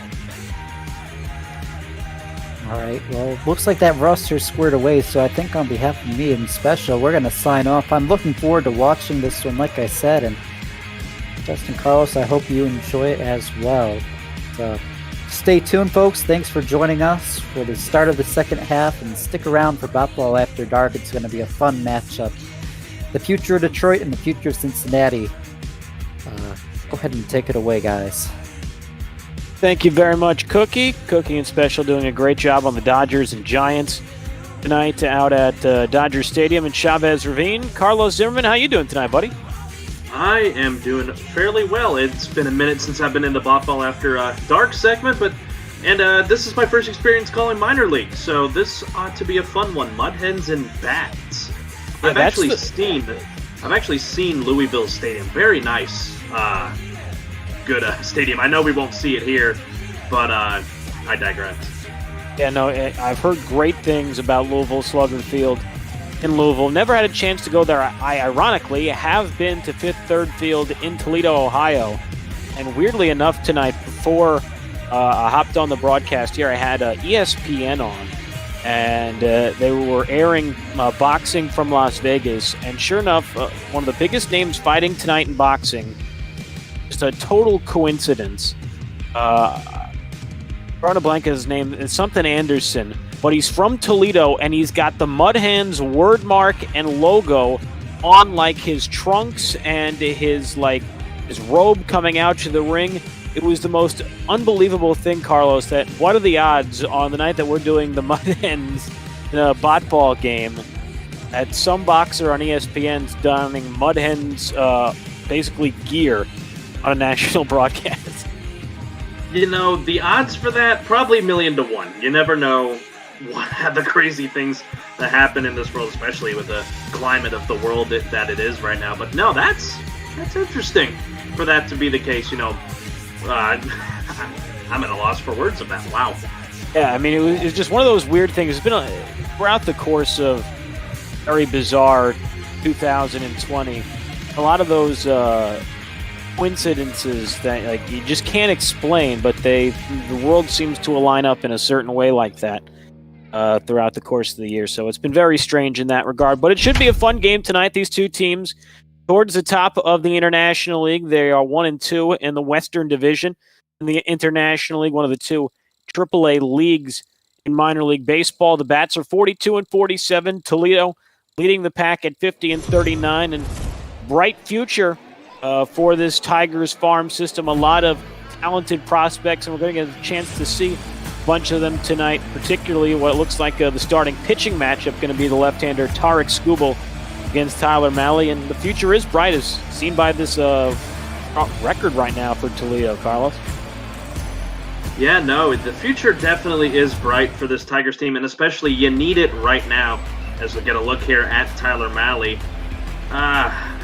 Didn't have a great last year in Louisville, but then has been bounced around, of course, here in the ball world in the major leagues. But I was saying about the Tigers organization, a team that's way down in the dumps right now of the AL Central, and then to see their farm system team being up on top in AAA, that's definitely a sign of goodwill as we're going to get ready to kick it off. Yeah, this pitching rotation stacked, as you would say, and when you look at it 1 through 5 coming into the day as Tyler Malley gets things underway, and our first pitch is in for a strike, and we are underway right on time at 10:45 Eastern. And one of my favorite things, and sometimes not so favorite thing about the show, is create some of the minor league players, even this year with the addition of all the minor league players. The leadoff man for Toledo tonight, Elvis Vizcaino. I've had a chance to be around some Tigers minor leaguers. He is not one of them because he is not real. Yeah, that's the thing with That's the thing with games. You try to get as much realism as possible, but there's only so much that San Diego studios and Sony can do. So, well, let's start it off with a fake ball player. That's just the weird thing to me, because this year, there was such a big hullabaloo made about adding all these minor league players, which I loved as a baseball nerd and sort of as well as like a simulation nerd as well, wanting to see the actual minor leaguers develop. Really could have just changed his name with somebody else, and the appearances didn't have to be necessarily 100% correct. Just found it surprising that even with the addition of all these minor league guys, they still had some stragglers from the pre-minor league days behind, as Vizcaino may not be real, but that base hit sure was, and he's on to lead off the ball game. A good piece of hitting by Vizcaino. Worked it the count near full, I believe, and he was able to pull it into right field past the first baseman's glove. So a good start here for Toledo. And this guy, 100% Israel. That is Isaac Paredes. He is one of the Tigers' top prospects as he takes outside 1-0. Paredes was one of the guys that the Tigers acquired from the Chicago Cubs back in 2017 in the deal. I'm trying to remember who the Tigers sent to the Cubs in that trade. I know they also sent Jamer Candelario to Detroit in that deal as a swing and a miss. Now 1 ball and 1 strike. Paredes was one of the big prospect names to change hands in that deal. Throw over to first, and diving back safely is Vizcaino. Paredes, who was Alex Avila and Justin Wilson. For some reason I thought it was bigger names than that, but I guess Alex Avila and Justin Wilson were being a pretty penny back in 2017 as the count 1-2. I was trying to think in my head for a second. Could it have been Castellanos, but I knew he went later. Yeah, Castellanos was last year between Detroit and the Cubs, so really the two organizations like to work with one another. There's major deadline deals over the course of the last 3 summers. 2 pitch to Paredes, misses low. And the count now full on the Mud Hens shortstop as Jorge Bonifacio hitting in the on-deck circle for the Hens. 3-2 pitch from Malley, and this fastball fouled away. Count full, 3 balls and 2 strikes. The second half of the Major League season in Botball universe is going to get underway tomorrow.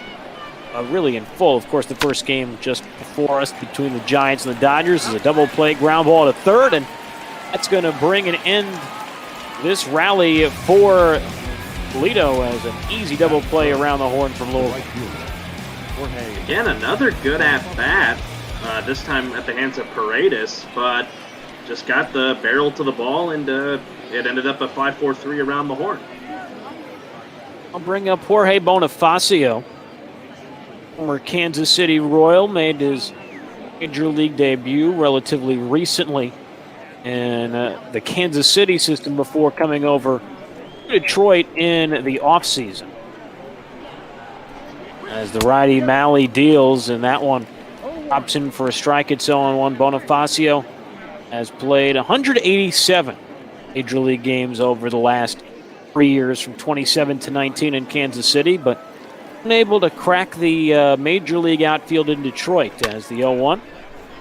Fouled in the air down the right field line, 0-2.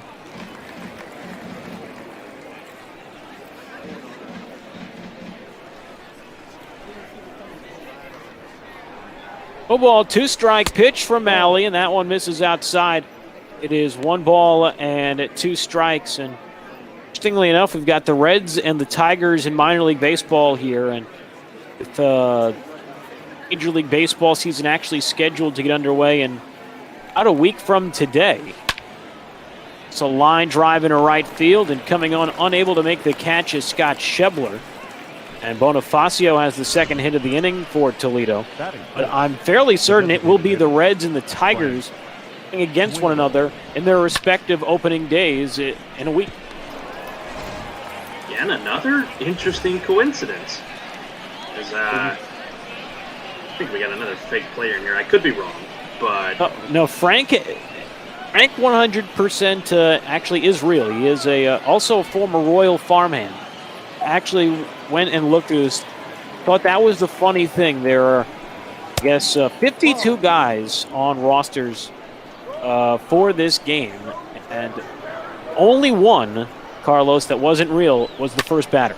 Everyone else, the other 51, totally real. Just the one guy leading off was the fake. Trying to keep that in mind going forward. There is Frank Schwindel as that one misses low 2-1. And thinking about other weird coincidences to loop into this. Looking up Schwindel, he's from Livingston, New Jersey. I'm a Jersey boy as well. He went to St. John's. He's outside 3-1. I'm drawing a blank on where he went to high school, but my first paid gigs as a broadcaster was being the PA guy for a high school baseball all-star game for New Jersey, the complex, and I am 100% sure that Frank Schwindel, one of the high school all-stars playing in that game, I want to say it was 2009, not long ago. 3-2 pitch is high ball 4, and Toledo right back at it with a rally. They've got 2 on and 2 out. To answer your inquiry about where he went to high school, he went to Livingston High School in Livingston. So, yeah, so he was a local boy, about 45 minutes away from where I grew up in North Jersey. A whole bunch of friends from that area, and sure enough, I think he was about a year older than me, or right about actually at my age. So I had a chance to see him in high school, and I was in high school, and I was calling his game then, and now I'm calling a virtual game for him 10, 11 years after the fact. Is now 1-0 on really highly thought-after Tigers prospect and Jake Rogers, as that one's low 2-0 now. Well, he has really lost command of the strike zone during this opening inning. Yeah, no, that's why he hasn't really been able to find himself back on the major league level with the Reds. And having to be relegated to AAA, of course, it's not really fun, but I now see why he's down here with as his command has just not been there to start this game. This is the first AAA start of the season. Tyler Malley had spent most of the year in the majors. The Redlegs as the 2-1 misses up and in, 3 balls and 1 strike. And maybe somebody in the Twitch chat can correct me if I'm wrong. But I believe he was in the rotation because Trevor Bauer had been on the mend in the major leagues for Cincinnati. And now that he's back, Malley is shipped back to the Louisville Shuttle in the International League. Off pitch coming to Rogers, and this one fouled away. 3-2, and Rogers, another guy the Tigers did not draft. They got him from the Houston Astros in that Justin Verlander trade back in August of 17.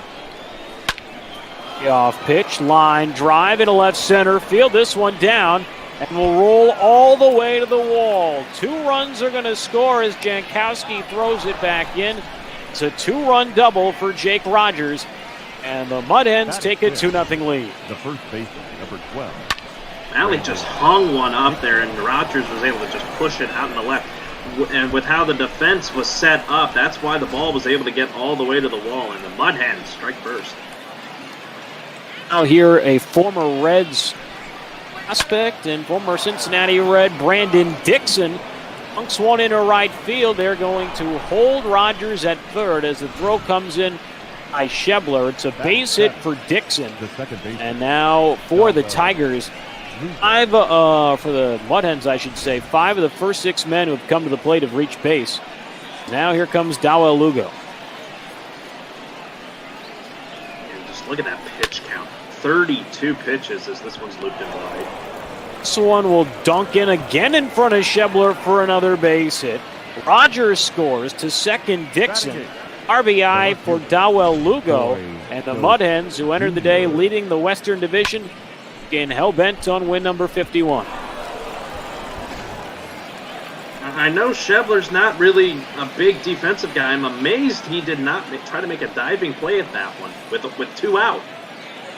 Figured as much that he might try it considering the circumstances, but decided not to risk it, as now here comes Troy Stokes Jr.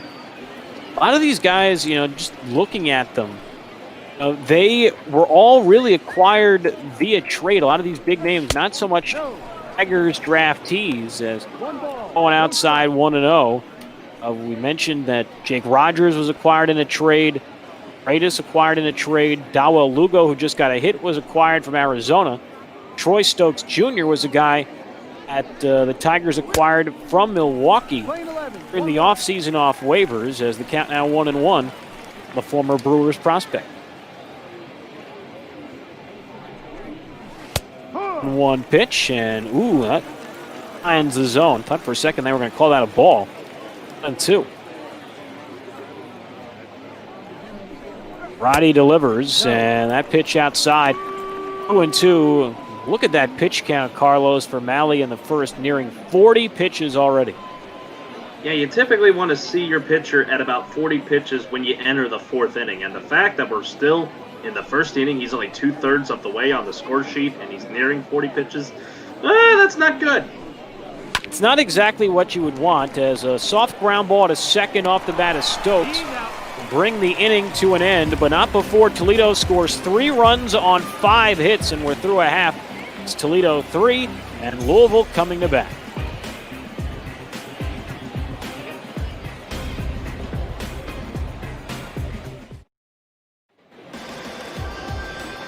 The mound for the Mud Hens in this one is one of the Tigers' top prospects and one of the top prospects on the baseball. It's the left-hander Tarek Skubal.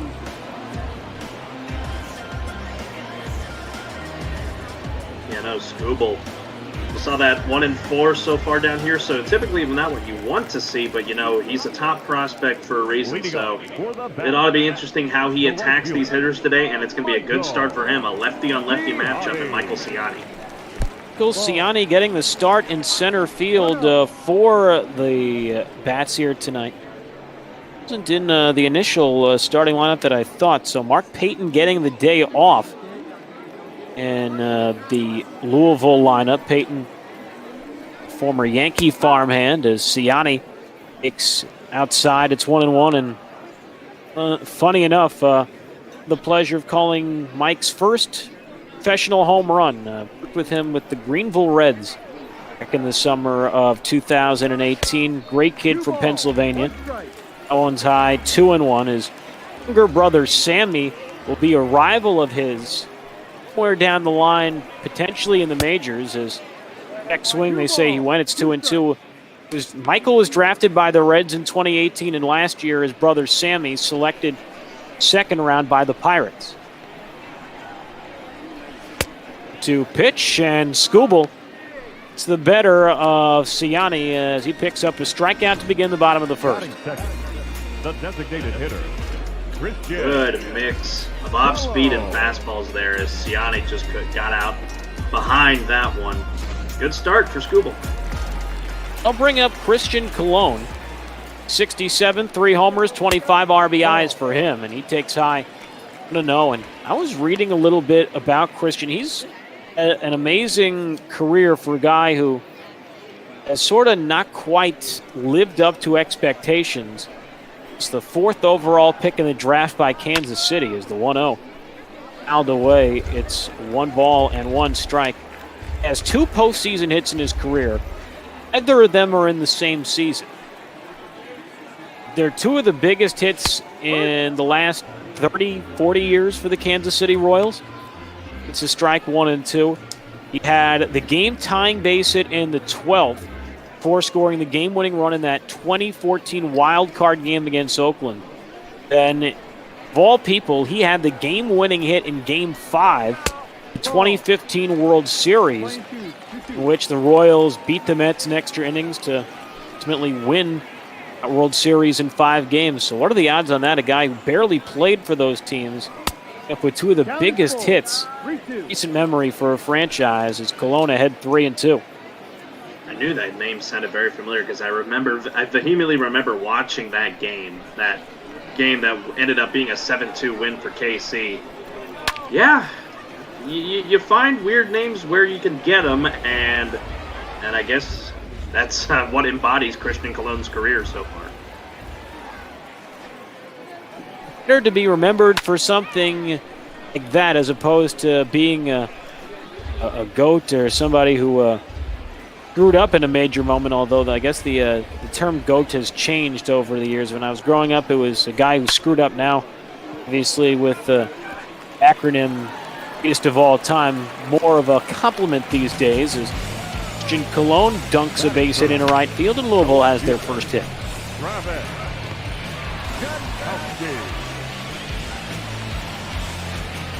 I'll bring up Travis Jankowski, former high draftee of the San Diego Padres. Reds got him for international bonus pool money during the offseason from San Diego. To college out in Long Island at Stony Brook. He was a part of that amazing run. If you remember this, Carlos, when they went all the way to the College World Series, is this one deep into right center field and banging off the fence. Zimmermann has to reach out to get it. All the way at third is Jankowski. Cologne just trying to make it to the plate without passing out, and does with a headfirst slide for the opening run for Louisville. It's 3-1. Usually a lefty-on-lefty matchup favors the pitcher, but my goodness, what a great piece of hitting by the former Padres draftee Jankowski, and now Louisville's on the board. It's 3-1.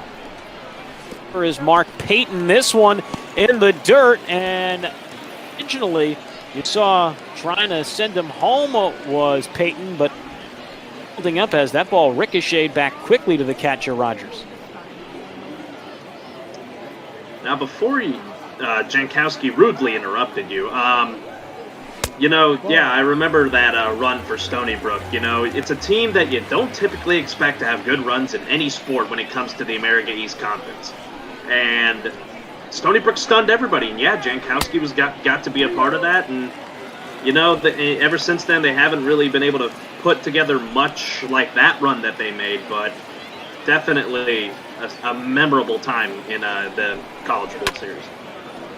That was one of those surprise runs. You see that every now and then in the College World Series, where an unheralded team is up sneaking their way to Omaha. And amazing 8-team tournament as Mark Payton takes inside ball 4. And now there's 2 on and 1 out. They'll bring up Gavin LaValle. No, it'll bring up Jonathan India. So, yeah, Bat's lineup has switched up a little bit from I had originally wrote down earlier today, but it's all good. And good buddy of mine, Jonathan India, digging in, although he's had a rough season in his first year in AAA, hitting below the Mendoza line. $1.99, the Reds' first-round pick in 2018 out of the University of Florida, the 5th pick in the draft that year.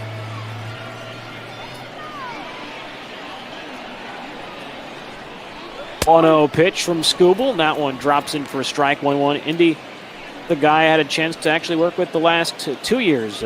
Called his first couple of pro games in Greenville, where he got promoted in 2018, and last year in Daytona, before getting moved up to AA in Chattanooga. This one fouled away. There's 1 ball and 2 strikes on Jonathan India.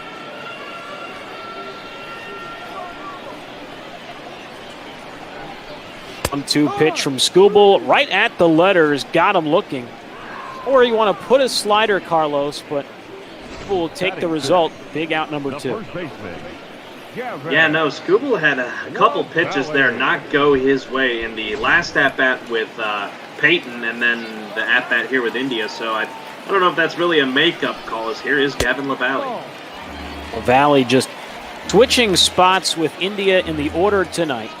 Valley, their former Daytona Tortuga, hitting .258 homers, 26 RBIs. LaValle, unfortunately, in real life, was one of the guys the Reds axed when all those teams started cutting minor league players right around the beginning of June. They had to decide which guys they were going to pay for the remainder of the year and which guys they were going to let go. And Valley going to be a minor league free agent after the year, so decided to cut him loose a little bit early as the 1-2 pitch to him is inside, 2-2.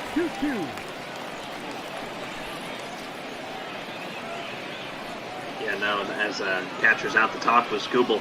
It's unfortunate with how COVID-19 really put a dent into a lot of these minor league teams. It was already bad enough that a lot of those teams were in trouble going under with all the even before COVID happening. So yeah, a lot of these players just getting snubbed, never fun. But if they really put their heart and mind to it, they will find their way back. It's a really weird dynamic, as that one is high 3-2 now to LaValle with Tyler Stevenson waiting on deck. So it's weird in the sense that most of these guys also got saved in some senses. Valley strikes out looking to end the inning. We're through one out in imaginary Louisville Slugger Field as the Mud Hens hold a 3-1 lead.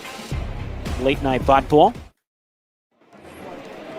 As Cameron will lead off for Toledo here at the top of the second inning, but those who follow minor league baseball closely know at the end of spring training every year when teams start setting their full season rosters for the minors, as Cameron will ground out to first on one pitch to begin the inning, they cut a lot of guys that didn't make those rosters and that really didn't have a spot in the organization. So it's a weird dynamic, Carlos, in that some of these guys got to be paid for an extra 2 months where they would have been released at the end of March, early April, earlier in the year. As that pitch outside to Elvis Vizcaíno, it is 1-0. But in the same regard, it still is an awful thing to see 40 to 50 guys cut in one fell swoop, regardless of whether it would have happened or not. As this one fouled away, it's ball and one strike.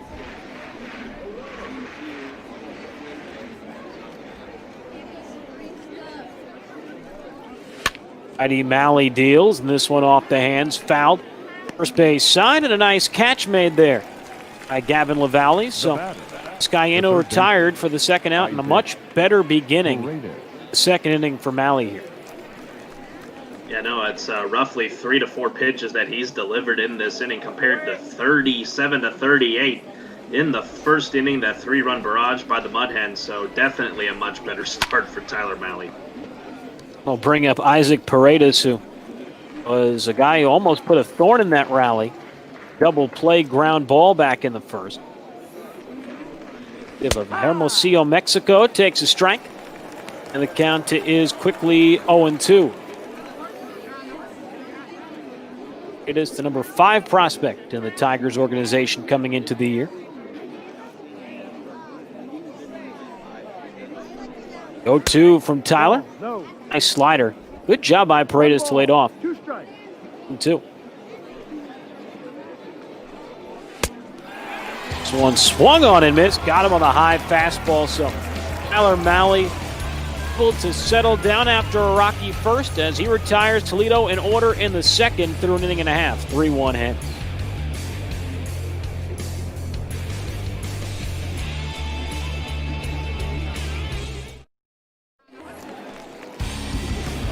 Tyler Stevenson will lead off for Louisville in the bottom of the second inning. Bottom third, the order due up for the bats. We saw a lot of scoring in the first. Toledo scored a pair right out of the gate on a 2-run double by Jake Rogers, and then an RBI single to right from Dawa Lugo made it 3-0 before Travis Jankowski got Louisville on the board with an RBI triple.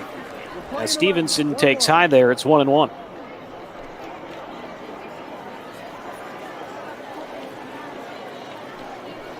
Lefty Scooble deals, and that one misses low, 2-1. Stevenson, when he played for Daytona in 2018, was a huge fan favorite. He played with Taylor Trammell, who the Kids traded last year at the deadline. You may remember that 3-team deal that got them Trevor Bauer from Cleveland. Trammell ended up in San Diego, but Stevenson and Trammell were really, really close. And during the Tortugas media day 2018, they posed for shots, as normal, and they took one together and they sort of staged it like Will Ferrell and John C. Reilly and Step Brothers.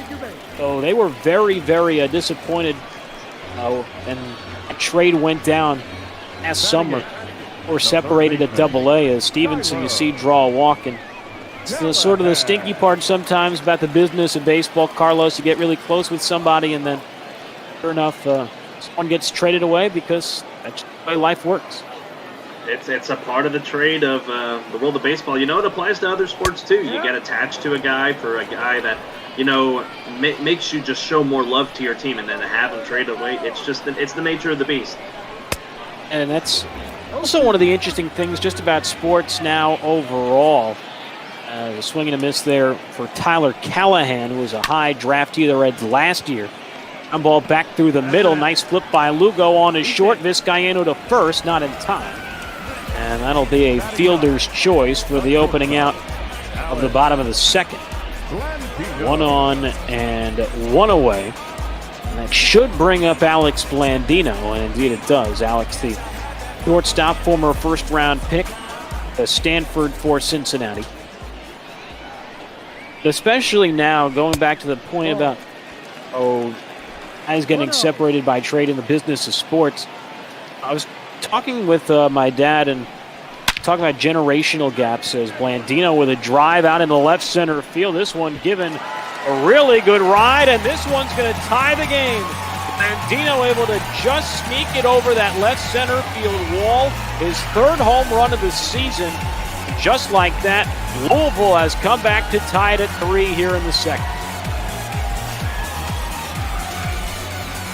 And it's not like it was a horrible pitch from Skubal down and in. And Blandino just golfs at it. Middle of the bat. Typically don't see one's hit that far when it's hitting that portion of the bat, but he was able to get it out the left and snuck it over the wall, as you said, and we are tied. A lot of offense. Imagine it was going to be a pitcher's duel based on the matchup tonight, but instead the bats, no pun intended, have come out hot. As Mike Ciani takes a strike, it's 0-1. He struck out against Skubal in the first. The 0-1 is low 1-1. But going back to that point, this era is, talking to my dad, so many of these guys, regardless of sport, I know we talk about it a lot in basketball, but so many of these guys play against one another in travel tournaments and AAU, baseball, baskall, different camps nationally for football as Ciani flies out to left for the second out. So many of these guys now, when they're at young ages, they know everybody who's as high a level as they are, and they're close all the way up until the points that they're now becoming professionals. So become pros, but they've known these guys for long times as Cologne takes low 1-0.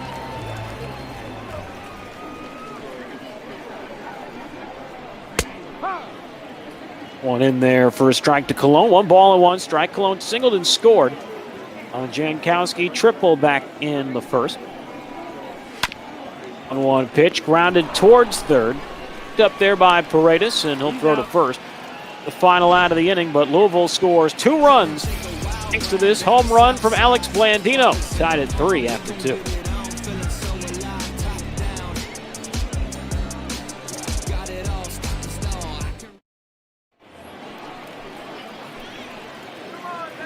Leading off for Toledo, the right fielder.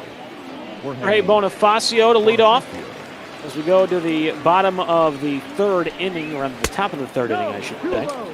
Between the Tigers and Reds AAA affiliates. A lot of offense to this point in the contest as Bonifacio takes time. Balls and no strikes, but Malley, after a rocky first, pitched really well in the second. However, unable to find the strike zone here to start the 3rd. This one belted deep into left field, and all they can do is turn and watch that one become a souvenir. Jorge Bonifacio into double figures, his 10th home run of the season. Just like that, Toledo back in front 4-3. My goodness, did he just swung the bat, not having a care where it was going to go. And in the unfortunate case for Tyler Malley, it went right over the wall. This pitch a little bit up, but Bonifacio puts it over the left field wall. And like you said, yeah, Mudhens back on top just like that. One trying to make a dent in some advertisements up there in left center field. Bonifacio not seeing any sort of for those advertisements. So He wants a little retribution there as ends up putting a big fat dent in him. As they're right away in that very next pitch, a base hit in a right from Schwindel. Louisville back to struggling, although no base hit given there for Schwindel. I'm surprised they gave LaValle an error. Well, he tried to backhand it. He tried to backhand that one, and it just got under his glove. I probably would have called that a base hit based on how hard that was hit, but now he's in trouble again. On the replay, it looked a little more conducive to be an error, as that ball nearly Bucknering him. And another good point, trying to backhand it as opposed to in front of the baseball. As the count now 1-0 on Jake Rogers. Drove in the game's first 2 runs with a double into left center field as he takes a strike.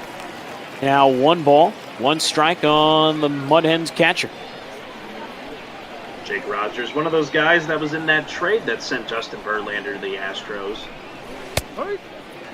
And in there for a strike, it is 1-2. It was trade on the 11th hour, last second, literally basically at the buzzer. That deal in on August the 31st to beat the waiver deadline. As that one outside, 2 balls and 2 strikes. I remember being the very end of August, our season in Johnson City. The Cardinals had just wrapped up a final game of the season, got eliminated, and we're sitting around in the wee hours of the night, venting the end of the season. Sure enough, that trade goes through, and I guess the rest was history, and I guess now argued history for the Astros is that pitch high, 3-2 now to Rogers.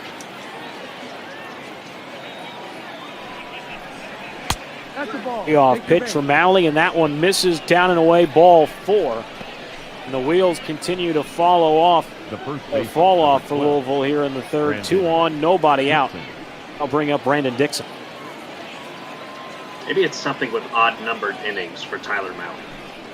Kind of Clearly struggling first, really efficient second, and now the third inning, it's starting to fall apart. However, this is a slightly better result, as a pop-up into shallow center will be corralled by Ciani, and no one's going to bother trying to go anywhere. So big out number 1, and now a double play ground ball can get him out of the inning with just 1 run across.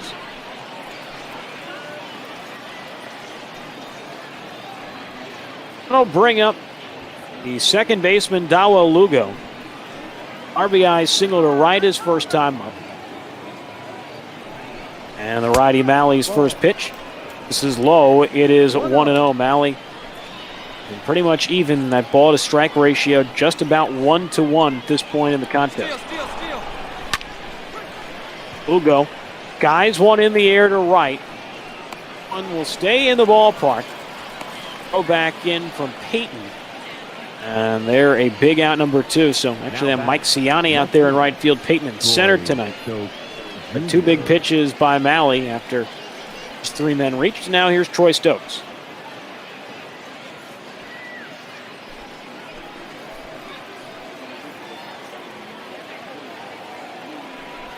Stokes grounded out his first time. This time lines one into right field for a base hit. Ciani coming up firing. Cut off by LaValle, but now the Mud Hens have the bases loaded with 2 out in the third. I'll bring up the number 9 hitter, Daz Cameron.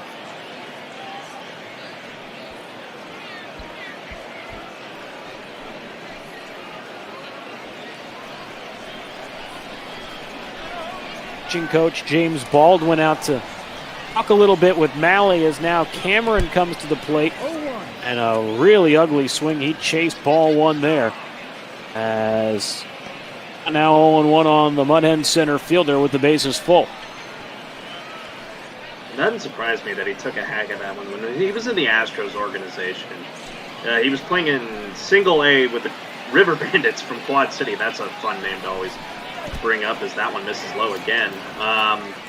He didn't really hit well for the River Bandits, and that's what inevitably relegated to deeper into the Astros farm system, as the bats have a couple arms up in the bullpen, and then eventually was, again, he was also a part of that trade with that sent Verlander to the Astros. So, yeah, it's interesting how that guy approaches every at-bat. And fouls this one off to the left. It stays at 1 ball and 2 strikes. Cameron last year did not swing it great in terms of average. Hit just .214 in AAA. 13 homers and 43 RBIs, as this one is high in the air to left field, but stay in the ballpark for Jankowski. Tyler Malley gives up the tie, prevents it from being any worse than that. We're through 2.5, 4-3 Toledo.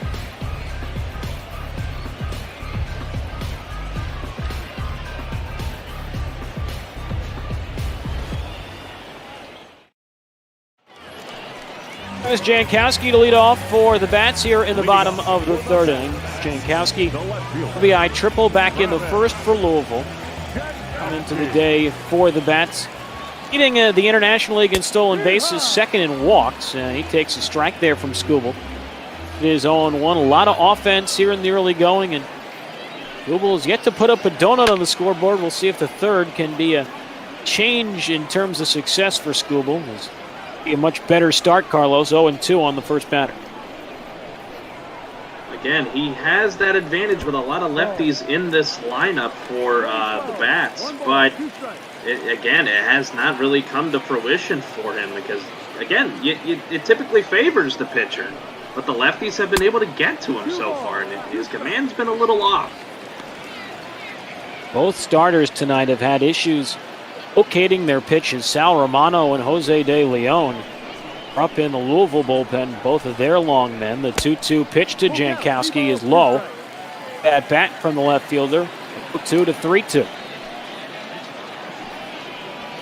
Off pitch, high ball 4, and Jankowski, who entered the day second in the league in walks, draws another after being behind 2 strikes. The center fielder, number 34. Hey, take a look at this pitch sequence. 2 strikes to start off, and then a couple pitches that just did not look at all well from Skubal, and 4 straight that missed the zone and not even get close to the zone. So he's got to try and ring it back in here with Mark Payton, who walked back in the 1st. Trying to hit a little offense for Louisville and quickly tie it up, or maybe even give them the lead as takes a strike. It's 0-1. An International League All-Star, the AAA All-Star game going on yesterday as a part of the Bot Ball schedule. All the minor league All-Star games were yesterday. 0-1, and Payton takes low. 1 ball and 1 strike on the Bat center fielder.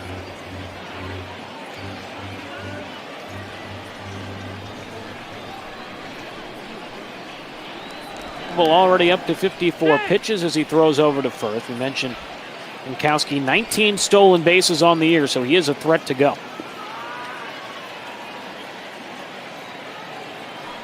1-1 offering. This one gets away from Rogers and rolls towards the Louisville on deck circle. And not budging is Jonathan India. However, scooting to second on the play, Jankowski with a tying run. Score that one, a wild pitch from Tariq Skubal. So again, the command not there for him right now. The behind in counts back-to-back at-bats.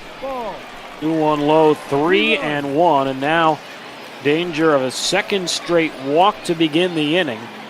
With India waiting on deck. Lefty comes home, and Payton taking all the way, it appears. It's now full 3-2. Payoff pitch from the lefty outside, ball 4. Another free pass issued by the young southpaw. 1, nobody out. India coming to bat. India.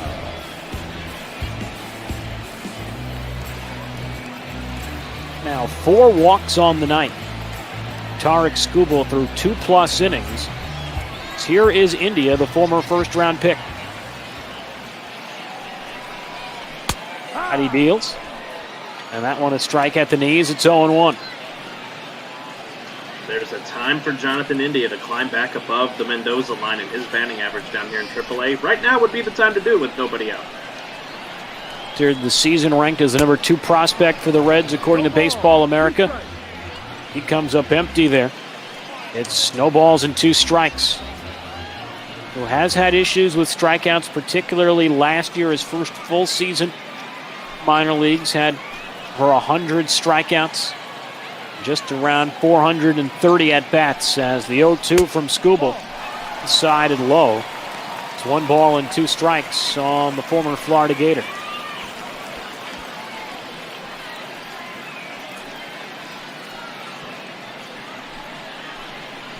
That first Gator team to win the College World Series.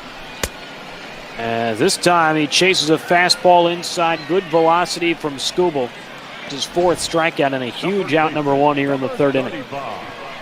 Yeah, you really got to emphasize the huge in that, as that was just an ugly swing from Jonathan India. But yeah, now he's got 1 out, and with the runners at 2nd and 1st, you can get a double play or you can get outs at any base, with the exception of home plate. LaValle puts one into the outfield and needs to be a play at the plate. On that first swing, gave it a chance, but a tad bit early, fouls it off 0-1.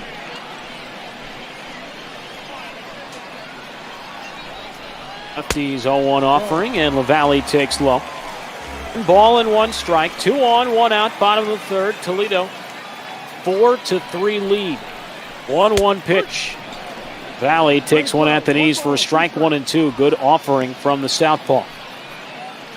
And that one just caught the corner. If he can get that again, he can get that 2nd out that he needs. 1-2 pitch. This one, a little dribbler back to the mound. Could be 2 on his 2nd for 1. Vizcaino to first. Bottom double play, inning over. 1-6-3. Skubal after back-to-back walks. Start the inning. Ends it with a K and a double play. After 3, it's the Hens by 1.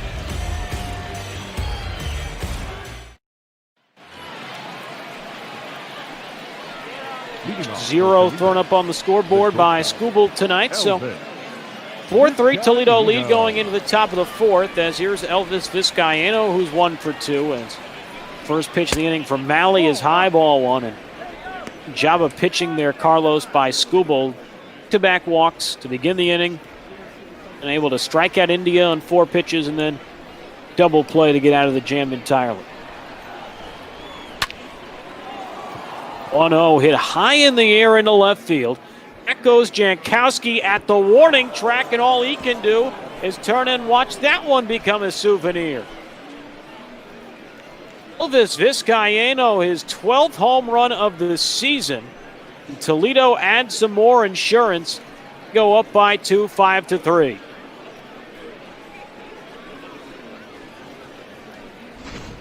So it appears the one fake player that came to the ballpark tonight has some pop in his bat, as that one hung up by Malley, and Vizcaino says bye-bye baseball. 5-3 Toledo. Now batter. Vizcaino, despite not being real, entered the day tied for 7th in the league in home runs and tied for 11th in RBIs. And those numbers, we'll see increments forward with that solo home run to begin the 4th inning. Tigers may need to make a phone call to San Diego studios to try and get Vizcaino in their lineup come opening day next week, as Freitas fouls this one off. It's 1-1.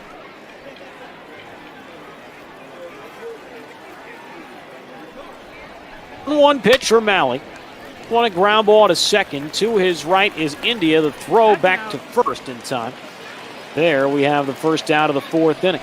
Now batter, the right fielder, Jorge Bonifacio. Be a guy that the Reds weren't really sure where he was going to be located positionally after he was drafted. A lot of people thought he was best suited at 3rd base. He wanted to play some shortstop. He ultimately did to play some shortstop in the minor leagues that first year, but not very much at all last season. Did get some work at 2nd base towards the end of his time with Daytona last year before moving up to AA. Saw some time at 2nd there as well, but probably best suited at 3rd or 2nd long term. Though I'm sure in a perfect world for Jonathan, he'd play short, as the 0-2 to Bonifacio. This is outside. It's 1 ball and 2 strikes. Malley already over 70 pitches with 1 out in the 4th, as it's 1-2. Fouled away. See if it gets into the seats. Quite, but still out of the reach of the fielder. The 1-2, and this one low. balls and 2 strikes, but that pitch count for Malley gaudy and not getting any better. As a 2-2, a check swing. Did he go? No, he did not. It's full.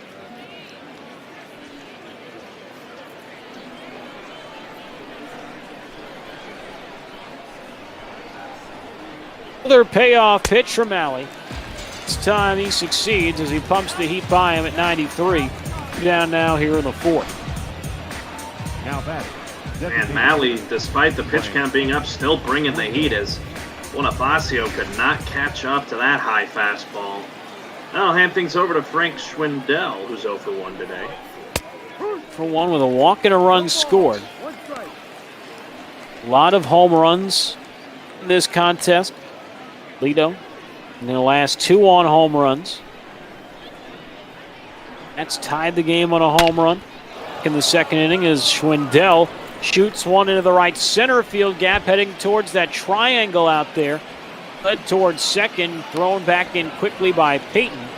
2-out double from Schwindel. The catcher, number 34, Jake.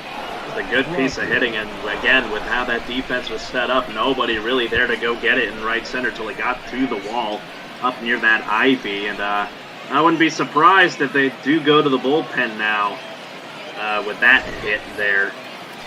Well, no, they're going to stick with Malley. Interesting decision, especially after the All-Star break. You figure a lot of guys in that bullpen fresh, rested, and ready to go. It appears at Louisville and Pat Kelly going to riding with Malley for the time being.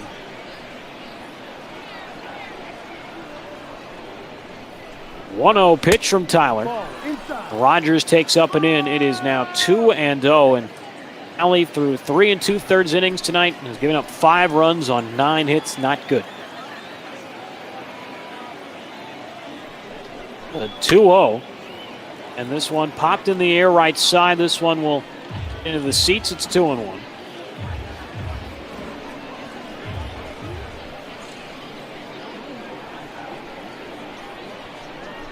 He comes home. That misses away. 3 balls and 1 strike. And I mean, if you can't Rogers here, especially if you walk him, I mean, you got to pull the hook if you're Pat Kelly, right?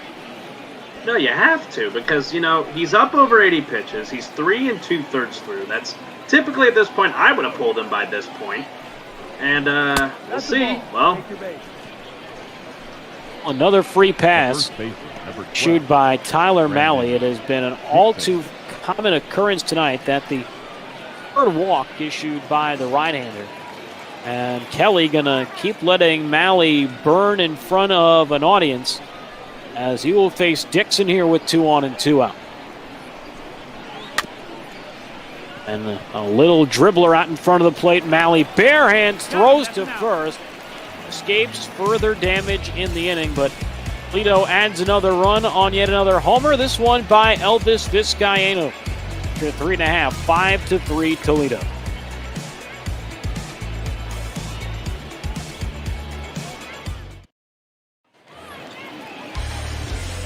Third of the order due up for Louisville in the 4th. This was the part of the lineup that scored 2 in the 2nd to tie the game at 3 at the time. Tyler Stevenson walked in, erased that inning on the bases as takes outside 1-0. But pretty amazing to this point of the night, Carlos. At Toledo, 5 runs, 9 hits, but Malley has still somehow kept Louisville in this game only down 2 as Stevenson comes out to short to begin the 4th. Now batting. Yeah, I think he's done just enough to keep Louisville in this game because the bats for Louisville are still good, especially with this bottom of the order here, that home run by Blandino that tied it back in the 2nd as Callahan will step up. Callahan grounded into a fielder's choice, scored on that Blandino home run earlier tonight as the lefty comes home, and there's a strike. It is 0-1. Callahan, the Reds draft class last year, probably going to spend this season at low A Dayton, the Red system, but of course anything below AA not officially a part of MLB this show. And I don't know about you, maybe I'm biased as a minor league guy, but I would love to see that be a thing, especially now as next year will be the addition of the next gen games. with PlayStation and Xbox. I'm really hoping they'll add other minor league teams, as this a line drive and a right for the second out. That would be great to see, the addition of, because you know how single A is all broken up now. You have your regular single A, the short season. It'd be interesting to get to see those smaller teams involved. I'd go as far to say, let's get the Dominican Summer League teams involved, or the Arizona Fall League in certain leagues. So that would be interesting to see if Sony and San Diego Studios decide to do that. The Arizona Fall League is a really, really interesting idea you bring up there, Carlos, because beloved prospects, love, to the extent all-star teams. I think that is an idea that he may run with, if not this year, then sometime in the future. I think that's something they would be wise to attack. But also, if you think about it, I don't know if you're too young for this, Carlos, as Blandino, another deep drive way out to left field, and this one is gone again. Alex Blandino, his second home run of the night, and this one way more majestic than the first. I thought that one was going to leave the stadium entirely. Just a moonshot off the pad of Alex Blandino. The left fielder didn't even decide to take a look at it, as he knew off the crack of the bat that it was gone.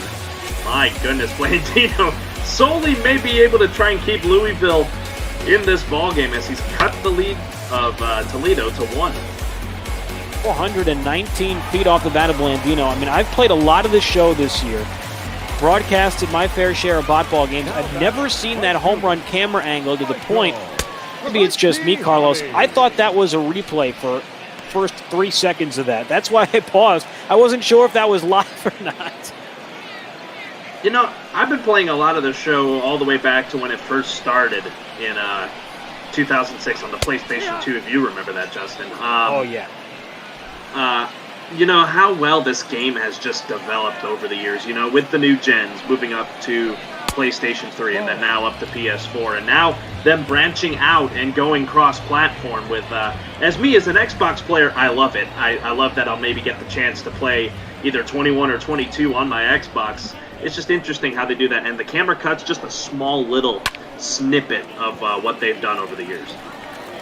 Ground ball back through the middle and into center, a base hit for Ciani. Wow. And trying to go to second base, a little over-aggressive, the youngster from PA. He is gunned out by a country mile. That will bring an end to the 4th inning. Louisville gets a hit, but Ciani runs them out of the inning. We are through 4. It is 5-4. Toledo. Ladies and gentlemen, your attention, please. Be it for right-hander Tyler Malley tonight. He is done after 4 innings. Jose De Leon, former prospect of the Dodgers and Rays, will come out of the bullpen for the Bats. Good thing for him, he's going to face the bottom of the order here of Toledo, but I don't think it'll matter. As Dewell Lugo with a ground ball down the first base line. Ciani kind of fired in quickly. Not quick enough, as Lugo in at second with a leadoff double on the very first pitch. De Leon throws. Got a little behind it, but there was just enough space between him, LaValle, and that foul line for it to be able to sneak past him. And double for Dewell Lugo. Good start for the Mud Hens. Stokes Jr. digging in, 1 for 2 with a single tonight. This is his last time up in the 3rd, and his first pitch seen in the 5th is inside 1-0. You talk about the old baseball video games, and my point with the minor leagues adding, some more minor league teams. If you go back to MVP baseball, the olden days of PlayStation 2 and the original Xbox, when the devices and the systems were even more clunky and more hard to manipulate. In those days, in MVP 05 particularly, I remember them having the high A affiliates of all 30 major league teams. This is a ground ball to third on the run. Colon makes a nice play. Retires Stokes for the first down of the inning. Well done by the veteran Colon. Actually, Callahan getting the start at third tonight.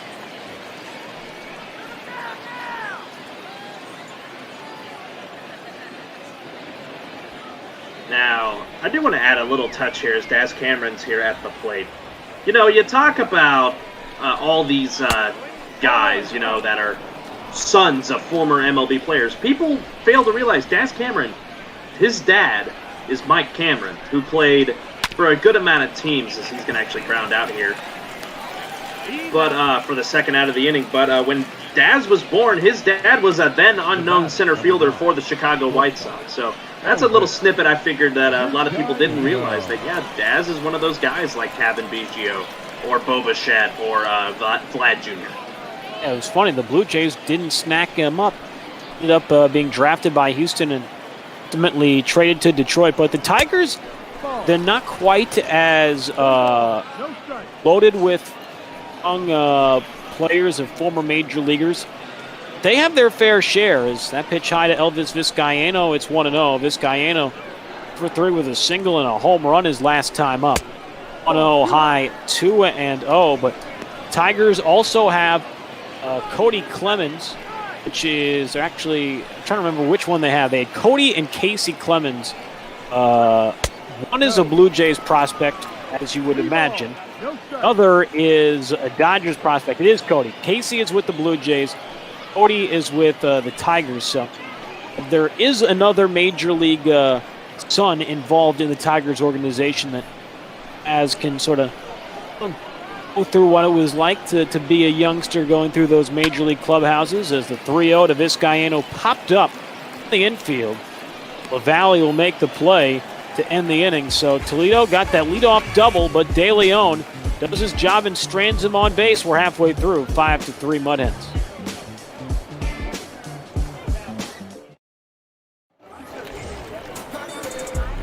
Eric Scooble will stay on for the bottom of the 5th, but looks like the Hens have action in their bullpen with Hector Santiago and Gerson Moreno been throwing, as the first pitch to Colon in the bottom of the 5th is low.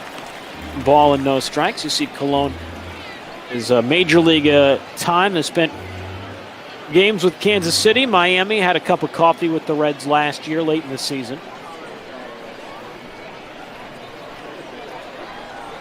Lefty 1-0.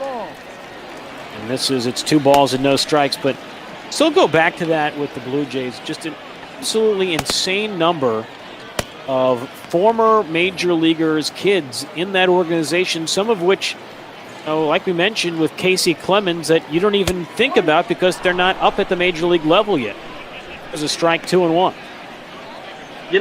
I don't know if it'll make you feel old, but it kind of makes me feel old. I was a 6-year-old, 2004, at Minute Maid Park, watching Roger Clemens pitch down in the Astros bullpen. And now to see his kids up in the major league levels now, so many years later, I know I'm only 22, but it kind of does make me feel a little bit old as Colon gets the free pass. He's on with a walk to begin the bottom of the 5th inning. Yeah, it's getting very strange. I'm 6 years your senior. I was 12 in 2004, but going back to thinking about watching Craig Biggio and Roger Clemens and Vlad Guerrero, and those 3 guys were a huge part of watching baseball growing up. I mean, I grew up a Yankee fan, so obviously watching Roger as a bunt lay down by Jankowski and thrown out at first base. I imagine, just to go back to what's going on in the action here, Carlos, that although that was scored a sacrifice, I would have to imagine Jankowski was trying to bunt for a hit. I think he was trying to bunt for a hit. He's got good wheels on him, so just couldn't quite get it down that first base line to get that hit. He does get the tying run into scoring position with less than 2 outs, as Payton, who hasn't had a reason to take the bat off his shoulder yet, 2 walks. Sinan takes a strike, it's 0-1. EB from Toronto, who will actually do the Bot Ball After Dark game tomorrow with, saying he thinks Casey Clemens was one of the Jays' casualties during a time we were talking about earlier when he was releasing large chunks of COVID players during COVID, and EB is 100% correct. Casey was released by Toronto back on May the 29th. Last year was really cool. He and Casey and Cody were both playing in the FSL at the same time. They got to play against one another in the league, minor leaguers, so they at least got that moment. Is this a ground ball to second off the bat of Payton? And the play made by Lugo as Colon moves to third. So 2 out now here in the bottom of the 5th inning, and that'll bring up Jonathan India. But the Blue Jays also have Griffin Conine, who is Jeff Conine's son, in their system, who I believe this year, actually, I was going to see him in the Florida State League in Dunedin, spent last year in Lansing. So there are still more Major League children coming up through the pipeline for Toronto. They are not done yet. My goodness, what is with Toronto and having just be the center for guys who have dads who were really household names in the major leagues 10, 15 years ago? I guess it sort of rolls from, the idea of, they must have the genetics. It's in their bloodline. You know, they have the experience, and a point contact of someone who knows what it takes to get to highest level and succeed, as India pops up to third to bring it into the 5th inning. So Louisville gets the tying run to third, but unable to bring him home with 5-4. Toledo in front. It'll be 2, 3, and 4 due up for the Mud Hens in the 6th inning as Tyler Thornburg, David Carpenter in the bullpen. But need to go back and look at what the draft was for the Blue Jays. But I want to say they did it again this year, where they drafted at least one kid who has some sort of connection to the major leagues. As we see Isaac Paredes step into the box, and the 0-1 from De Leon is in the air to center field. Payton chasing this one back to the warning track by the shrubbery, and this one is out of here. Isaac Paredes, his 9th home run of the season. Another long ball tonight for Toledo, and they have extended their lead back up to 2 at 6-4. My goodness, just look at the telemetry there. 442 feet off the batter's eye to dead center off the bat of Isaac Paredes. He really, I was watching the center fielder there trying to cover all that ground, but there was no way that ball was staying in the park. Thought initially that it was going to make a play, but not have enough real estate to get there, as Bonifacio, who homered to put Toledo in front back in the 3rd inning, will dig in and take a strike from De Leon. It's 0-1. Actually went back and looked through the Blue Jays draft this year. They didn't draft any sons of major leaguers. However, they did spend their last draft pick on a guy who shares the name of a current big leaguer, and that is Zach Britton. No relation to Zach Britton, but they do have a guy with the same name as a major leaguer, so I guess it has to count for something in the Toronto front office. 1-2 on Jorge.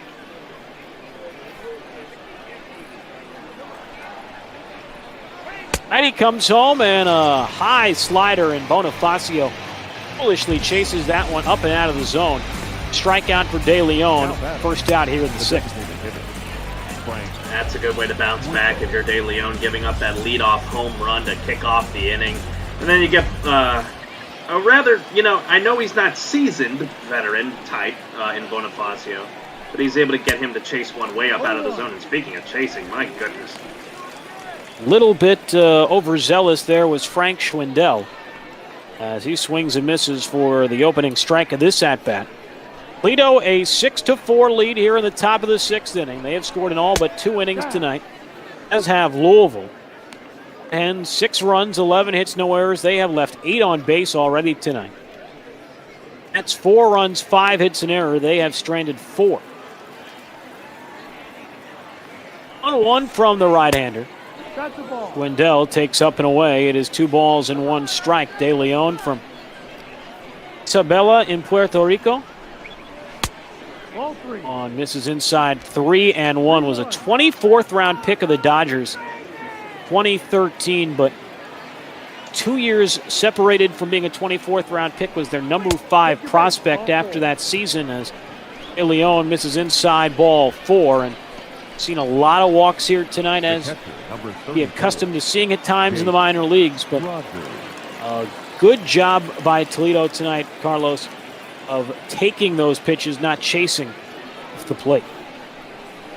No, absolutely. I feel like the home run to walk ratio is definitely almost 1-to-1 at this point. But because of just the amount that we've seen tonight, out of just all the pitchers that have been delivering tonight, as De Leon delivers again. Now 2-0 on Jake Rogers, who after that 2-run double in the first has also not seen a reason to swing, has walked his last 2 times up, as finally does, and is late. It's 2-1.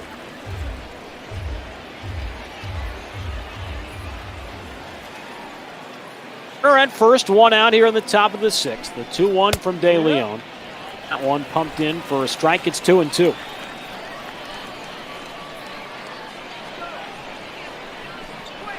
He comes home, and that one just misses low. Good spot. And now full 3 balls and 2 strikes. We'll see if Toledo has the runner in motion here with less than 2 out. Wouldn't surprise me if they did here. De Leon just got to locate this pitch. 2 is a grounder to short. Diving stop, knocked down by Blandino. Throw to first late. Safe there is Rogers. It was a great diving effort by Blandino to his left. Since he could not field it cleanly, everybody is safe, and there's 2 on, 1 out. Brandon Dixon. You're looking for a golden opportunity to bust this game wide open. Look no further, Brandon Dixon. This is the opportunity. Toledo has left a small army on base tonight. They've already stranded 8 through 5. And a chance to do further damage. He's 1 for 3 to this point in the contest, as the 1-0 from De Leon was swung on and missed, chased a high changeup. It's 1-1.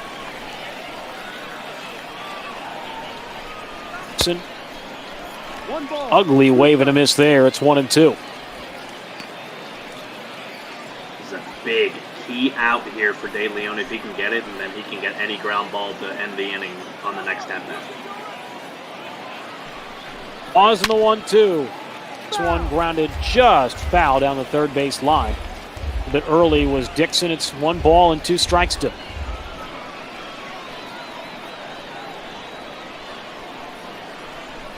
Heidi offers, and Dixon will lay off that fastball. It's 2-2.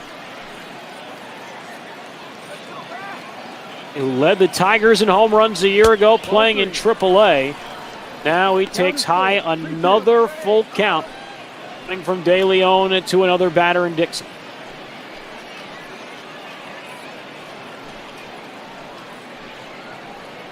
Third straight 3-ball count for De Leon here in this inning.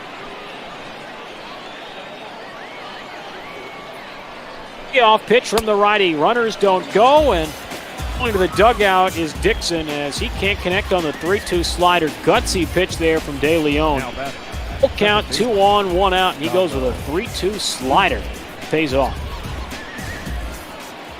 Excellent placement by De Leon. Didn't miss his spot.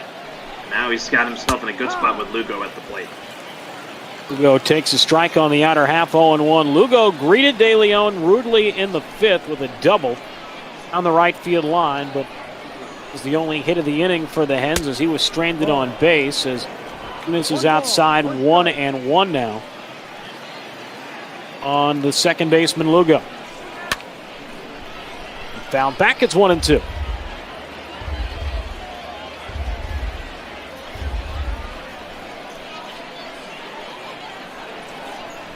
One-two pitch from De Leon, off the hands into right field, playable for Ciani. Will make the grab, retire the side. The Mud Hens get another run on the home run by Paredes, but we are through 5.5. Toledo 6, Louisville 4.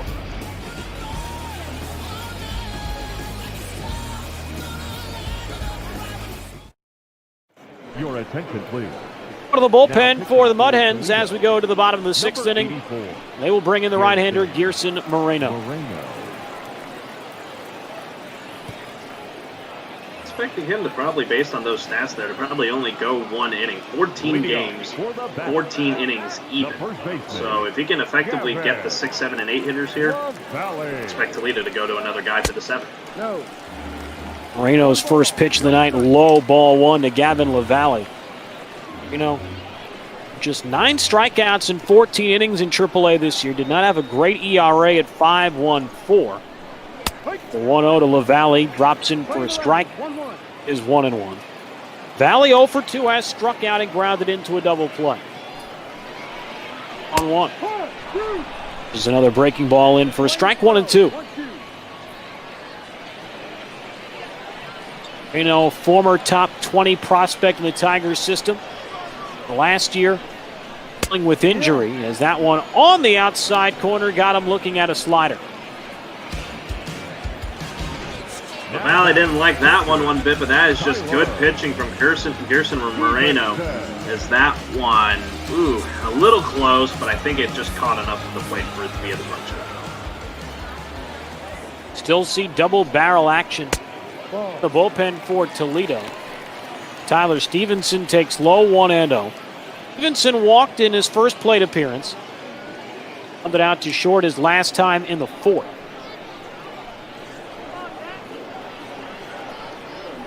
Eddie Moreno sets the 1-0. This one fouled back is 1-1 on the Reds' catching prospect.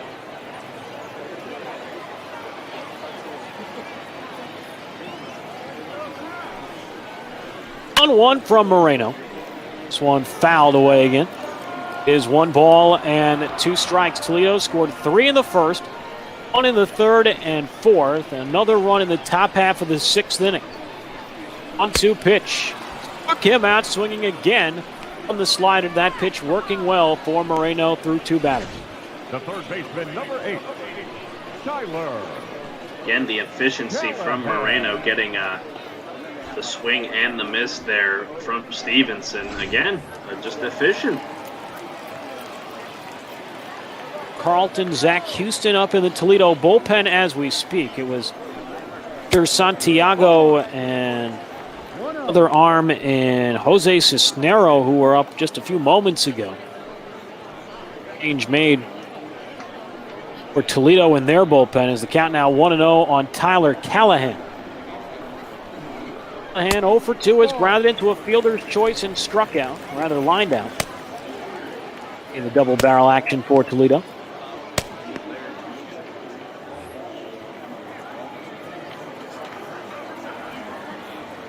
At the plate, righty on the mound, the 2-0. Callahan fouls it back 2-1. Callahan, the Reds' number 14 prospect coming into the season. 3rd-round pick of Cincinnati last year, signed for over the expected slot value of right around $1.5 million. As he takes a strike, it's 2-2. Pick even. Swung on and hit high in the air, deep to right field, down the line. Will it stay fair? Yes, it will. It will be gone. A home run for Callahan. Jacksonville native's 5th home run of the year, and Louisville is back to within 1 as Callahan hooks it around the right field foul pole. Again, that weird camera angle again for the home run rears its ugly head. But man, Callahan got all of that as I believe, it just sneaks inside the right field foul pole, and they've cut the lead to 1 again. The home run barrage continues. Speaking of home run barrages, Alex Blandino has been biggest contributor to that party. Homered his first time up in the 2nd inning. That tied it at 3. And his last time up, which was in the 4th inning, another solo shot that pulled Louisville to within 1. Another here. Draw us even yet again as he takes a strike from Moreno. It's 0-1. Tardis 16, who also worked with during the broadcaster tournament. Mentioning Braden Halliday as a future Phillies legend, and was really excited. I found out, being a Penn State alumni, that Braden was going to commit and play his collegiate baseball for Rob Cooper at Penn State. Obviously, the horrible situation around his father, Roy, and how he passed as Blandino strikes out to end the 6th was awful, but to have him as a part of the Penn State community, very cool. And speaking of feeling old, Carlos, how crazy is that Halliday already drafted by the Blue Jays out of high school, now going to be playing college baseball, and I'm sure in 3-4 years will be drafted again by a major league team and see him in the majors sooner rather than later. Hard to believe we're already up to that point with Roy Holiday's kids. That one's outside of Troy Stokes to begin the 7th. No, I think Braden's going to find a good home at Penn State. The Big Ten, always competitive year in and year out. He's going to be a standout for the Nittany Lions, so that's going to be really awesome to see.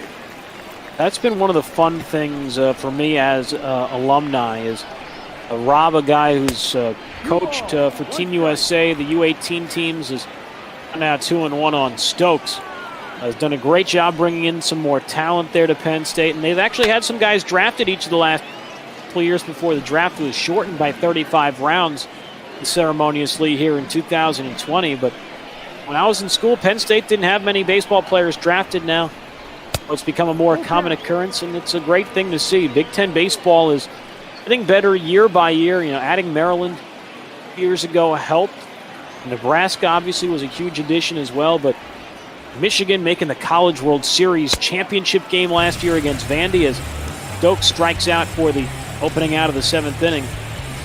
West baseball going up and showing up loud over the last couple of years as Louisville had their first out in the 7th, and now here comes Daz Cameron, who we talked about earlier. Yeah, there's a little bit of difference between you and me when it comes to conferences. You coming as a Big Ten product out of Penn State, and me, of course, out of the Southland Conference going to Sam Houston State University right now. Definitely a bit of parity, but I'll tell you what, and just as a quick side note, there's some good kids on our team who I don't think get enough recognition just because how the Southland kind of gets swept under the rug compared to those bigger conferences. This is going to be a ground out. Easy grounder to LaValle for the second out here in the 7th. The batter, the shortstop, Elvin. This guy he knows. Yeah, that's one of the fun things. My first real job, quote unquote, in baseball was calling games in the Cape Cod Baseball League for 2 summers after my sophomore and junior year of college. And working up in the Cape League, if you ever get a chance when life resumes, please go. It is awesome just because of the talent level that is there, but everybody works there for peanuts. They all do this as volunteers. Everything's free. And they're all playing at high school fields, so you're so close up to the action as Guyano flies out to end the top half of the 7th inning. So stretch time in Louisville with the Hens leading the bats by a run 6-5. As it'll be Michael Ciani to lead off the 7th inning against a new pitcher and Major League veteran Hector Santiago. One of the great things about working in the Cape League those 2 summers was getting to see guys, like you mentioned, Carlos, who are especially underappreciated out of those conferences that wouldn't necessarily expect, like the Southland, the Sun Belt, the Atlantic Sun. The Cape League was where those guys made a name for themselves. And 2 MVPs, the 2 summers I worked there, were kids not from LSU, not from USC, not from, North Carolina. MVPs were Phil Irvin from Samford University in Alabama and Max Pentecost, their former Blue Jays first-round pick, was out of Kennesaw State University in Georgia. So that was the best part for me, Carlos, of going to the Cape League, was really realizing how much talent there is in college baseball and in those conferences like the Southland that don't necessarily get enough love on the national scene.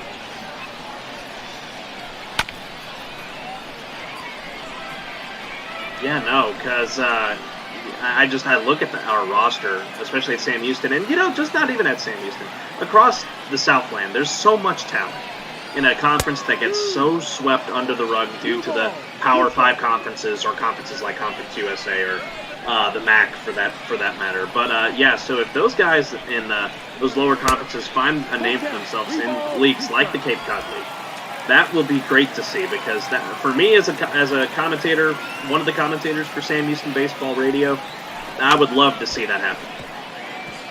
For those of you who are not as up-to-date in terms of the college baseball world, the schools that you may recognize that are in the Southland Conference outside of Sam Houston State, Southeastern Louisiana. I know they had several players that played in the Cape League while I was there. Particularly one of my favorites was a guy by the name of Andro Coutura, and that was right around the time that Danzo Kuduro was a very popular song from Don Omar.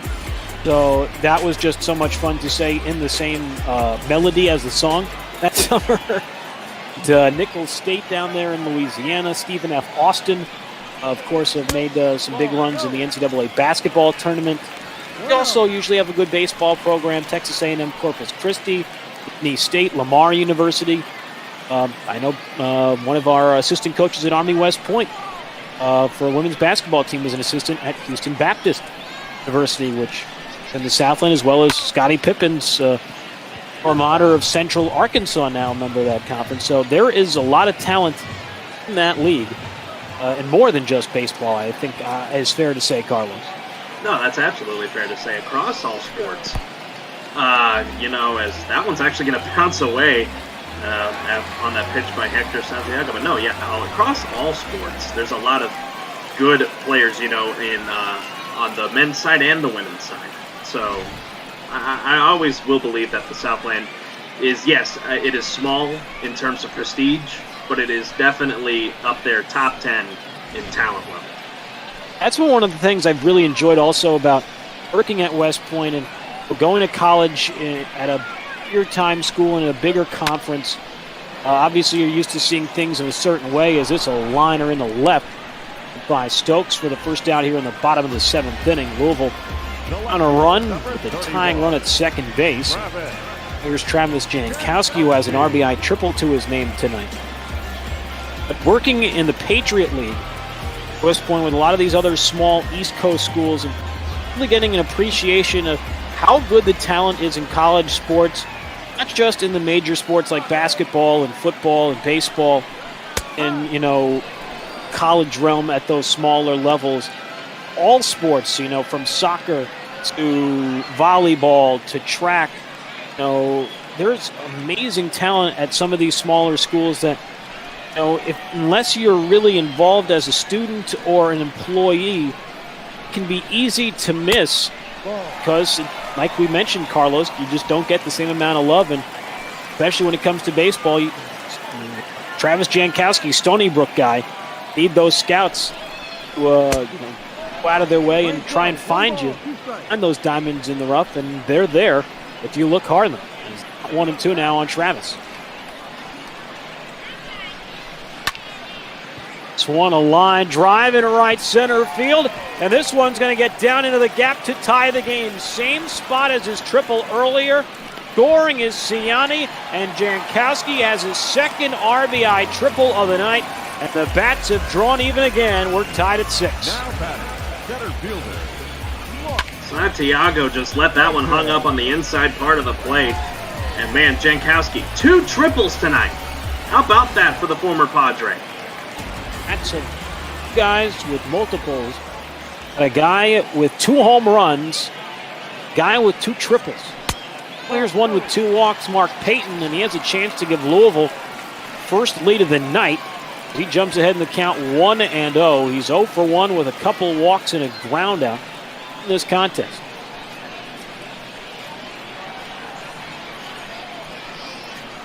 Veteran Santiago deals, and a weak hack from Payton there. I don't know what he saw. It's 1-1. I've seen some ugly swings in bop ball and even in real life. That one might take the cake. That one's up there. Oh, in the dirt, 2-1. Sad part about that, Carlos, is the only way for a swing to get in the show is somebody had to do it as part of a motion capture segment. There was some goofball at the San Diego Studios offices in that ridiculous,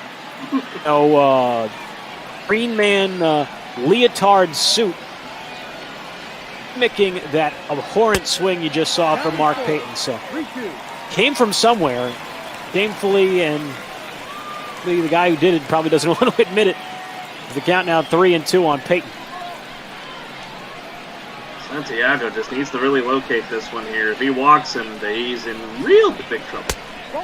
And indeed he does, as Payton aboard with his third free pass of the night. And the runners are at the corners with one out in the seventh. A double play opportunity presents itself, but it'll be a new arm to face Jonathan India as Jose Cisnero come on and try and stop the bleeding. Again, earlier, India had a chance to try and get that average back above 200. It's fallen a little bit further as the game goes on. As you look at Cisneros' stats, man, India's in a really big spot here. We're bottom 7, still a little bit of this game to go. We're past midnight on the East Coast. Bop ball after dark. 1 out, bottom 7, runners at the corners. This is about to get very interesting. And it has been subpar control from Toledo pitching tonight. That last walk, Mark Payton, the 7th, issued in this contest, has not stopped Jonathan India from being aggressive as he fouls the first pitch from Cisnero away. It's 0-1. A guy who's had some time in the major leagues, including some time in the majors with Detroit. 0-1 from the side armor, and he pumps a heater by India. 0-2.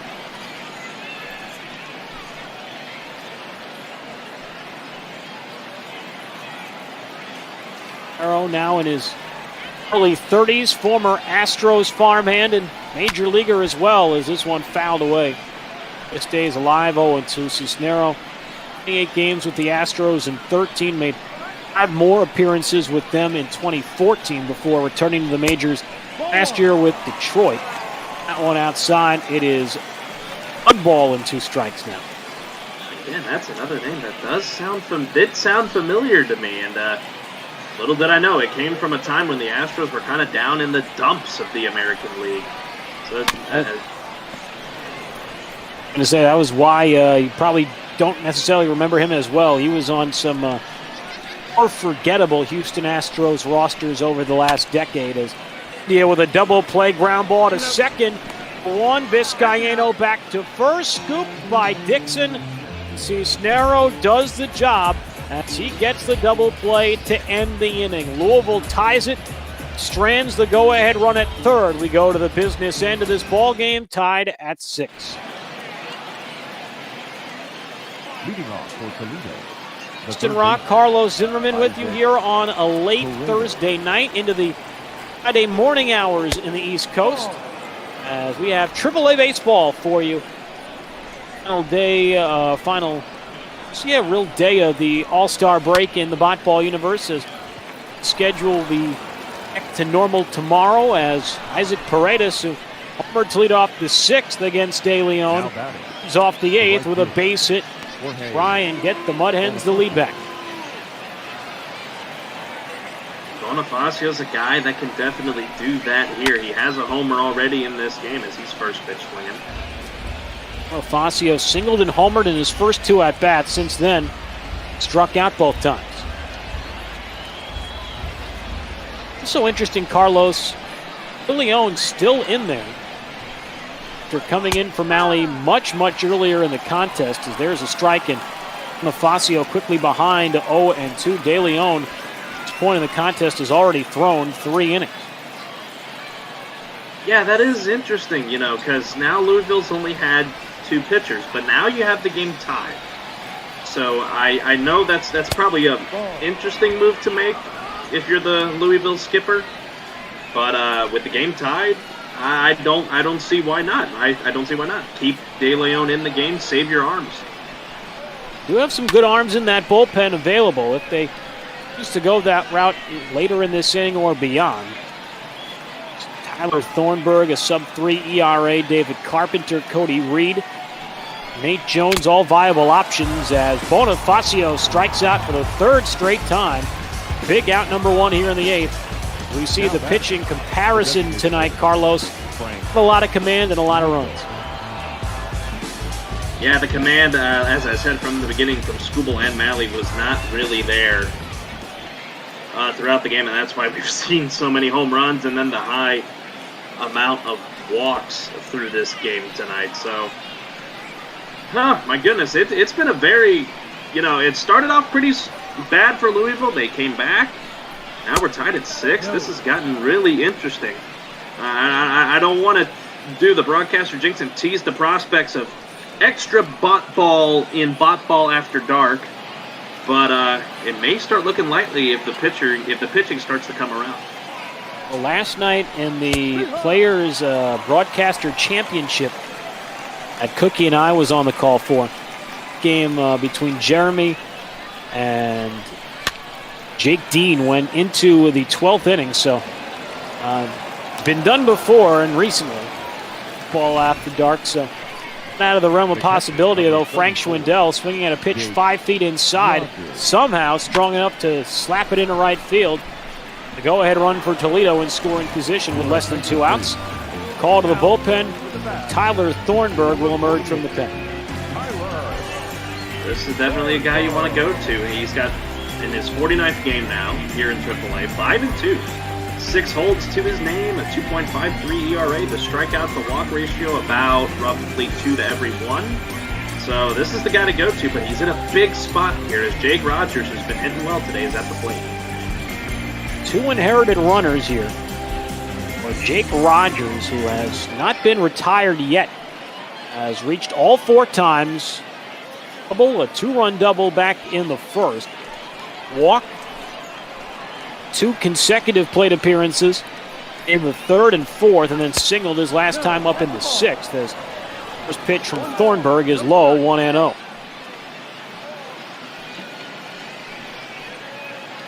Thornburg, a former 3rd-round pick of the Brewers out of Charleston Southern. Time in the majors with Milwaukee before going on to Boston last couple of years.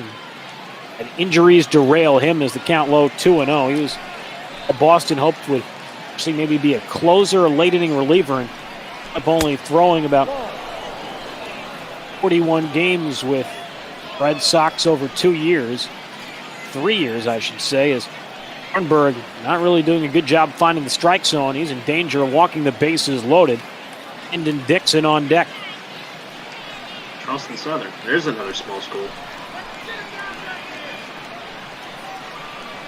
He's 3-0. Going right across at the letters for a strike. It's 3-1. Berg was a highly regarded prospect once. Number 2 farmhand in the Brewers system. Becoming a full-time reliever, the 3-1. Long on and missed, and Rogers, I think, just chased ball 4. Big pitch here for Thornburg. Payoff pitch from the righty. Ground ball to third. Could be 2. The tag for 1. And across to first from Callahan. A 5-3 double play ends the inning. Excellent defense from the bats as Thornburg escapes trouble. We go to the bottom of the 8th at 6.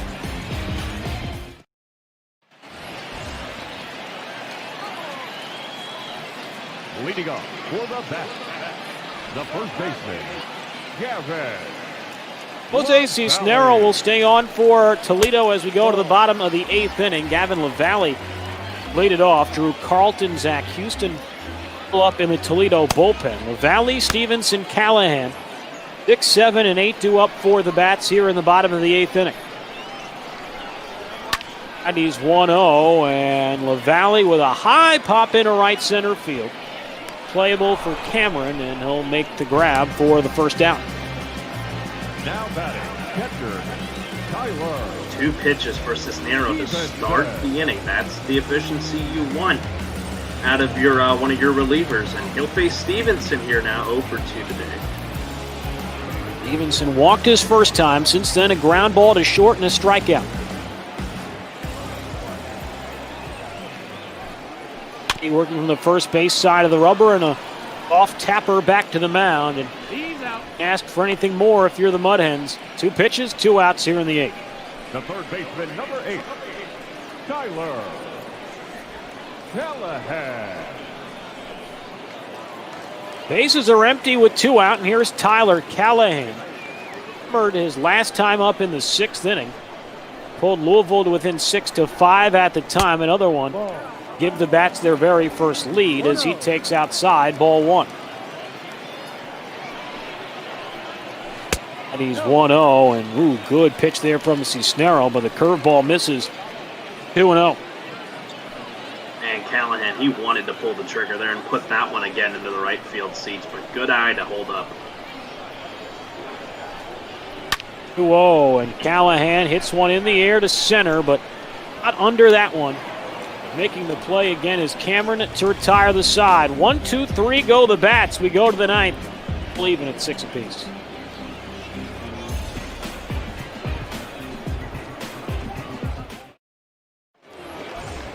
As we go to the ninth inning here in Bot Ball After Dark, Brandon Dixon will lead off against Tyler Thornburg, who gets to double play to end the top half of the eighth inning as Dixon fouls that one off at his 0-1. Dixon for 4 tonight with a single. Down his last time up in the sixth. Justin Rocke, Carlos Zimmermann with you.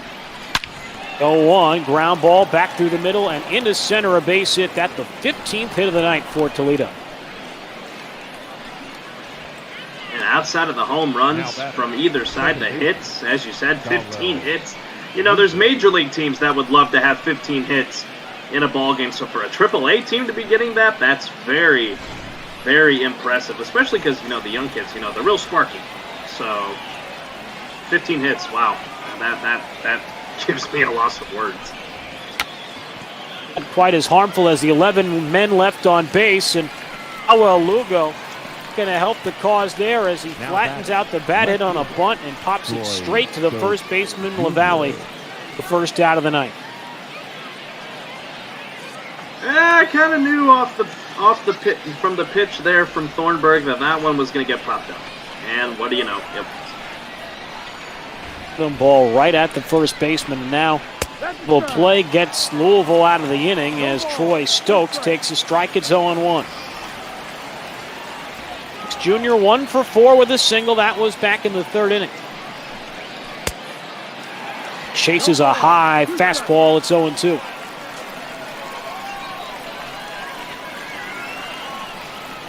Struck out his last time as the 0-2 pitch is skied into center. See play for Peyton, who will make the catch. Treating the first Dixon, so 2-away now. Here is Daz Cameron. Now batting, the center fielder, Daz Cameron. Oval in the bottom of the ninth inning will have Alex Blandino, Michael Ciani, and Christian Colon.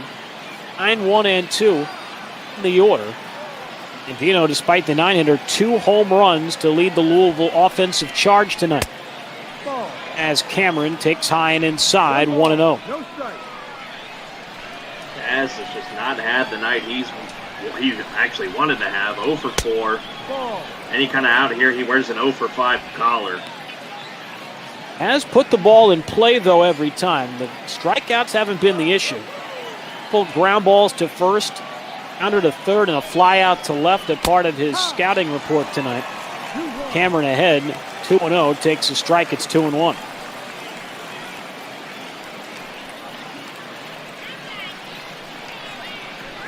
And the number 7 prospect for Detroit coming into the season. Deliver a go-ahead base hit here in the ninth, the 2-1. High pop into shallow right. Ciani coming on and fight the leadoff base runner. Thornburg able to get out of dodge in the ninth. Blandino, Ciani, Colon due up. Mets need a run to win.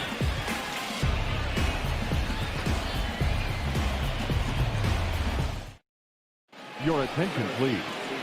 Out of the bullpen for Toledo as we go to the ninth, and the new arm. The contest is the righty, Drew Carlton. Not a lot of stats on Drew Carlton, but 1.54 ERA, so he's efficient in his 10 starts.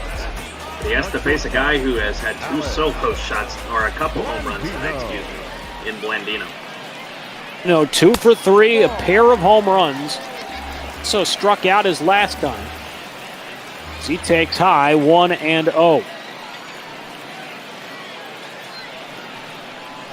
Pens, 15 hits. They've left 12 men on base, however. And in a tie game here in the ninth. As that pitch low, 2-0. Nick Ramirez, the closer, and Houston up for what feels like 3-4 innings now. Continues to throw for the Mud Hens. Low pitch. Blandino swinging away, comes up empty. It's 2-1.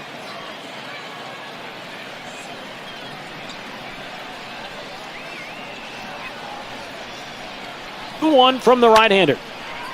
Blandino a little late, fouls it back. It's 2-2.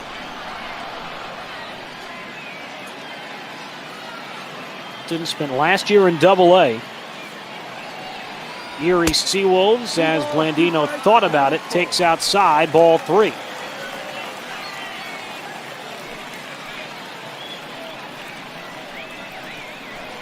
Count here to begin the bottom of the 9th inning. The payoff pitch from Carlton. Took him out swinging, got him on a nasty slider. See 3-2 pitch to lead off the 9th.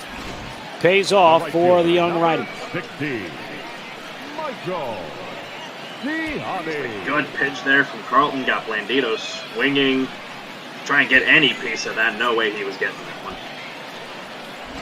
Well, base is empty. 1 out now for Michael Ciani. He's reached his last 2 times. Singled in the 4th. Ogden scored the tying run for the Bats in the 7th as he lays a bunt down. Beautifully played third base side. Barehand play by Paredes, not in time.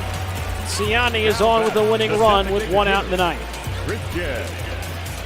Typically, you want to see him further up the line, just a hair, but that is just great placement because Ciani's just got a good pair of legs on him, and no way that Paredes was going to make the play.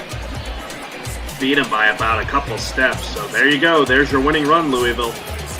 To see Ciani's speed has translated from real life into the video game version as well. He represents the winning run at first. Christian Colon looks at a curveball strike. It's 0-1. Alton will turn 25 in September, a 32nd round pick by Detroit. 2017 out of Florida State as he throws over to check on Ciani.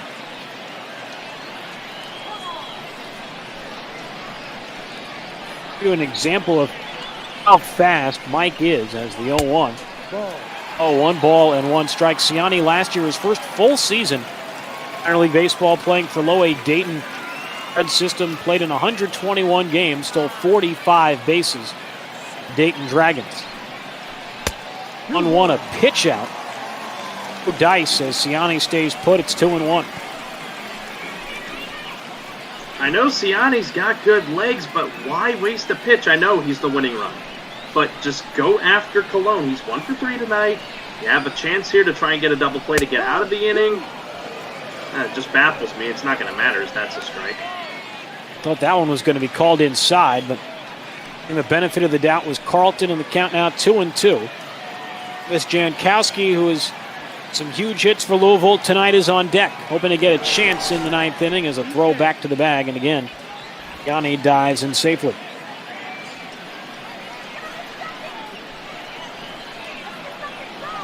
Righties, 2-2 pitch. Colon a little late on that slider, fouls it off, and we'll do it again.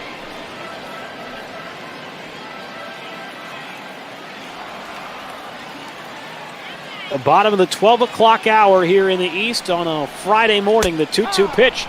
The letter strike 3 called, and Colon down looking for the second out here in the 9th. The left fielder, number 31. High up in the zone there. Good pitch from Carlton. Colon frozen up there. Surprised he's not swinging with a winning run over at first, but now Jankowski has the chance to do it here. Jankowski had the game-tying triple back in the 7th. He also drove in Louisville's first run with a triple. The opening inning, he's also walked and sacrificed himself with a bunt. So 4 productive plate appearances for the former Seawolf out of Stony Brook. As the 1-0 in for a strike, it's 1-1. Could there be a top half of the 10th inning? Toledo will have the top of their order due up against the Louisville bullpen. 1-1. This one popped up. Foul ground. It's to the left of home plate. On the grass, Rogers makes the catch. There will be extra baseball tonight after dark in the Bot Ball universe. Through 9, tied at 6 in Louisville.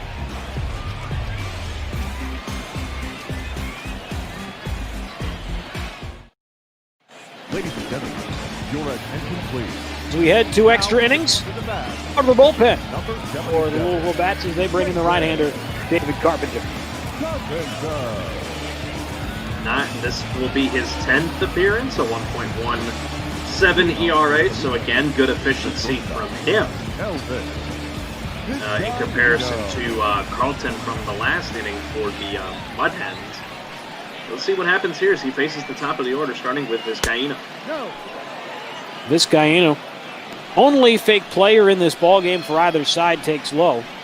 To begin the top of the 10th inning, it is 1-0. Vizcaino, Paredes, Bonifacio, the three set to bat in this inning against the right-hander. Vizcaino homered back in the 4th inning. Since then, he has up and flied out to left as this one hit in the air. Deep right center field, back in this one off the top of the wall. Wheaton will throw it back in, but Paredes is in at second with a double. Just like that, Toledo begins extras with a bang. They've got the go-ahead run in scoring position. Carpenter let that one hang up just a bit too much as, that one just below the yellow stripe on the top part of the wall. Very lucky that didn't get out of here. Here is Isaac Paredes, who has also homered tonight. Takes a strike. It is 0-1. Paredes grounded out, struck out, and grounded out his first 3 at-bats. Since then, a homer in the 6th to account the most recent Toledo run, and then a single back in the 8th inning. The 0-1 pitch is in for a strike. It's quickly 0-2. Carpenter, a native of Morgantown, West Virginia, is outside. It is 1-2. Carpenter, a little bit older, 35 years old, turned 35 2 days ago, matter of fact.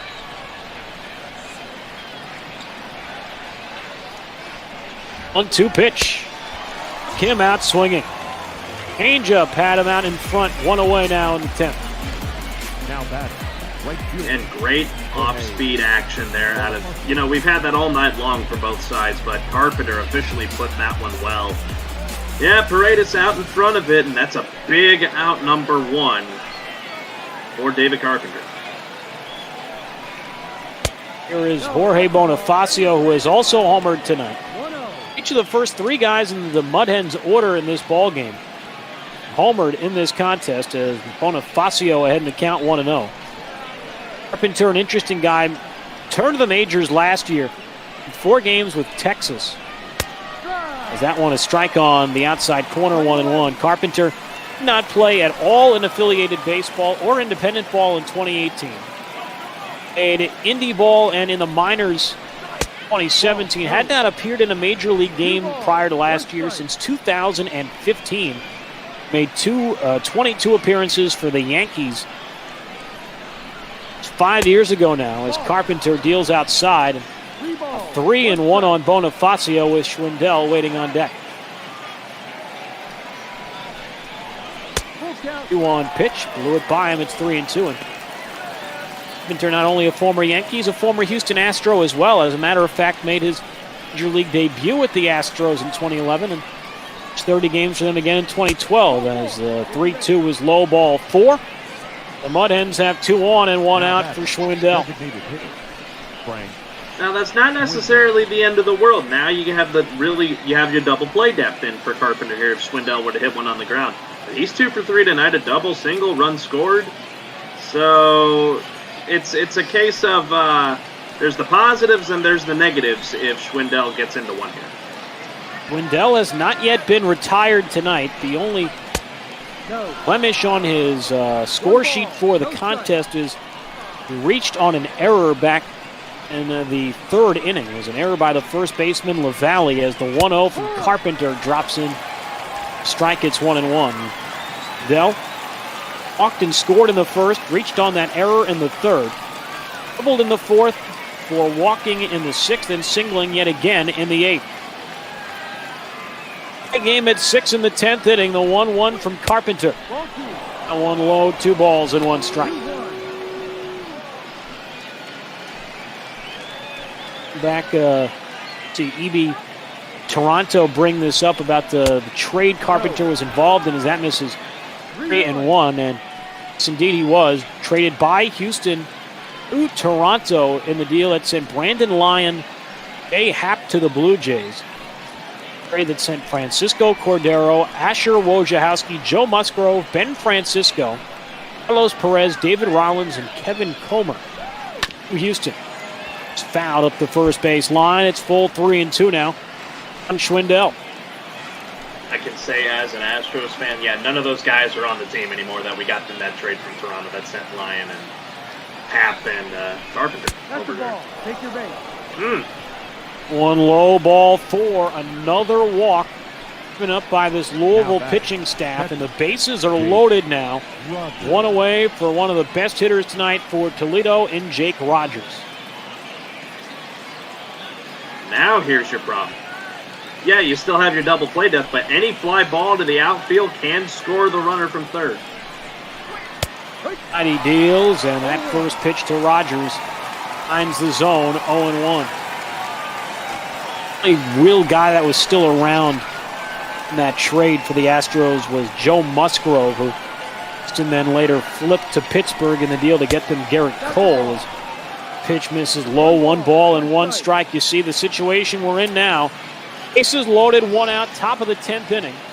Toledo has already left the entire Romanian army on base. 12 men left stranded and an opportunity to make it even more. Rogers not deliver. A 1-2.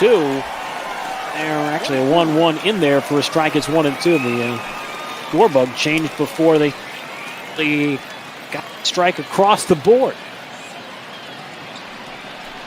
1-2. Rogers, this should get a run in. High fly, deep right center field. Back goes Ciani, and this one will bounce on the warning track and over the fence. A ground rule double for Jake Rogers, and the Toledo Mud Hens have broken the tie in extras to go ahead 8-6. Your attention, please. Now pitching for the bat, number 73. Will be all for Carpenter. Ryan Hendricks emerged from the bullpen to try and escape further damage. Carpenter unable to throw strikes consistently. It's a throw a pitch over the plate to Rogers and paid the price as Toledo has regained the lead. Ball, that's too low. Pitch from Hendricks. 0-1. And now here's the trouble again for them. The double play depth for them to try and get out of the inning is gone because both runners are in scoring position at third and second. So again, another ball to the outfield could score another run. Dixon digging in, a 1-0 count on him, and Ryan Hendricks with a flip a pitch in there for a strike. It is 1-1. All right, he comes home, and Hendricks. This is outside, 2 balls and 1 strike. Hendricks, a former Daytona Tortuga, was their bullpen the year before I got down there in 2018 when they lost to the Twins affiliate, the Fort Myers Miracle, in the FSL Championship. As a ground ball to third, snagged by Callahan. Will throw on to third for the out. So, away now here in the 10th. I'll bring up Dawel Lugo. Second base, Dawel Lugo.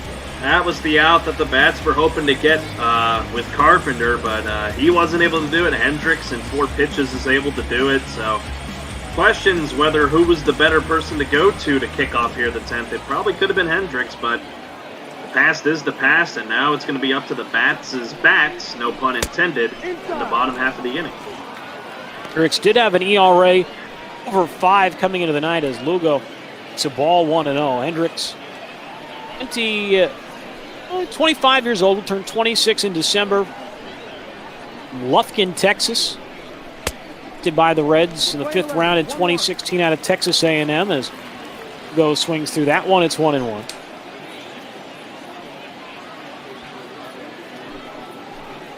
Hendricks with the Tortugas in 18 at a 1.76 ERA. 79 strikeouts in 51 innings, the 30th best prospect since the organization, according to Baseball America, is that one. Picking ball, strike 1 and 2. Our football colleague in the Twitch tech, Chris Mikoski, Texas forever. I agree. Want a fly ball in the left. Catch made by Jankowski to end the inning, but Toledo breaks the tie yet again as Jake Rogers continues to deliver. His 2-run double has the Mud Hens 3 outs away from beginning the second half with a win.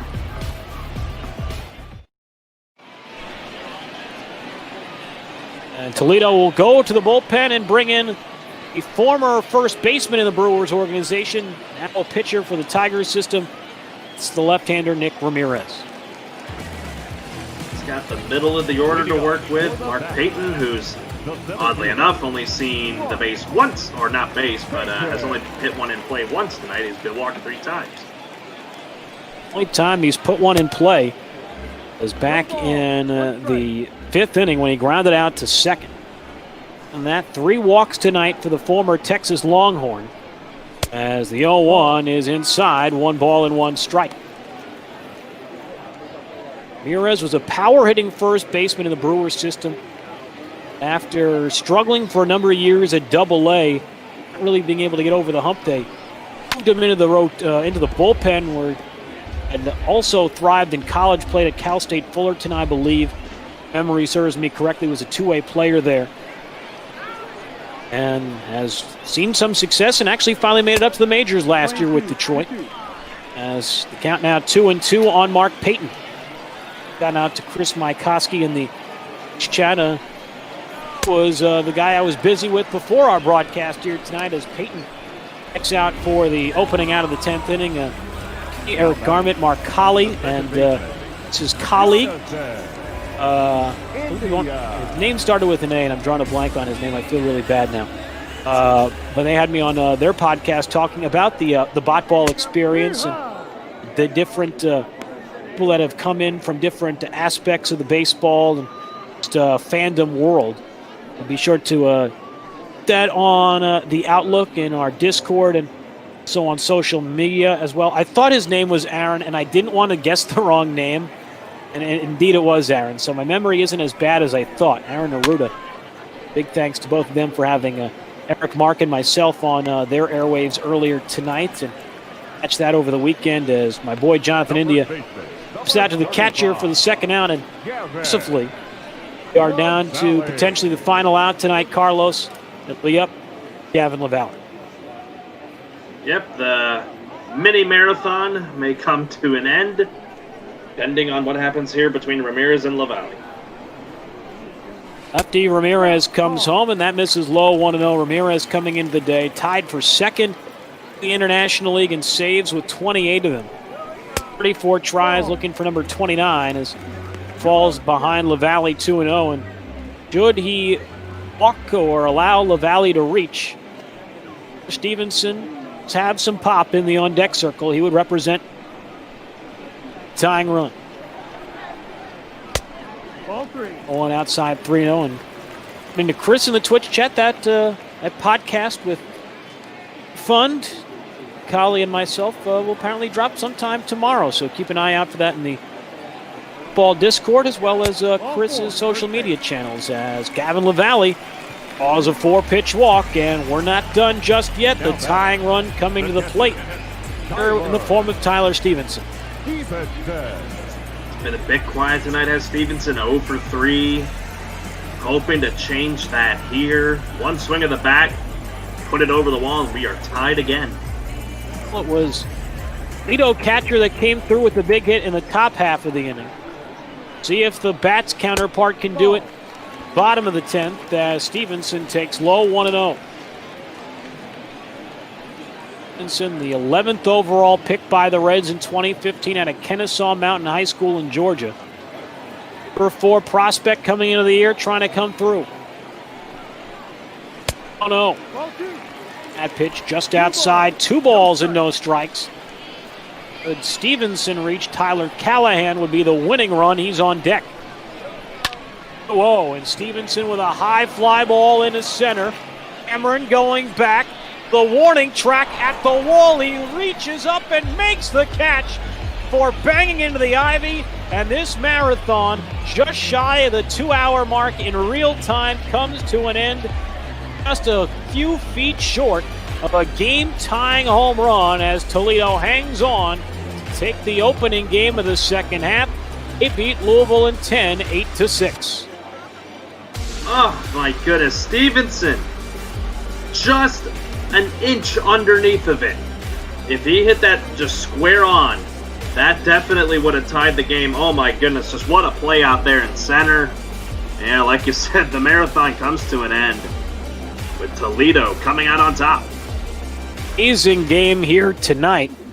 As you saw, the winning pitcher for Carleton, his first AAA win of his career. David Carpenter at the loss. He drops to 0-1 on the season in AAA. Nick Ramirez, his 29th save of the season. And what a game tonight with the win. Toledo moving to 51-39. Louisville, the loss, 42-48 now on the campaign. And seems like a millennium ago, Carlos, Jake Rogers got it all beginning in the top of the first RBI double to put him up 2-0. Yeah, no, man, that really does feel like it was such a long time ago when that went down. As we continue to scroll through the highlights, there's Jankowski's first triple of the game, putting that one that got Louisville going.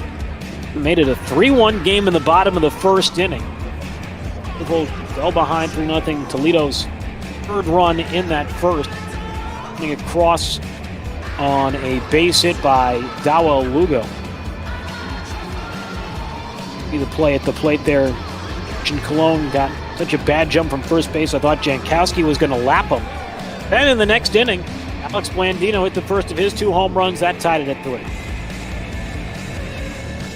Just he had really the hot hand for Louisville today in terms of the home runs. But then on the other side, Toledo had their fair amount. As here's Paredes' home run that was hit to dead center. A couple runs that just between the 2 highlights. Toledo had on ahead 5-4. This one made it 6-4. That would be the last run Toledo would score until the extra inning session. Nets would pull within 1 in the bottom of the 6th. Tyler Callahan saw this was an awkward angle. Wasn't sure if it was going to stay fair or foul, but he hooked it around the pole to pull him within 1. He had really a good piece of hitting tonight, and that, yeah, like you said, getting the one. And here's Jankowski's second triple. A little bit more of a line drive triple for Jankowski that effectively tied the game in the 7th. Another great piece of hitting, and it's going to be one of the moments in the game that the Bats are going to look back on and kick themselves. They had Jankowski at third with 1 out, but they could not bring him in with the go-ahead run.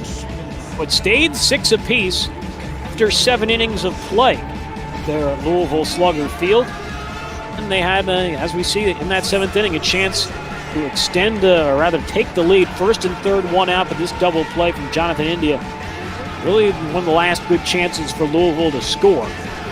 It would stay 6-6, and had a chance in the 8th inning, but this was another big play in the game, a double play turned by Callahan. An excellent 5 unassisted 3-3 double play. One of those rare ones that you get to see, but then here in the extras, that's where Toledo jumped back in front.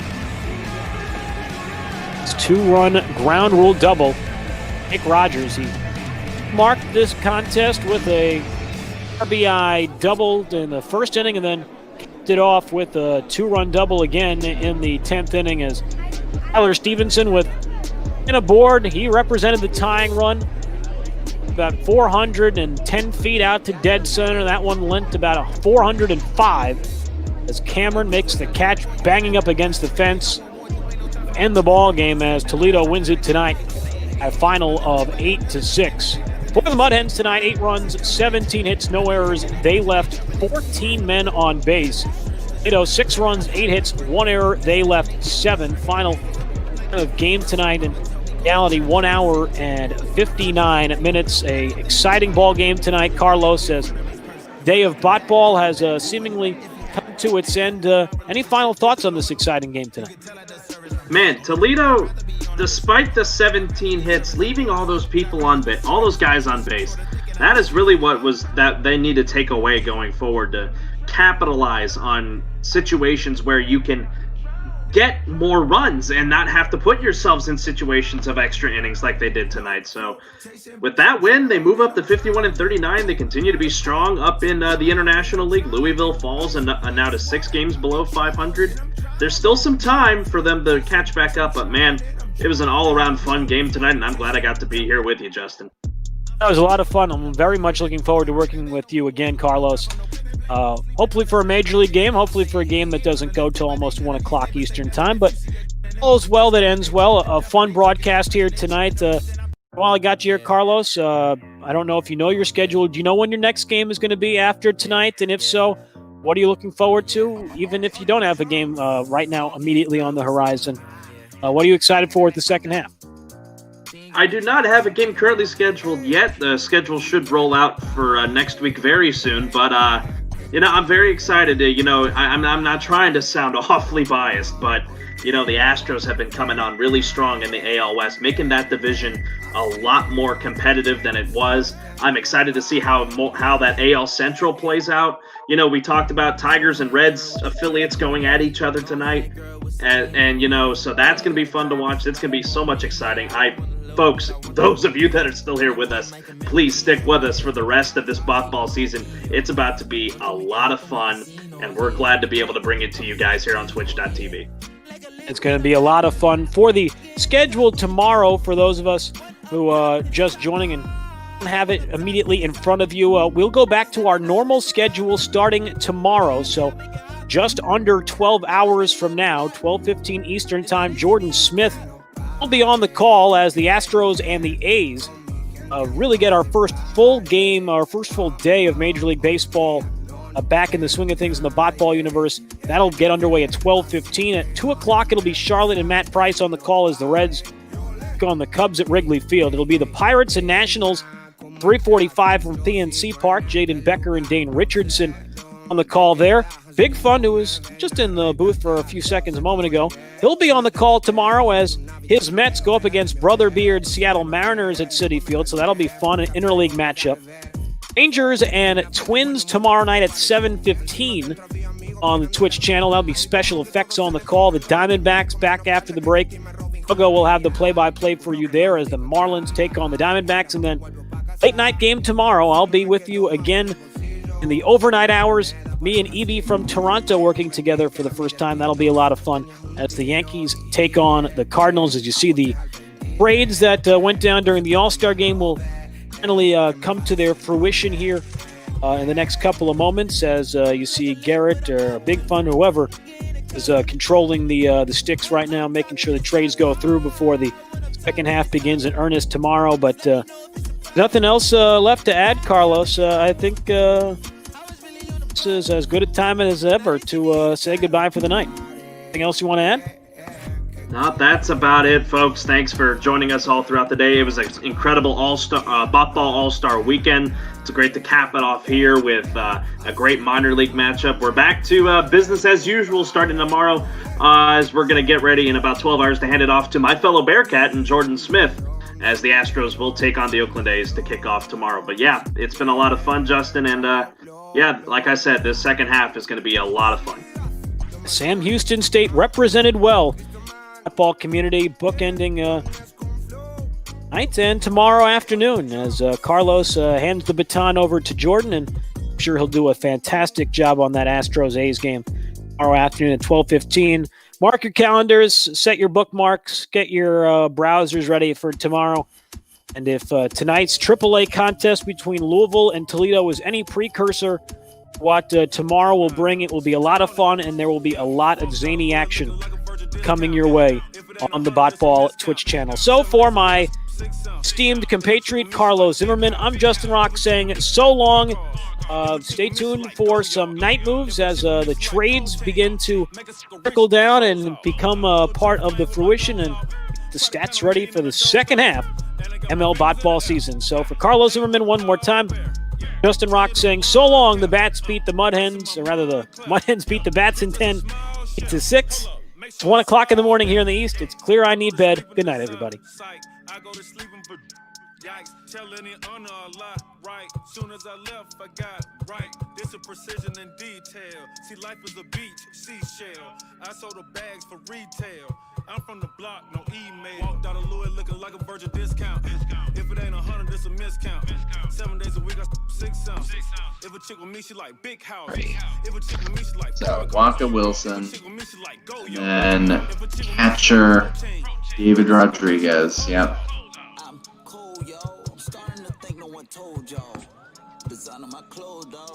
For Atlanta. Curious how this one comes out too. Going with the in-division trade. Yep. I got a good return out of it. There we go. So starting pitcher Ian Anderson.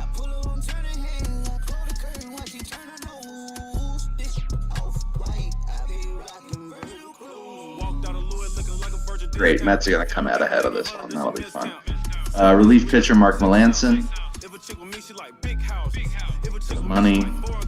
Yeah. And then catcher William Contreras. Yep. Ooh. That's like right on the money, though.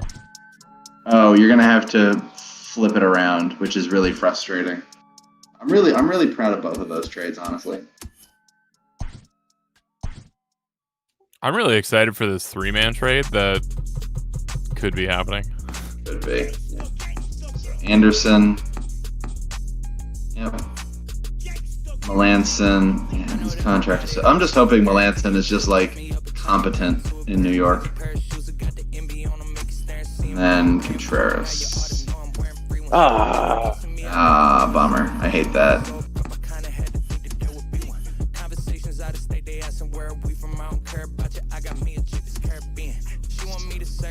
I'm finally getting good at that part. Yep. Now you gotta find the Mets.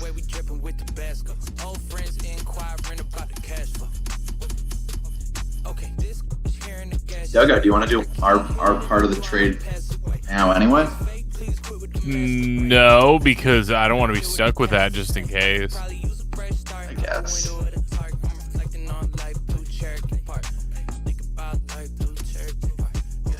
Rodriguez, the catcher. Great.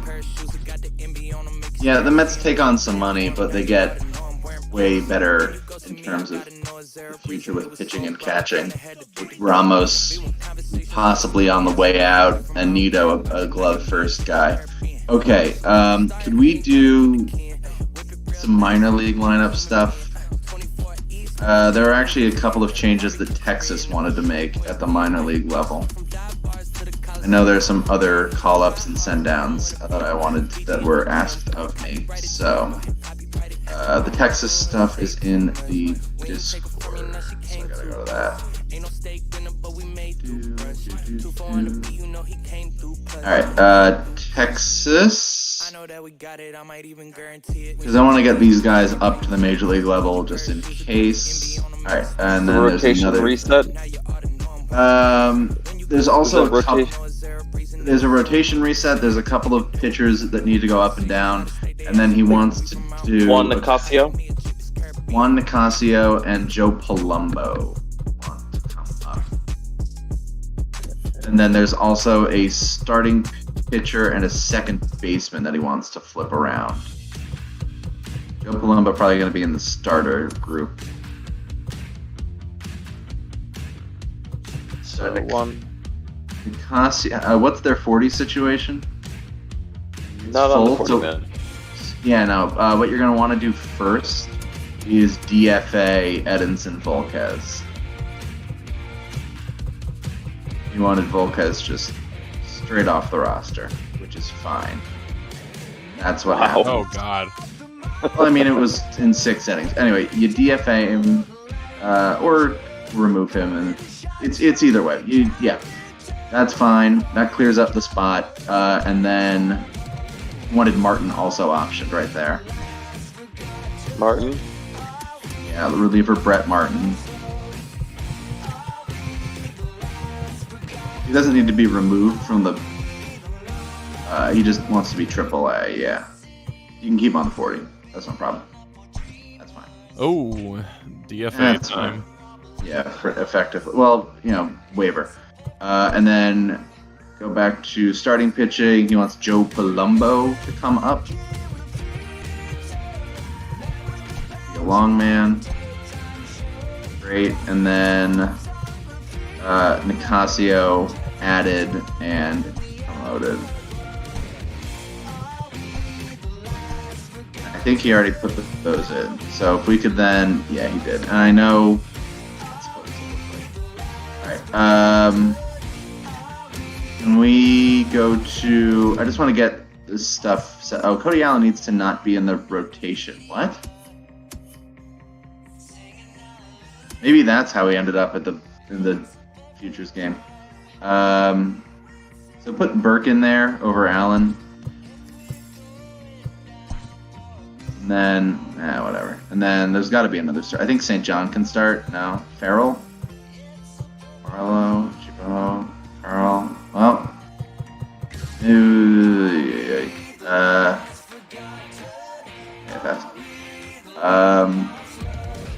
Yeah, just put Farrell in there. We'll have to take another look later. Now, can I see the Texas rotation just while we're here, just to set it up? Well, that's not right. Is there one too many pitchers here? Well, no, it's the right number. Okay. So he wrote it down a different way than it actually should. Actually, can we back out and go to the games of tomorrow and see who's supposed to be starting? Yeah. Or you don't need to. You can just Okay, so it's supposed to be. Now, I know the way this is supposed to be laid out because I think the way he wrote it. Oh boy, the online site, the pitch button is on 728, so that's a little out of order. But the order this is supposed to be, it's supposed to be. So he put it in order. Yeah. So he wrote it in order, like 1 to 5, not realizing that it stays on turn. So this needs to be Lynn. Sorry. Let me put it in correct order, and then I will tell you. So, 1 is minor.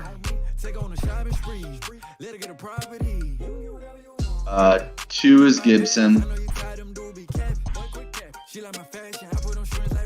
4 is Kluber. Lynn's in the right spot. Lynn will get the start out of the break.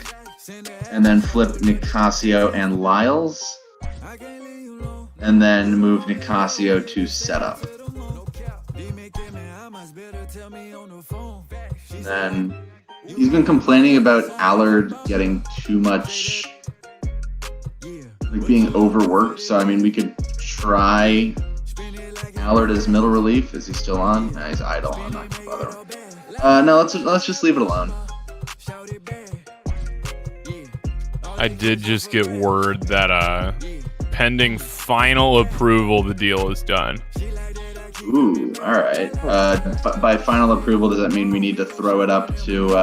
No, there's one. I know there was some. There were a few holdups on the third side. But one of them looks like it's done. So I just want to make sure that everything's square with them. I don't want to push something through and piss somebody off when somebody's asleep. Sure. So right now it seems about I'll give you the Twitter language. It's at the 5-yard line. All right. Okay, so that is set for Texas. Can we also do Houston because there is another minor league related move? Oh, someone's rotation was missing a body. Figure it out later. So Houston is going to option Josh James to AAA and bring up Forrest Whitley. Met legend Jared Hughes.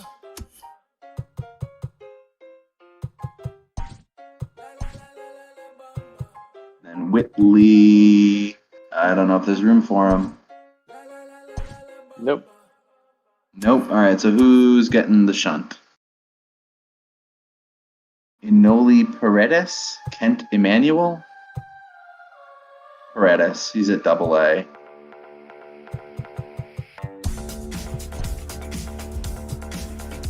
He's AA with 21 guys right now. Ridiculous. All right, so Whitley can come up. Sweet. I I also made the deal. I'm like, all right, because I know one of the guys had a little bit of hesitation about it. I'm like, all right, let's have a friendly wager about Zach Collins then. Yeah. And could you go to the rotation, plug in? This is what I believe the order should be. I was talking to Jordan earlier. It should be. McCullers is due to start. Okay, and McCullers is SP2. Perfect. All right, so I had this right. In order, top to bottom, can it be Whitley in the 1? Grinke 2. Verlander, Urquidy, McCullers. That is that. So let me punch that in on the website. So they want Grinke as their pseudo ace, even though he's been kind of shaky. Yeah, because Verlander doesn't have as many starts under his belt yet, even though I've been killing it. But I suggested this, and he signed off on it. So Hey, wouldn't you want to swap Verlander to get some of the mileage off Grinke? I think you know what it was. Verlander made the last start before the break. Got it. Oh, okay. So giving him an extra deck. That was the logic. Boom. Oh wait, can you go back a sec? Just because I want to get that on the site.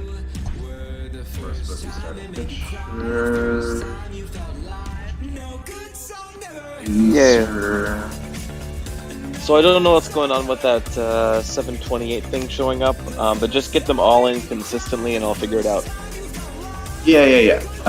So Whitley 1. So where does Verlander land? 3. Colors 5. Urquidy 4. 2. Whitley 1. And they're also missing one of these relief pitchers. We got Peacock, Smith, Davensky, Valdez, Pruitt. Davensky's missing from the website.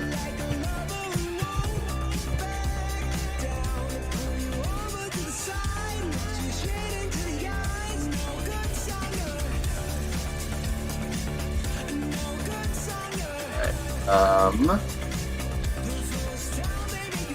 great, so that Houston is done, Texas is done.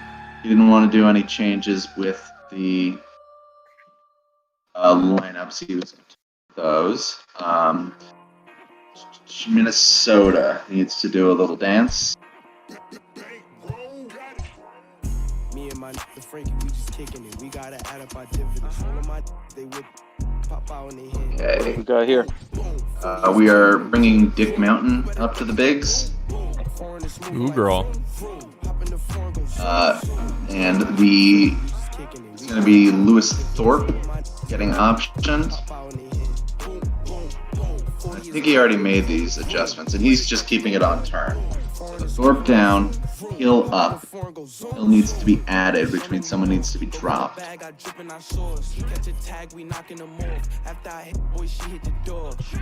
Ooh, well, yeah, I don't know why they brought up Maggi in the first place, but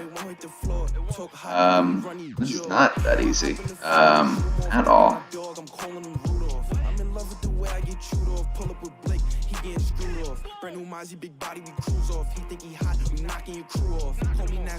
I really don't know. Me and my Frankie, we just kicking it. We gotta add up our dividends. All of my they would pop out in their head. It's gonna have to be probably Whistler. Me and my Frankie, we just kicking it. We gotta add up our dividends. All of my they would. Yep, and then Rich Hill up. AAA All-Star Rich Hill. You earned it, buddy.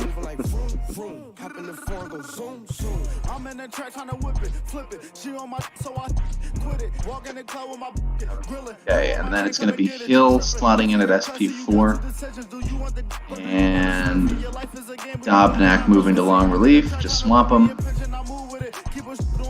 Okay, and then there's one other thing here. Tyler Duffy is a setup man now, which I don't think is smart because of the game logic, but doing it. That means Trevor May is never going to pitch again, despite... No, it means Duffy's never going to pitch again, yeah. Well, we can always let him know it's going to get screwed up. Can we go visit the New York Metropolitans? A bunch of stuff to do.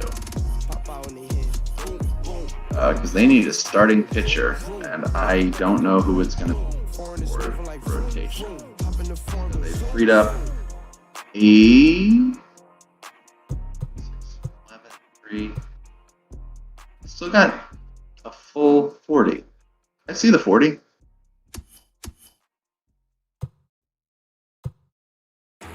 Oh, Contreras is on it. That's okay. Oh, Contreras they put straight to the major league level, which is not good.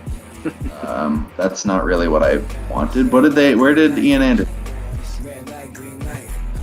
Oh, okay. I see. I don't think Anderson is on the... Not. Okay. So, yeah. I see what happened.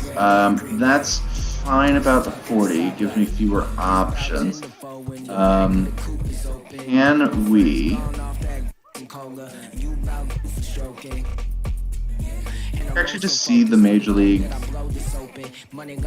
roster for a sec, because I think I know what's going on. I just want to make sure. Yeah, let me just go there. Okay, so they're bat heavy. Contreras needs to get options.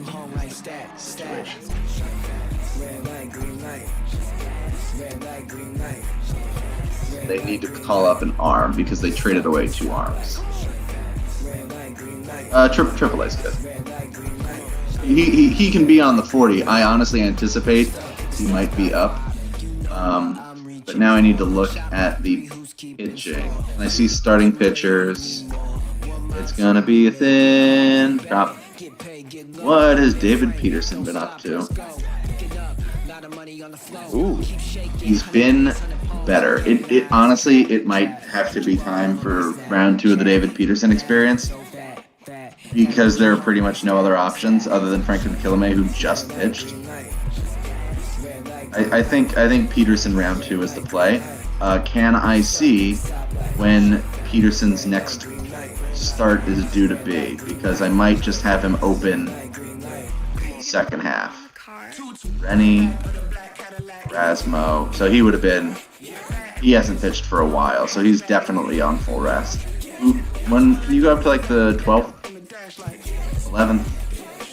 Okay, so he would be on 5 full days of rest. I gotta just decide if I want Peterson to go out of the break or... you know what, I'm gonna have it be Peterson because I'm doing the game and we're talking. You don't want another Corey Oswalt start? No, I was deciding between Matz and Peterson. So, Peterson. So Peterson up. Okay, and then can I go and just set a bunch of stuff? Get Anderson. Where's Anderson? Is he a double A? Oh, triple A. Oh, he must be a double A then. So Melanson slotted in. Yeah. I'm gonna need to change something about Mr. Melanson as well. He cannot wear number 36. Because they were going to retire it for Barry Kuzman this year. Which I think was stupid, even though he's one of the better Mets. You can just slide Melanson. Actually, I'd love to bury Melanson. Yeah, put him as the fourth MRP. Because Zimmermann was actually got some work, so I'm just trying to decide if I want to try and bury Melanson there or just let him ride it out. Just leave him there. You're retiring a number that's been issued like repeatedly for you, Jesus. I know it totally threw me off. I was like, why? Anyway, can't have him wear 36. I'm just trying to think of what's available. I think we could probably flip it. Spent a lot of years in 35. Handful of years in 41. You're just cutting it.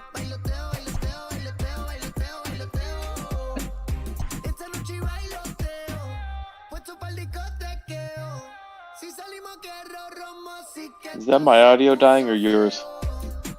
Could have been me. Did that work out at all? No, I hear you fine. I don't hear Eric. I don't either. He's got a lovely internet connection, doesn't he? When it works. You get the reference? Yeah, I can just barely hear you. All right, I think mine is freaking out a little bit. Anyway, just flip that around. Give him a Lance 53. That'll work. Did you not hear all my lovely info? No. Wait, not 33. 63. He was 35 with the Pirates for a handful of years. He was 41 with the Giants for a handful of years. He's never really stuck around with that solid number. No, yeah, I looked up this thing. No, we're not doing 69. 63 is perfectly fine. Thank you. And while it's on my mind numerically, can I go to Miami and Oakland, sort them out? It's like you do this for a job or something. I do it for a hobby. Also, Miami might be heavy at the major league level, because they are. Can I see the major league roster? I think I know what I want to do, and I think both of Noisy and Mateo's there, which is great, so he'll be a rookie too. And then Noisy's there. All right, cool. So let me see Noisy's card. All right, can you change him to 9?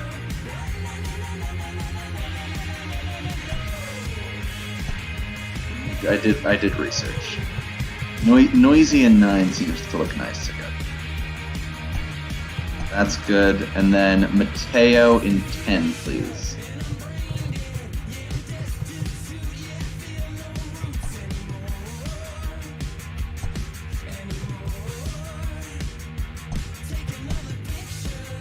Great. And then Matt Joyce can get optioned. Make that happy.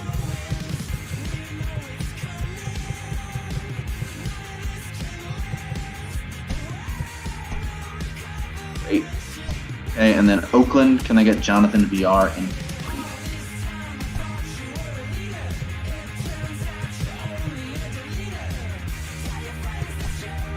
I'm going to need to make sure that Chris Davis didn't get knocked out as well. Save that and then check Davis. Now it's so okay, so it's gonna be a little weird. So you gotta so switch Davis. It gets really weird when you when you land on duplicates. So switch Davis back to 2. Yeah, hit save on that. And then do VR3 again, and that'll sort those 2 out. Because even if you have their preferred number, if you switch it, that supersedes their preferred. It's really weird. That should be fine, and then VR should be back in 3. Yes, that worked. Great. Okay. They're also a man heavy. We need to do an option. We also need to fill up their play a lot. Who's at the major league level? Almost certainly needs. Lee. Lee can go back to AAA. I think it just defaults if somebody's on the 40 and you require them to put them on the major league roster.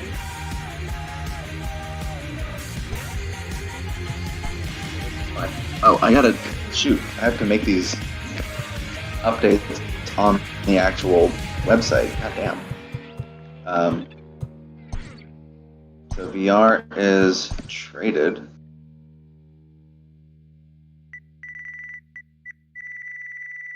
There's no way to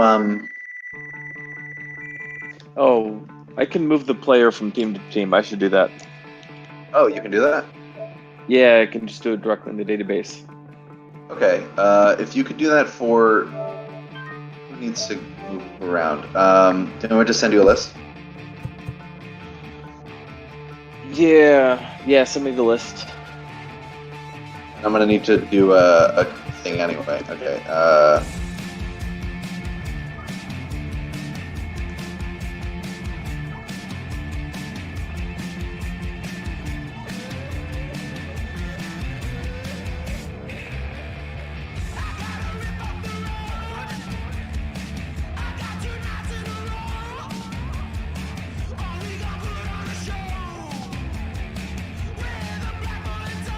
that's all the major league assets. Okay. And then I'll need to create Jorge Mateo in Miami.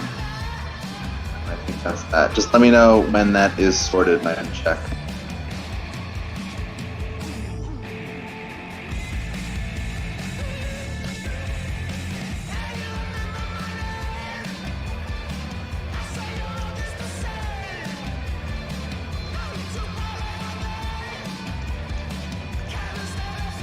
Oh, right.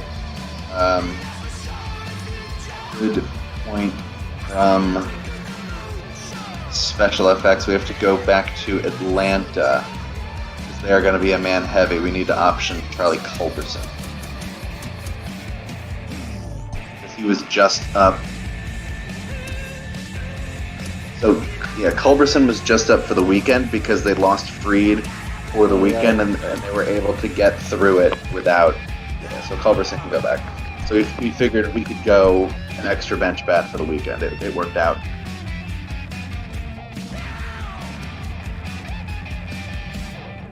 Okay. I think in terms of actual like there's two more transactions we need to do. Oh, and there was a Yankees request, which I almost forgot about. We need to go to Washington and Milwaukee because they are each an outfielder heavy with the returns of Juan Soto and Abisail Garcia. Okay, what was the first one? Let's do Washington because we're right here. Yep. And I didn't hear what you were saying. They need to option outfielder Andrew Stevens.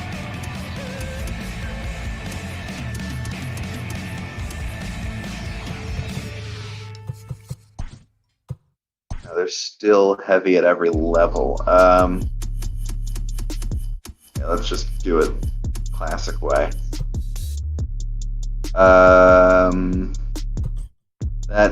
That first baseman looks kind of garbage.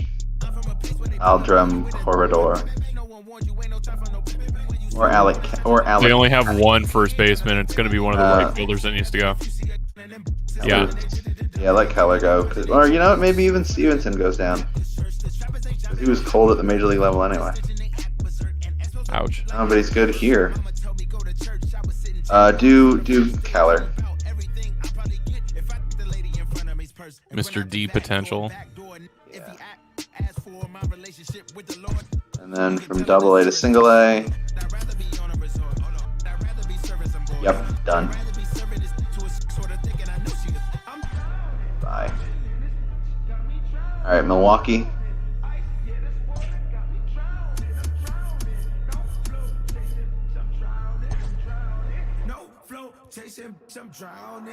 Oh, we're gonna have the same fun thing.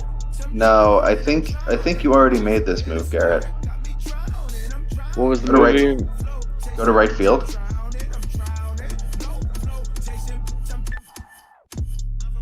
Yeah, you already did this. Look at that. For once, I'm ahead of the curve. Hey. Alright, those five... I know, sorry, 3 of those 5 players are moved. 2 of them did not move. What happened? Alright, carry on. Can we go to the Yankees? The Yankees reps are looking to bring up Dan Otero. Who are Yankees reps at this point? I think it's Memis and Goldstein. Which is fine. Okay. Let's go to relief pitchers. They wanted to figure out who to drop. They said Green had been struggling, which is true, but also I wouldn't do that. I would do Tyler Lyons, probably. He's been fine, but Otero has been better. The reason we went for Lyons for lefty. Now, what the Yankees would do in a situation like this is just...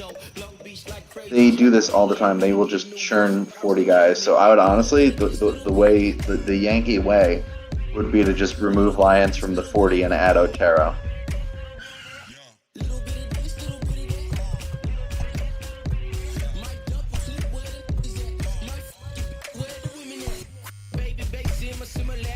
And what number do they have Otero in? Bird 36. Somebody's gotta have that. Just preemptively change him to something absurd, like just double it. Just put him in 72 for his overall.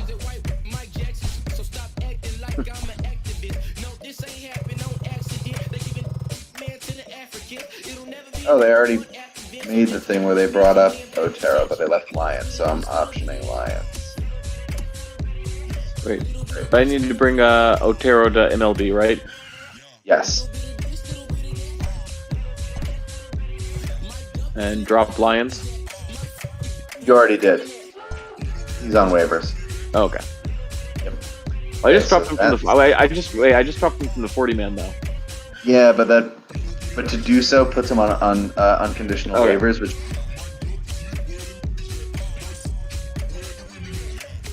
So he's on major league waivers.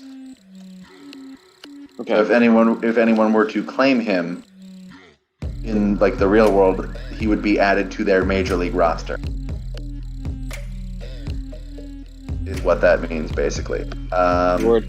All those pictures, all those trades should be in the website. Let's see. I see Sheldon Noisy. I'm gonna need to add.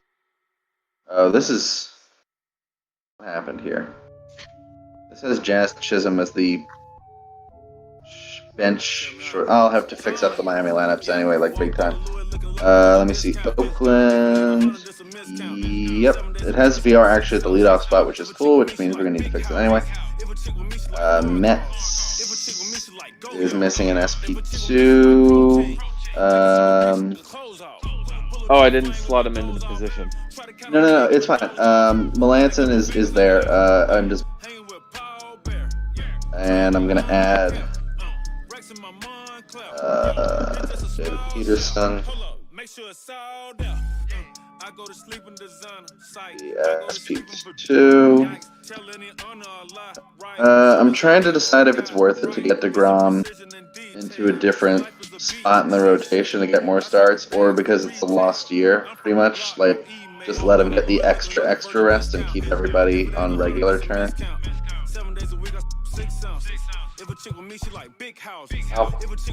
I just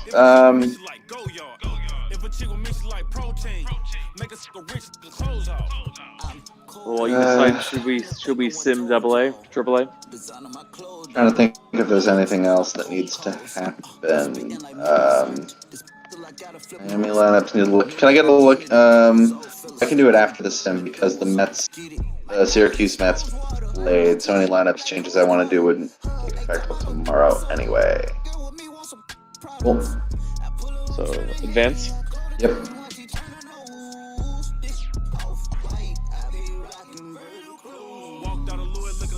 Auto. I don't know. Yeah, auto's fine. Yeah, that makes sense. Auto's fine. Yep, that makes sense.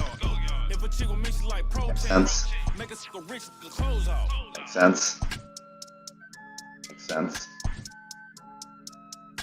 Auto's fine. Okay, easy. Inside the show. All right. Justin Allegri. Should we go through team by team? Can't hurt. Actually, first thing, could you just hover over rotation and then go team by team? Because then we'll see if there are like any vacant spots. Because I thought I saw one. There we go. So there were requests from Detroit and Toronto too, which I'd forgotten. That's why they're written down. That's why they're written down. I'm glad I forgot them. So Detroit wants to option Beau Burrows and somebody else from the pen, and they suggested maybe Funkhauser. How's he been? He's been bad. I already did Burrows earlier. Okay. Oh, that's why the 2 spots open. And then how's Funkhauser? What's that? What about Funkhauser? How's Garcia? Fine by comparison. Yeah, good for Tiger standards. Yeah, okay, so Boyd is in. Yep. So let's send Funkhauser down.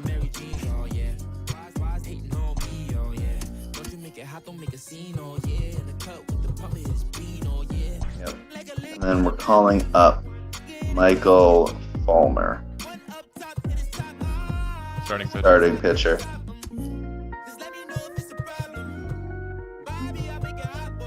He's back. And where did they want? 40-man. Why do they have two guys in single A on the 40-man?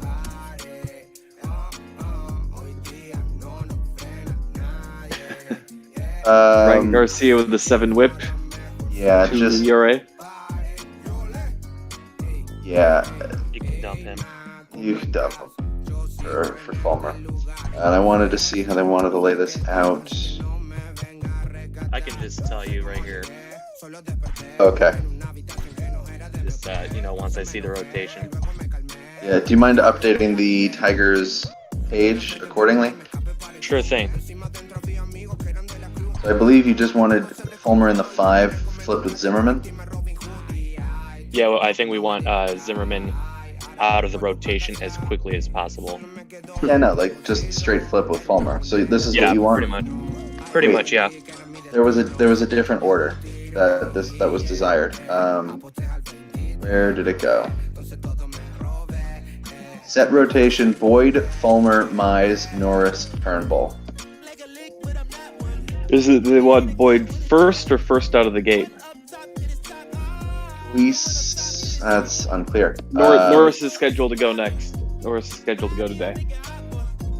So I imagine that's going to be Boyd in the 3 then, like in that order out of the break. So Boyd, what was it? I just lost it. Boyd, Fulmer, Mize. So Boyd, Fulmer, Mize, 2, 3, 4.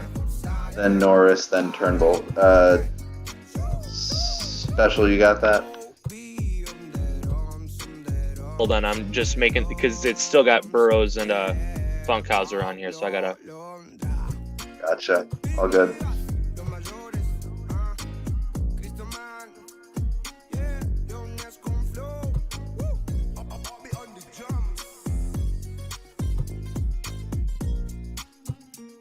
Okay, and then we've got Norris in the 1. Yep. Turnbull 2. Boyd is 3. Fulmer all the way down here. We'll put him at 4. Casey Mize at 5, and then Zimmermann to the bullpen. Hasn't been a great time for Casey Mize. He's been doing fine. It just like he had a few bad starts to begin with, but his last one he went. He did a Maddox against the Angels with a complete game shutout, less than 100 pitches. That's true. All right. Okay. What else? There was something from Toronto that they wanted to look at. Oh, sorry. Can we go back to Texas after Toronto? There was another minor request, like a literal minor's request. Let me see. Can we go to? No, it's in the minor leagues specifically. Could I see the starting pitchers? Starting pitchers? Yeah, being on the starting pitchers tab is going to help. No. Like in the roster. Then they'll just be all there together. All right. So Hernandez is going down.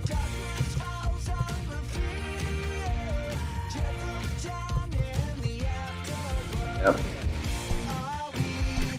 And then he wanted Wiles to come up. You go to relievers? Maybe he's in relievers?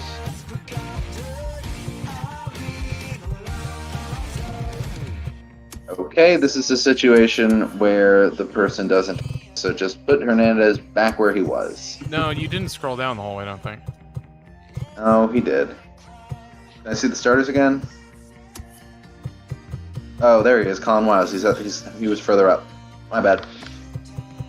All Colin Watts, AAA, and then East Coast ass over here trying to make late night decisions. Yeah. And then to the second baseman. I believe the request here was just to flip Yanni Hernandez and Eli White. I'd like to be sure of that. It was.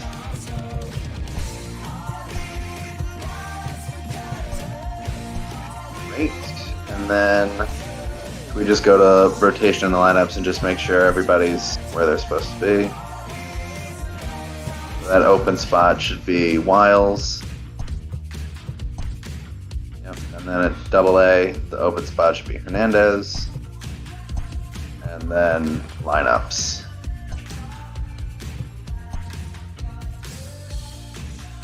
So this should just be Eli White across the board.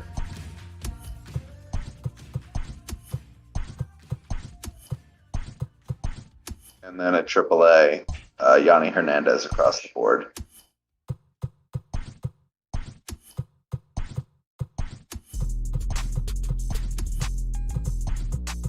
Cool. All right, let's do the Toronto thing before I forget about it.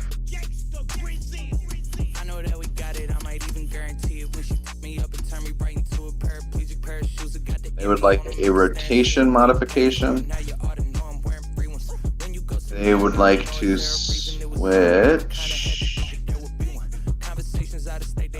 Okay. Flip K and Anderson. Yep. And then they would like to check the rotation schedule, make sure that Ryu does not pitch again before Sunday at least. I gotta update this on the Toronto site. You did the Tiger stuff special? Yeah. You want me to get the Toronto stuff too?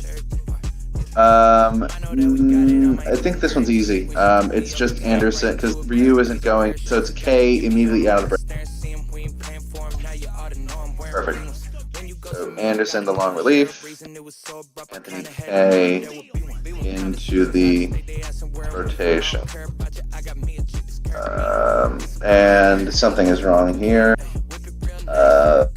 Miller, Romano, Dahl. Thomas Pennell. Not here. So, hang on. Thornton's at AAA. Vilio is at AAA. Who am I missing? I have Foley is at AAA. Page is. So, I need to get. Who's up here? So, is Bass up here? Okay, Bass. Mono's a middle reliever. Font, Miller, Dahl. I just need Pinot. Okay.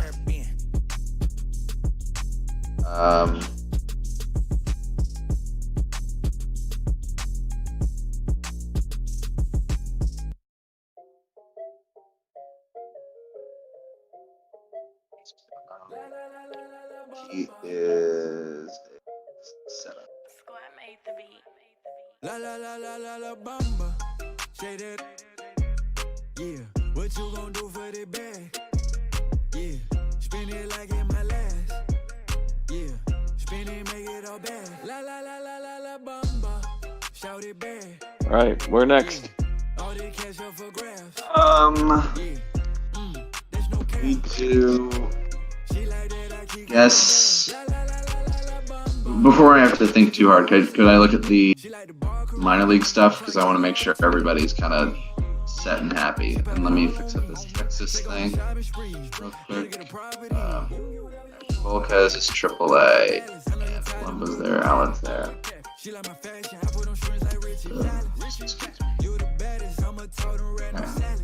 Volquez is gone. Okay. Yeah.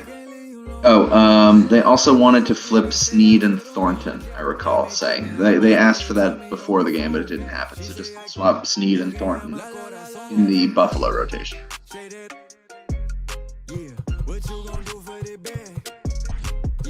Yeah. Cool. I can see Mets AAA lineups because I want to get William Contreras playing ASAP.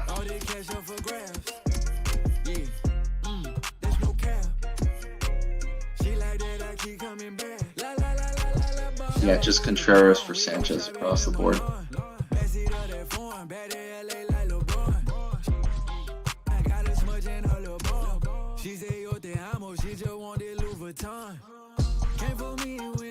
I'd love to figure out. Okay, can we also get yeah, okay, cool. Let me see. Ready, no DH.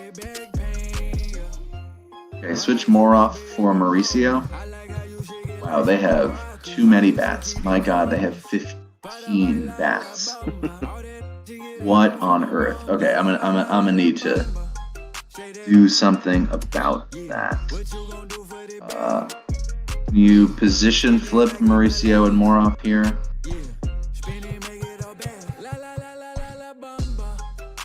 Thank you. And then the other lefty no DH. Again, Mauricio for Moroff. No reason he should be in there. Thank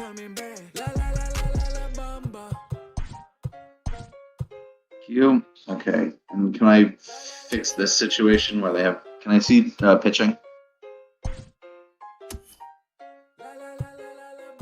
So if they have 15 bats, that means they have 11 arms, right? Do I have that right? Could you see the rotation look, just to make sure I have that right in my head? 4 and 7 makes 11. Yeah. Okay. Oh, so one of these is going to need to be Ian Anderson. That's easy. That'd be a starter. And they're going to need another arm too. Go to AAA roster, please. The bottom, I just need to dump 2 bats. I would say Vasquez, but he's starting at first there. I guess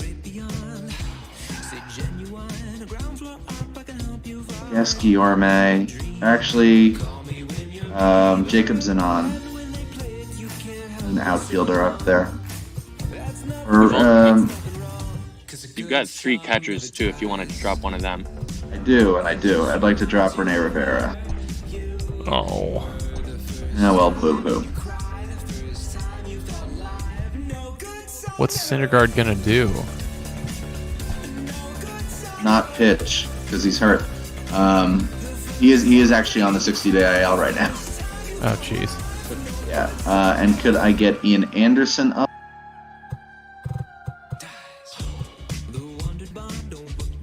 You.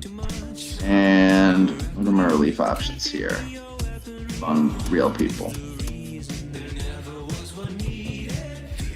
The best part is we put him on the 60-day disabled list for like a hangnail. Yeah.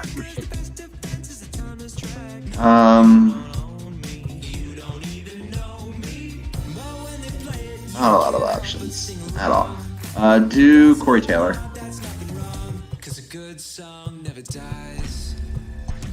And then just make sure that Ian Anderson is properly in the rotation.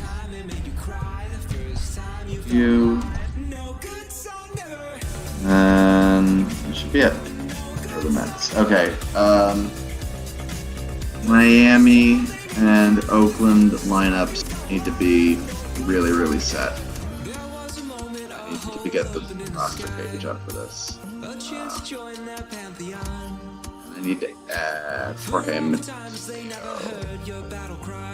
gonna mark him as utility because he plays up the middle.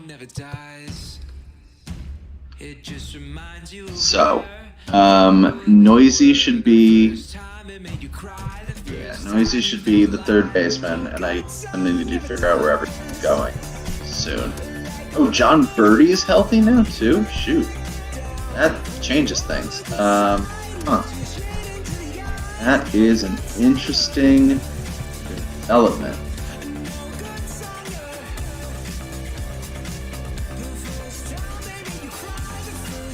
I didn't realize Birdie would be healthy. I still kind of want to roll with Mateo, just because. Can I get to see Birdie's player card for a sec? 30. Yeah, he had a time for him to be a super utility. Let's go it. Let's do Jorge Mateo, Major League debut, first day after the break. In exchange for Birdie? In exchange for Birdie. We're going right in. Two guys jumping right in. So this should be Diaz, yeah, and then here's where it's a little funky. I don't even know the next time they need a DH lineup.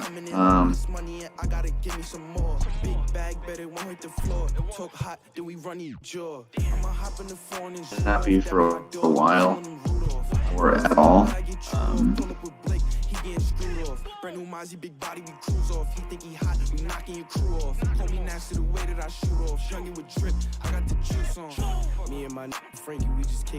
Nope, it's pretty safe in 29th. Okay, so what I'd like to see for no DH. So this should also be Mateo.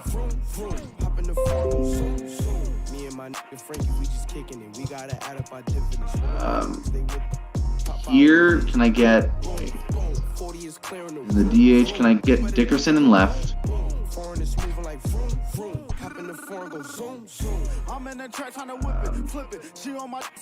Cooper to DH,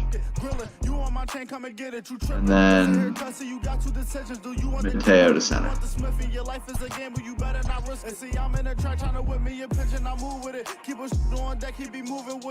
Oh, you know what? Might make sense. I'm thinking maybe Mateo's like thought about him maybe as a leadoff guy, but maybe he's more than going around. So here, so Cooper's already DH. Okay, so let me see. Ready? No DH. Do the same group of guys. Yep. Okay, lefty.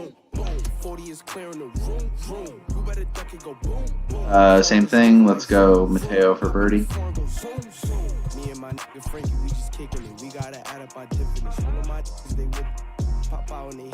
And then lefty no. He's already in. Okay, so those are the guys, and we're gonna have a pitching problem when Miguel Rojas is healthy. Wait, I still gotta set the lineups. Can I just on the no DH? Can we just scan through the guys? Take a look and see who's gonna be leading this team off. Ah.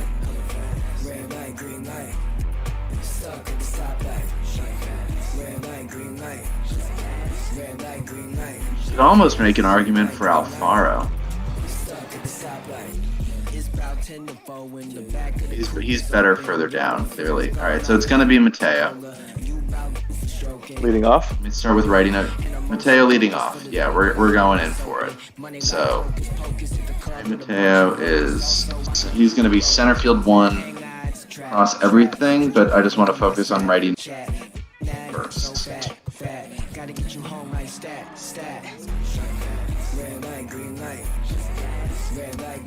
No DH. Okay, 2. So let's leave Anderson where he is there. That's fine. Dickerson 3. Aguilar 4 is cool. Let me see Noisy. Okay, that's fine. And then let me see Alfaro. Okay, Alfaro over Noisy. So Alfaro up to 6. There's bench.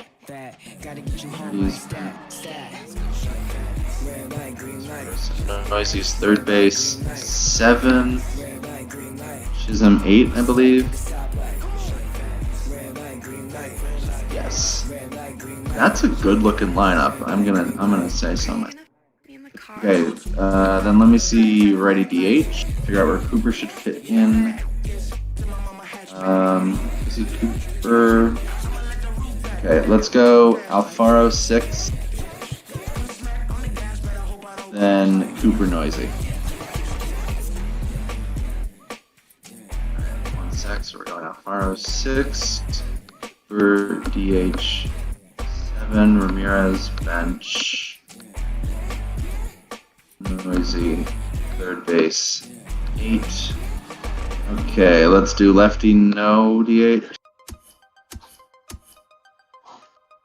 so Mateo, Dickerson, Aguilar, Alfaro. Say it now. Anderson. Yep. Noisy. Yep.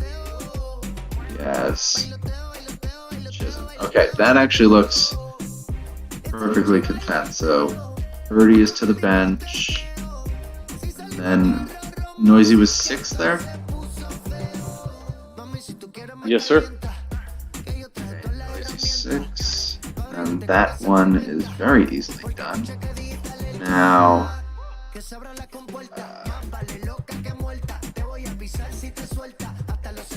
I see the bench options for lefty DH that are not Garrett Cooper. Oh, Kemp. Kemp by like a mile. Not like it's ever going to come up, but he's better. Is he Kemp versus Anderson? Not a contest. All right, so this is not Cooper. Cooper's on the bench. This is Matt Kemp, DH 5. 30 is on the bench. And Noisy is third base. 7. 6 is Anderson. Okay, so that should be the Marlins. Question mark? Did something wrong? You made it worse? Left DH. Who did I leave out? What's it complaining about? Hmm? Which roster is it complaining about? I inadvertently left Jazz Chisholm. Jazz Chisholm got moved to being bench on all these. Could I see Chisholm Diaz at the bottom of lefty DH? I think it should be Diaz over Chisholm. Yeah. So lefty DH should have Diaz then Chisholm. Alright, so the DH lineups is 9. ODH.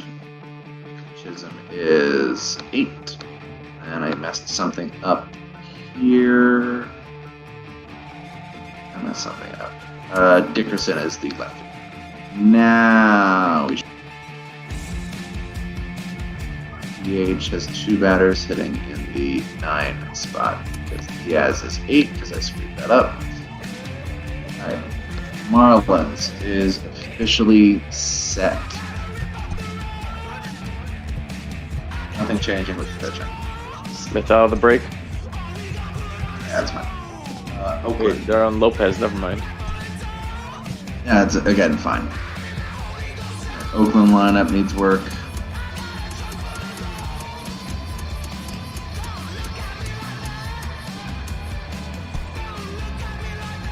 Alright, so PR for Barreto at second base across everything.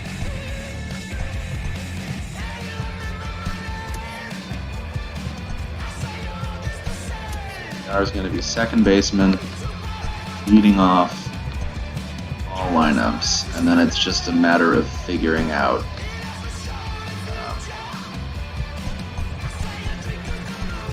how to figure out the rest. Duggo, you got any input here on how to make this good with the way they had it structured?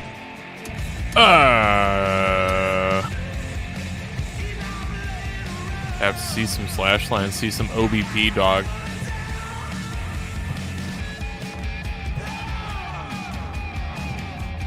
I mean, this doesn't look too bad.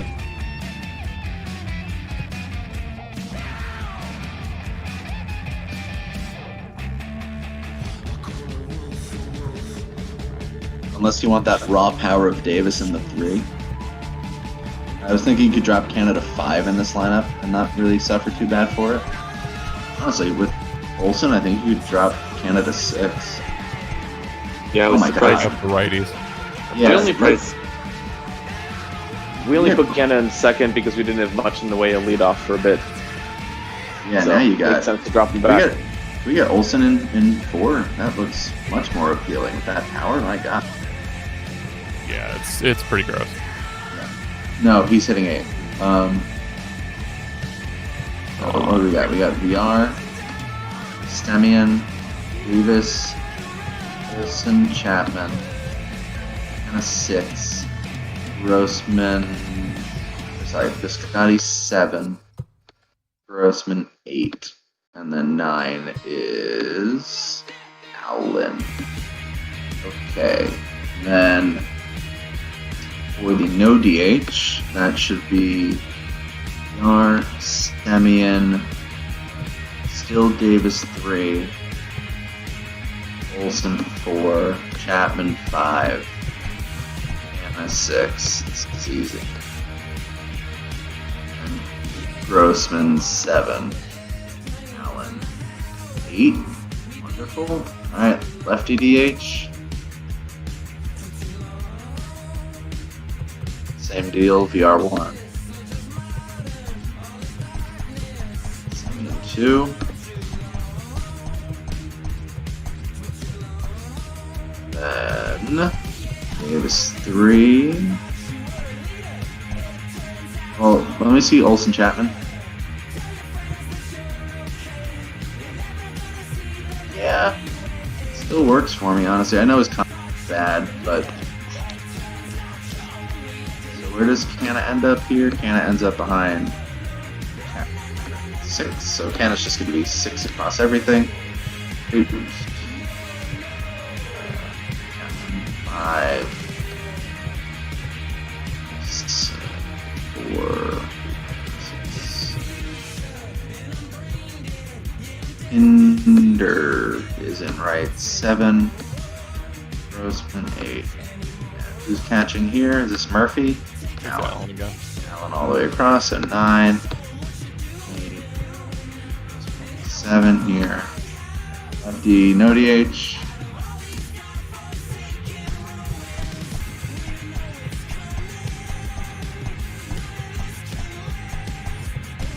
So it's Sviar, Semyon, Davis, 5, Olsen 4, and a 6. Alright, Oakland lineup is... And I didn't even screw anything up. Can I just look at Pittsburgh really fast?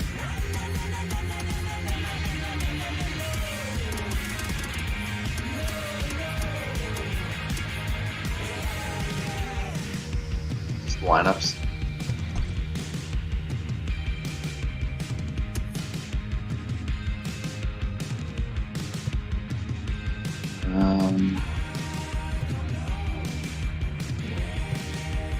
Give me a minute. I will. Doug, you want to look at like some Arizona and some? Sure. Alright, I'll be right back. I'm still up. Yep. I'll be back to look at Pirates and other business. So, how does the rotation shake up as far as who's starting when right now? It's Weaver out of the gate. All right, so that's where it's starting. Okay. I mean, it's not the end of the world to have it like that. I'd probably just swap. Well, no, then you don't got 2 lefties in a row. That's fine. That's fine as is. What was the big thing the Snakes needed? What did I say? I think mostly just looking at minor league stuff.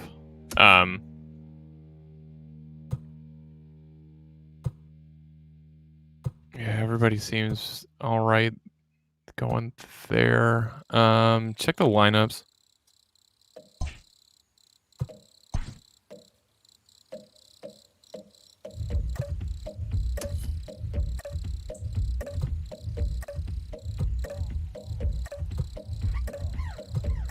God. Swap Herbert to the bench, John Hicks catching, and Tomas at first. Who did you say is catching? Hicks. He's in the lineup right now, batting cleanup. Oh, weird.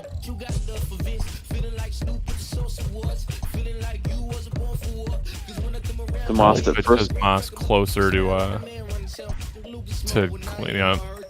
Probably just bump him up to the 5th from there. Yeah. There's a third position move I didn't hear. Catcher. I think that was. I think that was it. Okay. Let's see. Just trying to make sure everything's kosher here. I feel like one of the minors is down a guy. Yeah, everything's really screwed up now that like every outfield guy in the system is out with an injury of some sort. And it looks like that Cribbs Jr. cat is on a tear right now too. I swear, like whenever I looked over at him, he's hitting really well.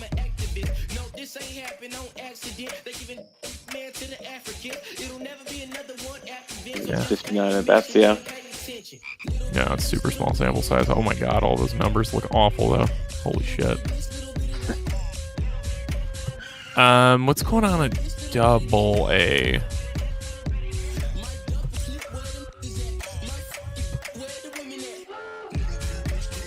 I feel like somebody could probably stand to get promoted. Maybe I'm wrong. I feel like there were things I probably should have prepped out before this. Alright, what is that special? You know what that damn logo means, or either of you guys know what that logo is next to Christian Robinson? One? Oh, that one. That's like I think it's like Top Prospect or something. I've seen it by like Christian Pache and Drew Waters in the Brave system. Got it. I was like, does that mean I just need to promote him? Like, shit.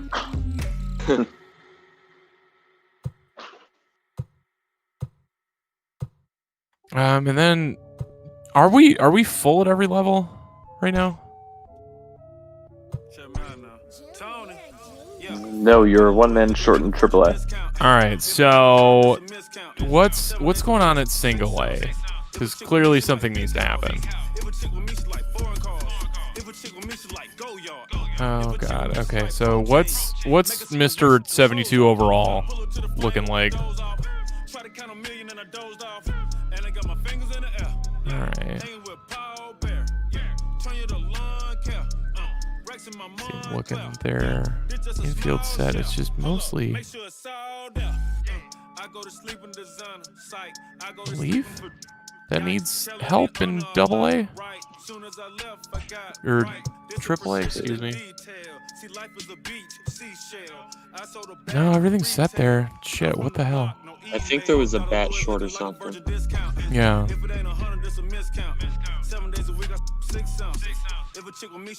Yeah. Okay.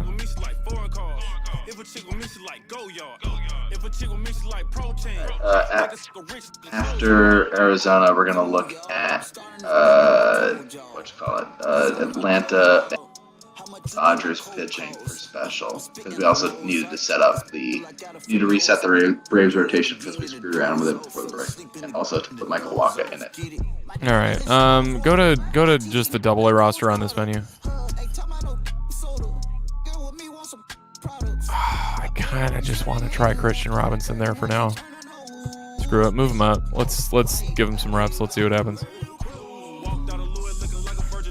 And then move somebody from single A up to AA. Let's go with that Ronaldo cat. See what happens there. Yeah, sure. Let's do that. Are there any changes that I made that I didn't make sure to get on the rosters page? Atlanta needs to be fixed. They've got too many relievers here. Because Walker's listed as a reliever. That's what. I think it's fine. I think I did everything. Texas, I did. Oh, shoot. We got to do the Washington and Milwaukee lineups at some point with Soto and Garcia back, although Milwaukee might be done. Like that was taken care of. Oh, you know what it was? Garcia came back a day before the break. That's what it was. That's why that was done.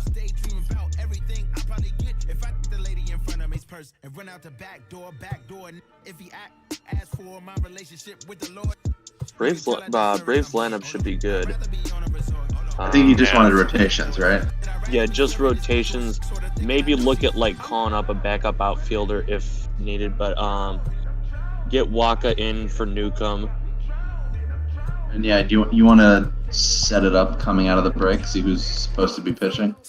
Yeah, let's see who's so it's Fulte. I think he just went right before the break, so definitely don't do that.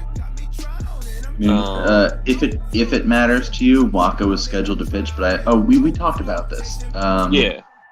You wanted it to be Soroka, Hamels, Fulte, Rocke, Phoenix. There's Fulte, Felix, Rocke, right? Rocke going 5th. Something like that. I pretty much only qualm I have is like I'm pretty sure Fulte went before the break or something. It was either him or Soroka, one of those two. We take a look. Yeah. Well, whoever's lined up to pitch next, it'll be clear. So Fulte's set to pitch, which means who started that game? Okay, so Soroka went 2 days before, and then the day before might have been. I just got word, boys. It was Freed because he got hurt. Yeah, that's right. So how do you want to set this up then?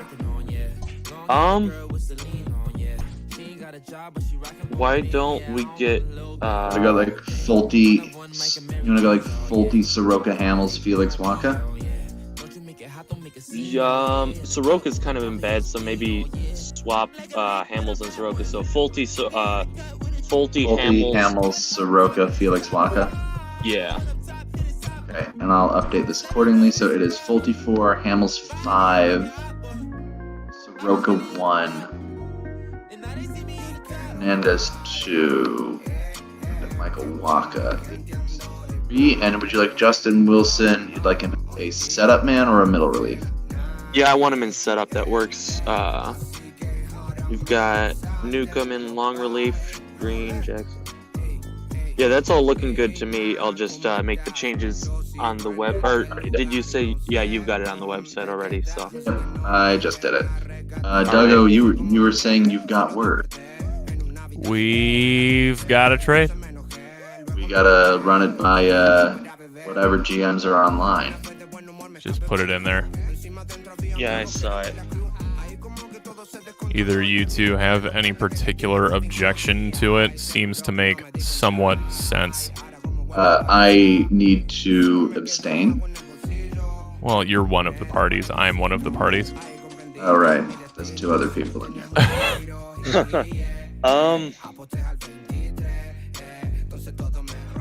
I mean, obviously, I'm a Dodgers guy, so I don't want to see McCann going to Arizona, but just as an unbiased fan, I don't see anything wrong with that issue.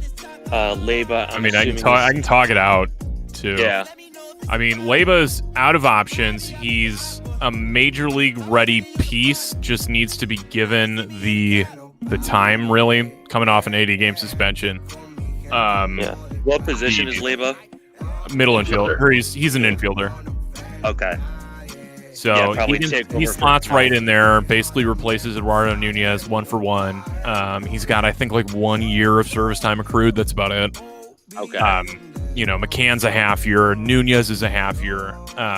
White Sox wanted, a little bit more depth. If they get him in the rotation with Garcia and Mazzara, Nunez is going to fly out of the gates. Yeah.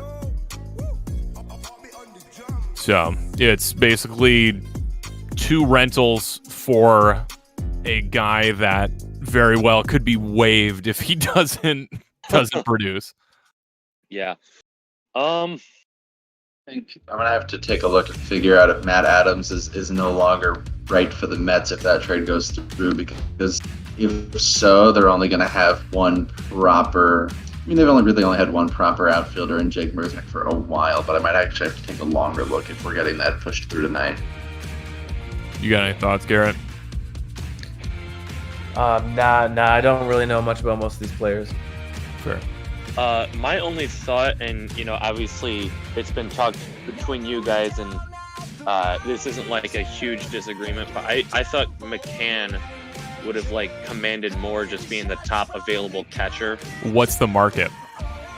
Yeah, no one's really been talking about it. Okay. As far as I've heard, I haven't heard a lot of talk. Yeah, I wasn't so much thinking about the market. It was just more of a top catcher available. Should be getting more back. But if no one's asking for a catcher, I mean, the market is Diamondbacks, Oakland or Houston. Oakland's not going to take the money. Houston seems whatever's going on there.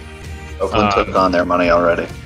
And they're not dealing within the division to anybody there. So, I mean, the options are non-existent to move him. Yeah. And if they get a piece, if basically they just get a rental swap, and that works for them. They've got Zach Collins sitting there in the wings, and he's going to slot into... He's actually going to see more time than McCann did. Yeah. No, I mean... can we go to the White Sox roster? Because I'd like to see where Newton's fitting into the team at all. Yeah, I mean, as an outside fan, I don't hate it. It's just more if I was the White Sox rep, I'd be trying to get more back. But I also understand, there's not maybe too much of a market for him. They've had zero market. He's gone at the end of the year. If they can get a piece that can help them this year, that's the move. I like I said to you, I think the White Sox are getting completely hammered in this. I understand.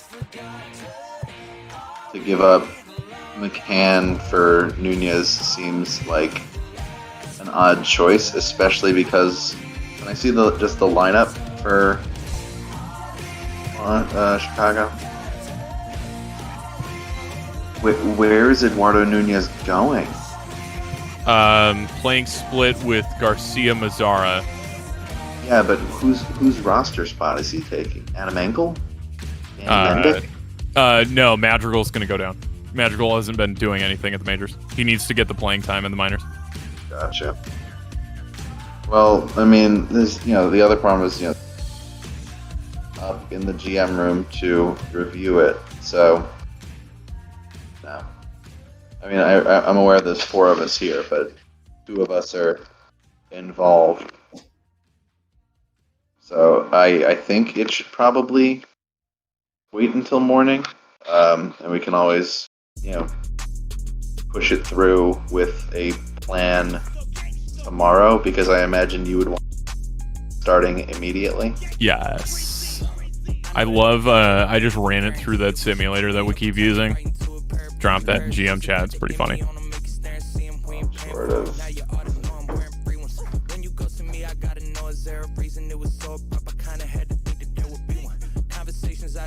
Wow. Yeah. None of those guys have any value. Yep. Somehow. So, wait, Diamondbacks got. Send it out. Is Nunez wait, a pitcher? This is the wrong Nunez. You've chosen the wrong Nunez. I was gonna say. Oh, then it's even worse. Is that Renato Nunez or something? That's what I figured. No, Renato, what? I'm tired. It's 2:15 a.m. I'm tired. All right. Trying to think if there was anything else that we really need to do. Cubs. Cubs need to make sure that everything's good with their rotation. And there's a really fun thing we need to look at too for the Cubs.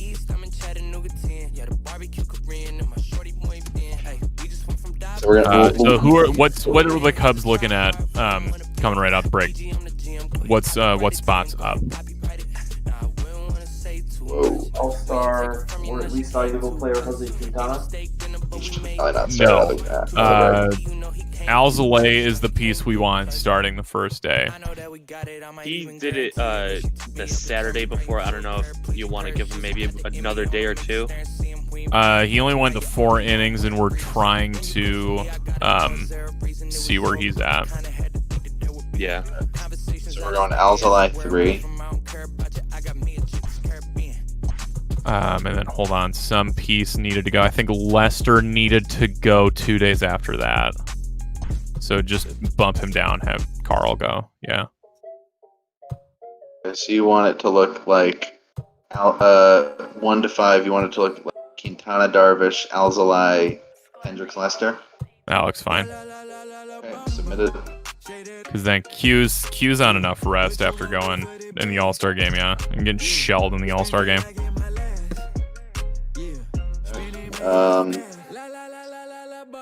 Is there anything else? The Pirates. Oh, Cubs. Before we take off here, I need to look at. We need to look at Jason Kipnis real quick. All right, money. Look at his contract. $1 million. 14.5. No, that's not correct. What do we do about that? Because the Cubs are looking at maybe taking on a larger contract at the deadline. Could we call it Kipnis to make it happen, or what do we do since everything is super screwed up with money because they're calling Kipnis $13 million more than he is?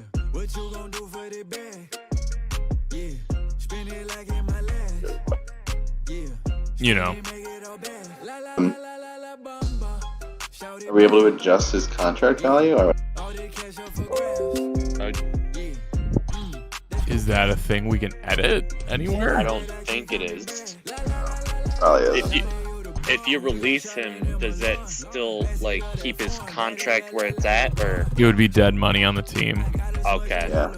Because I was thinking maybe you could release him and then re-sign him to the $1 deal. This ain't football, unfortunately. No, you can't change the contract. Because I mean, whatever. There's only like us listening right now. We've thought about maybe going after a more expensive arm to take off some of the innings that have been accruing on the main starting form. So the one piece we're eyeing is owed like his 2020 numbers is like 18 million. I know who you're talking about, Doug. We were talking about this behind the scenes a little That's bit. True. Oh, Dodgers rotation? No, a piece of the Giants. That would be hilarious to have back in Chicago. No, I meant SpecialFX wanted to look at the Dodgers rotation. Okay.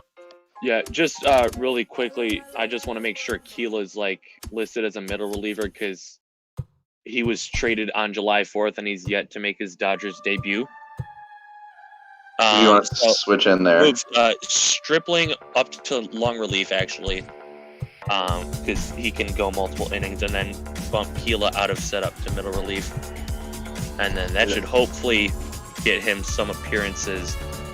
Because I mean, like I mentioned, he's been here for now 13 days, and no appearances for the team. I just want to reorganize the pitching to match what this says, because I see you've moved it around like we talked about. So Kershaw's 4, Buehler is 5, Urias is 3, he just started. May is 2, Wood is 1. So Ella, middle relief.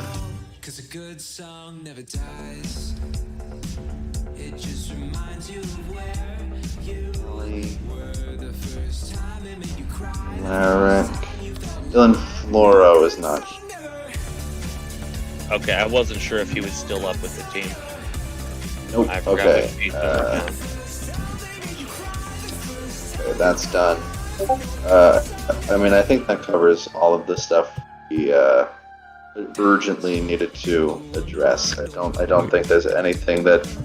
Let me just take a look at pod notes roll fast and make sure. Yeah, can I just, for my own sake, to assuage the Cubs, just to make sure that the calendar sits right?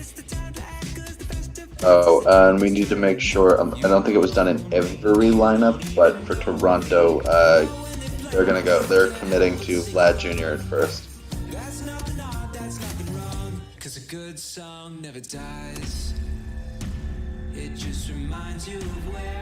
What do you mean with the Cubs? Just look on the calendar to make sure everything's kosher. That Lester's going on Sunday.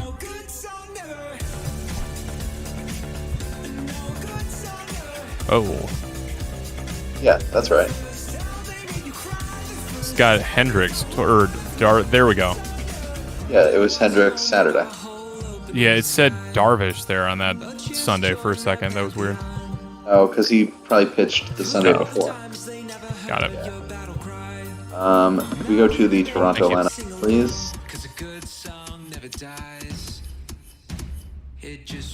So they are committing full bore to first baseman Vladito.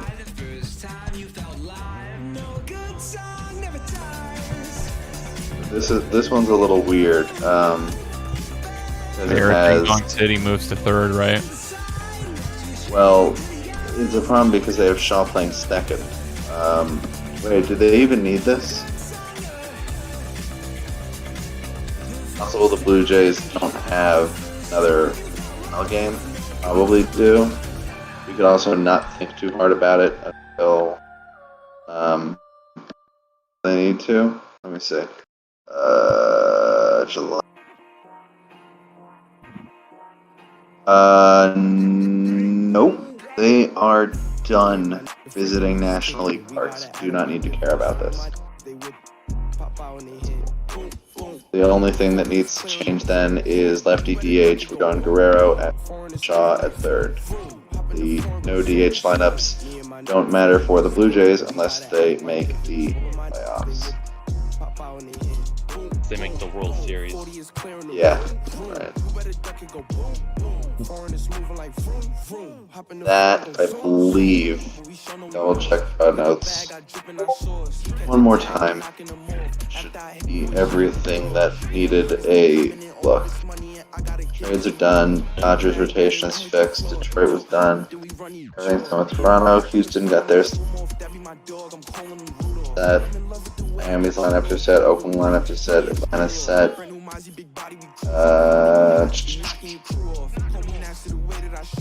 Minnesota was done. Washington lineups.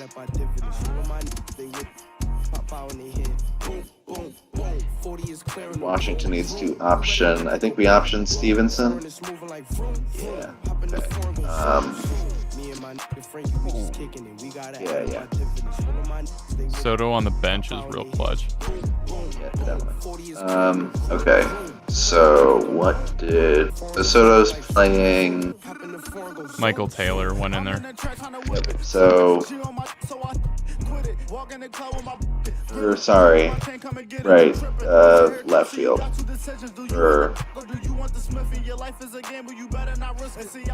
Soto and left. So, Stevenson AAA.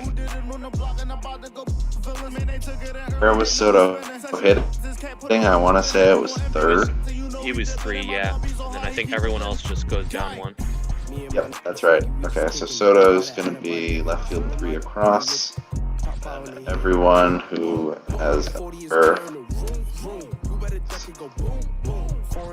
Is he righty DH real quick?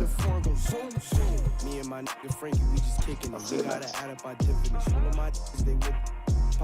Okay, cool. That's what I wanted to see. Names at 4. Okay, that's right then. So righty, no DH. Gotta move spot. 7, 6, 8. We didn't adjust the DH lineup, so this is Kendrick. Or Red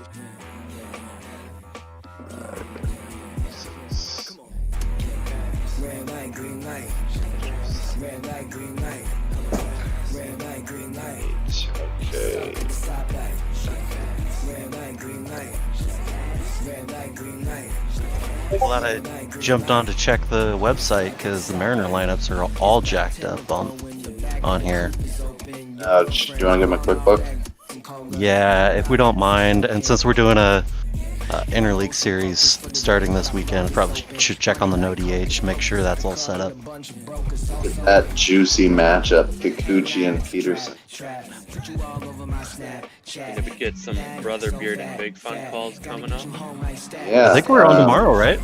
We are. You know what? You want a DeGrom start Thursday or Sunday? 'Cause I haven't requested yet.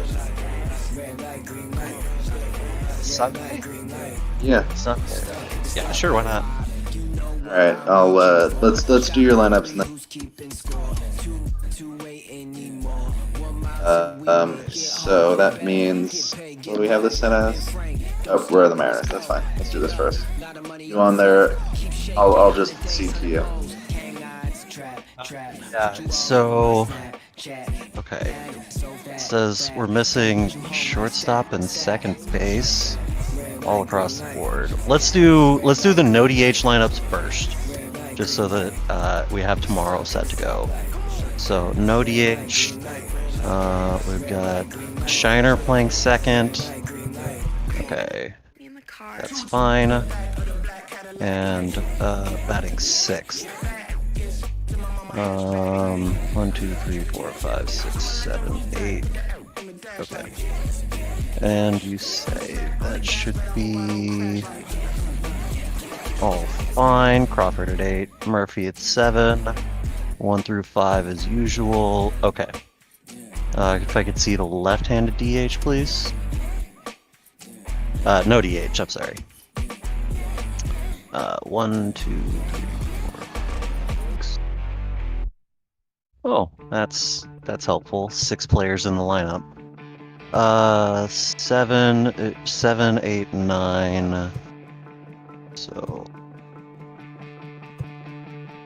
Shiner out at second.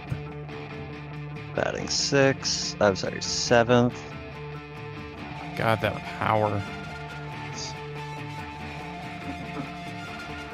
He's a young gun.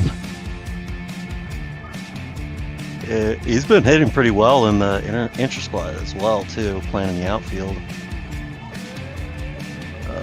Okay, 7, 8, Haggerty at short.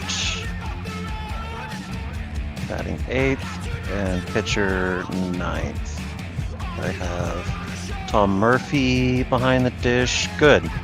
Okay, go left-handed DH now.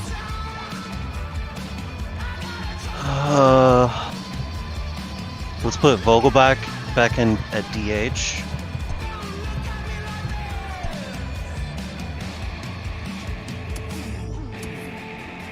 And into the 5 spot, great. Carlos Gonzalez going back on the bench. And he already was, according to that. Okay, Evan White on first, Tom Murphy behind the plate.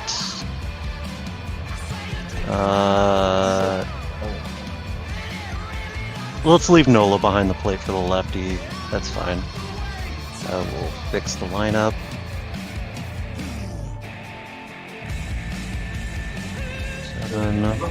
Better against lefties.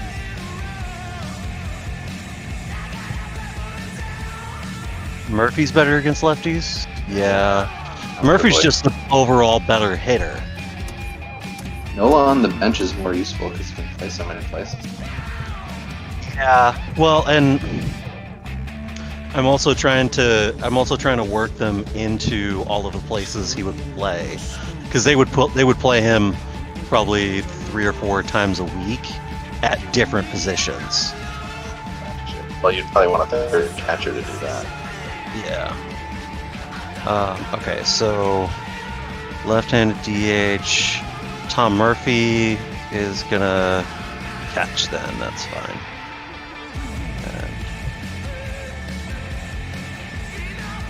And that, 7th. Great. 8th is Shiner. And playing second base. 9th is Haggerty playing shortstop. Okay. Right-handed.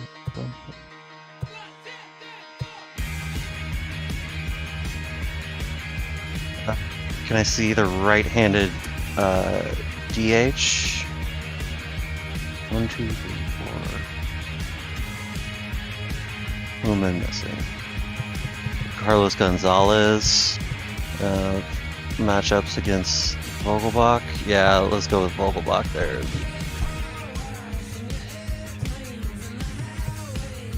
You got this all on the site? Right now. 5.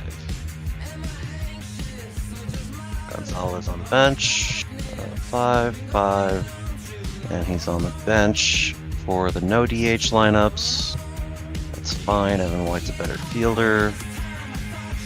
Okay, that should be everything. Let me submit that.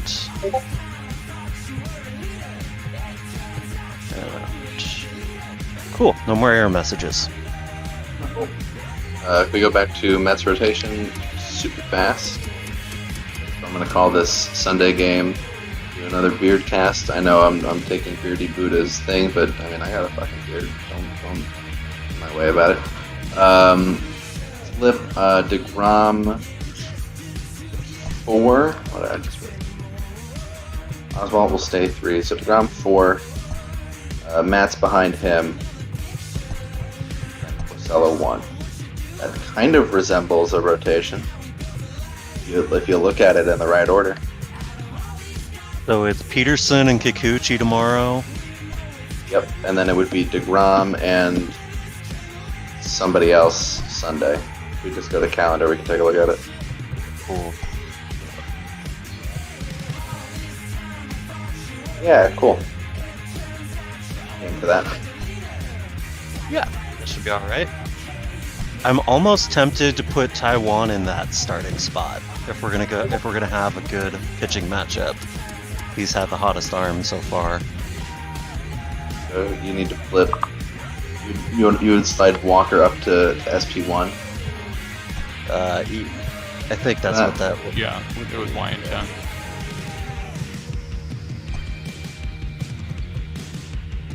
You go. You just slide Walker up. Oh, I mean you're gonna get 4 lefties in a row. Yeah. 2. Gonzalez 3 or Gonzalez 2 and Chen gets more rest.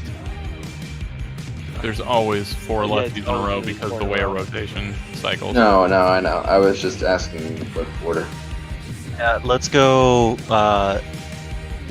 Marco 2, weigh in 3. Oh, well, this is fun. Your website roster only has 3 starting pitchers. Fun! That's half as many as the Seattle Mariners are going to go with this year. So, I mean, Chen is here. Who's the other starter that's missing? Margavicius. Yes. Let me add him for you. Vicious. Starting pitcher. So what is the order of the rotation here? So it is now Walker 1, Gonzalez 2, Chen 3, Kikuchi 4, Margavicius 5, and let me just see all these relievers, make sure who is here. Is Gilbo up? No, right? Gilbo. I'm just going to read through the names. Just let me know who is here. So Altavilla is there. Yep. Hirano. Cortez is there. Yep. Cortez is a long reliever. I'm just saying this. McGill.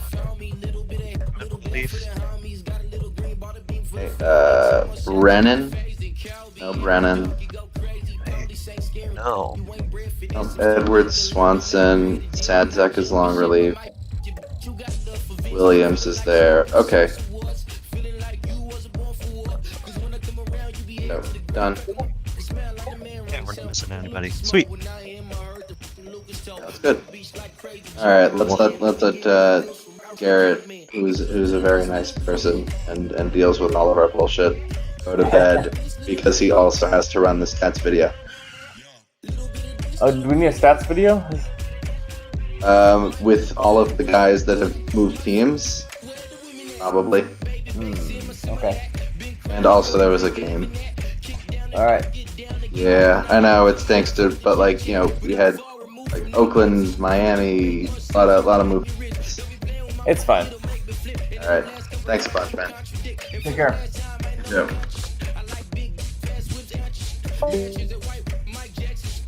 All right.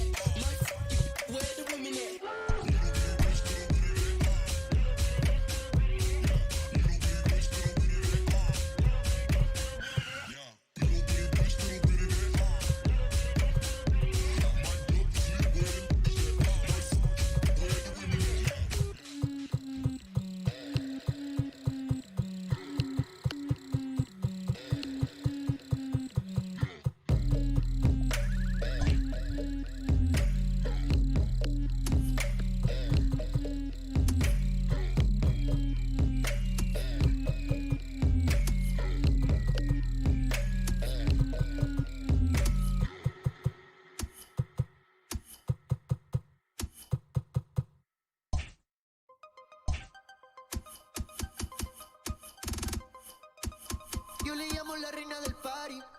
Ella lo torquea como Cari. Ella le dice que sea la Mari. Le gusta cuando freno en el Ferrari. Bailoteo, bailoteo, bailoteo, bailoteo, bailoteo. Bailoteo, bailoteo, bailoteo, bailoteo, bailoteo. Esta noche bailoteo. Puesto para el discotequeo. Si salimos guerra romo, así que esto se puso feo. Mami, si tú quieres me calienta. Que yo traje todas las herramientas para bregarte con esa tormenta. Porque escucha que dijiste alerta.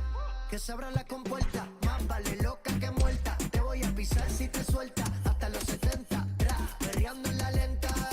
Yo sé que tú no te portas bien. Que ratas bajo y yo también. Te vas de party todo el weekend. Entren ahora que caben 100. Bailoteo, bailoteo, bailoteo, bailoteo, bailoteo. Bailoteo, bailoteo, bailoteo, bailoteo, bailoteo.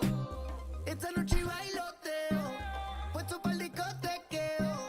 Si salimos guerra romo, así que esto se puso feo. Te sueltes pa' que me baile. No te preocupes de los detalles. Yo haré que todas las notas te tallen. La gente sabe que somos de la calle. Pa' que te sueltes pa' que me baile. No te preocupes de los detalles. Yo haré que todas las notas te tallen. La gente sabe que somos de la calle. Bailoteo, bailoteo, bailoteo, bailoteo, bailoteo. Bailoteo, bailoteo, bailoteo, bailoteo, bailoteo. Esta noche bailoteo. Puesto para el discotequeo. Si salimos guerra romo, así que esto se puso feo. Hay un tequila, mami. Ella se va de la casa, de la casa. Mafio. Ella se va de la casa. Rich music. Dímelo, baby, baby. Ella se va de la casa, de la casa. Corre pa' abajo, pa' abajo, pa' abajo, pa' abajo. Yeah.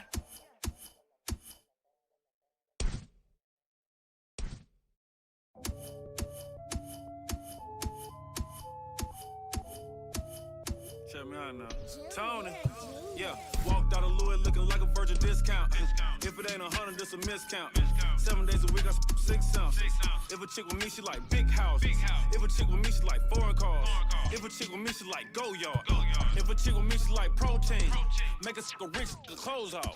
Pull her to the flame with my doors off. Try to count a million and I dozed off. And I got my fingers in the air. Yeah. Hanging with Paul Bear. Yeah. Turn you to lawn care.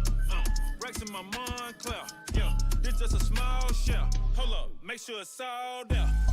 I go to sleep in designer. Psych. I go to sleep in yikes, telling in honor a lie, right? Soon as I left, I got right. This is precision and detail. See, life is a beach, seashell. I sold the bags for retail. I'm from the block, no email. Walked out of Louisville looking like a virgin discount. If it ain't 100, it's a miscount. 7 days a week, I 6 ounces. If a chick with me, she like big houses. If a chick with me, she like foreign cars. If a chick with me, she like go yard. If a chick with me, she like protein. Make a chick a rich, the clothes off. I'm cool, yo. I'm starting to think no one told y'all. Designing my clothes, dog. How much you think my coat costs? I'm spitting like Mozart. This feel like gotta flip Noah's Ark. New Lamborghini, the doze off. Fell asleep in the doze off. Get it? My diamonds and stones water. I TD like Coach Carter. Ain't talking about no soda. Girl with me want some products. I pull her on turning head. I close the curtain while she turn her nose. This off white. I be rocking Virgil clothes. Walked out of Louisville looking like a virgin discount. If it ain't 100, it's a miscount. 7 days a week, I 6 ounces. If a chick with me, she like big houses. If a chick with me, she like foreign cars. If a chick with me, she like go yard. If a chick with me, she like protein. Make a chick a rich, the clothes off.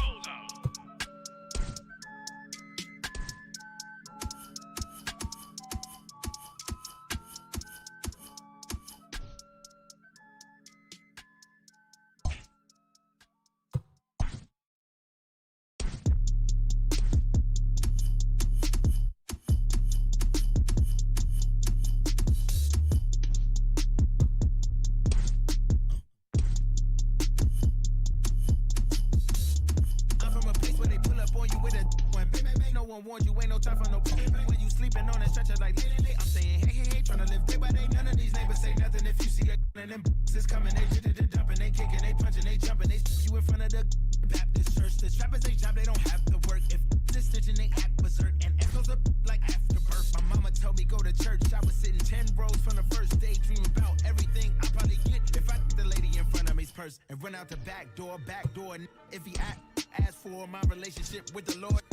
You can tell at the service I'm bored. Hold on. I'd rather be on a resort. Hold on. I'd rather be service I'm bored. Hold on. And I'd rather be serving this to a sort of thinking I know she is. I'm drowning.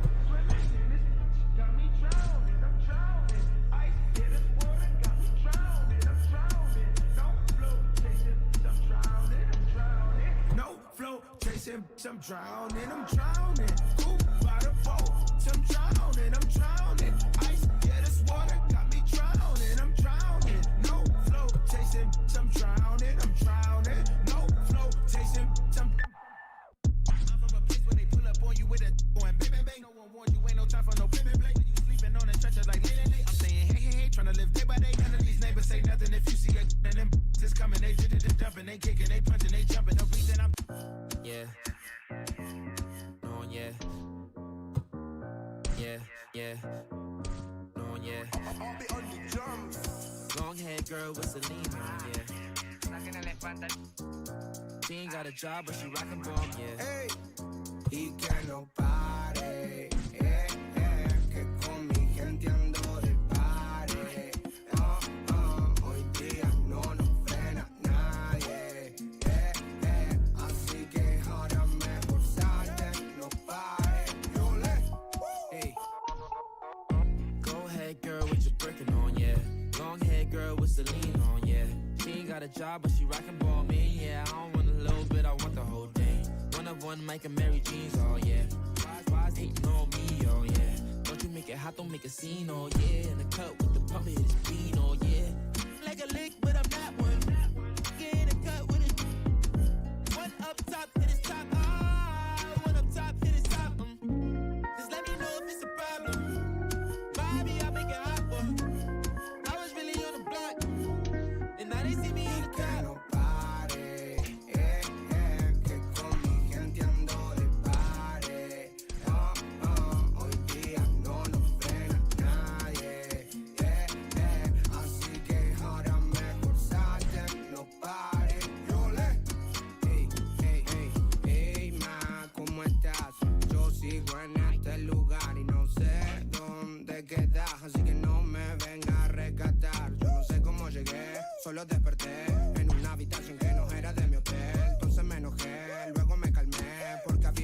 a beber.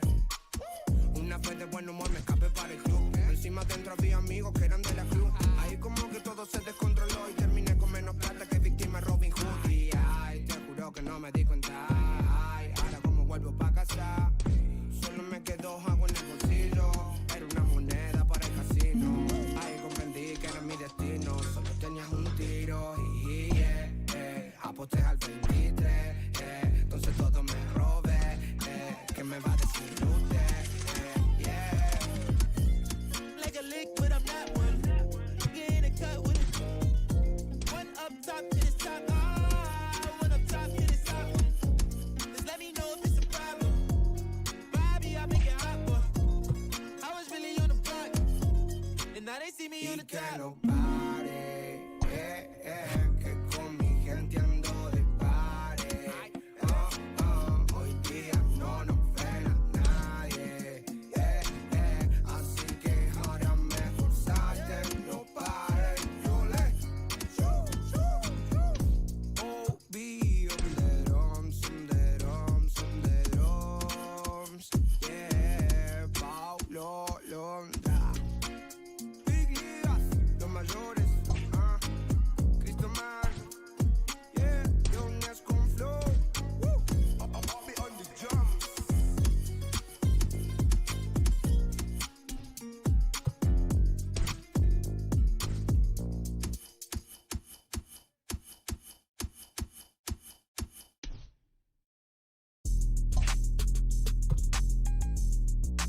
Gangsta, gangsta, gangsta, gangsta,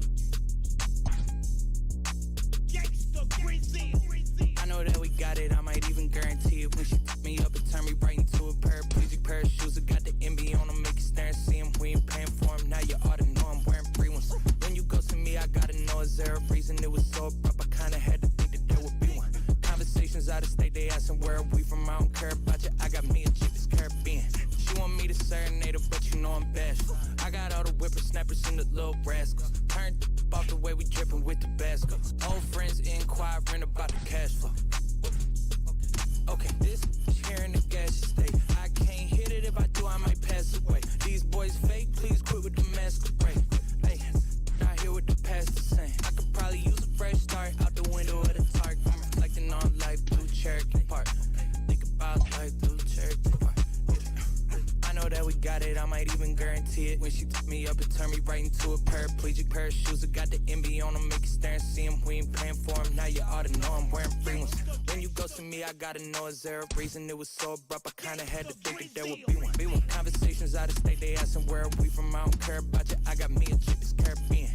It's a push start, I ain't gotta put the key in. Whip it real nice like a good human being. 24 East, I'm in Chattanooga 10. Yeah, the barbecue Korean and my shorty muy bien. Ay, we just went from dive bars to the Coliseum. Man, he's a try hard, wouldn't wanna be him. PG on the gym, go ahead, copyright it to him. Go ahead, copyright it. Nah, I wouldn't wanna say too much. We ain't take her from you, now she came to us. Ain't no steak dinner, but we made do brunch. 2-4 on the beat, you know he came through clutch. No, he came through clutch. I know that we got it, I might even guarantee it. When she took me up and turned me right into a paraplegic pair of shoes. I got the MB on them, make you stare and see him. We ain't paying for him, now you ought to know I'm wearing free ones. When you go to me, I gotta know, is there a reason it was so abrupt? I kinda had to think that there would be one. Conversations out of state, they asking where are we from, I don't care about you. I got me a chick that's Caribbean.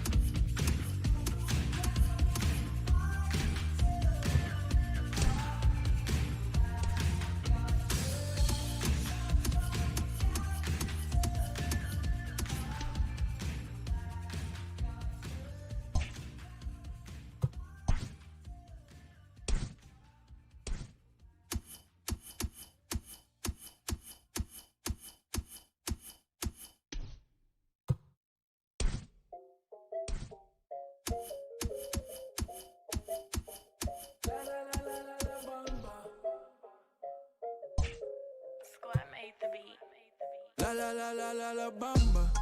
Jayden. Yeah, what you gon' do for the bag? Yeah, spin it like in my last. Yeah, spin it, make it all bad. La la la la la la bamba. Shout it back. Yeah, all the cash up for grabs. Yeah, there's no cap. She like that, I keep coming back. La la la la la la bamba. Yeah, she just want hard Celine. She like the bar Kareem. I'm tryna get all between. Yeah, she pop it all on me. Take on a shopping spree. Let her get a property. Hey, come to my palace. I know you tired them dudes be capping. She like my fashion. I put on strings like Richie Valens. You the baddest. I'ma told them red, no salad. Send the address. I put up that fantastic. I can't leave you alone. No, you the only girl who get to stay until the moon. No cap. Dime que me amas, better tell me on the phone. She say you can have my corazón. La la bamba. Say that. Yeah, what you gon' do for the bag? Yeah, spin it like in my last. Yeah, spin it, make it all bad. La la la la la la bamba. Shout it back. Yeah, all the cash up for grabs. Yeah, there's no cap. She like that, I keep coming back. La la la la la la bamba. Shout it, you the bomb. We go shopping in Milan. Pass it up that phone. Bad in LA like LeBron. I got this much in her little bum. She say yo te amo. She just wanted Louis Vuitton. Came for me in a fair lane.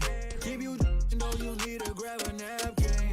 Play my Spanish. She love to cook me plantain. Go hit my Cali crib and give you all the back pain. Yeah. Might make you my baby mama. I like how you shake it like some maracas. Might let you keep the commas. Para bailar la bamba. All that she get it all from her mama. La la la la la la bamba. Say that.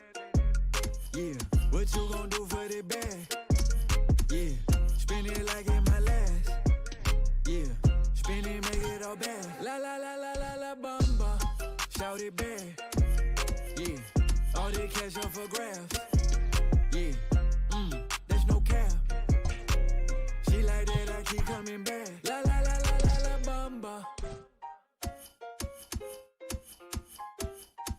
La la la la la la bamba. La la la la la la bamba.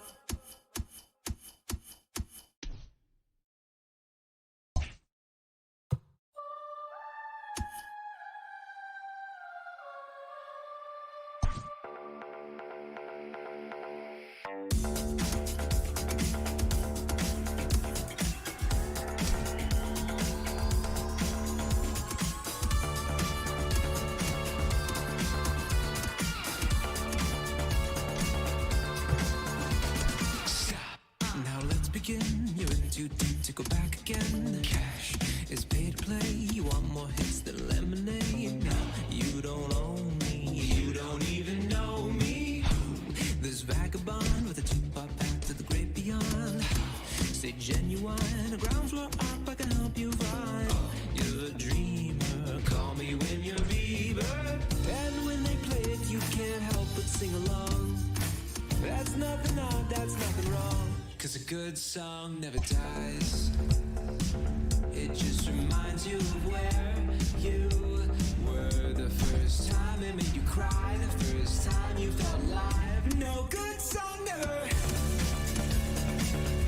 No good song never. The first time they made you cry, the first time you felt alive. No good song never.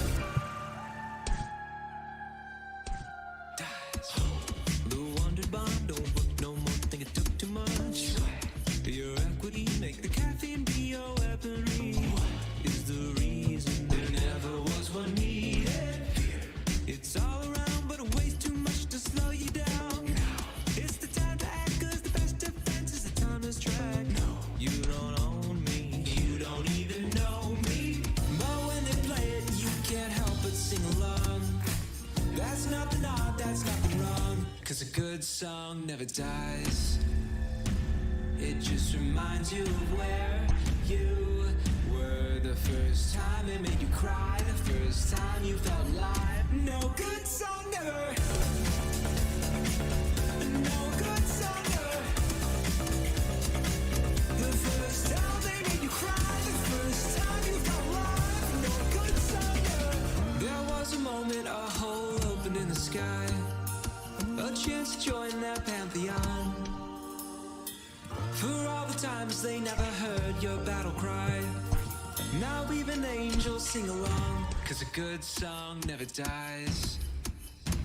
It just reminds you of where you were the first time it made you cry, the first time you felt alive. No good song never dies.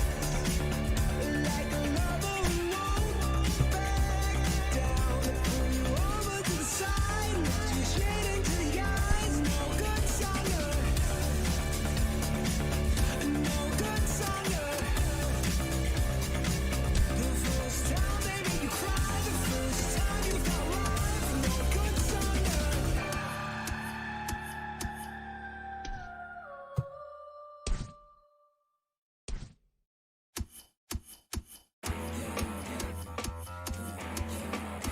Gangster. Come on. Red light, green light. Red light, green light.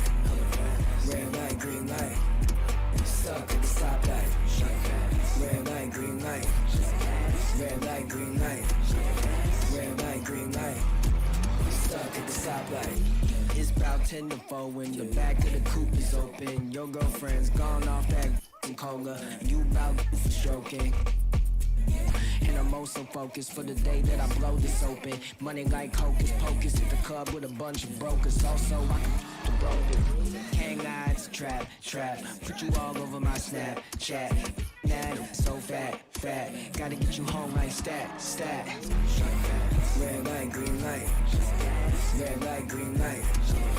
Red light, green light. Stuck at the stoplight. Red light, green light. Red light, green light. Red light, green light. Stuck at the stoplight. You know what I'm reaching for. Shot my 3, who's keeping score? Two ain't anymore. 1 mile till we make it home. Get a bag, get paid, get low. Ben Frank, don't stop, press go. Pick it up, lot of money on the flow. Keep shaking, 100 days, 100 poles. Hang eyes, trap. Put you all over my Snapchat. Nah, so fat. Gotta get you home like stat. Red light, green light. Red light, green light. Red light, green light. Stuck at the stoplight. Red light, green light. Red light, green light. Red light, green light. Are you gonna be in the car? Two in the back of the black Cadillac, like fat kiss to my mama hatchback, like I'ma let the roof back, put the A in the dash, like smack on the gas, but I hope I don't crash, like